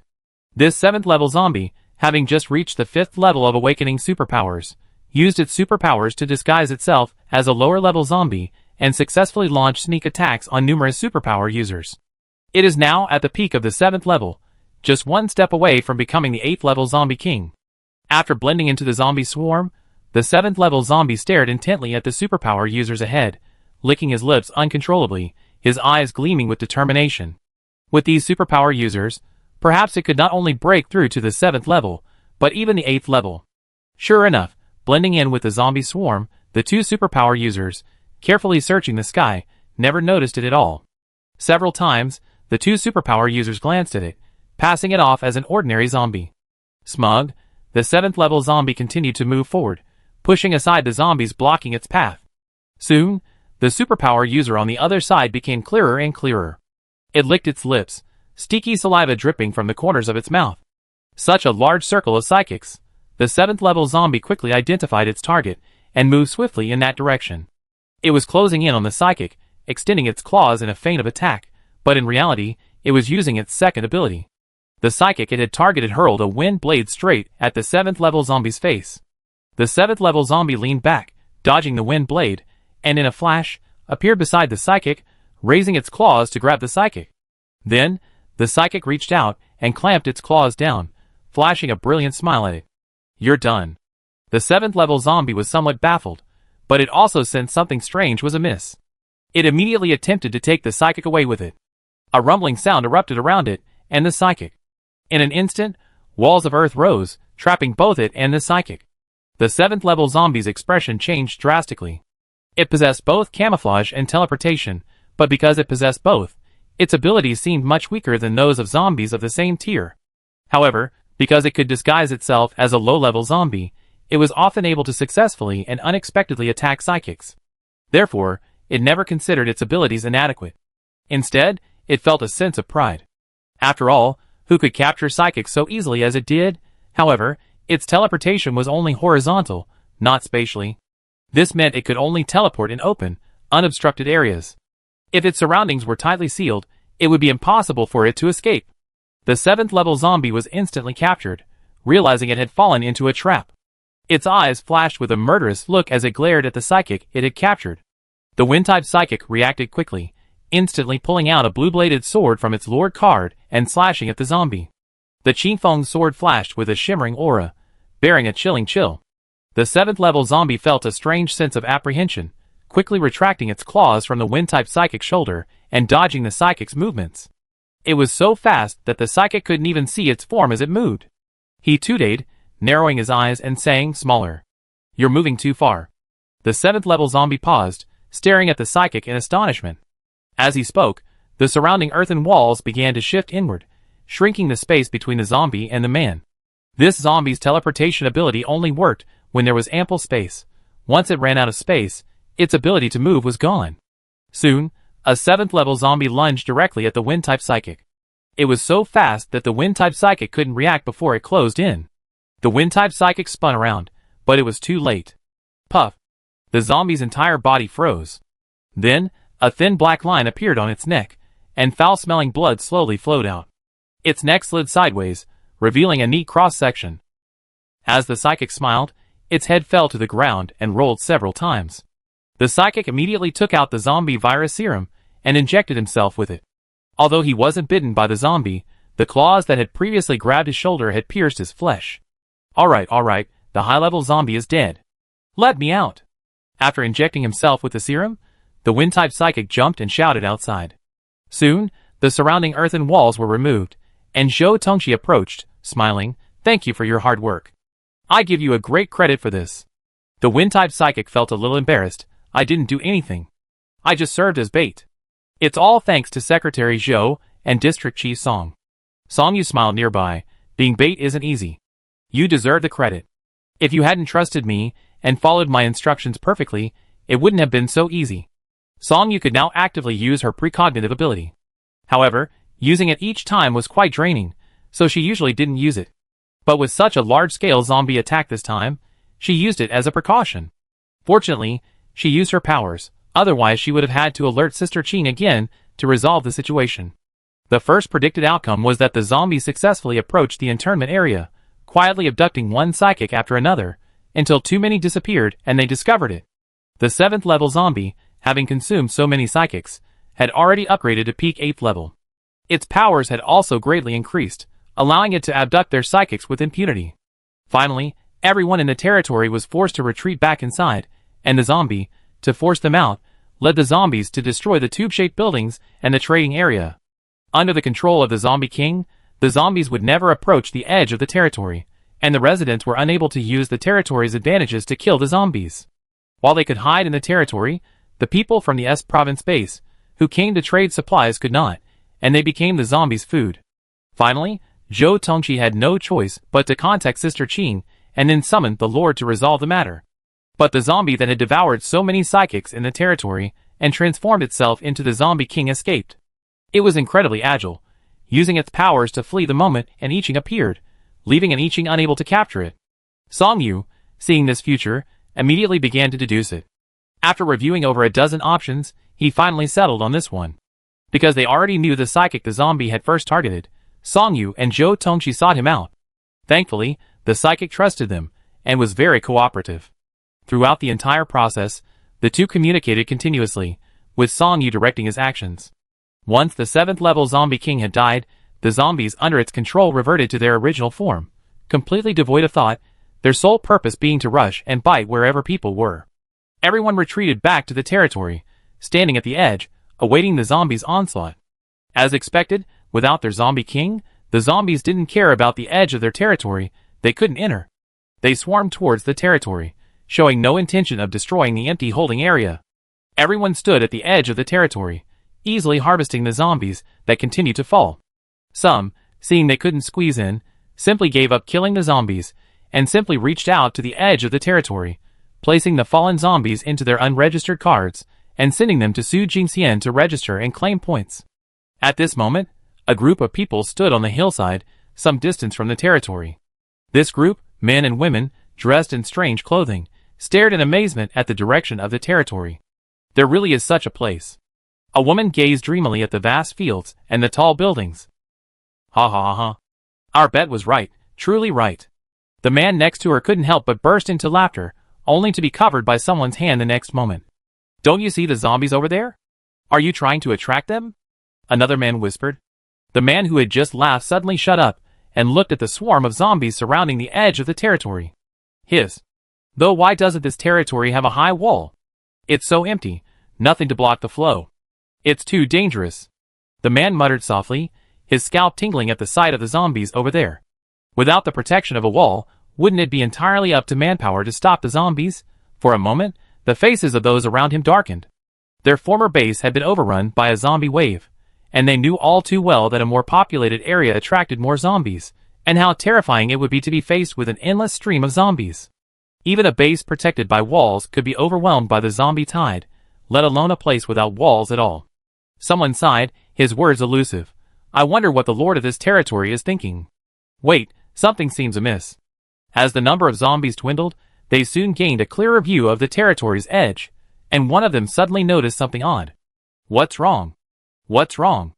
Another person followed suit, looking towards the territory. They had all escaped from the fallen base.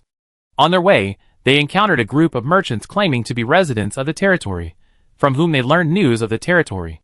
The merchants' demands for goods were particularly strange. Zombie corpses. They went and killed a number of zombies, exchanging them for food. Besides them, many other survivors traded zombie corpses for supplies. Those who had managed to escape the fallen base were all capable. Those without were slain by the zombie horde.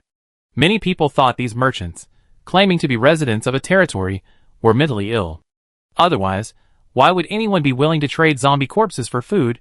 As for the territory these merchants spoke of, no matter how much they exaggerated it, many people didn't believe it. Of course, there were also those who were skeptical. This group was among those who were skeptical.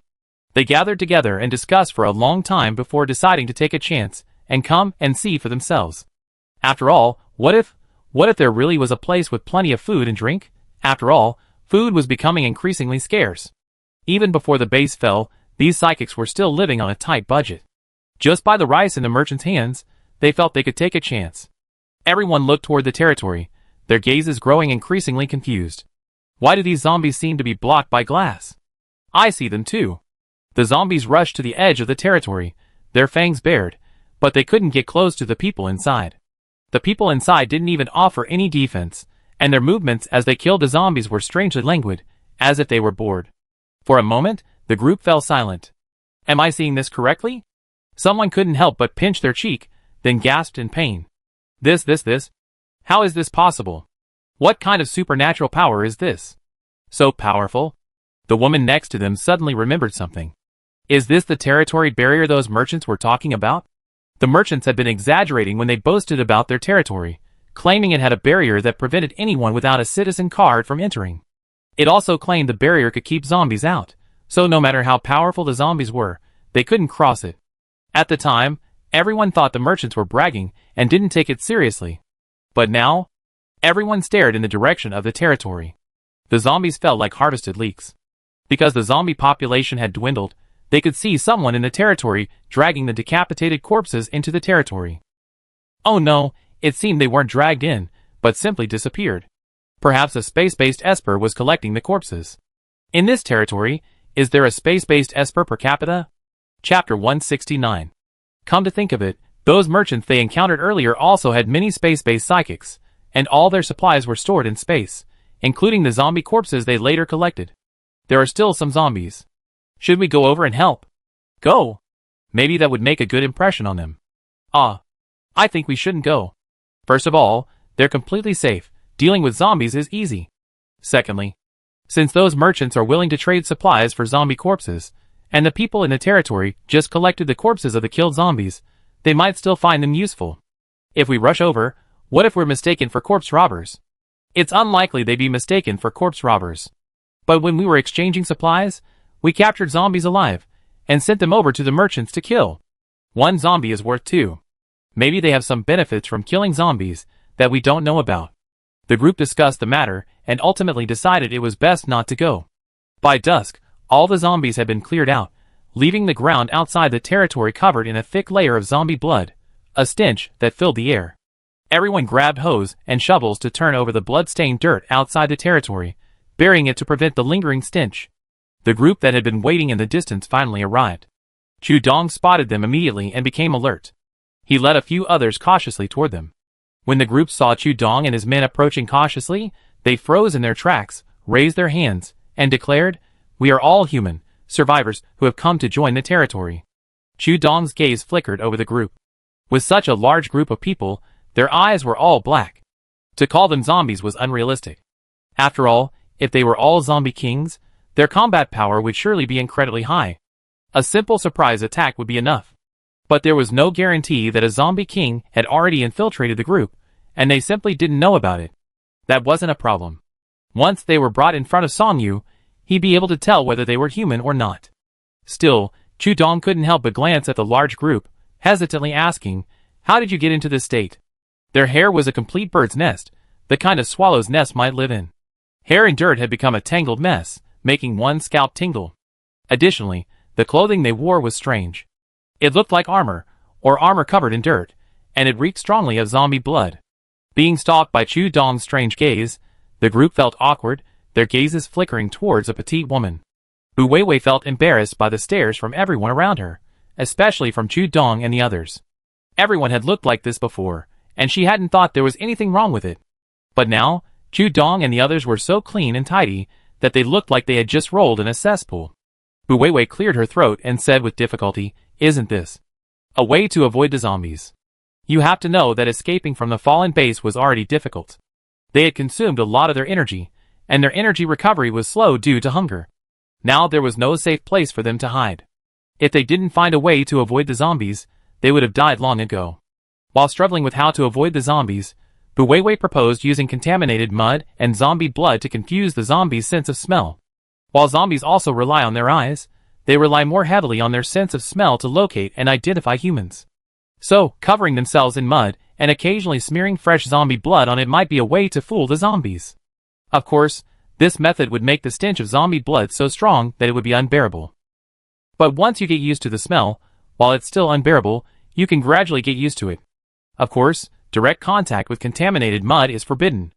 While it's generally fine as long as there are no injuries, no one knows whether long-term contact could lead to infection. So, they wove simple clothes out of dehydrated, sun-dried, and rubbed grass, trying to weave them as densely as possible before smearing mud and zombie blood on the outside. Their hair was braided into a hollow hat, and the hair, smeared with mud and zombie blood, was smeared on the brim, avoiding direct contact with their scalp. Chu Dong, He was deeply shocked and impressed by Bu Weiwei's thinking. Although this trick was extremely detrimental, and it hurt them, it was still effective nonetheless. When faced with a weak situation, using this method to protect themselves was indeed a good way to protect themselves. At least such a large group of people didn't get targeted by the zombies, and even managed to reach their territory on foot. Yes, this group had no means of transportation and truly walked step by step to reach their territory. Chu Dong couldn't help but sigh. If we had used this method before, we wouldn't have been so badly chased by the zombies back then. When they escaped from school, they were pursued by zombies all the way to the territory. But if they hadn't been pursued by zombies, they might have missed the territory. So fortune and misfortune go hand in hand. Although they were unlucky at the time, they were fortunate later. Chu Dong still took Bu Weiwei and the others to Song Yu for a checkup. After confirming that there were no zombies lurking in the area, he took them to shower. Bu Weiwei followed Chu Dong to the bathroom in the reception area, her eyes unable to resist glancing towards the territory. The road to the territory was a smooth concrete road, and there were many people coming and going. Those who had previously been killing zombies at the edge of the territory were now busy and happy, unaffected by the recent zombie attack. And, Bu Weiwei's eyes widened, she saw cars. A car passed by her, and several motorcycles approached from a distance. There are cars in the territory. Someone next to Bu Weiwei was shocked, but subconsciously lowered their voice, fearing they'd be mistaken for a country bumpkin. Bu Weiwei was actually shocked too, but the person next to her was the first to voice their shock. She recovered from her shock, coughed lightly, and said, "Having a car is normal. Didn't those businessmen have cars before? And with high-rise buildings and farmland and pastures, having cars isn't surprising. Yeah, it would be strange if there weren't any here." Chu Dong was used to newcomers discussing the territory. He heard all sorts of things, so he didn't interfere with their conversation. Arriving at the bathroom, he pointed inside. "This is the men's room, and this is the women's room. Go in and wash up. There are toiletries inside, and I have someone bring your clothes over shortly." A group of people thanked Chu Dong, then, without further ado, they all felt disgusted with their current appearance and rushed into the bathroom. The bathroom was a large bathhouse, but not the kind where everyone could be seen openly. Instead, it was divided into smaller rooms, allowing everyone ample privacy. The showers in the smaller rooms were familiar though, so everyone used them. They turned on the showers, and warm water streamed down. There was shampoo and shower gel. However, since their hair was covered in dirt, they all shaved it and threw it into the bathroom trash can, then had a nice, refreshing shower. Ah, I'm alive. I've forgotten the last time I had a good shower. If I'd known D-City was so nice, I would have come here a long time ago. That's right. Before the apocalypse, my senior invited me to work in D-City. But I had a better paying job at the time, so I didn't come. Now I regret it. A moment later, there was a knock on the door. Your clothes and towels are at the door. Thank you so much. At the sound, everyone in the bathroom offered their thanks. Once they were sure the footsteps had faded, they opened the door. Hanging on each bathroom door was a bag containing a towel, toothbrush, toothpaste, a mouthwash cup, and a set of clean clothes. Soon, everyone emerged from the bathroom dressed in clean clothes, looking completely transformed. The clothes they had brought in weren't the right size. They were all a bit too large, making them more comfortable for taller people. For someone smaller like Buweiwei, it felt like a child wearing adult clothes. But Buweiwei was still delighted. She couldn't help but touch her clothes, reluctant to let go, touching and touching them again, like a pervert. Someone was waiting outside the bathroom, but it wasn't Chu Dong, but someone from the shelter. Hello, I'm the person in charge of your resettlement and guidance. My name is Yu Yao. Buweiwei and her group greeted Yu Yao. Yu Yao smiled and said, come this way. I take you to register. Buweiwei and her group followed Yu Yao, curiously following her as they registered, collected their supplies, and checked into the tube-shaped building. Finally, they were led to the food court. Faced with a dazzling array of delicious food, Buweiwei and her group were mesmerized. Each person only gets 3 free meals a day, 1 in the morning, 1 at noon, and 1 in the evening. You need to sign for each meal after receiving it. Yu Yao said, it's already evening, so you only have 1 free meal today. You can choose whatever you want from the food here. Buweiwei's eyes fell directly on the fried rice. She had just seen someone buy a generous portion of fried rice, and it looked very substantial. Buweiwei pointed at the fried rice and asked, that too? Yu Yao nodded, of course. Buweiwei was ravenous, and of course, she was also hungry. Although she had previously exchanged some food with the merchant, they had been walking so long to reach the territory that they had long since used up all the food. Their group had been out of food for a few days. If they weren't all psychics holding on, they might have collapsed by now. I see there are different price ranges. Which one can I get for free? Buweiwei stared intently at the fried rice stall, her saliva practically dripping. The various aromas wafting down from the street made her even hungrier. The others, already rushing towards their favorite spots, paused at this, their gazes fixed on Yu Yao. Yu Yao smiled. Anything is fine, but only 1 serving. The crowd cheered and scattered like birds and beasts. Buweiwei, holding her ID card, rushed to the fried rice stall and lined up at the end. It was soon her turn. Actually, there weren't many fried rice options: egg fried rice, fresh meat fried rice, and braised pork fried rice. Although they were freshly made, the owner could make several servings at once, so Buweiwei's turn came quickly. I want fresh meat and green pepper fried rice. Buweiwei held out her ID card. The boss smiled as soon as he saw it. Okay, it'd be ready right away. Is anyone back there wanting some fresh meat and green pepper fried rice? Yes, I have one. I want one too. The boss quickly began to stir-fry the rice. At that moment, far away at Chaoyang Base, an Iching was also enjoying fried rice, but it was crab roe fried rice made for her by Yang Jin. As she devoured the crispy, evenly coated crab roe, she listened to Zhou Tongqi's report on the situation in the territory via the comms. Chapter 170. Previously, Zhou Tongqi had reported to an Iching what had happened in the territory, as well as the future predicted by Song Yu. After receiving the news, an Iching activated the Lord Summoning card, which she had previously disabled. Enabling the summoning function was just a precautionary measure, so that she could be summoned to clean up the mess if something went wrong in the territory. Thankfully, they had successfully resolved the situation themselves this time, and she didn't have to deal with it. And Iching felt relieved. By the way, I'm about to leave communication range. From now on, all matters concerning the territory will be fully entrusted to you. All the zombies at Chaoyang Base had been refined into crystal cores and stored in an Iching space. They were about to depart. Further out, communication would be lost. Zhou Tongqi paused for a moment before saying, I understand. From now on, I send you daily work reports via text. And Iching nodded, okay. In the darkness of night, Lu Minjin stood on the base wall, gazing at the battle vehicle outside. He had taken Xie Rui's advice to heart, but relocating an entire base wasn't a simple matter. As the base commander, he had to consider the safety of all survivors. City D was so far away. If they walked, the chances of encountering danger were too high, and the chances of ordinary people dying were too high. After all, large crowds of people tended to attract zombies, and without a high wall for protection, it was truly dangerous. With so many zombies, even psychics might not be able to protect themselves, let alone so many ordinary people. Having a vehicle would minimize the danger. When the base welcomed Tan Xiang and the others to stay, he had seen her directly stow a large battle vehicle away. However, a few days ago, a battle vehicle suddenly appeared outside the base. Although Tan Xiang and the others didn't reveal the identity of the visitor, their expressions of joy, excitement, and respect suggested that this person must be of high status within the territory. However, this person clearly had no intention of meeting him for a chat and never showed up. Over the past few days, the base's psychics, who had been linked to non-staff cards, had earned a considerable amount of points by killing zombies outside, and had also exchanged zombie corpses for many points from Tan Xiang and the others. Lu Minjin didn't exchange these points for food because he wanted to rent a battle vehicle from Tan Xiang and the others. While he wasn't sure if they would be willing to lend it, it was always a good idea to be prepared. Now that the zombie corpses on the riverbed had been cleared, it was estimated that these people would leave tomorrow. Lu Minjin thought for a moment, and decided to go and negotiate with Tan Xiang in person. After all, he had no idea whether the person who had just arrived would be willing to see him.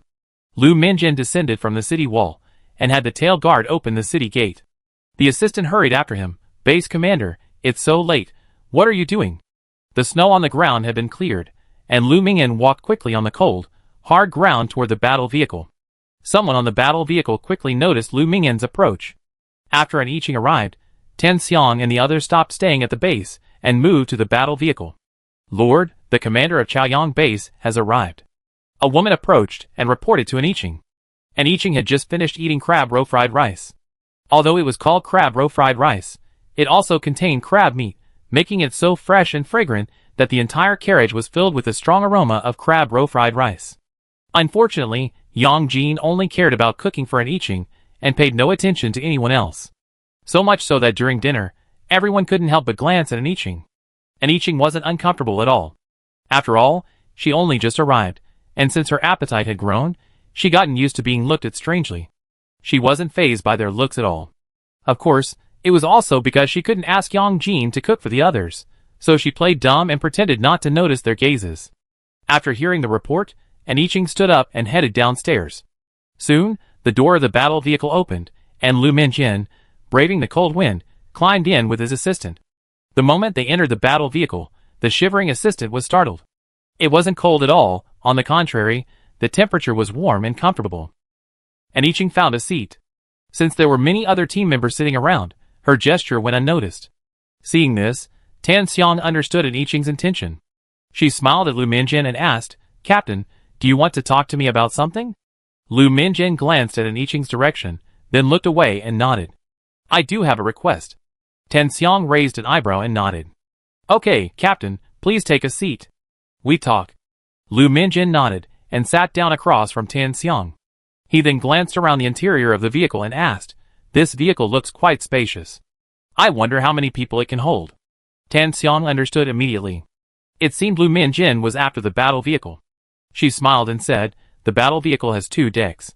It can easily hold 300 to 500 people. If it's a little tighter, it can easily accommodate more. So, Captain, are you asking to borrow it?" Xia Rui had previously shared her advice with the base commander, so Lu Mingjin had a rough idea of his intentions the moment he opened his mouth. Lu Mingjin shook his head. "I'm not borrowing it, I'm renting it." "Is that possible?" Tan Xiang was a little surprised. She subconsciously glanced in an I Ching's direction, then quickly looked away. "I'm afraid that won't work." Lu Mingjin's heart sank, and then he sighed. "Sorry, I'm being presumptuous." Tan Xiang shook her head. "It's not that I don't want to rent it to the base commander, but the battle vehicle is a vehicle in our territory, and its use is restricted. Only residents of the territory can start and drive it away. So even if I rent it to you, you won't be able to use it." Lu Mingjin was stunned. This vehicle actually had such restrictions. Tan Xiang smiled and said, "We can send a team member to your base, but the rental fee will be slightly higher." Lu Mingjin, who had been disappointed, suddenly perked up at the unexpected turn of events, but still asked cautiously, "How much is the rental fee?" "Tan Xiang, Our battle van rental fee is 100 points, but if we want a driver, it will cost 1,000 points in addition to the van rental fee. From here to the territory, it should take a few days without any accidents or mishaps. However, if there were high-level zombies or zombie swarms, there would definitely be delays along the way, so 1,000 points was actually a relatively low price. The points earned by 1,000 people in these few days would more than cover the rental fee for a battle van and driver. At 1,100 points, a battle van can only carry 300 to 500 people at a time. Even if it's extremely crowded, it's probably only double that. However, overcrowding can be dangerous. Lu Mingyan pondered for a moment and asked, does 1,100 points mean one trip or one day? Tan Xiang, the driver's 1,000 points are for getting you to the territory. The car's 100 points are calculated based on the time the engine is turned off. So, if you drive all day and then stop to rest, you get 100 points a day. If you stop to rest for half a day, you get 100 points half a day. Of course, it would be best to drive straight to the territory without stopping the engine, but that would require at least 2 drivers. Otherwise, one driver would be exhausted from traveling overnight. And if the journey is safe, the journey from Chaoyang District to City D only takes a few days, and resting once a day only costs a few hundred points. If there's danger along the way, even an extra driver would be forced to stop to rest, and any delays would be even more cost-effective. Lu Mingyan rented a car, and Tan Xiang selected a team member to follow him. Although Lu Mingyan took Xie Rui's words to heart, some things still require seeing to be believed. So, he rented a battle vehicle and prepared to personally travel to City D. Within a few days, as long as arrangements were made at the base, there wouldn't be any trouble. The next morning, after An Yiqing and her group departed, Lu Mingyan also set off with 100 psychics and 200 ordinary survivors. By then, An Yiqing and her group had already left communication range. Far from the base, all they saw was gray-black earth and vegetation, a dark, oppressive color. Especially because the former buildings had disappeared, the area seemed even more desolate and empty, and the roads didn't quite match the map. Tan Xiang opened the national map on her phone and took a look. Although the map could be zoomed in and out, the problem was that there was no satellite positioning. The environment was different, and without positioning, the map was basically useless. An Yiqing glanced at the map on Tan Xiang's phone. Forget about the map. Just keep going forward. Wherever you go is the way to go. Tan Xiang closed the map on her phone and nodded. Okay. Xie Rui was driving now. Since the map wasn't working, she just randomly chose a direction when she came to a fork in the road. Whenever they encountered zombies on the road, An Yiqing didn't have to do anything. Tan Xiang and the others quickly dealt with them. After 3 days of stopping and starting, the battle vehicle seemed to have entered the mountains. The road became increasingly narrow and bumpy. Even the most stable battle vehicle would have felt a bit bumpy. Thankfully, this road was just wide enough for the battle vehicle to pass. I was afraid the road behind would be even narrower. If it were any narrower, the battle vehicle would have been completely unable to make it. Tan Xiang frowned, and after a while, she asked An Yiqing, Sister Qing, the road is getting narrower. Should we go back and try another way? Before she finished speaking, Xie Rui slammed on the brakes. An Yiqing looked over, and saw that the road ahead had indeed narrowed even further, only about 2 meters wide. It had suddenly narrowed so much that the car couldn't get through. Especially, the road ahead was lined with rocks on both sides, blocking the path completely. Lord, Captain, we're blocked. Xie Rui looked ahead. An Yiqing looked ahead. Because the road ahead curved and the mountain obscured the view, she couldn't tell if it would widen. Get out and take a look. If the road ahead is also narrow, turn around and try another route.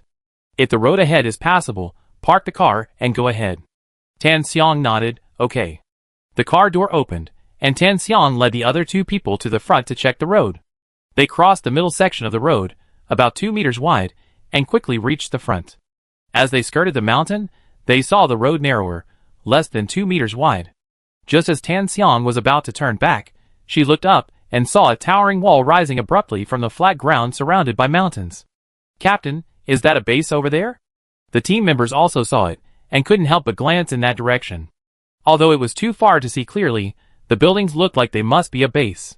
Tan Xiang pulled out her walkie-talkie and told Xie Rui, who was in the car, about the situation.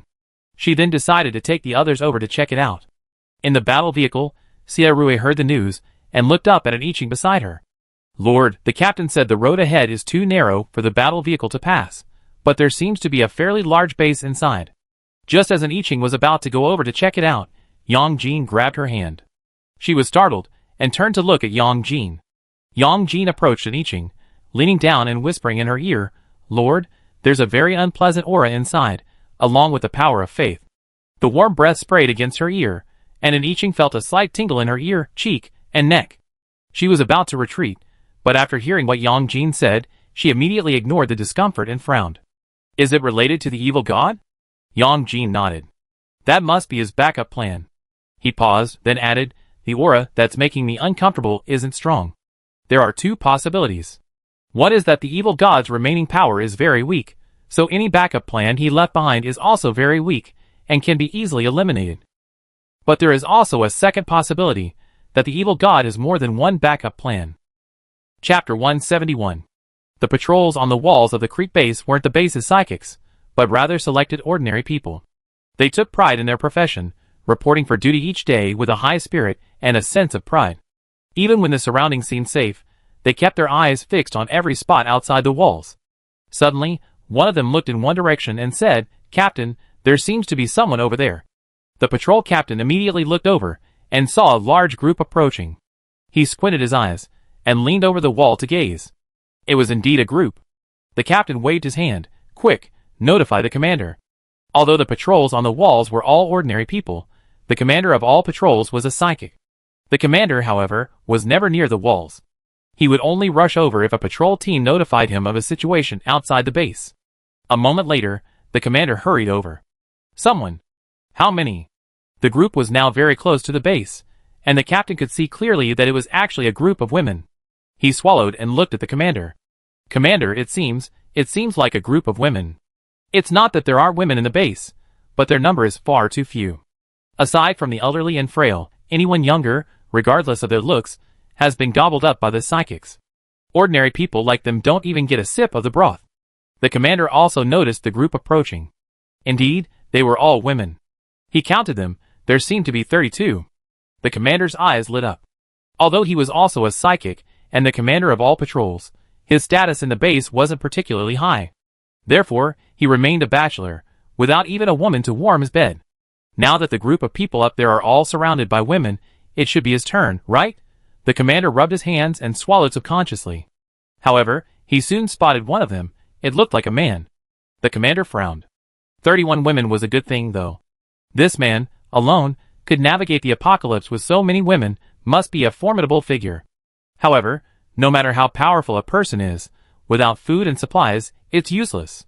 After all, no matter how powerful a person is, they can't go without food, right? The commander waved his hand, calling to the patrol members nearby, "Hurry, go, and report this to the base commander." Although he was confident that no matter how powerful this man was, he would beg to join them if he knew what was happening at the base. However, since he might be a powerful person, it was best not to offend him. What if he became his immediate superior after joining the base? Soon, an I Ching and the others were standing at the foot of the city wall. The snow had subsided, and the base, including the walls, had been cleared of snow. The previous accumulation of snow had vanished, leaving only areas farther from the base still covered in white. An I Ching and the others had left a trail of footprints, deep and shallow, large and small.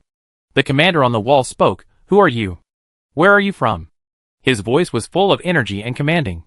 Tan Xiang looked up and shouted, "We are survivors who escaped from Chaoyang base. Our base was overrun by a wave of zombies." The commander paused, then realized that the group looked rather disheveled. Straw still hung from their clothes and heads, and their clothes were stained and torn in many places. TSK, it seems life out there is truly miserable. However, to be able to lead so many people out of the zombie horde, this man must be truly exceptional, and he became even more cautious. Ta Xiang saw the silence from the people above her. After a moment's wait, and seeing no response, she continued, "Can your base take us in? We haven't eaten in 2 days." This was the explanation an I Ching and Tan Xiang had agreed upon after they reunited. They were all survivors, who had escaped the fallen Chaoyang base. They had taken the remaining food from the base with them, so they had some food to eat along the way, but it wasn't much, so they ran out of food 2 days ago. Although they didn't know why an I Ching did this, Tan Xiang and the others unconditionally obeyed her instructions. At this point, everyone was wearing ordinary clothes over their temperature-controlled combat uniforms, deliberately making them dirty and torn to lend credibility to their escape from the fallen base. Soon, the base gate opened, and the commander who had been on the wall appeared at the door. His eyes widened as he landed on Tan Xiang's face. The next moment, the commander's gaze shifted to the others. The women who had been tricked into the religion were all generally good-looking, at best, very delicate. In the territory, they enjoyed a well-balanced diet and balanced nutrition, coupled with physical training, resulting in not only healthy figures and complexions, but also exceptionally beautiful skin. Even though everyone at the creek base now had enough to eat, the imbalance of yin and yang was still present, and even the most beautiful women in the base didn't have the same radiant complexions as these people. At first glance, this group looked like celestial beings descended from heaven. With just one glance, the commander's heart sank. Because these women were so beautiful, so attractive, it was obvious he wouldn't have a chance. The commander sighed inwardly, wondering if the women from above would be given to them if the others were to be taken away. The more he thought about it, the more heartbroken he felt. Our base welcomes survivors, but you need to undergo a checkup before joining. Don't worry, it's a simple test, just to confirm if you've been infected. Although the commander felt a pang of pain, he pulled himself together. Tan Xiang and the others were fine, and quickly underwent the base's inspection. The so-called inspection was simple. A fingertip prick followed by analysis, with a palm-sized instrument. The results came back in a minute. The commander glanced at the women, his gaze focused on the faces and bodies of Tan Xiang and Aniching. When he looked at Tan Xiang, nothing happened. As soon as he turned his gaze to Aniching, someone blocked his view. The commander was stunned, his gaze shifting upwards to meet Yang Jin's eyes, dark as the abyss. At that moment, the commander shuddered unconsciously. He didn't know why, but the moment they met, he felt an indescribable fear. But the commander was already wary of Yang Jin, so the moment they met his eyes, he immediately averted his gaze, not daring to look at Aniching again. The commander cleared his throat. Our base commander is busy right now. If you want to join the base, you still need his approval. I have someone arrange a temporary resting place for you. When he's free, someone will come and take you to see him. As he spoke, he waved for a patrolman to lead Aniching and the others over. Aniching surveyed the base. While not as large as her own territory, it was twice as large as her previous base in Province S. There were many houses, and judging by the clothes and pants hanging outside the windows, they were clearly occupied. Soon, the patrolman led Aniching and the others to a house. Once inside, he pointed to a key hanging on the wall. Just take any key. The room number written on it is your room. The rooms with keys hanging here are all vacant. You can choose any room on any floor you like. Aniching followed his pointing direction, and quickly spotted the key hanging on the wall.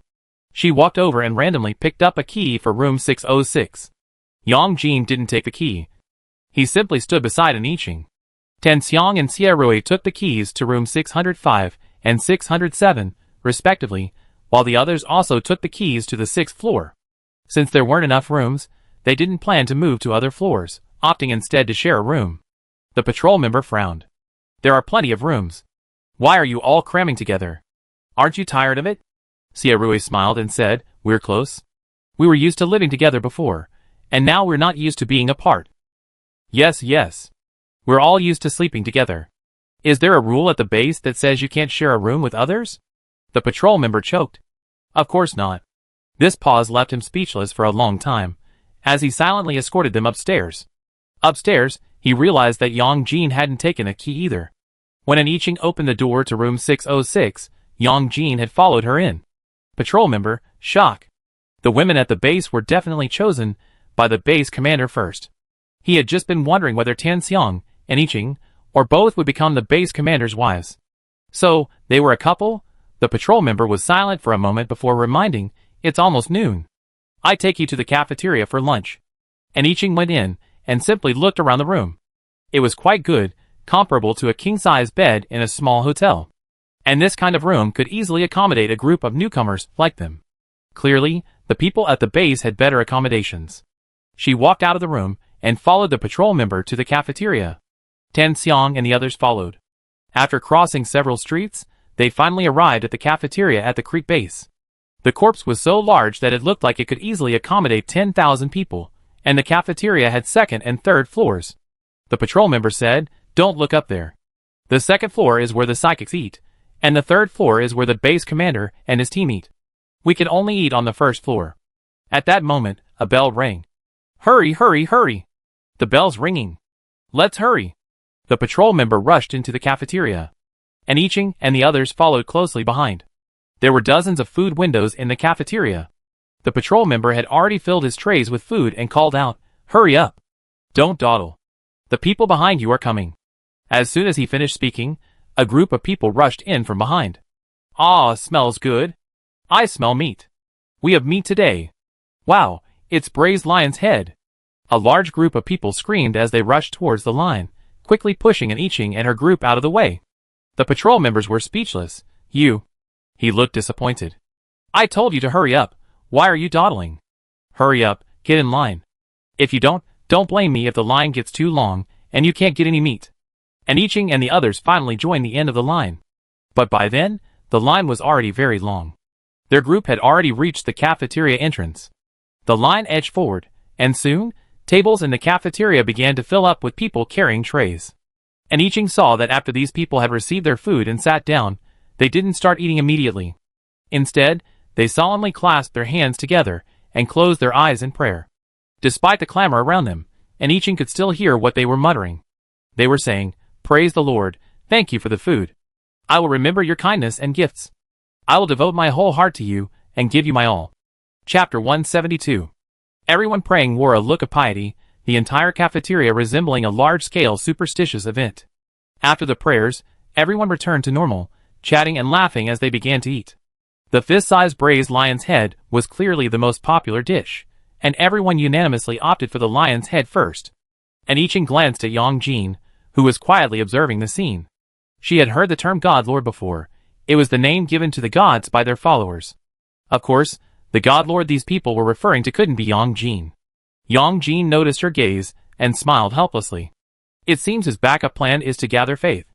Having previously sensed the power of faith here, he had suspected something, and now it was completely confirmed. "Lord, I'm afraid we're in trouble." Under normal circumstances, the evil god doesn't need faith. It simply radiates evil energy and spreads fear. Humanity's souls have been corrupted, becoming sustenance for the evil god. The negative emotions of despair and fear that uncorrupted humans constantly experience also feed the evil god. These things would strengthen the heretic god far more than faith alone, provided the heretic and Iching hadn't appeared. And Iching's appearance had repeatedly frustrated the heretic god, as most of his divine soul was trapped within her sea of consciousness. Having become extremely weakened, the heretic god had no choice but to resort to gathering faith to regain his strength. In other words, the heretic god had likely abandoned the portion of his divine soul trapped within an Iching sea of consciousness and chosen a different path. And Iching frowned. "What do you mean?" "Yang Jin, there's more to Hylian planet than just Hylian nation. No matter how weak the heretic god was, he was still a god. Even with only a tiny fraction of his divine soul, performing miracles and gathering faith was not difficult. From the prayers of the survivors, it was clear that the food in this base must have been supplied by the evil god. While it was unknown how the evil god achieved this, it was a fact that there was enough food here to feed the survivors. Although the territory also had food, and it was even better than the Creek base, the territory's radiation coverage was too small. Creek base wasn't even exposed to the radiation, let alone areas further away. And those survivors, starving to death, would be worshipped as gods if someone offered them a bite to eat, especially since this person was a literal god. Soon, those who had received their meals in the front also found seats, and, likewise, prayed devoutly before eating. Yang Jin could sense the power of their faith slowly gathering and rising towards the divine realm. The line gradually shortened, and soon it was an Iching's turn. She picked up her plate and handed it over. The person inside swiftly poured her 2 large spoonfuls of rice, then gave her 2 lions' heads with broth. And Iching and her group chose a larger table to sit around. With so many people crammed onto one table, it was a bit cramped. They squeezed together, forming a wall that obscured what was happening inside. And Iching picked up a grain of rice with her chopsticks and examined it carefully. The grain was round, a bit like the pearl rice from before the apocalypse, but rounder and whiter. She sniffed it gently, and a rich rice aroma filled her face. "Lord, is there something wrong with this rice?" Tan Xiang asked in a low voice. None of them had touched their chopsticks yet. Although they were curious about where this base had gotten so much food, for now, nothing seemed amiss. Yang Jin reached out and pinched a grain of rice, applying gentle pressure. The rice grains, pressed down by the fingernail, instantly burst open, a pus-white liquid oozing out, and a richer rice aroma emanated. Tan Xiang's expression suddenly changed. She imitated Yang Jin's example, breaking open a grain of rice. Sure enough, like a pearl bursting, the outer shell peeled open, and liquid oozed from within. This wasn't rice at all. And Iching looked at Yang Jin. Do you know what this is? Yang Jin frowned and slowly shook her head. I don't know, but I can tell it's alive. Sierra couldn't help but gasp, subconsciously glancing at the survivors around her, who were enjoying their meals. Goosebumps covered her entire body, and a shudder of fear made her hair stand on end. Alive? Then what was this? Just then, An Iching sensed someone approaching and immediately took out plastic bags to share with them. Even without An Iching explaining, Tan Xiang and the others understood what she meant and immediately dumped all the food on their plates into the plastic bags. These things were living things, and An Iching didn't dare let them put them into their extra staff cards. After all, they still had plenty of supplies there. So she took them all and placed them in her domain. Hey, you're all done eating? Great. The base commander is free now. Come on, I take you to see him. A psychic came down from upstairs and approached An Iching and the others. He glanced at the empty plates and couldn't help but smile. How's it? It's been a while since you had such delicious food, right? Now that you joined our base, you won't have to worry about going hungry. It won't be this sumptuous, but you'd definitely be full.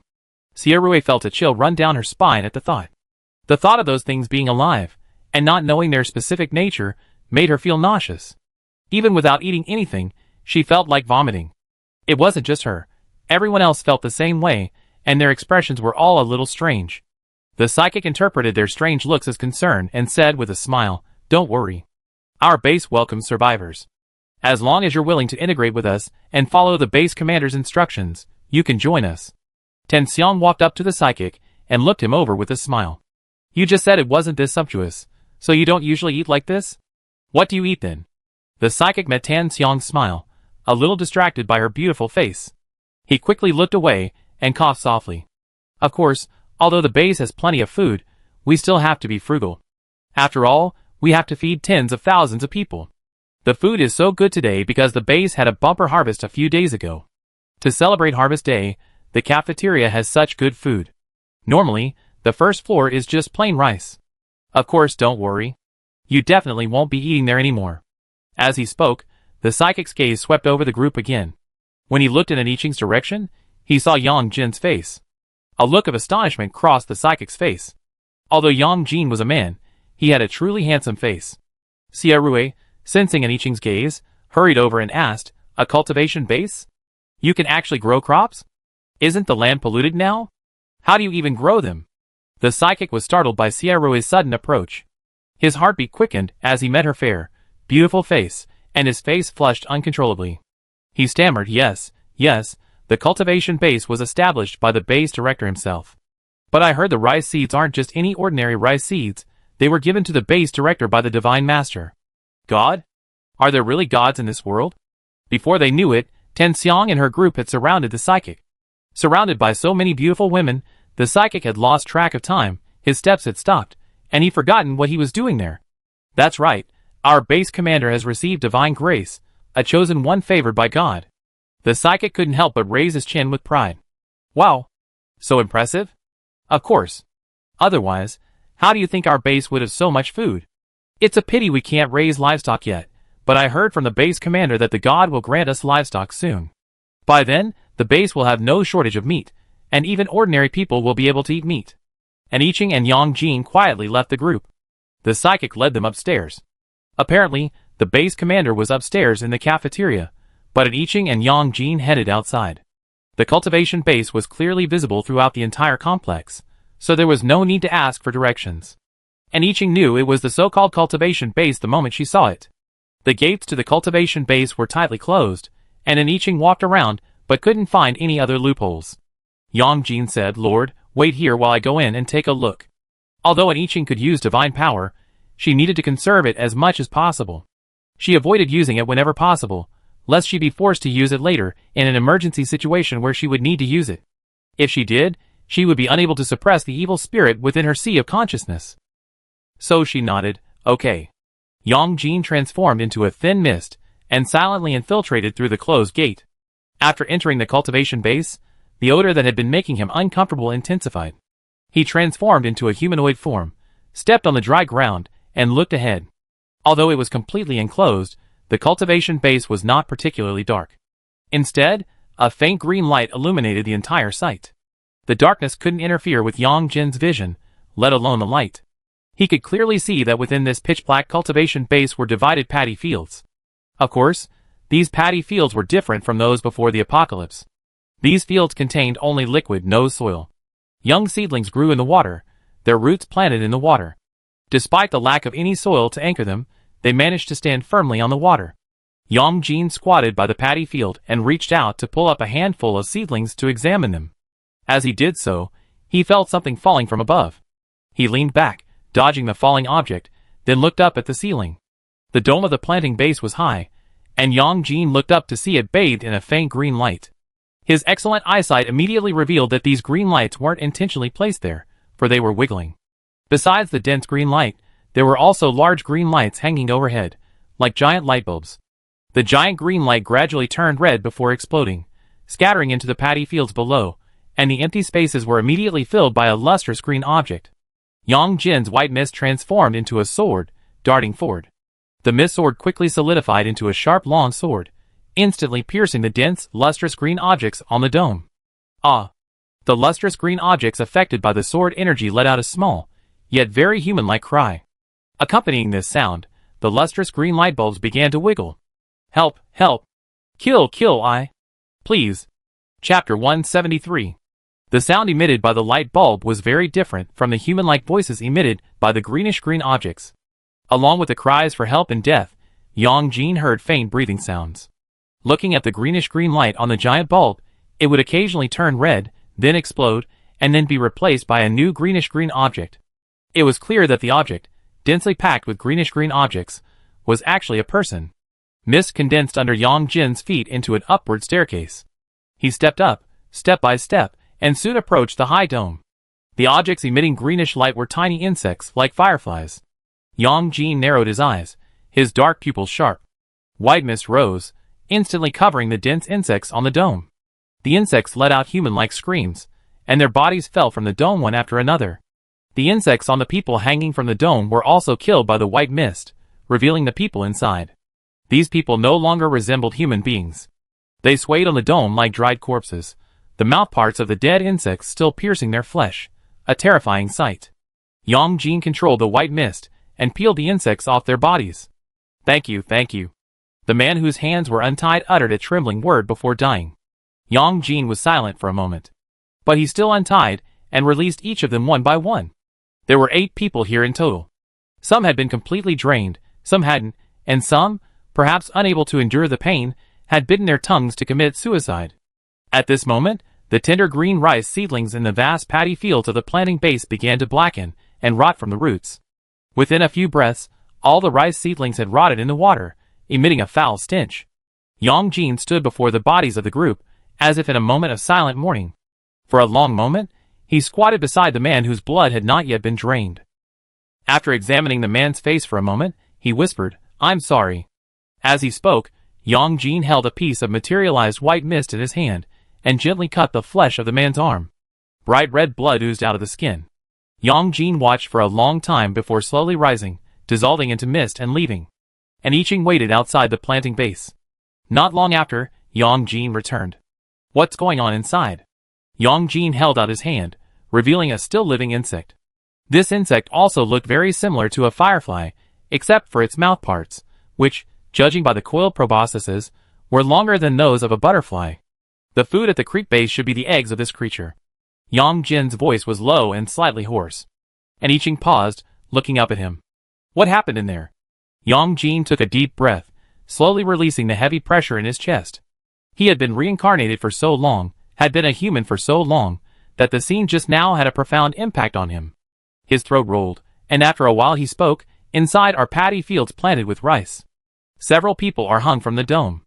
These insects suck their blood, then explode into a blood mist that falls into the paddy fields below. The rice absorbs this blood mist, accelerating its growth. I killed these insects, and without the blood mist to nourish them, the rice in the paddy fields rotted and died." And Iching's face also turned grim. Although she had many suspicions after seeing the so-called rice, she had never expected it to be like this. She reached out and picked up the insect in Yang Jin's palm and asked, "What is this? Do you know?" Yang Jin shook his head. It must be a creature created by the evil god. It's normal for gods to create creatures, but Yang Jin had never imagined that the evil god could create such a creature. And Iching closed her eyes. So, the people in this base actually survive on insect eggs. Yang Jin, these people have become a breeding ground for insect eggs. He had just cut the man's flesh, and the blood that seeped out was filled with dense insect eggs. Those eggs had replaced the blood flowing through the man's body. Just thinking about that scene made an Iching shudder. There are tens of thousands of people in this base. Just then, a shrill alarm rang out within the base. Someone shouted with a loudspeaker, "Something's happened at the cultivation base. Someone's destroyed it." Instantly, everyone in the base erupted in a commotion, rushing towards the base. The psychic surrounded by Tan Xiang and the others suddenly woke up, their faces drastically changing. Who dared to destroy our cultivation base? That **** deserves death. If I catch him, I kill him.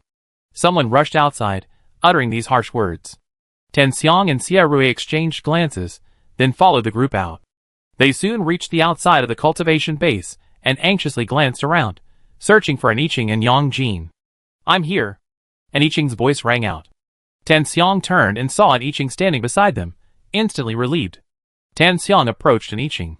"Lord, what's inside?" An Iching nodded yes. She looked up and saw the gate to the planting base in front of her open. The people who had entered, seeing the rotting rice inside, were shouting and screaming like crazy. Some cried in worry, while others frantically asked if there were any seeds left. When they learned that the entire batch of seeds had been used up and there were no more, they instantly collapsed. An Iching whispered, "Have everyone prepared?" Tan Xiang nodded, understood. They had just arrived, and the planting base was destroyed. Even if they weren't caught red-handed, these people would undoubtedly suspect them.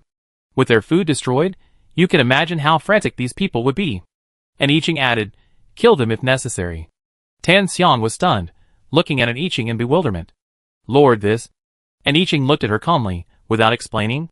There was no time to explain now. Though Tan Xiang didn't understand, she nodded and went to explain to her teammates. At this moment, the commander of the creek base hurried over. He was a tall, muscular man. Upon seeing the situation inside the plantation, he immediately cast his suspicions on an Iching and the others. He shouted angrily, "Where are the newcomers?" The psychic who had come to call out to an Iching and the others was also beside the commander. Upon hearing this, he hurriedly explained, "Commander, they haven't come near the plantation. I was with them the whole time." As he spoke, the psychic began to grow uncertain. He felt as if the people who had been talking to him before were all women, and that man. The commander was completely impatient to hear this. Seeing the crowd part, revealing an Iching and the others, he cast a cold gaze over them, and said, "Kill!" As soon as the base commander spoke, everyone leaped into action, rushing towards Tan Xiang and her group. "Ah!" Someone screamed in terror, "What's going on?" "My body, it's moving on its own." Me too." Someone rushed over, picking up a stool and hurling it at Xia Rui. His ferocious movements contrasted with a look of terror in his eyes. "Me too, my body is out of control." Another person wielded a kitchen knife and slashed wildly at Tan Xiang and the others. Tan Xiang's scalp tingled as she watched this bizarre scene. These people attacked them recklessly, each one more terrified and fearful than the last. Especially when they saw the Qingfeng swords in Tan Xiang and the others' hands, their expressions showed signs of wanting to retreat, yet their bodies continued to charge forward. It was clear that these people were being controlled, and their frenzied attacks were not their intention. Tan Xiang had intended not to harm these people, but two fists couldn't defeat four, not to mention she had to be careful not to injure them. In a matter of moments, Tan Xiang, Xia Rui, and the others were covered in wounds of varying sizes. Tan Xiang finally understood why an Iching had said to kill if necessary. The people around them swarmed over them like zombies, roaring and lunging. Even with their limbs severed, they would still charge forward, desperately trying to injure Tan Xiang and the others with their teeth. And Iching hadn't expected these people to actually still be conscious. If they were still conscious, it meant they could still be saved. Seeing that Tan Xiang and the others were about to collapse and ready to fight, and Iching activated her territory card, "No non-citizens allowed here." In an instant, everyone around Tan Xiang and the others was flung back. Tan Xiang breathed a sigh of relief. "Lord, what should we do now?" And Iching, "Knock them out." With that, she drew her Shantian sword and swiftly weaved through the crowd. She didn't attack them, but instead used the blade to knock out those charging towards her. Seeing this, Tan Xiang and the others followed in I Ching's lead, knocking out those pushing towards them with their swords. At this moment, a barrage of fireballs rained down on Tan Xiang and the others. Everyone immediately retreated to their area to avoid accidentally injuring other civilians. As Tan Xiang and the others resisted the attacks, water arrows were unleashed in unison, and lightning struck from the sky. With so many combined attacks, Tan Xiang and the others struggled to cope. The base commander, standing in the distance, frowned upon seeing this.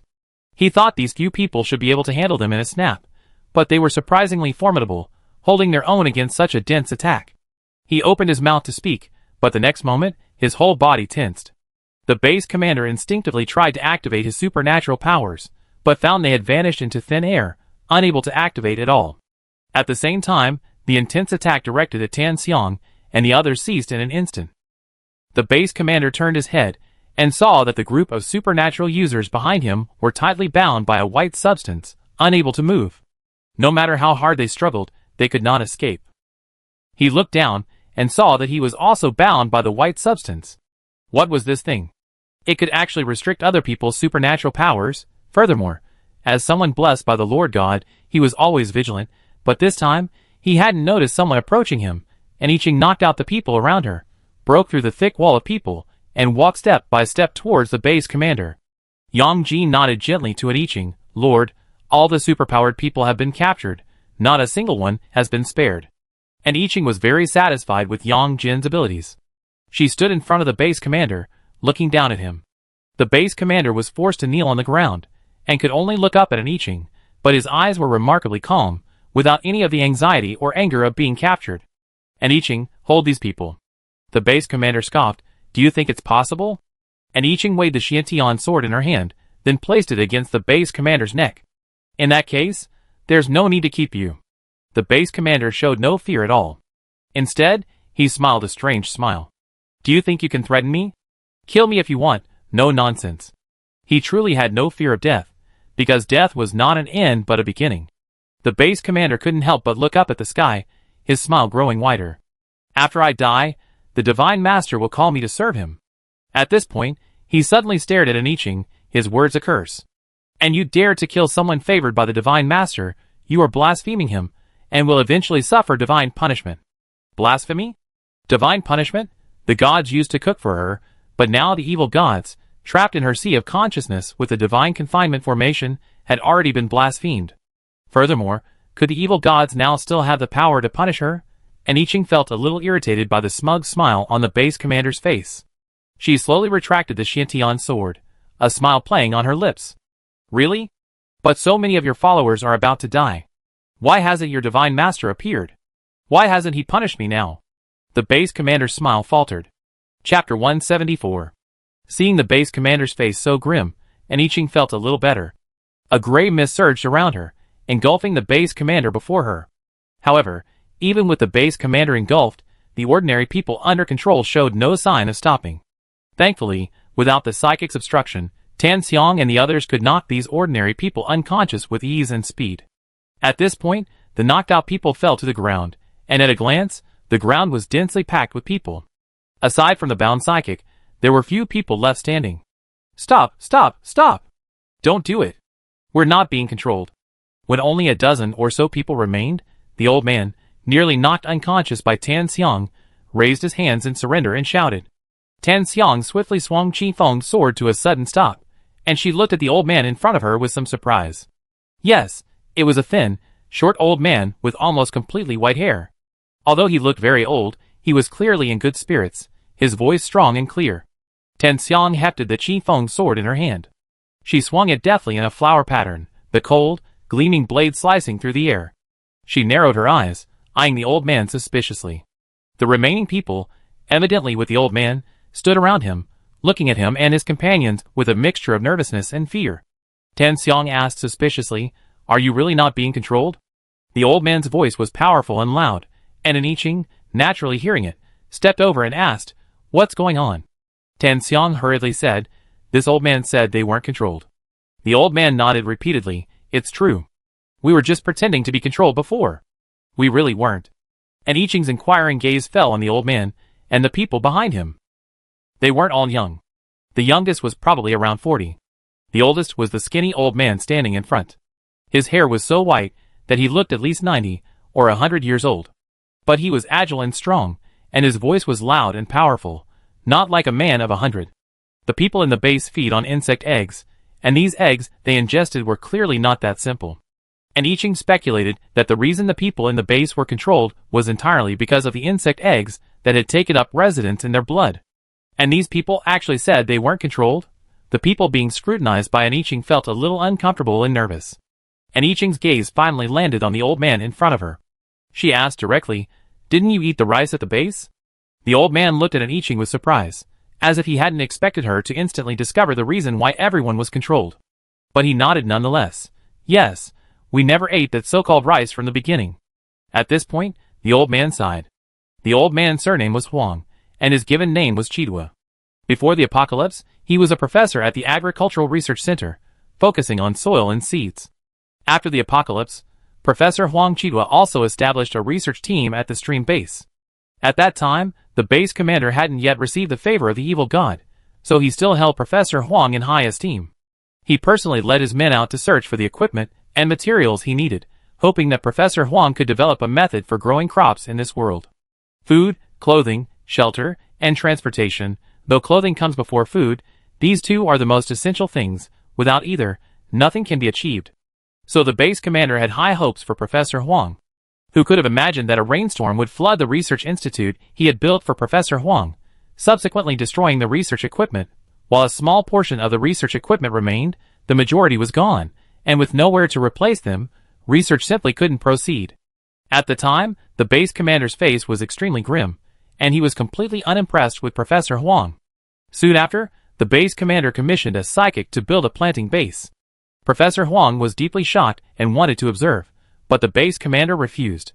To this day, Professor Huang still has no idea what's going on inside the planting base. Soon after the planting base was built, bags of rice were harvested. Huang Chidua also noticed that the rice at the base was different from before. Previously, it had been the long, fragrant rice, but now it was the round, pearly rice, yet more refined. Huang Chidua was incredibly curious about the rice cultivation base, and not just him, but the entire team he had assembled was equally curious. So, instead of eating, they took the rice back to the already dilapidated research institute. The research institute was already damaged, and while the base manager hadn't ordered it demolished, neither had anyone come to repair it. The institute remained in this dilapidated, seemingly crumbling state. Once they arrived at the research institute, the group eagerly began studying the rice. Then, everyone's faces paled, and they felt nauseous, retching and vomiting into the trash can. Huang Chidua and his team were able to survive during this period thanks to the fact that while they were still useful, the base's supplies were always available to them. So, even if the research institute collapsed, they still had a small supply. Additionally, Huang Chidua and his team also had plant and water-based experience, so with that little bit of supplies, they were able to survive without ever having to eat insect eggs. After understanding the situation, Iching couldn't help but sigh at how lucky they were. If they hadn't been curious and taken the eggs home to study first, they would probably have been infested by insect eggs by now. Although they were agricultural researchers, specifically studying soil and seeds, they were also useful to the territory. After all, the territory's current high grain yields were entirely due to the high-quality seeds provided by the system. But no matter how high-quality and high-yielding seeds were, they would deteriorate without intervention.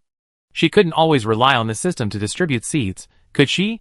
Hence, Huang Chidua and his team were very important. And Iching asked Xiarui to arrange for Huang Chidua and the others to go back and rest. Then she looked at the people covered in insect eggs. The eggs had already integrated into their bloodstream, and she didn't know if they could be removed. If not, she would never let them live. This thing created by the evil god was too bizarre. Who knew if it could be anything else? Yang Jin walked over. Lord, some of those psychics are controlled by the commander of the creek base, while others are in cahoots with him. Some of these psychics had no idea about the insect eggs. Now that they knew the truth, even though they were still bound by Yang Jin's mist, they vomited violently, as if they were about to vomit bile. Another group was fully aware of everything going on in the cultivation base, but they dismissed it as a blessing from the god, a blessing granted them out of mercy. With Yang Jin's help, Iching quickly left the uninformed behind. The aware psychics were all devoured by the gray mist. Extracting their powers from them was a way to recycle their waste. Then came the task of dealing with the insect eggs in the bodies of the ordinary people and the unsuspecting psychics. However, when Aniching controlled her divine power to remove the individual worm eggs from their bloodstreams, she discovered that they weren't just making their home there. Instead, these eggs were connected to one another, each one connected by tiny threads, and these threads were also connected to the blood vessels and internal organs. It could be said that these people's bodies were now entirely composed of worm eggs. If the eggs were removed, they would die instantly. Aniching closed her eyes and withdrew her hand. There were over 30,000 people in the creek base. Excluding the psychics, there were at least 20,000 ordinary people among them. Aniching's expression was extremely grim. Yang Jin sighed softly. Lord. He looked at her seriously. I know these responsibilities should have been mine, but now you have to bear them all. It's unfair, so I won't force you to make a choice. Yang Jin reached out and gently grasped Aniching's right hand, unfolding it. Then, he took out the divine power and gently placed it in her palm. This world was destined to go the other way, and I'm the reason. So don't feel burdened. His expression was serious, yet his eyes were gentle. So, if you feel tired and don't want to continue, that's fine. Yang Jin said this because the current situation was dire.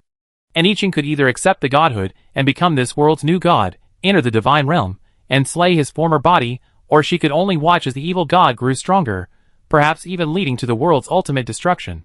Yang Jin selfishly wanted Aniching to accept the godhood, but after previous encounters, he knew she truly had no desire to become a god. She had already endured enough along the way. How could he bear to force her to continue? Although these words might sound irresponsible to the people of this world, Yang Jin meant it. He had done his utmost to save this world, exerting every possible effort, but he couldn't demand that Aniching carry it on her shoulders. Aniching could sense Yang Jin's seriousness. She lowered her head, the godhood in her palm emanating an extremely pure and gentle warmth. The warmth warmed her palm, as if it were a token of exchange. It was somewhat ridiculous. This was clearly the divine nature of the person before her, yet it seemed to have no connection to him at all, and instead, it had become a bond with her. Aniching, seeing the dire state of the creek base, understood perfectly well that the evil god had taken over more than just creek base. There was no telling how many bases had already been affected throughout the entire Aquamarine nation, not to mention the other nations beyond Aquamarine.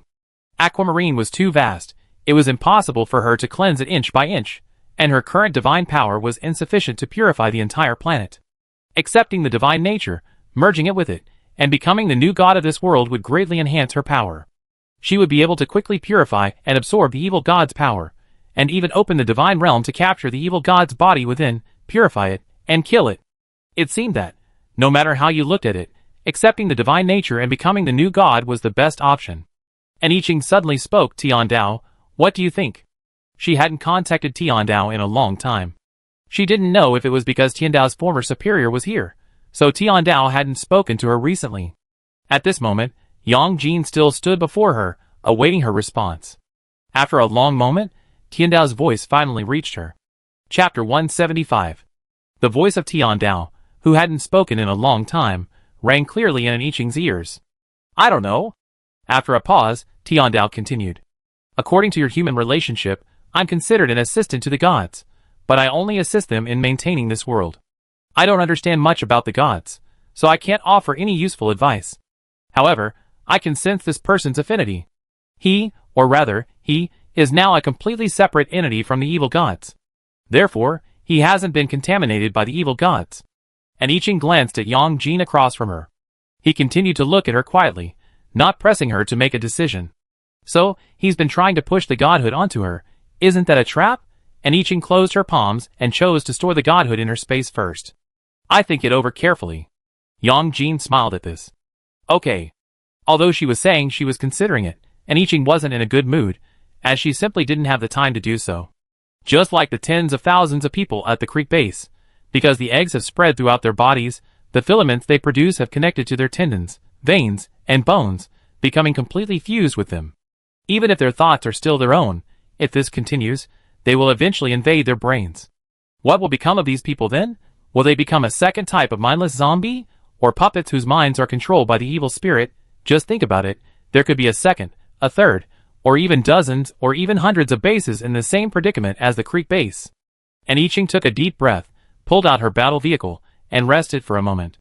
After a long while, she asked Xierui to help her invite Professor Huang over. Soon, Xie arrived with Professor Huang, but Professor Huang wasn't alone. Professor Huang smiled sheepishly at an I Ching. Sorry, these are two of my students. They were worried about me coming alone, so they came with me. An I Ching looked around. Professor Huang's students weren't young anymore, probably in their 40s. Because of the post-apocalyptic lapses, they looked only a few years younger than Professor Huang. She nodded. It's all right, take a seat. Professor Huang nodded, smiled, and sat down across from an I Ching, his two students standing beside him. An I Ching pondered for a moment before asking, I called you here, Professor Huang, because I want to ask you if you have a solution for the insect eggs? Although this person researches soil and seeds, since he's a professor, even if he specializes in one area, he should have some knowledge of others. Perhaps he might have a solution. And I Ching knew her thinking was a bit naive.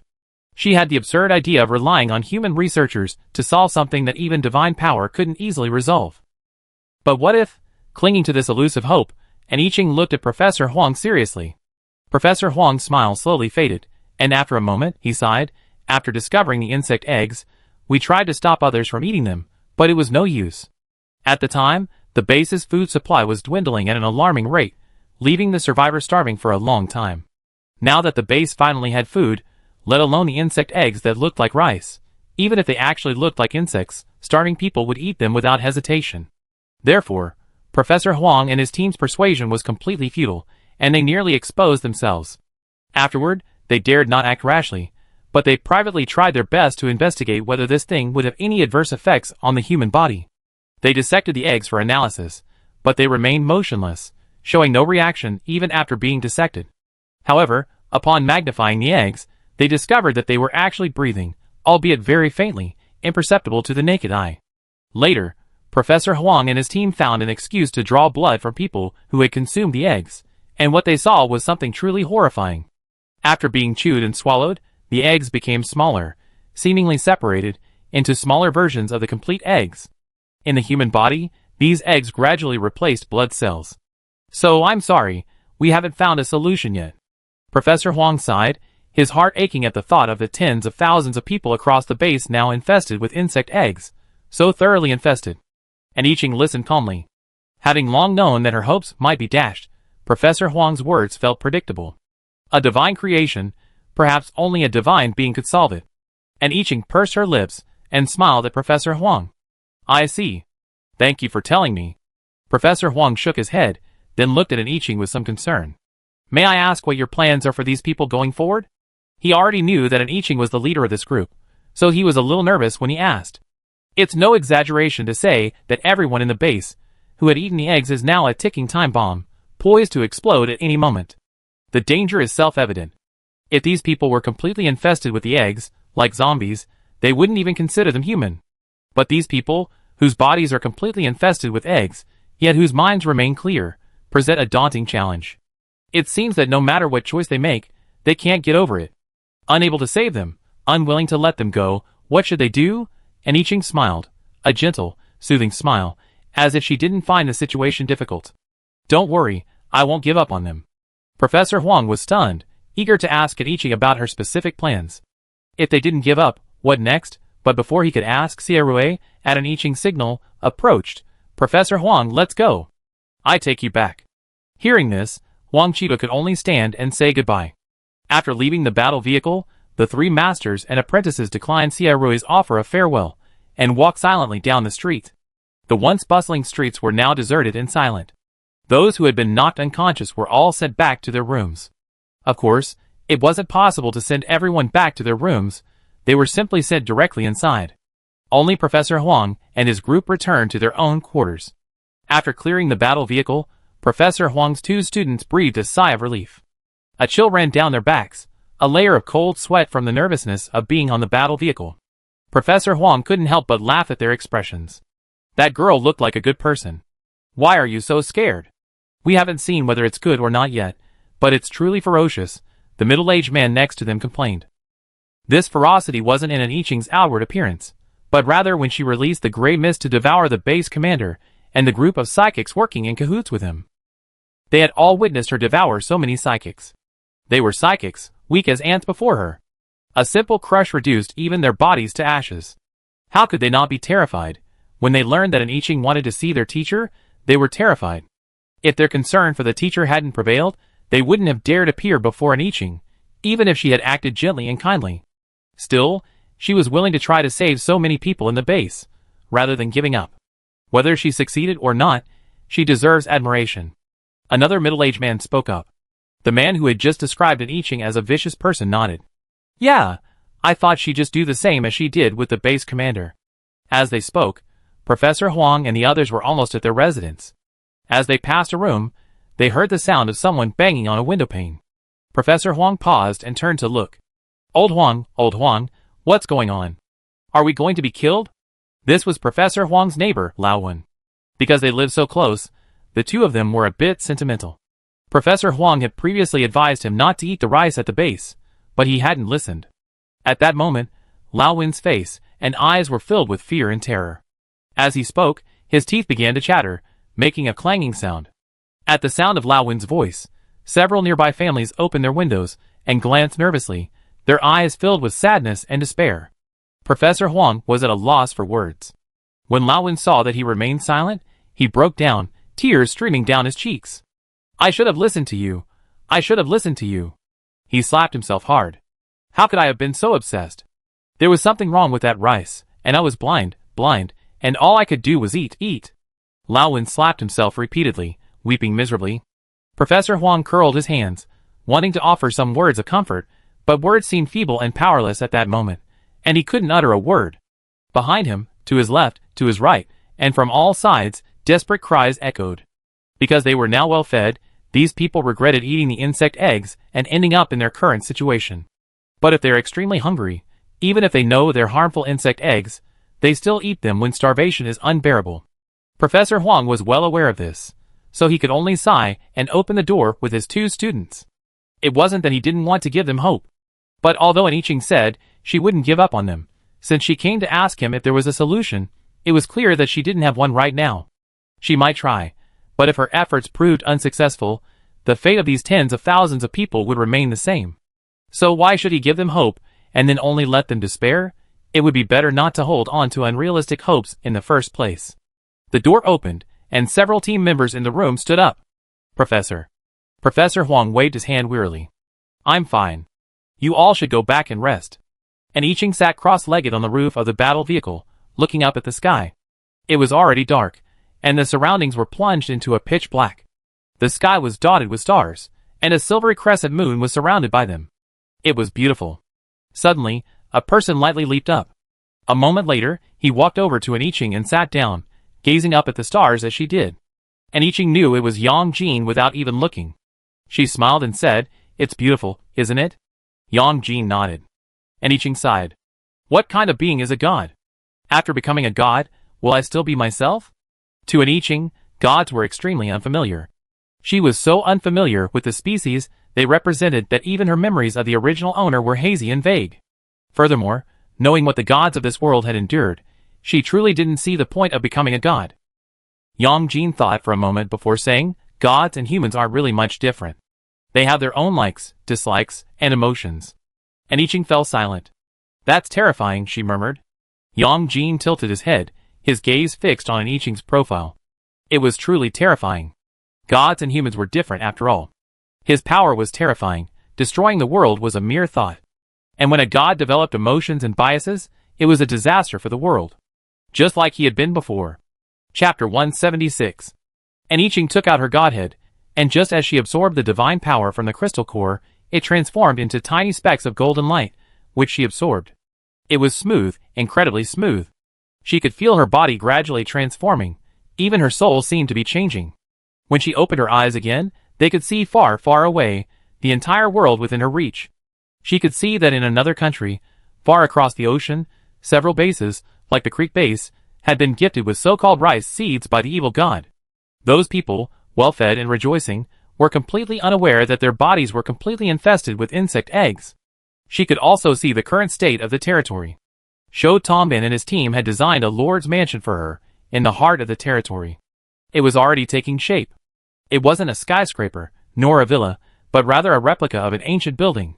The inhabitants of the territory, whenever they had free time, loved to gaze around the mansion, occasionally offering assistance to the construction workers.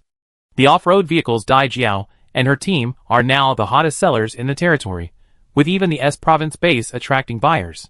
Dai Jiao and her team have also recruited a number of psychic apprentices to work with them on vehicle manufacturing. They rented a storefront at the trading center for car sales, displaying several models, most of which are tall and durable. A commercial street has also been built in the territory, lined with commercial buildings housing supermarkets, clothing stores, barber shops, beauty salons, and more. Zhou Tongxi had previously briefed her on the commercial street. She had assumed that the territory's population was already large, and a commercial district was indeed necessary, but she hadn't anticipated its rapid development. Perhaps it was because those snack vendors had opened the minds of the people in the territory, so more and more people were starting businesses. Once people had enough to eat, their living standards rose, and of course, their basic needs for food, clothing, housing, and transportation also improved, leading to the development of commercial areas. Zhou Tongxi, however, seemed particularly busy, often working until midnight before she could rest. She even watched Zhou Tongxi texting her about what was happening at the base. And Yiqing shifted her gaze from the territory to the other bases in the Ocean Blue Nation. The Ocean Blue Nation had many bases, large and small. In addition to the provincial bases, there were also other large and small bases.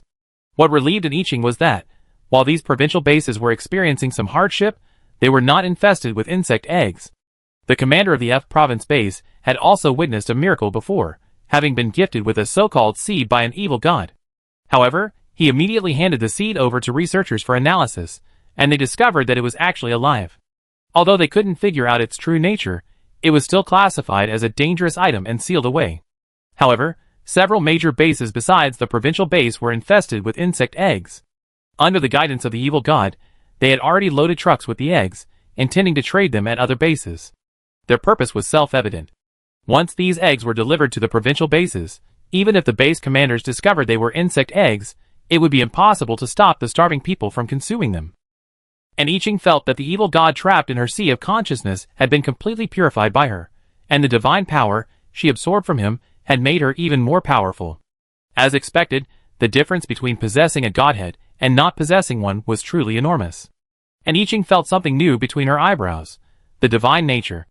With the divine nature, divine power no longer needed to be used or used up. It became her very essence, a constant source of divine power.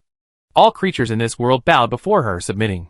She raised her head, sensing the subtle connection between her and the divine realm, and also the frantic escape of the evil god. His body could not leave the divine realm, but his soul could. And Yiqing naturally could not let him go. She glanced at Yang Jin beside her. Yang Jin slowly took 2 steps back, a faint smile playing on his lips. "I'd be here, waiting for you." After merging with the divine nature, and Yiqing's once empty heart was filled with warmth. She couldn't help but smile softly. "Okay?" The next moment, she took a step forward and instantly entered the divine realm. Yang Jin looked up at the sky. Before the evil god's soul could escape the divine realm, and Yiqing intercepted it. Her divine power condensed into a sword, piercing through it with a single blow. In a split second, the evil god's soul was completely purified, dissipating into tiny specks of starlight. The divine realm was shrouded in darkness. And Yiqing stood in the empty space for a moment before dragging her sword forward, step by step. Soon, she arrived at the evil god's true form, suspended in midair. He looked exactly as she had first seen him in her sea of consciousness. However, perhaps due to the corruption and degeneration into an evil god, his divine body emanated a powerful, unholy force. Even with his soul gone, this evil god's divine body was still not something anyone could kill.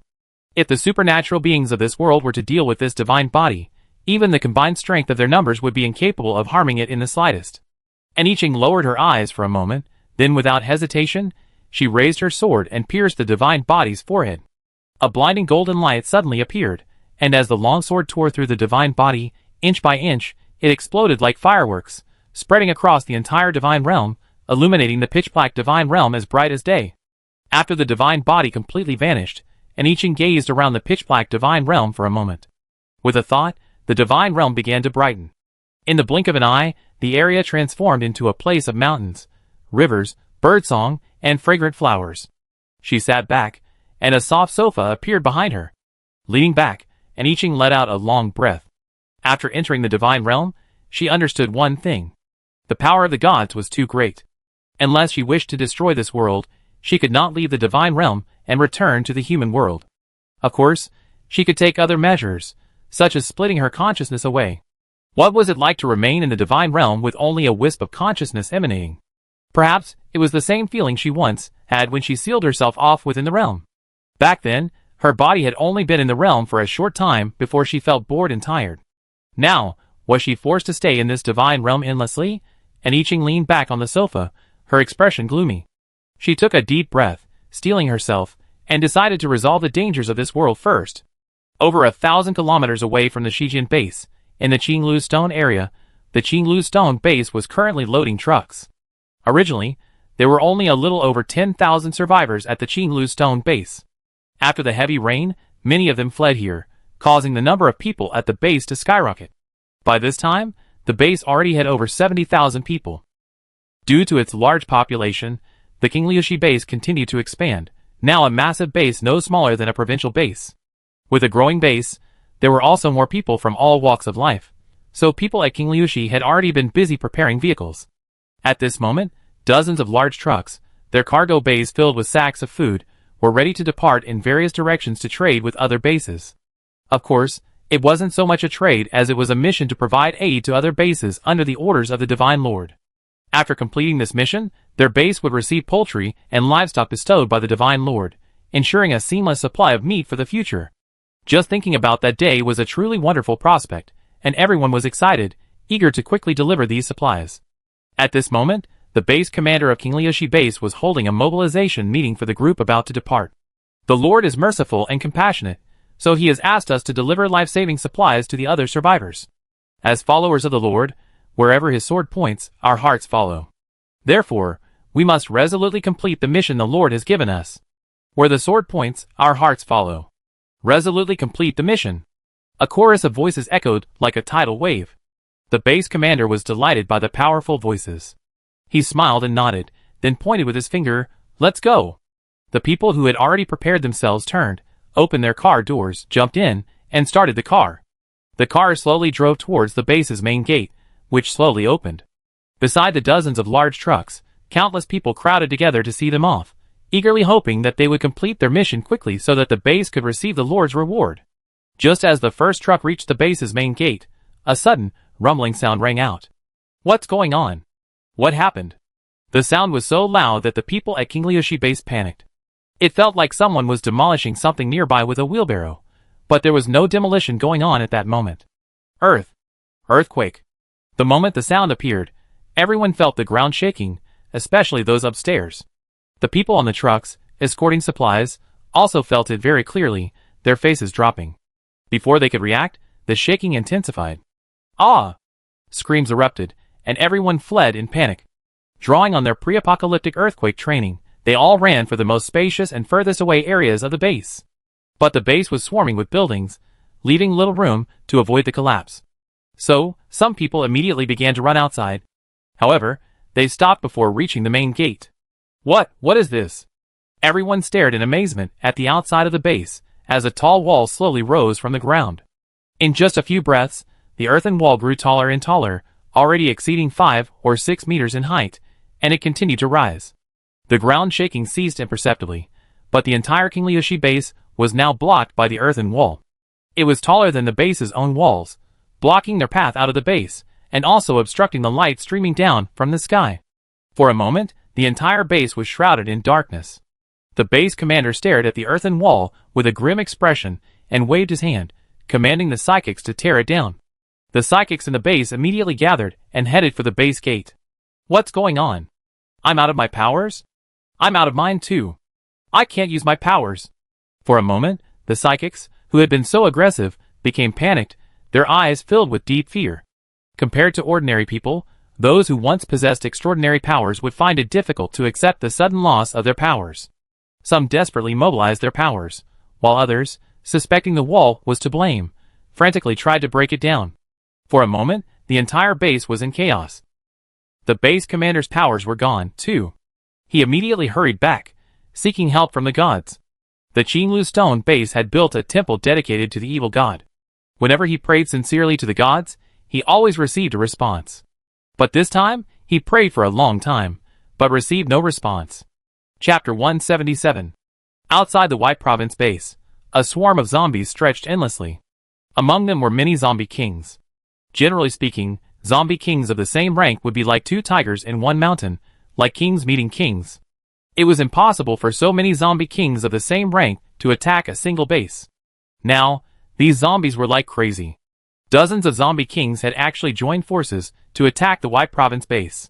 Furthermore, the psychic zombie kings, who usually preferred to use low-level zombies to attack the base first, no longer retreated. They charged forward like generals leading their troops. The psychics in the base had to deal not only with the zombie kings, but also with the zombies with superpowers. These 5th, 6th, and 7th level zombies outnumbered the zombie kings by 100 to 1. Their combat power alone was enough to cause the base to retreat, not to mention the presence of so many low-level zombies. The entire base was surrounded by zombies, leaving no room for escape. Even if the inhabitants tried, they could only desperately fight the zombies. Huge holes appeared in the base's walls, and low-level zombies roared as they rushed into the base. Ordinary people rushed to protect themselves with weapons, hacking at the zombies frantically. Even though psychics held back the higher-level zombies, the low-level zombies were too numerous, and the ordinary people in the base quickly fell one after another. Just as everyone was desperately waiting for death, a golden light suddenly fell from the sky. Like fine golden sand falling from the sky, it was a magnificent sight. Even those waiting for death in despair could not help but stare at the scene in a daze, unable to recover for a long time. However, the zombies that came into contact with the golden sand instantly collapsed to the ground. Whether they were low-level zombies, high-level zombies, or even the zombie king, all collapsed upon contact with the golden sand. Those who had just been bitten by the zombies were astonished to see their wounds healing at a visible speed. What is this? Is this a miracle? Yes, a miracle.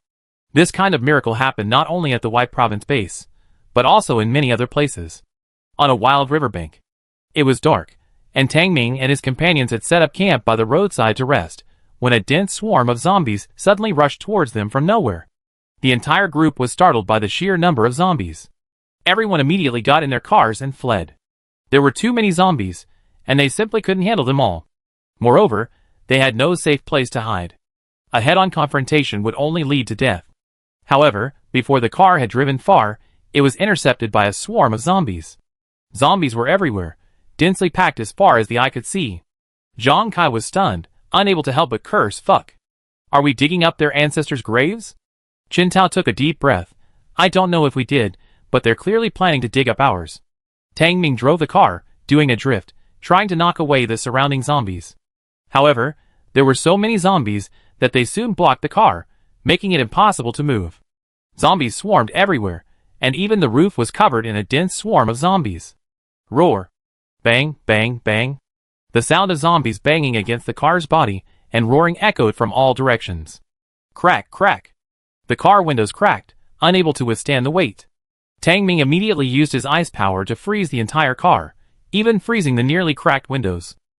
The Earth-type user used his power to raise spikes of earth from the ground, piercing through the zombies surrounding the car. The Wind-type user also used wind blades to mow down the surrounding zombies.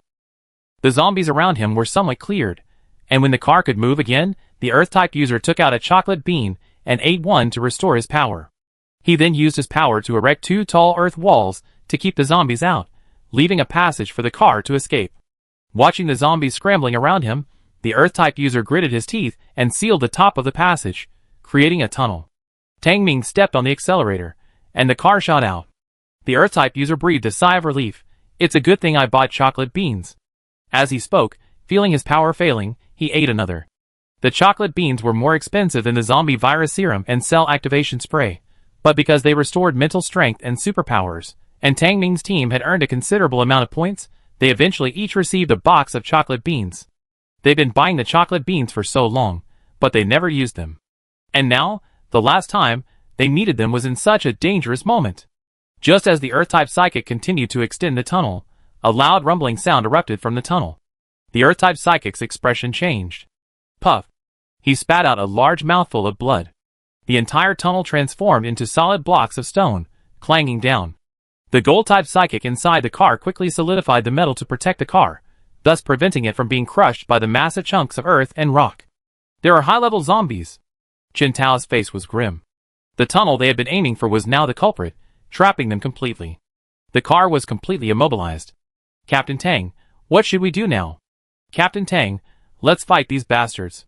Tang Ming's icy aura spread outward from the car, instantly freezing the zombies outside as they approached. Get out. Find a way to break out. Okay. The car door was kicked open, and Tang Ming and the others alighted. However, before they could break out, the zombies around them suddenly froze, motionless. Zhang Kai was stunned. He glanced at the motionless zombies around him and asked in confusion, Ming, have you leveled up again? Tang Ming narrowed his eyes and looked up at the sky. It's not me. Everyone followed his gaze, looking up at the sky. Only then did they see the fine golden sand drift down, landing on the densely packed zombies. The frozen zombie beside Zhang Kai collapsed with a thud. As it fell, the ice covering its body shattered, and the zombie inside, though intact, lay motionless. 1, 2, more zombies fell, including those not frozen by Tang Ming's power, who also collapsed heavily to the ground with a thud. In a short moment, there was no zombie left standing. Tang Ming and the others stood there in disbelief, glancing around. Because of the sudden influx of zombies, the place now resembled a mass grave, so densely packed were the bodies that there wasn't even room for anyone to step. What's going on? Li Tao was a bit bewildered. The zombies' strange appearances and falls were bizarre. It felt completely baffling. Zhang Kai squatted down and reached out to nudge the fallen zombie. Are these zombies dead? Tang Ming frowned, uncertain. Never mind. Let's chop off these zombies' heads first. Dead or alive, it didn't matter. With their heads chopped off, they were dead anyway. Guardians at a refuge in a country across the coast spotted a convoy slowly approaching. Immediately, a guard stepped forward, stopped the vehicle, and questioned them. Telling these people had food and were coming to trade with the refuge, the guards found it somewhat unbelievable, but they immediately sent someone to report it to the refugee director. The guard surveyed the vehicles and asked the people in the convoy, do you really have food? The people in the convoy smiled and said, of course. Do we look like people who don't have enough to eat? Indeed, food is scarce these days, and people in the shelter die of starvation every day. Even the guards don't have enough to eat, so they are all very thin, with sunken cheeks. The people in the convoy, however, are completely different from the guards. They are well-fed and well-fed, which is why they are so well-fed in these apocalyptic times. Everyone in the convoy has a rosy complexion and is full of energy. At this moment, the shelter manager hurried out and spoke to the people in the convoy with a warm smile. Seeing the convoy's cars filled with bags of rice, not only the guards, but also the shelter manager's eyes widened, and they subconsciously swallowed their saliva. What do you want to trade with us? The shelter manager struggled to tear his gaze from the rice bags and looked at the leader of the convoy. But before the leader could say anything, something unexpected happened. The ground suddenly began to shake. The shaking was so intense, it felt as if a yawning abyss would suddenly burst forth and swallow everyone whole. The survivors in the shelter screamed and fled in panic. Even the guards turned and tried to run, but with the shaking everywhere, where could they go? The shelter was completely different from the Hylon Nation base. There was no spacious space for them to hide, so everyone rushed out. Then, everyone saw a thick earthen wall rise from the ground. The shelter manager stepped back, shocked as the wall suddenly rose rapidly from the ground, enveloping the convoy and its vehicles. Wait, wait! The shelter manager's face paled with anxiety. Hurry, hurry, get the supplies out. There's food inside. At that, everyone looked toward the earthen wall, which had risen to a height of over 10 to 20 meters, tightly surrounding the convoy. Immediately, a plant-type psychic swung out a vine whip, grasped the edge of the wall, and attempted to climb in. With a crack, the vine shattered into countless pieces, and the plant-type psychic had no idea how it had broken. The other psychics, upon hearing that there was food inside, were furious and rushed towards the wall without hesitation, even their initial fear from the earthquake vanishing. Everyone's attention was focused on the food, not noticing that the violent shaking had ended. In the divine realm. And I Ching looked speechlessly at the people in the shelter, who were desperately trying to rescue the food from the earthen wall, and rubbed her brow. The zombies were easy to deal with. She only had to spread her purifying power. Having become a god in this world, her purifying power was incomparable to before. The insect eggs weren't difficult to deal with either. The challenge lay with those already parasitizing humans. It was uncertain whether those parasitic eggs would have other ways to infect humans besides being eaten, so those infected must be separated from those who weren't. And I Ching glanced at the so-called food in the carts, reached out, and gently crushed it. In the carts, the bags of insect eggs, as if grasped and crushed by an invisible hand, burst open one by one. The rice popped, its juices flowing out, and a rich, fragrant rice aroma wafted out. However, before it could escape the earthen wall, it was blocked by an invisible wall. And Iching set up a barrier, completely isolating the people in the shelter, outside the convoy. Even if the earthen wall collapsed, those inside couldn't escape, and those outside couldn't enter. Although she had attained divine status, the task of eliminating all zombies worldwide and trapping all those infected by the parasite eggs had taken a heavy toll on Iching. She felt a little tired. But she didn't dare sleep. After merging with the divine nature, she understood many things. For example, without the power of faith, her sleep could last from a few decades to 100 years, or even thousands, or even tens of thousands of years. Once she fell asleep, the passage of time would pass, and she feared she would never see the people she knew again. And Iching fought fatigue, pondering how to resolve the situation. After a long moment, she slowly raised her head, a smile playing on her lips. Actually, resolving this identity wasn't difficult. If Yang Jin could reincarnate as a human, surely she could too. And Iching slowly rose from the sofa, her hands spread open, her eyes closed, and her body slowly ascended, floating in midair. In an instant, her body exploded like fireworks, scattering specks of golden light. The entire divine realm began to tremble, twist, and then collapse. Yang Jin stood on the battle vehicle, looking up at the sky. A powerful purifying force washed over him, and he froze. The black sky suddenly glowed with golden light, its dazzling radiance completely illuminating the night. A loud rumble, as if the sky had exploded. Everyone in the creek base was startled awake, opening their doors and coming out, looking around anxiously, then gazing upwards. The rain began to fall, pattering against the ground. Then, a light as bright as daylight appeared, and everyone stared wide-eyed as the pollution on the ground, once contaminated to a grayish-black color, gradually receded. The grayish-black plants, watered by the rain, also gradually lost their contamination, gradually returning to their original emerald green. Even if they withered quickly, they had indeed returned to their original emerald green.